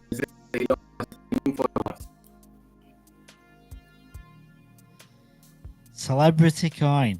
If you could have a celebrity coin. It'd have to be Elon Musk, wouldn't it? And he'd bring his own. The thing is, he's kind of already behind Dogecoin, isn't he? So like, he's already pushing the coin. Yeah. I mean, Dogecoin, father of Doge. He's the king of Doge, you know. Even though he's nothing to do with Doge, but he kind of is because they created a panel they created a panel, didn't they? Dogecoin panel, and I think Elon Musk was in it. Vitalik Buterin was in it. Kind of group of people that come together. Or was that Bitcoin? No, I think that was Bitcoin, wasn't it? I'm getting mixed up. That was a Bitcoin panel. Yeah, I hope Kevin would be another Elon Musk. Yeah, Kevin. Just think, right, The Kevin. Web3. This is what makes me laugh, right? Just look at Kevin here. Kevin. So, where is it? This is Kevin. Is the founder of Layer 1X. And he's got no banner on his background, and he's got 374 followers. This dude is an OG. He don't care. He's not out there to get followers, is he? He's not glory hunting. No. He's not winning a popularity contest. He's just building. He's not even got a banner. Building. No banner. No. Yeah. Doesn't have a banner. Doesn't even represent. He's not even representing what he's created. Not promoting. He's just working. Just working. Very humble He doesn't have the person. time to change the banner itself. It's a very Yeah, busy it doesn't person. even do the banner. Yeah, right. Right. Okay. Everyone that's in. Right? Everyone's He in, doesn't have time. yeah. Everyone that's in the chat, go give Kevin a follow. So make sure you follow him, and then Yeah. if you go to his his Yeah. last tweet, Bitcoin Ivan will boost cross-chain interoperability. He posted this. I've not even reacted on it myself. So like it, retweet it, and then comment in there and just You'll put be in, following the next Vitalik Buterin. yeah, and type in hashtag L1X2424. Bang that in there as well. So head over, give Kevin a follow so we can see the engagement going up on his account. Yeah. I mean, you'll be following the next Vitalik Buterin in the space. So, or Charles. Yeah. Yeah, and turn notifications on for him as well, so you get his tweets.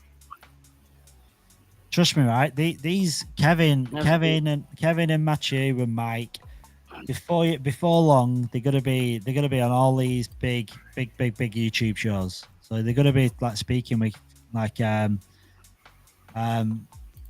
Crypto Man Ran. Ram. Yeah. Ram. We're going to say BitBoy Crypto, but I think he's kind of lost a bit of credibility. So maybe not BitBoy Crypto. Maybe I don't know. Like, but then like guy from Coin Bureau, Val Paul. I'm sure he'd like to have a chat with him. There's a lot of people in the space that I think would want to sit down and have a conversation with Kevin. Yeah, everyone is waiting for Kevin. Even I'm waiting for the Kevin.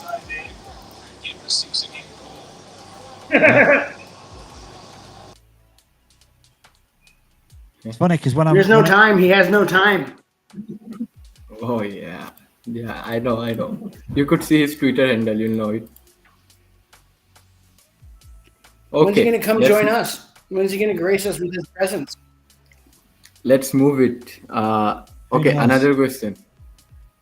If cryptocurrencies had their own reality TV show, what drama do you think would unfold? Would Bitcoin and Ethereum be frenemies, or would Dogecoin steal the spotlight with its antics?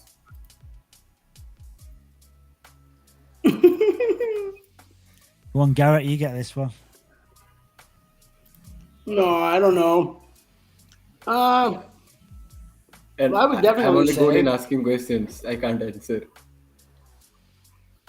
Yeah, I don't know. I think Bitcoin and Ethereum would be friends, being that they are the first two bigger innovations in crypto. Dogecoin and like Shiba Inu would probably bring Steal the the spotlight. drama. Yeah, Yeah. 100%.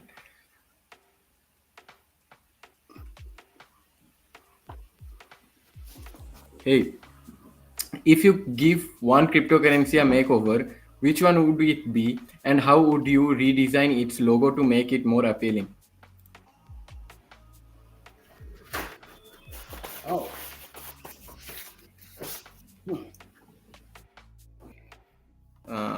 You can take that, Mark. Interesting. I'll be honest, I wasn't actually paying attention. I was just I'm just replying to a message. Yeah. No worries. Okay, I should repeat it. Yeah, repeat it. Yeah.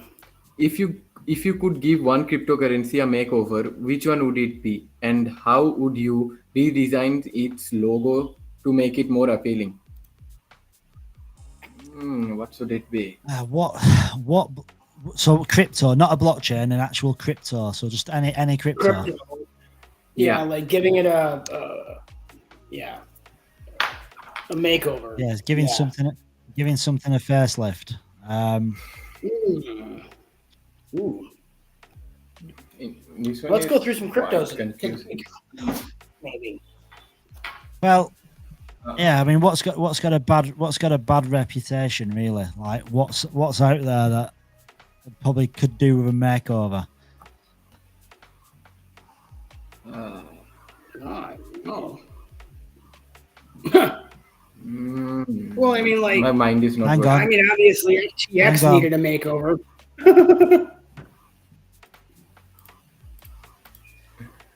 Yeah, hang on. Let me share. Hang on, give me a sec. Let's go to CMC and browse the damn list. So I reckon Bitcoin's good. I reckon Ethereum's good. I mean, people don't Other than like the it, gas gas fees, fees. but it's got the network. It's But got it's the still- network effect. BNB. Still the GOAT. at the moment. BNP is still the.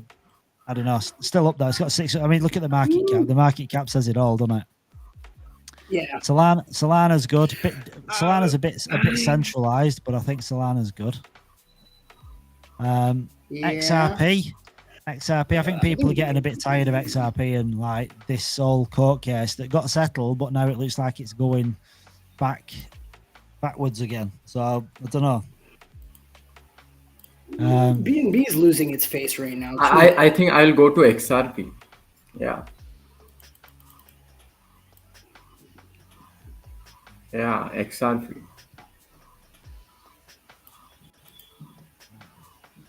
Good choice.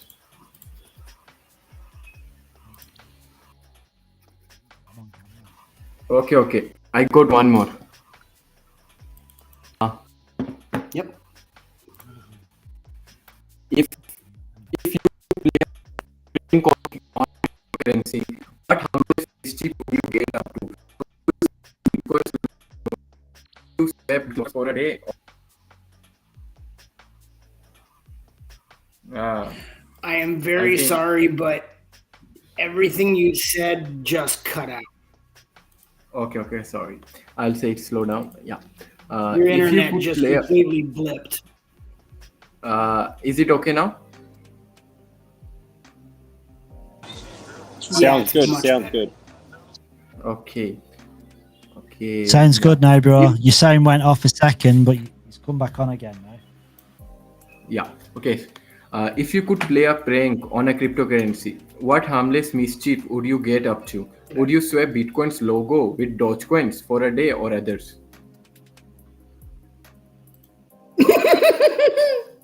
Oh, could you imagine? Yeah, if I could, I don't know. What would you do? What would you? if I could play a prank, I'd take all the liquidity out of Bitcoin and let people sweat. Literally drain the liquidity so there's nothing left in it. So when people go to sell it, they just get price impact because there's nothing to sell. I would just shut off Ethereum, turn it off. You'd probably be better to do that with something like Solana. Yeah, just shut it down. Oh, just shut it down. Oh, could you imagine? Oh my God. Well, they were on the Especially at rise, the moment. they were on the rise to fucking to position. Yeah, they're on the rise. Yeah, that's funny.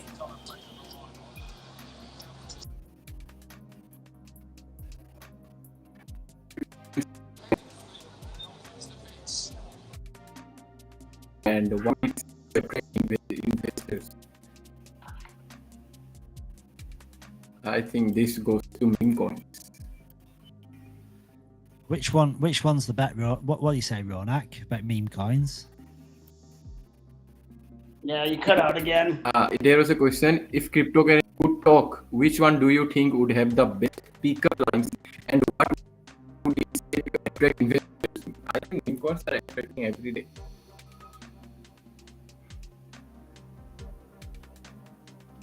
I didn't get any Had of the that. best pickup line. Oh, pickup Yeah, lines. part of it. Which yeah. cryptocurrency would have the best pickup lines, and what would it say? I didn't catch the rest of it. Let's see. I was never good with pickup lines, so I have nothing for this. You know what would you say if you're a woman, dude? You're taking a girl out. What would you say if you're a blockchain? My voice is clear. I don't have any pickup lines. Is my voice clear, guys? It is. Well, it was. It is now, yes. It kind of It is, comes in okay. and out. Your voice just disappears. Yeah. Okay. It's If it's your internet. cryptocurrencies could talk, which one do you think would have the best pickup lines, and what would it say to attract investors? Okay. Now we got it. Oh. Pick a random coin. What would I don't know. What would Ethereum say? What would Pepe? Pepe, yeah. Oh. Ribbit. What would Pepe say? Polygon, Chainlink, Dot. Like, I know Sheba would be like, listen, I'm the best dog in town. If you want a meme coin, you want to get into the best dog, this is the one you've got to get into. Shiba Inu all the way. I do like Shiba Inu. I don't own any Shiba Inu, but I do like Shiba Inu. I've got to admit. Then Dogecoin. I admit the same. Go ahead. Yeah, Dogecoin is like above though, isn't it? Dogecoin is like $30 billion market cap. Dogecoin, that's insane. Mm-hmm. Well, see, Shiba Inu is the one that got me into cryptocurrency. It was the first one I heard about when I was told about cryptocurrency, and it got me into it. With that pipe dream of quick success. So, I mean, I owe my entire journey to hearing about Shiba Inu. So I would say that would be the one I would think would be to have the best pickup line. Come invest in me and I'll make you a millionaire. Come invest in me and I'll give you some. No one X would say, I'm the fastest, cheapest, and most safe. So invest in me. It's just simple. You don't need a line. It's Meme all coins it have a is. very simple pickup lines. Come and I'll be $1. Mm-hmm. Yeah. I'll be $1. Yep. Buy me and I'll make you a dollar millionaire. Kill the 20 zeros. And make it $1. What is the more zeros, the better. Yeah.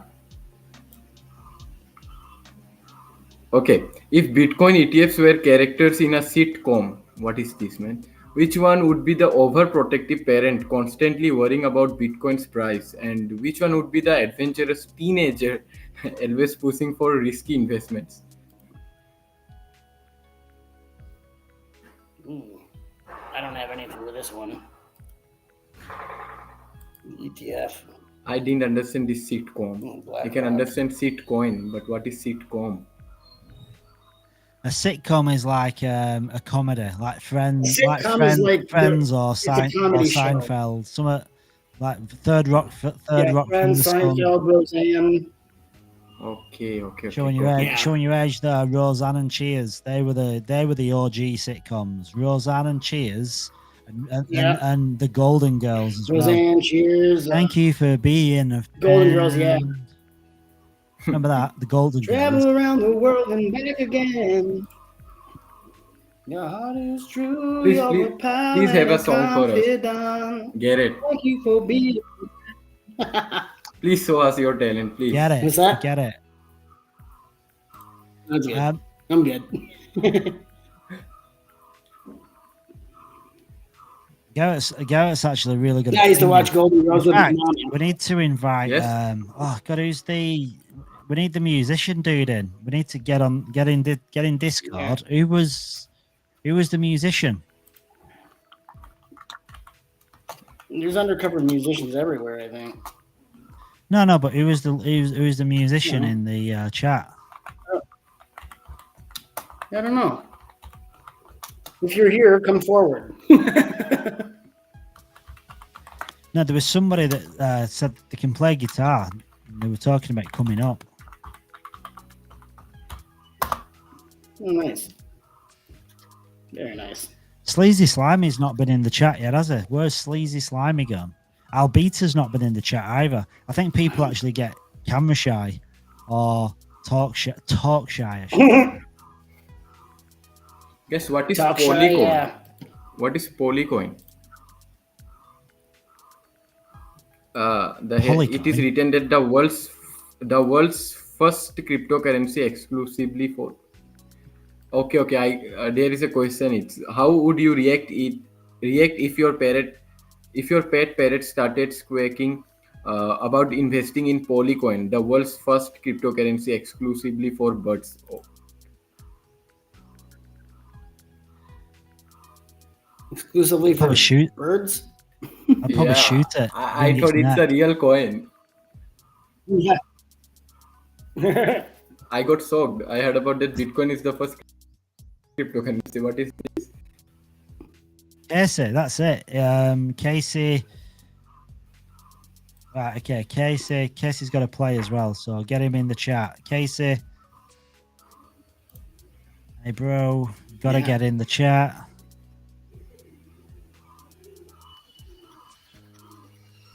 Well, I bring some music, guys.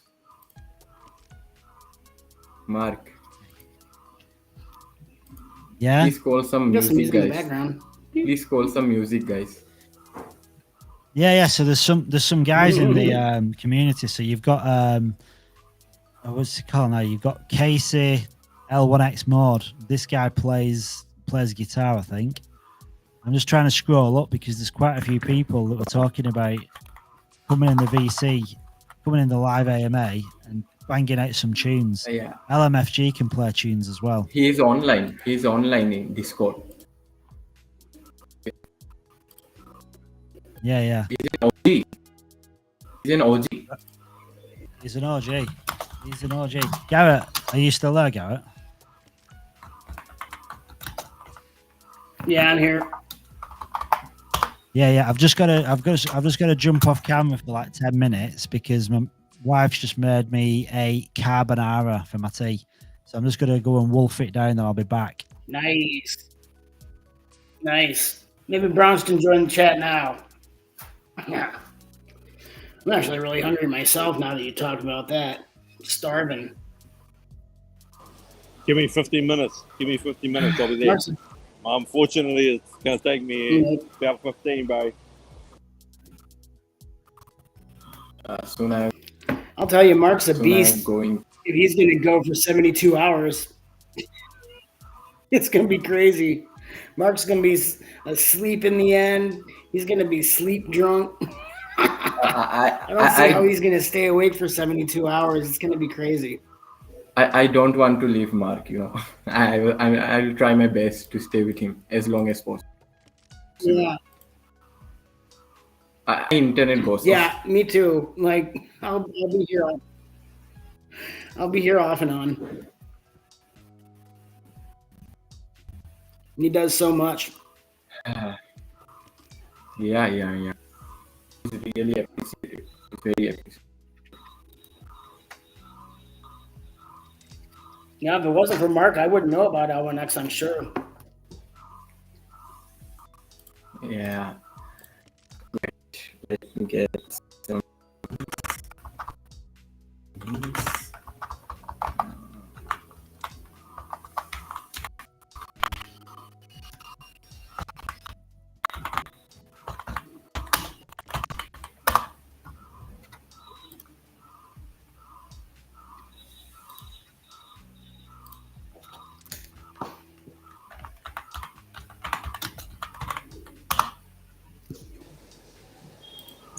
Play a song.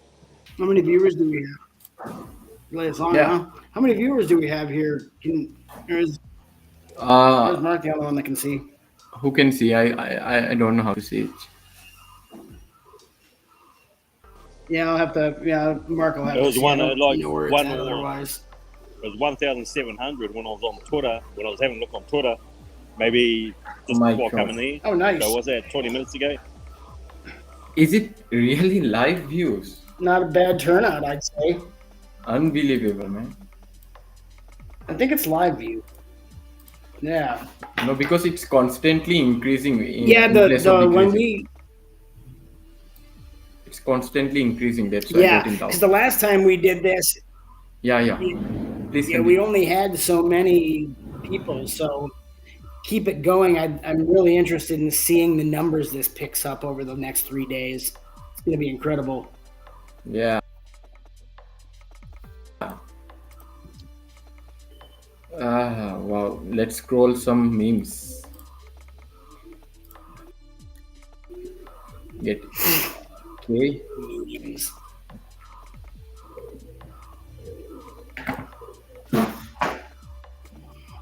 Could I share my screen?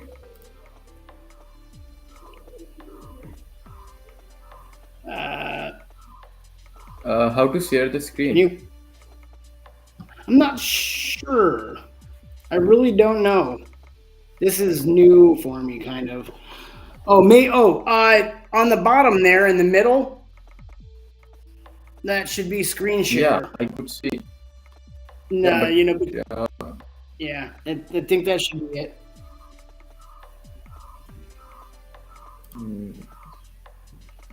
Yeah, it's in backstage.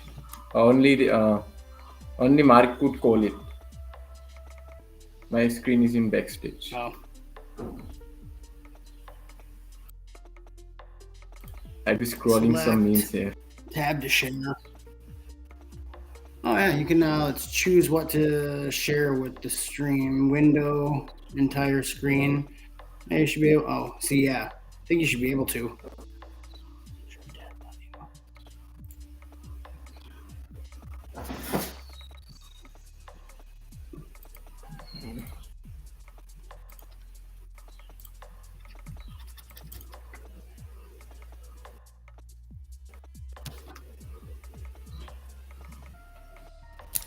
Yeah, in backstage, no worry. Yeah, that time this Crypto Psycho's logo was on my face.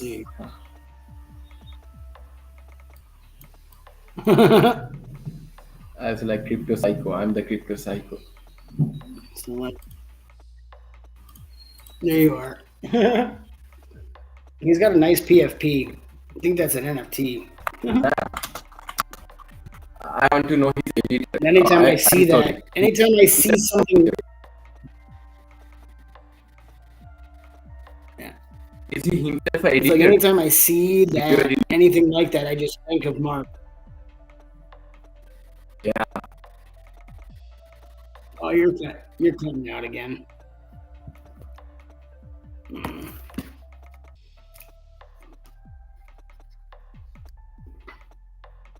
Yeah, your internet's bad at the moment.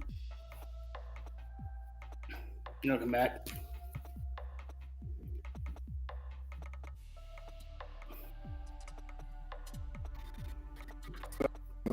Anyone that's just chiming in, bear with us. Mark will be back and he'll be able to share some stuff. Oh, here we go. Maybe that. Oh, maybe he'll come back. Yeah, Crypto Psycho will be back eventually here, and he'll be able to share information with the screen and everything. We're not really sure how to do it since he's the boss. He's the goat here.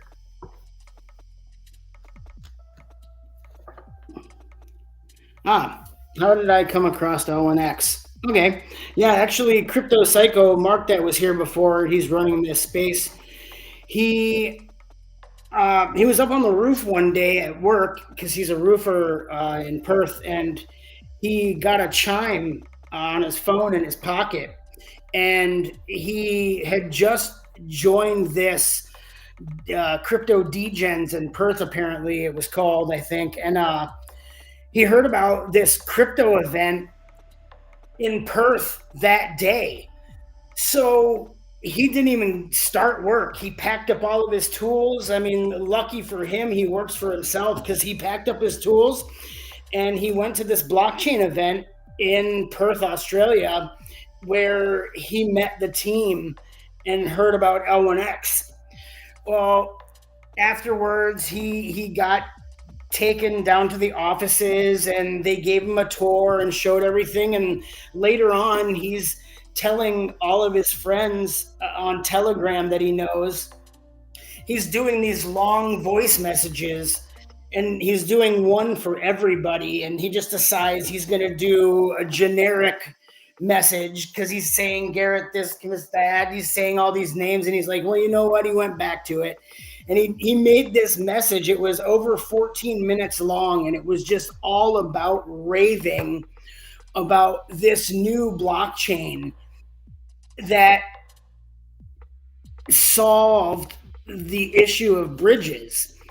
It's the only blockchain that truly has cross-chain interoperability. And he's telling me that there's going to be no more bridges. And he's just raving. And then that's how I heard about it. In fact, it was March 14th of last year. So I've been like following L1X since basically March 14th of 2023.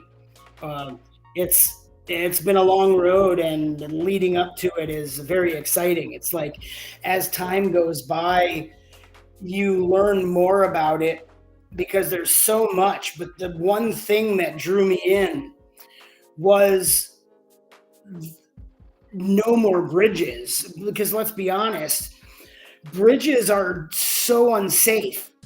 Out of all of the money that is siphoned out of blockchains and out of cryptocurrency, about 40% of it is from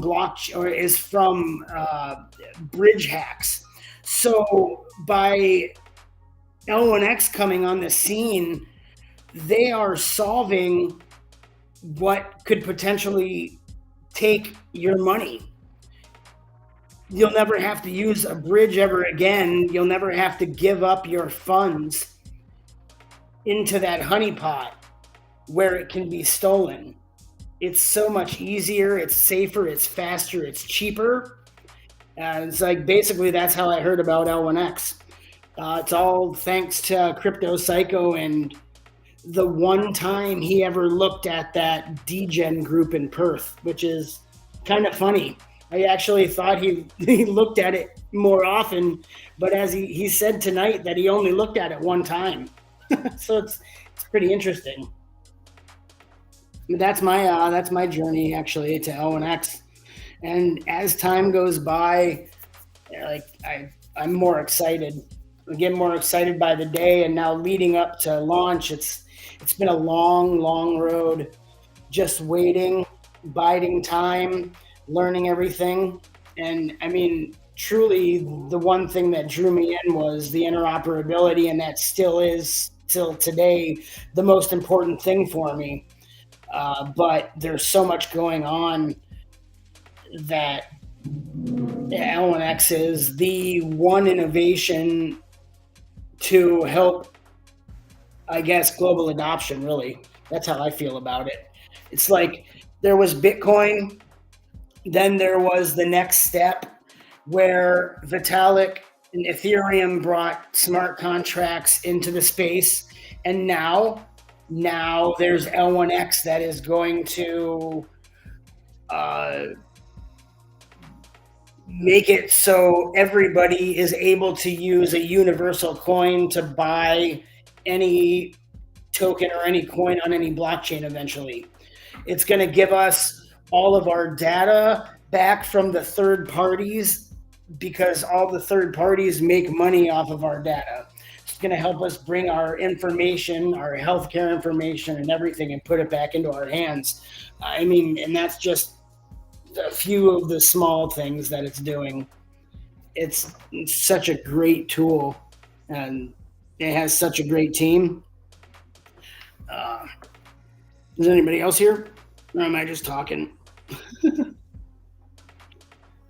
I think I've talked myself out. But yeah, Mark actually heard about it just because of a Twitter group. So thanks to a Twitter group, so many people know about L1X basically, because Mark has spread the word far and wide. I don't know how many people he shared with, but I know only a small group of us have actually invested And thanks to that group, our lives are changed.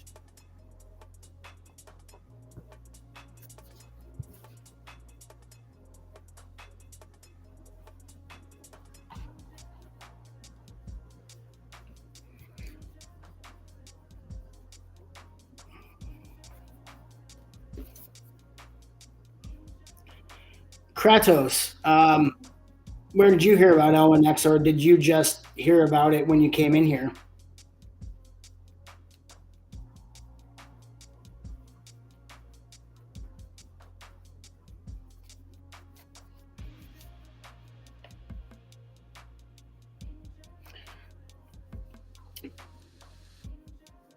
I apologize. I seem like a talker, but I'm not much talker when it comes to just sitting here by myself. So we'll have to bide our time for others to join us. If there's any other OGs here that would like to join the conversation, if you go into the Apex chat, there's a link and you can join us. I would love to have some company. While Mark is eating his carbonara. Oh, and now Bronx left us. I feel lonely.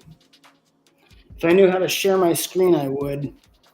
This is Mark's app, and I'm not really sure how to use it too much. But I guess I can tell you about if anyone would still like an opportunity to get L1X. There is still a chance before it launches on April 2nd. You can go buy a node and top up. There's an X Perks program where you can vest your tokens. If you don't have enough, or if you don't have any, you can buy. You can go on the L1X app and actually buy tokens to get an event listener node or a full validator node, which will gain you access. Plus, there is a bootstrap liquidity phase that is still going on that they extended. If you would like to put into that, you can put on Ethereum chain either USDT or USDC. And once it goes in, it splits half USDT or USDC, and then it splits half L1X. So it's actually one of the only opportunities right now, and it's the only time, with the bootstrap liquidity phase. Kevin was saying he's jealous because we're able to claim our tokens every day, and it's some of the few people that got into it can sell their coins from day one. Otherwise, like us investors that bought, there's a plateau, there's a phase of 3 to 4 months that we don't get any of our tokens because of the vesting, which is very smart. But if you want L1X to sell on day one and have the opportunity, you can get into the bootstrap liquidity phase where you get 1% extra a day on top of what you put in, and then you get 50% L1X, and it's only 50 cents a coin, which is what it's going to launch at. But let's be honest, once it launches, that 50 cents isn't going to stay very long. And I think anyone who is hoping or thinking that on launch day the price might dip below the launch price, I would think it's not going to, with how they have the tokenomics and how only 20% of the public sale tokens are available in the DeFi market. And then the only other market there is going to be is the centralized market for whatever centralized exchanges it goes on. So if you want an opportunity to get L1X at the base price, I would say get into the liquidity phase.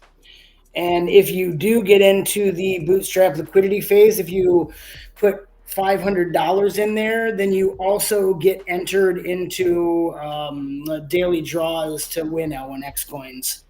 I'm not sure exactly how much it is. There is a new airdrop campaign, so you'll have to look into that. To be honest with you, I've been slacking the last week or two being a degen. Today I gave that up. I don't need to do that anymore. Layer 1X is the launch is imminent, and that's what I've really been looking forward to for this entire year, is just waiting for this to launch finally. And I honestly can't believe it's here. It's very close.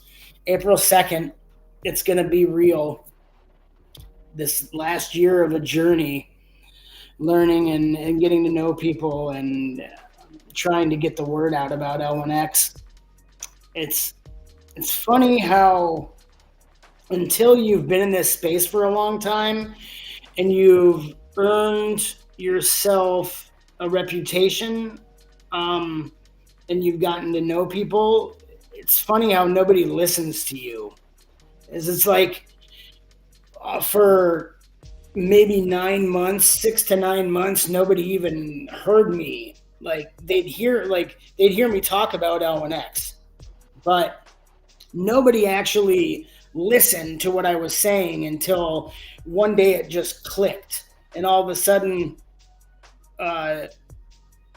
like one of the groups I was in, they wanted to do an AMA with L1X, and then from that day on, it's like everybody finally, they had that aha moment when you realize how something is so special. It's a good feeling when people actually hear you and they realize what you've been saying is valid. I mean, really, the only thing I've been saying about L1X is that it's solved cross-chain interoperability without the use of bridges. I think that should be enough for anyone to be interested in L1X. It's all it took for me. I'm sorry, I gotta get a drink.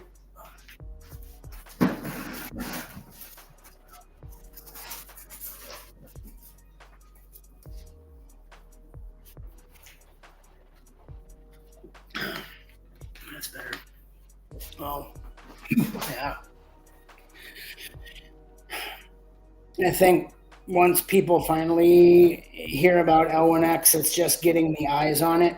I think it'll eventually be in the top 10, I would think. And it won't take very long to do that, as long as the right people get their eyes on it.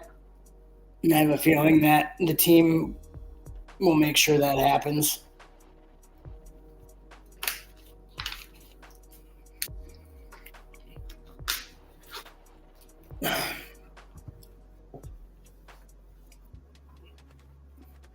Yeah, it's a little boring at the moment here. I apologize. Once we get some more people back and we get Crypto Psycho back, things will pick up and you can actually hear more information. But for the time being, you'll have to just deal with me, I guess. Honestly, Ronak's back. I'm back, but I can't even see myself. It's kind of weird. Dude, your face is over your face. What do you mean, my face? Oh, your right. Crypto Psycho face is over your video, so we can't even see you because you're covered by Crypto Psycho. Crypto Psycho. Yeah, and then there you are. Yeah, I don't know. Here I've been talking just 10 minutes to myself, so I'm glad to have you back. In fact, my throat hurts. Did Ronak drop out and you couldn't bring him back up? He constantly. Yeah, he came. Yeah, he dropped out. He came back. I've been here pretty much this entire time talking to myself. Dude, Kratos we've all got about L1X. So I told him my story. Listen, we've all got issues. Like we all talk to ourselves in our own little way. So don't feel ashamed about having conversation with yourself. It's perfectly normal. Well, I just didn't know what to say other than like I'm glad somebody asked me how I heard about L1X, so I could at least tell my story, and then it snowballed into everything else. The thing is, when someone asks you, how did you find out about L1X? That basically tells them how I found out about L1X in the same conversation. Yeah, I found out because Crypto Psycho found out. Yeah, I told him the story. Yeah. I told him your story too, Yeah. How you were, It's like the I same. said how you were making numerous messages out to everybody, and you just made a generic one. Because you're making the same message to how many people? Too many people. It's funny, yeah, like, I mean, it's good though because Telegram's like a timestamp, isn't it? So it's like you can go back in time and look at when you posted stuff. So I know exactly what day it was when I sent March you that 14th. message, which is kind of cool. March 14th, yeah. It was March 14th of 2023 when I heard about L1X because Mark just happened to get a ping in his pocket. Isn't that crazy? Yeah, like and you've never how does looked that at it feel? again. Like, does that not seem crazy to you though? When you think about it, that was over a year ago. Over a year ago, dude. Like, fuck. Yeah, dude, it's been so long. So the excitement and the anxiously waiting for the day to come, and it's so close. It's a relief, but it's also an excitement. It's exciting and a relief at the same time because it's like when is it actually going to launch? But now we know, like, it's here and shit's getting real. Exactly. Shit is getting real. So good. Bronx left too. He was going to come back. No. Maybe we could. Listen, Bronx is. Yeah. Yeah, there's gonna be different people jumping in at different times. The funny thing with time difference, isn't it? You got certain people that, like, for now they're busy doing their own stuff, or like, not everyone's gonna be able to jump in to chat. That's the thing. That makes sense. Kratos, how did you find out about L1X? Did he tell you? Oh, he's not had a conversation. I asked him. Not sure though. Yeah, Yeah, Kratos, how did you hear about L1X? I think that what Cody did were really good. When Cody did like your L1X story, I love that hashtag. What's your story? I apologize that I didn't do mine, but I've told my story so many times. I should have done it, but yeah. I mean, because that's my L1X story. Yeah, dude, that is your L1X story. You should have done it. You should have done the story. Do you know what? Right, I had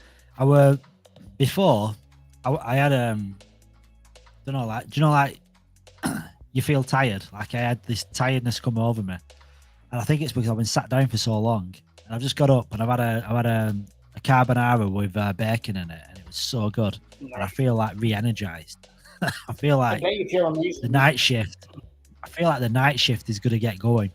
I do. It's gonna start popping off. That's awesome. Yeah, I feel like I need to eat something as well. I'm getting drained. I had a banana. It does. Earlier. It saps the energy out of you. Like, if you don't, you need fuel, don't you? You can't just stay without any energy coming in. Absolutely.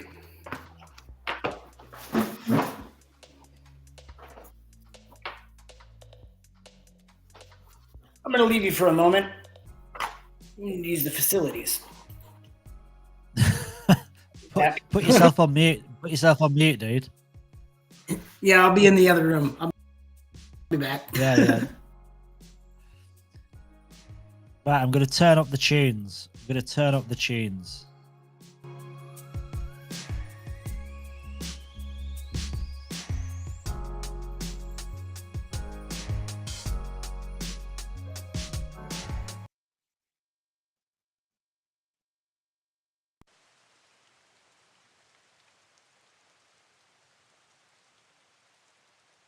What the hell?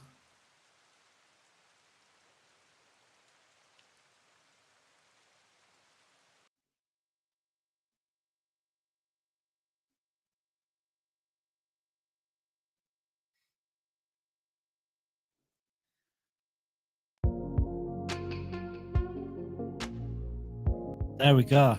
So, guys, anyone that's new to Layer 1X, or anyone that's not been here before that doesn't know anything about Layer 1X, I'm just going to run through the basics. So, it's the world's first interoperable blockchain, so it can speak any language, like EVM, non-EVM, public-private hybrid. It can connect to any chain. It's got its own virtual machine, so that enables it to translate any blockchain. It doesn't matter what it is. So because of that, it can connect to any chain, and that's the kicker. Because like right now, you're limited to the different connectivity across blockchains is limited. Like EVM can typically connect to EVM, but more often than not, you still need to run things through a bridge, meaning you need to kind of put yourself at risk when you don't necessarily want to. But right now, there isn't that much choice unless you go through centralized exchanges. Typically, you got to use a bridge if you want to send BNB to Ethereum, for instance, or you want to send AVAX to Fantom. There's not a straightforward way of doing it. It's quite cumbersome, difficult, time-consuming, risky. There's lots of potential risks involved. So Layer 1X coming in the middle just gets rid of all those risks because it can connect to all chains pretty much. And currently, it's got Ethereum, Binance Smart Chain, Solana, Polygon, Fantom, Avalanche, Arbitrum, Optimism. And it's also connected to, it's going to be connected to the Bitcoin network before the halving, reportedly, which is going to be that's a pretty big milestone. But it can connect to any other chain as well. And I know Kevin's talked about connecting to Tron network too, because that's got quite a lot of TVL on chain. I think it's like 8% of TVL on Tron. So by doing that, it gives all users, like people that have got TVL, got liquidity in different projects on different chains, gives them access to all other chains as well. It gives projects access to all other chains. So if you've got like a game on, say, you've got a game on Avalanche, for instance, and you want to get exposure to different chains, like right now it's quite hard because you're on Avalanche and you don't really have the possibility of accessing liquidity on other chains, accessing users on other chains, because unless they got Avalanche, they're going to struggle. So with L1X, if that game has its liquidity on Layer 1X, that game then has access to all the different chains. So you could have like an NFT in a game on AVAX, and you can then use that. You can use that NFT potentially on a game on another chain. The same if you want to sell that NFT. Like typically, if you've got an NFT, if you want to sell it, you've got to wrap it up in a smart contract, and you can't do anything with it. You basically put it on OpenSea, for instance, or you put it on Magic Eden, and you'll put it in there, and it'll be for sale. You can't use it. It's in a contract. It's not in your wallet anymore.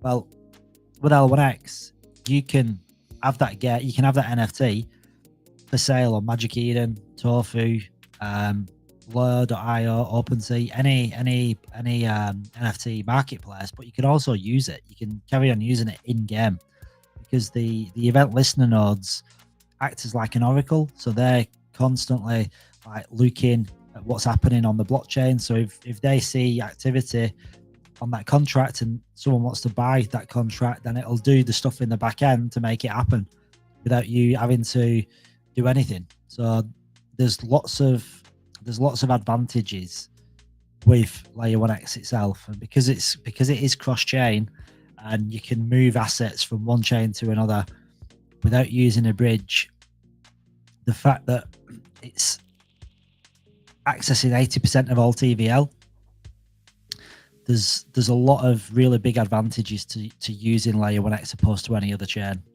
And I think if you start looking at like competitors, there isn't really any strong competition because they all use bridges, or there's ones that kind of similar, but in reality they still rely on bridges at some degree.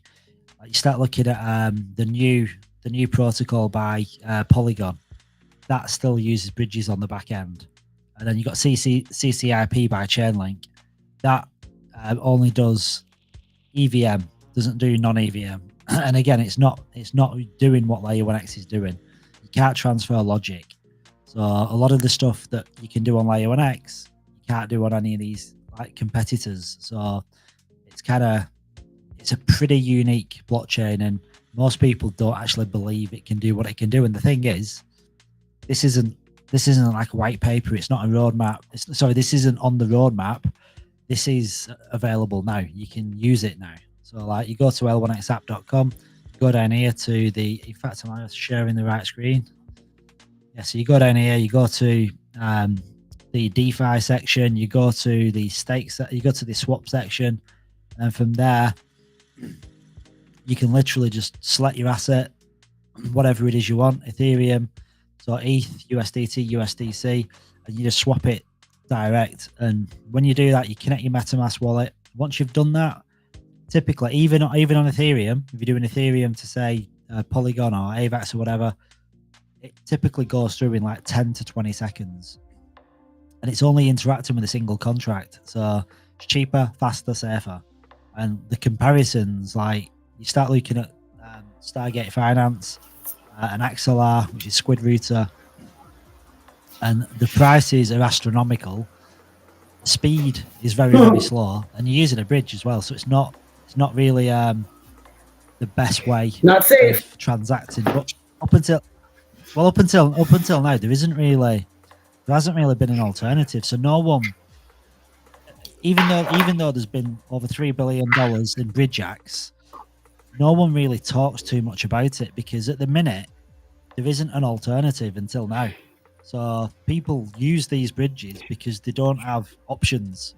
So when people realize what Layer 1x can do, and you can swap from one chain to another, like EVM to non-EVM, this is the bit that is the kicker. Like you can go from Solana, which is the non-EVM side, and you can do swaps. That is huge. So, but none of them can, no chain, no protocol can do that. So it's pretty, yeah. When people find out about it, when the normies find out about it, when different protocols find out about it, and that's why when Kevin was in a space, I think we had a Discord AMA. I was talking to Kevin, and Kevin said, like, when he goes into a room and he has to sit down with a project, he said there's no like it's always 100% success rate.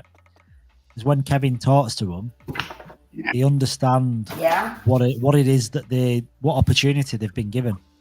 So that doesn't happen often.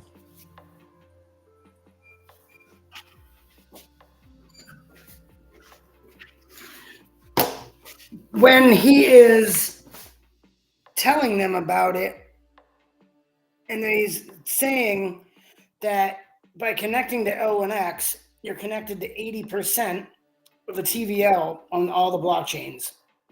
Who would say no to that? And no one really. I mean, really. It's pretty conclusive, isn't it? Yeah. Plus, it's faster, cheaper, and safer than a bridge or anything else, period. I mean, yeah, it's pretty simple.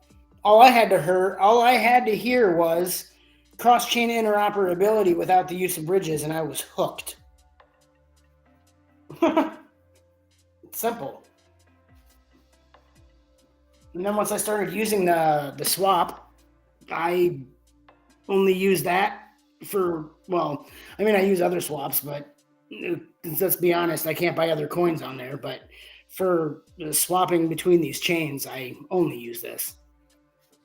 That's the thing, isn't it? Like, that's all everybody's going to use. Like, when people find out, when people. You go ahead. No, go on. I was gonna say, and then eventually, you're not going to have to use anything else, because you're going to be able to swap any token or any coin from any chain to any coin on any chain. Say buying Shiba Inu on Ethereum and swapping for Bonk on Solana. You wouldn't have to swap the Shiba Inu to the Ethereum to swap to bridge to the Solana to buy the bonk. You just can pay Shiba Inu and buy the bonk. Bingo, bango, done. That's going to be amazing. Without having to swap to the base coin or bridge it across to buy whatever token you want on another chain. It's going to be just a simple click of a button.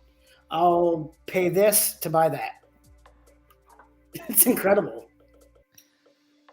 Yeah, it's and I think when that happens, that's what's going to change.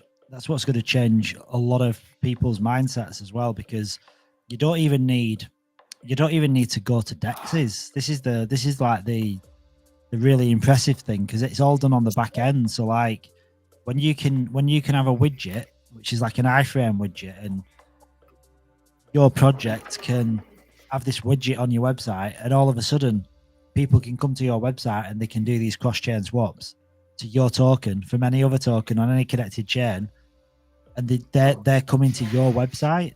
That's pretty cool, isn't it? You don't need to go to Uniswap or PancakeSwap or ChewySwap or SushiSwap. Any of these swaps, you can do it all from within your website. That's pretty impressive.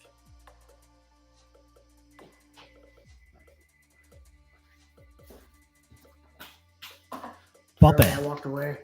That's all right. Bobby, are you invested in Layer 1X? Are you in the community?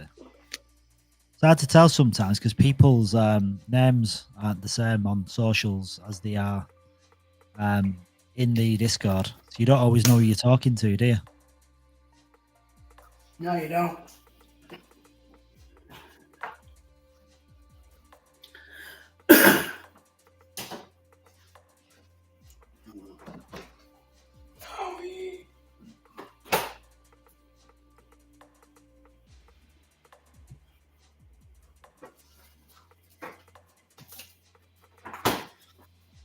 If there's anybody else here that's an OG or in the Apex chat in Discord, if you'd like, we would like you to join us for the conversation, actually. Not if you like, we like. Come join us, please. Yeah, more community, more combo. Jump up, OGs and Apexes. Anyone, like, listen, dude, if you want to jump up. Hey. I'm back. Hey. What's up? Yeah, it's Bobby B on Discord. Yep. Just now I took my lunch. Bobby B from Discord. Oh, my neck hurts. Yeah.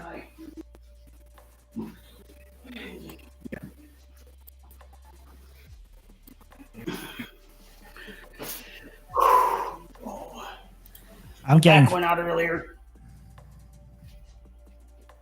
It hurts. But I don't like to leave you alone. Like Ronak was saying, he wants to be here as much as possible too. Yeah.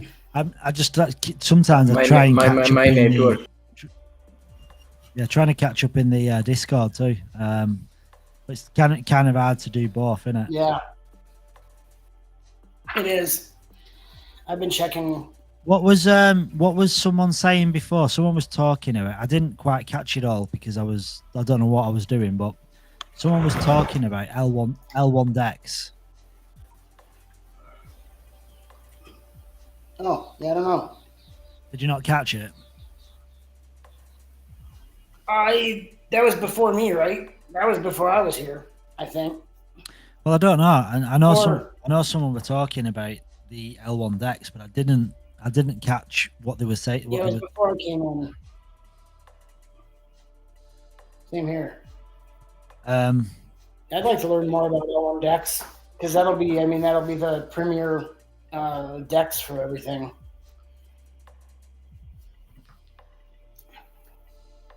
Yeah, I'm trying to. The live stream's gone off Facebook. Not happy about that.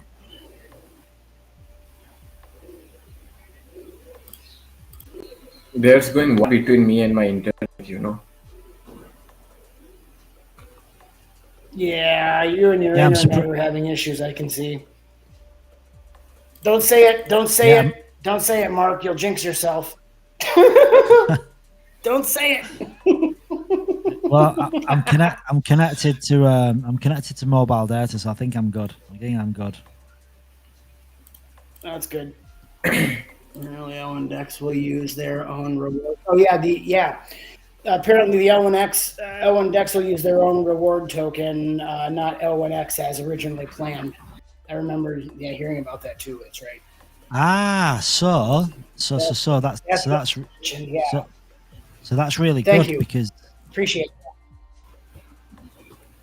that. And thanks for reminding us. I was here for that. Crypto Crew, thanks for that. That is interesting. Hey, this. Well, it's interesting because I want to buy the token. Yeah, because now you have. I mean, now to get the rewards, we have to own that token. So, and I guess now it's. Was that Jake? Get more Was that Jake that mentioned that? Hey, Mark, can I share my screen? I don't know. Yeah. Oh yeah. Can he share his screen? He wanted to share his screen before. Oh yeah. If he wants to. Is he able? Yeah. As long as it's clean and nothing. As long as it's clean. As long as it's not weird.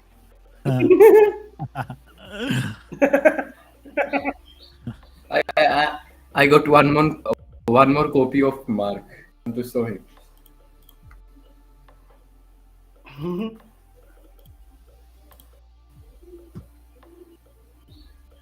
Yeah, it's in backstage. Backstage. Yeah. It says backstage. That means it's like the hell's what's backstage? So it must be something I've got to show. Yeah, let's see. Mine.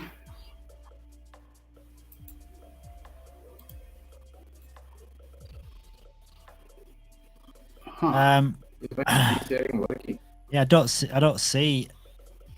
Hang on, let's go to ads first. Yeah, I don't see that.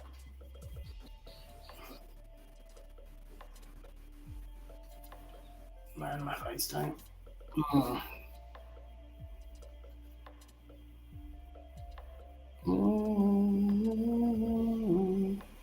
I've been sharing my screen, but not sure what's going on.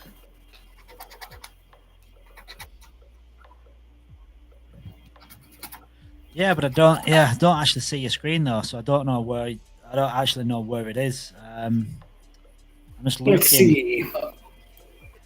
Select the tab to share. Yeah, it's sharing the screen. It's sharing the screen too, but it's like it's in backstage, I think. As I was in backstage. Not sure about it. Yes, Crypto Crew. That's what we thought as well.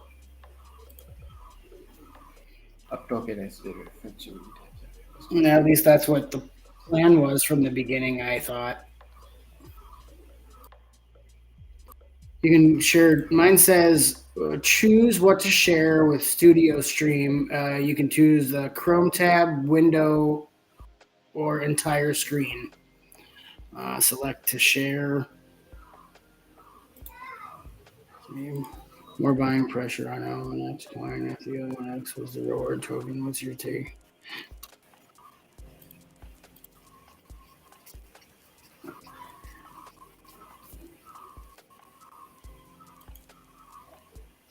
The Crypto Crew says more buying pressure on the L1X coin if that L1X was the reward token. What's your take on this, guys? Sorry, I didn't. Where's your screen gone? Why's the screen disappeared? I see his screen, and I see there's an furs in the big spot for me. Nice furs. Nice furs pop. Furs screen is in the big spot. Yeah, I don't know why he's up there. No, I know. I think. And you're being covered up by your own logo again. Yeah, yeah. I don't know why furs up here. Sure.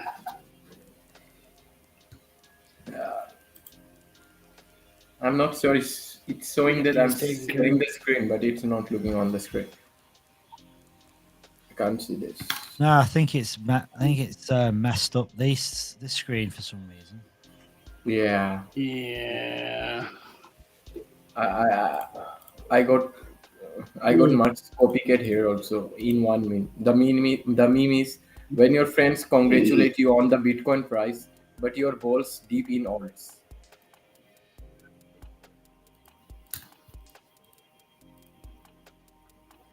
Why is I see his face there. Yeah. well, I don't want to be up there. No, they're either. Yeah, there is a meme. That's when your friends congratulate you on the Bitcoin price, but your balls deep in alts.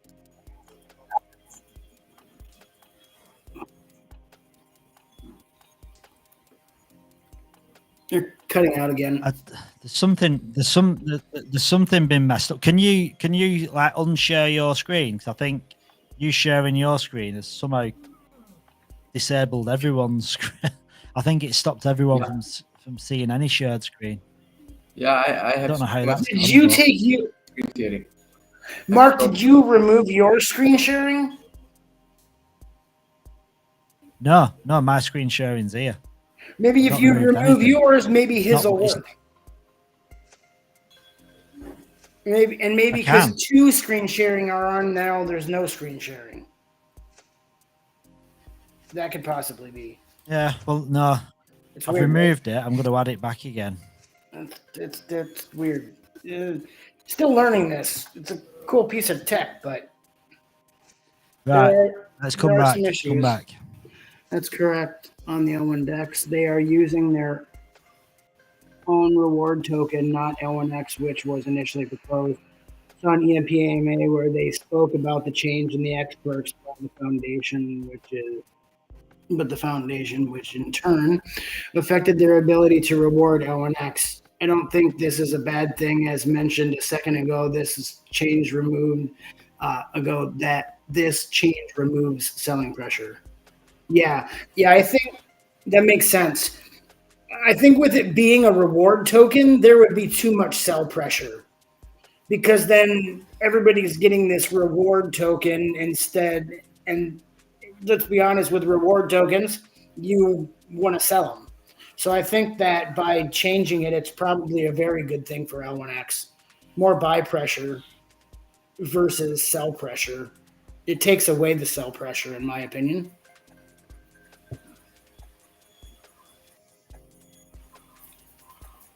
It's a good take.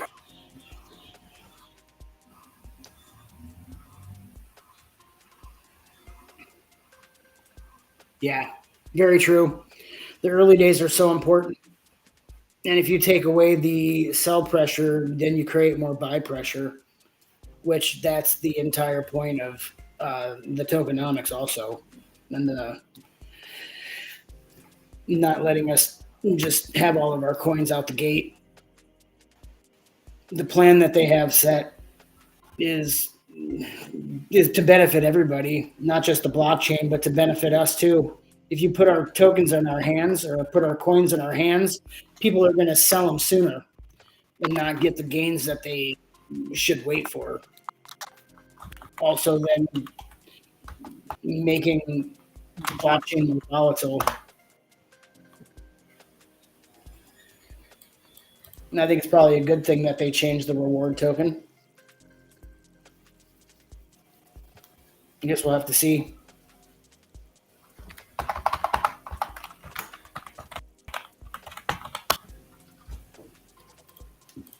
Good question. Yeah, there's no electricity here. I'm not sure where it's not be pulled off.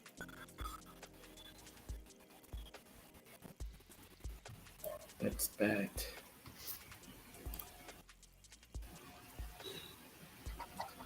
Far is away from his computer. He will be there soon.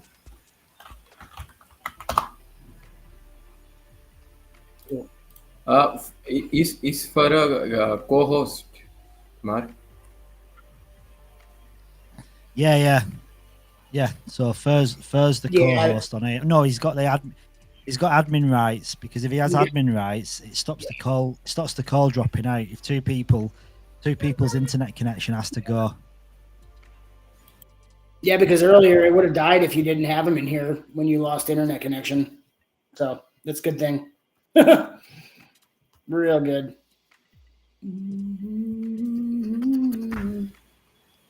So I guess L1 Dex is creating their own token. So I wonder what that'll be.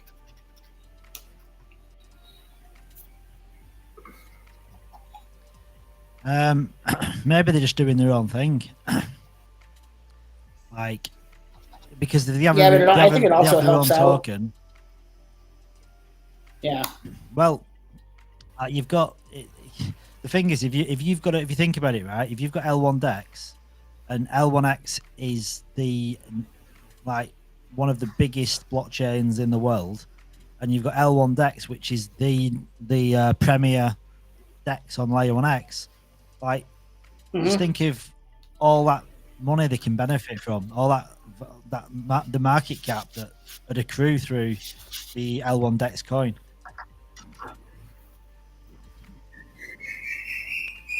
Have you ever invested in stocks?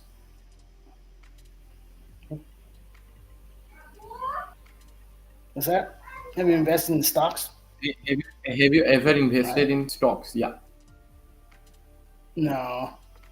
Actually, I in the beginning of my crypto journey, I started looking into that, and it just wasn't for me.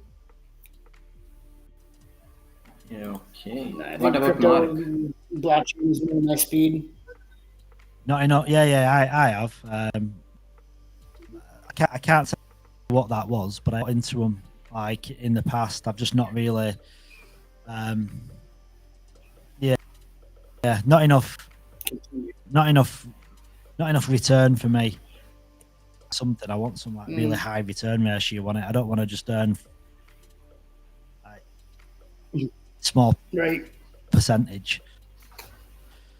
So It's the same here. I think I used to probably 2010, 2011. I own one. Yeah, I don't. I got it for free when I joined something, So- so I own actually DraftKings, which is probably a good one to own.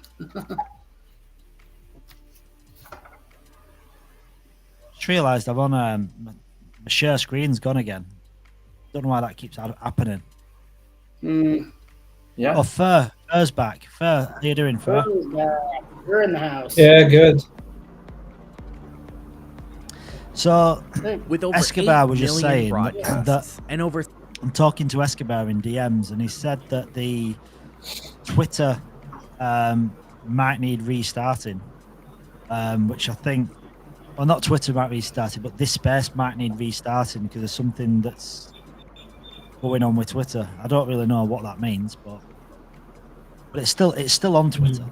I'm gonna check it out. I was actually listening to the space on Twitter the whole time, and it was fun for me. It sometimes takes a while to load up. Yeah, because I know. Well, I think it will lag. It acts up for people. I think the picture quality. It acts as well. up for some people and not some other people. It depends on what your device you're on too, I think. Maybe, I don't know. Because the thing is, it keeps playing up. I don't know what's happened with the screen share though. Work. We've managed to break restream. Yeah, well, I think. Yeah. Maybe because it's like the screen share. Every time I screen share, it goes off. It comes on, then it disappears again. It's quite annoying. It won't stay on. Maybe.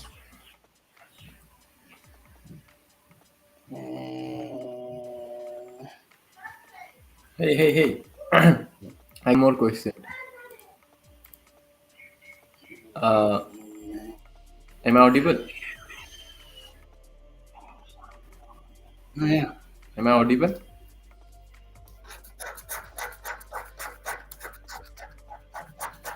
Ronat's got one more question. Where's my screen gone?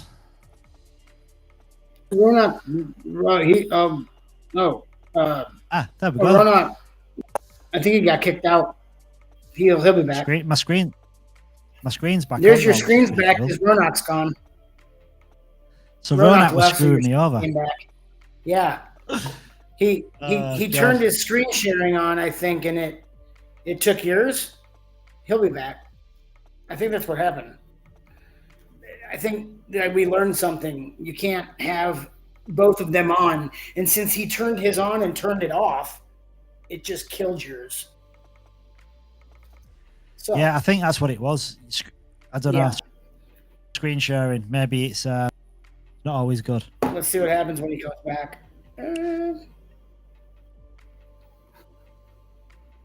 So, guys, right, Layer 1X launches in not long, a few days.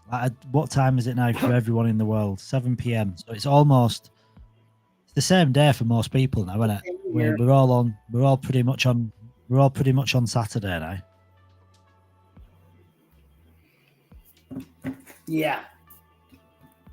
Yeah. So in 3 days, Layer 1X goes live.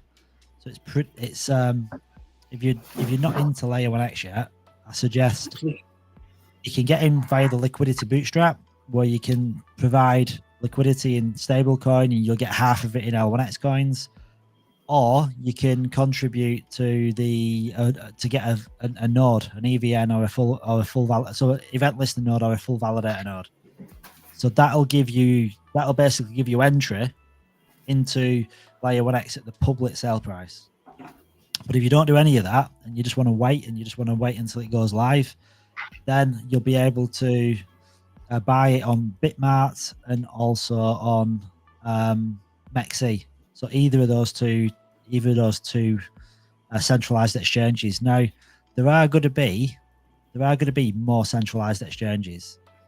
Just as of now, they've not been announced. And as Fur said, we know which ones it's going to be listed on. It's just that for kind of non-disclosure agreements, you can't really discuss them until they've been announced officially by Layer 1X themselves.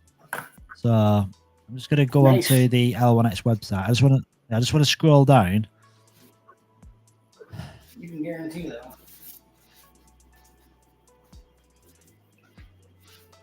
Being that this is the biggest innovation in crypto since contract, I think it's going to be on all the central exchanges probably within a week, is my guess. That'd be bullish, but I mean that's the thing. It is possible. It's all to do with the network effect. So when people start buying it and volume starts kicking in, then before you know it, you can be listed on exchanges pretty quickly. I just want to find this tweet by and these guys as well. Just FYI, Omchain. So give them a follow. So Omchain are a private blockchain, and these are exciting developments are on the horizon from Australia. They certainly are. So these guys are connecting Turkey.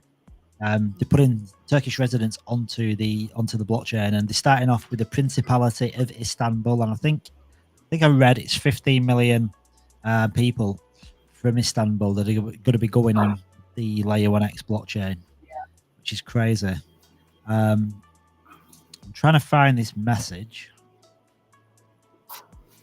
Oh, congrats as well. So big shout out to Fridman Hex, Chaos77_2, and Dave Borvey for their outstanding responses. Going to be getting extra XP points. Keep engaging with Layer 1X. There's an update there on the experts and nodes. So let's set your reminder for this as well. So this is the official L1X launch day. So 9 a.m. Tuesday. Set your reminder. Join the iSpace link there. Yeah, I'm going to mute you because I can't hear a thing. You've got. I'm going to mute myself. I'll mute myself. Dude, you've not muted yourself. You've booted yourself. Oh, funny. Right, you're back. Brian. Dude, I didn't even know you were there.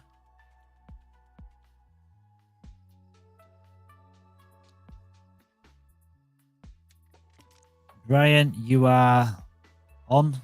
Ronak, let's bring you back. You dropped out as well. Ronak, I don't know what happened with you. You dropped out and then my screen come back on. Ronak is back.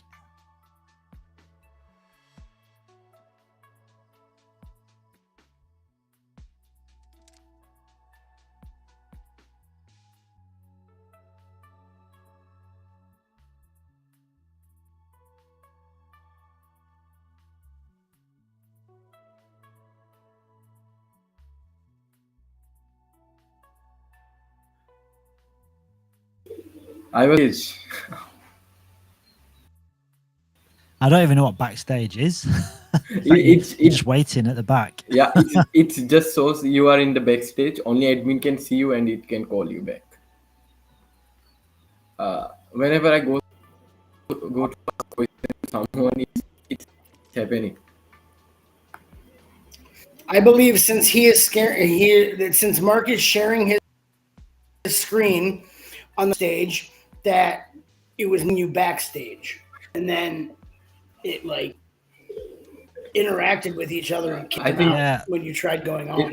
It's connection error. I think. If it happens again, I will turn off. I mean, in reality, I'll turn off my virtual screen. Yeah. I mean, in reality, how many live streams are going for 10+ hours? They're probably not many. And I'm in all honesty, right, I'm quite surprised that Twitter has kept going. It shows it's got a decent infrastructure if it's not dropped out, because a Twitter space would have dropped out by now. Twitter spaces don't go on this long, do they? Like you look, if you go in a Twitter space, normally within a couple of hours they just rug and drop out, and that's it, they've gone. So I mean, if you think this, it's pretty cool considering it's a video feed. Brian, if you want to come up and speak, by all means feel free. You're available to chat. And I think Crypto Walker is spending some time with a fam, and Fur's just being far. He's probably looking at his 4 screens and all his monitors on the floor as well.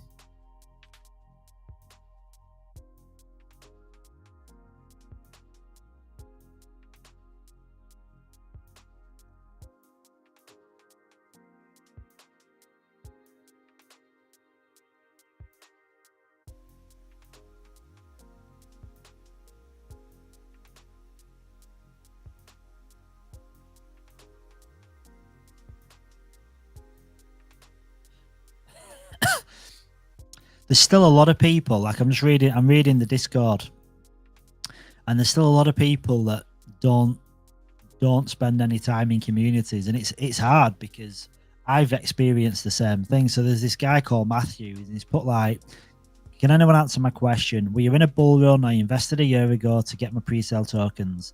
They are still worth nothing. Well, not strictly true. They were 50 cents each, and they're sitting in a wallet that cannot be used and cannot be used to trade or do anything other than buy more stuff from L1X. Why can't I trade? Why are you holding back the tokens during a bull market? I'm feeling like there's something wrong with this picture. And it's a shame because his opinion, it's formed in education. But that's a problem, because a lot of people buy into projects and they don't care about the community. Like, so many people buy a token and don't necessarily give a damn about joining a Discord or a Telegram. Like, people have a life, don't they? And turn my camera around. I don't know what happened there. Yeah, people. What's my camera doing?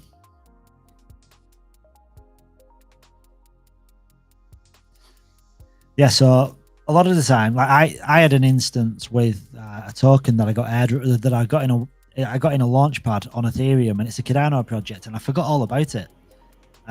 And I got the airdrop through, and it came through, and I couldn't I couldn't do anything with it. And then I eventually figured out I could transfer it from ETH to Cardano using a bridge, but then I couldn't claim it, and I still can't claim it. And you had a cutoff period to claim it by, and now because I missed the cutoff period, I can't claim the tokens until 2026. So basically, I've been penalized, so I can't sell them until the bull run's finished.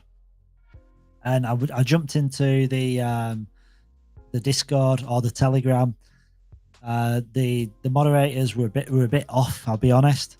And then I ended up getting banned from the chat for asking questions. So I went on LinkedIn, found the team. I started DMing through LinkedIn, went on Twitter, started DMing through Twitter. And yeah, basically, it was tough. Like the tokens, there was a cutoff period, and everyone that held the tokens but didn't participate in the community got left behind. And now I'm sat with these tokens that are worth a decent chunk of money right now, and I can't do anything with them until the bull run's over, which I think is really bad. But it just shows you that when you buy into a project, you can't just expect to the rules to be different because you weren't in the community and you didn't know certain things. And this guy, I kind of feel I feel for the guy, because he's bought a year ago and he's like, why can't I spell my tokens, like use them on an exchange? But the cold hard truth is we've not launched yet. That's why. It's a simple answer. But if he'd have spent time in the community, he'd have known. So I encourage everyone, right? If you've got any tokens, check in with the community every now and then. Like, make sure to jump in a Telegram, Discord, just once a month, just to see what's happening. Because if I'd have done that with that other project, I'd have had these tokens in my wallet and they'd have been tradable from the get-go. So yeah, do that. Drunks, my man, how are we doing? Hey man, yeah man, I just updated my phone. I'm trying. My iPhone's playing up, man. It's just overheating. Super Beans reckons chuck it in the freezer, and I'm pretty much there. It's in the fridge. Dude, sometimes, right, this phone gets so hot. I get do you know them travel ice packs? I'll get an ice pack out and I'll sit my phone on the ice pack to cool it down. I think that's what needs to. It's the first time I've had this thing actually happen, so for a while anyway. And I've done that before as well. I've put my phone. Guys, I'll be jumping soon. I'll be jumping. Yeah, man, I'm getting me out. I think that's the plan. I'm putting it in a plastic bag and jam it in the freezer. Just going through the motion. Just going through the motions. Asks, which charting platform will you guys use for watching price at TGE onwards? Well, I don't know. What? Sorry. What charting platform will you guys use to watch the TGE and onwards? Like, Dex Green or Dex Tools, Crypto.com, CMC, whatever. Well, yes, I think originally, right? I think we'll have to use CoinMarketCap because Layer 1X probably isn't going to be on Dex Screener or Dex Tools from the get-go, because it's its own blockchain. So the new blockchain needs to be integrated into the actual software itself, which I don't think will be a big deal. But I don't know whether that'll happen from launch. It might be something that happens slightly after. But CoinMarketCap will be there straight away. So, and obviously we're on CoinGecko as well. But I do get CoinGecko and Cointelegraph. They're not the same as using Dex Screener. It's not the same. If you want to see detailed buys and sells, you want to zoom in on the chart, you want to connect your wallet, you want to do all this stuff. Dex Screener and Dex Tools are way more advanced. Like CoinMarketCap is dialed back in it. It can do a lot of the stuff, but it's not on the same level. It's more for just displaying all the current tokens and that, and it's more retail, isn't it? CoinMarketCap is more of a retail platform, whereas Dex Screener, Dex Tools, it's like for your degens. So yeah, I think we're going to be on Dex Screen and Dex Tools, but I just think it'll. I mean, it could be from day one. I mean, I might be wrong, but I'm guessing it's probably not going to be immediately.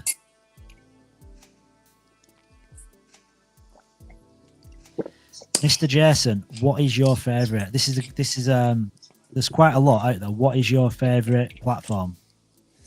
Because if I could mix them up, I love Dex Screener, but I wish Dex Screener had the total supply. It doesn't show it. It doesn't show it, does it, on Dex Screener? The total supply. No, you have to And go it annoys me. into it. Yeah, you have to tap into it and go into like the holders and all that to find it. So it is annoying. Yeah, Mr. Jason, what do you like the best?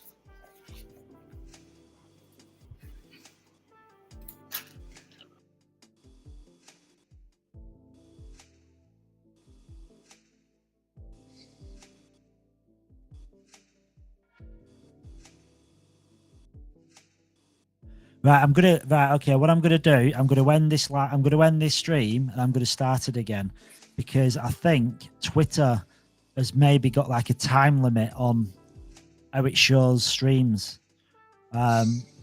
Because I'm looking in the Discord chat and maybe any there's of these like a limit platforms on where you how can long like it set will up some appear sort of for. widget that'll go on your lock screen, so you can just that'll.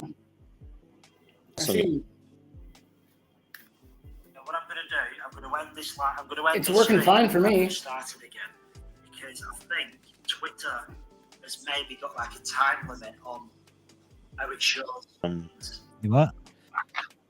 Because looking in the Discord. What's wrong with the Discord? I missed all of that. It's working fine on Twitter. Cut out. Garrett, are you there? I'm here. Right. I think Crypto Cycle, you may. Yeah. So I think I'm just looking at the chat. Sorry, not the stream. Just jump off and come back. No, I'm reading what Escobar's talking about, and they're talking about it's disappeared off the bar at the top. So where it shows live streams, it's disappeared, and it might be because it's been running for so long. It might just remove it and like bring in new streams. Maybe that's what I was reading. What Escobar's been typing in the chat. Like, I never even saw it up there. I had to find it on on us. the page. Yeah, well, it doesn't. That's no good. It wants to be on top because that's the whole point. Yeah, it needs to be. So on if top. no one's, Yeah. no one, yeah. What do you think? What do you think, Far? Try that. It's not gonna make much difference, is it? People are still gonna jump in. Yeah, I guess whoever's listening, we just give them 5 minutes. Just let them know that we're gonna move to a new one. I kind of get what they're saying, because Twitter, the reason why there's so many people that have seen this space is because Twitter shows it in front of people. Because unless someone knows my profile, you're not going to randomly see a video feed, are you? But like this hasn't gone up in quite a while. It's been around similar numbers for a couple of hours. And I'm thinking maybe that's why, because no new people are seeing it, or very few new people are seeing it. Yeah. Probably a good idea. Yeah. So I guess let's do it. let's do that. So can you guys hear me? Yeah, can hear you. I was going to post in the chat. Yeah, we can hear you.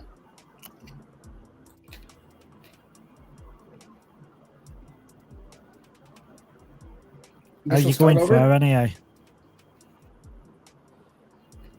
Great. I just jumped on, and then my little one walked inside the room, just wandered in, trying to find me, because I put her to bed, so I had to go do that. Yeah, no, it's all good. So I'm gonna end this, and I'll just start it back up again, and I'll post the link straight away into the OG and Apex group.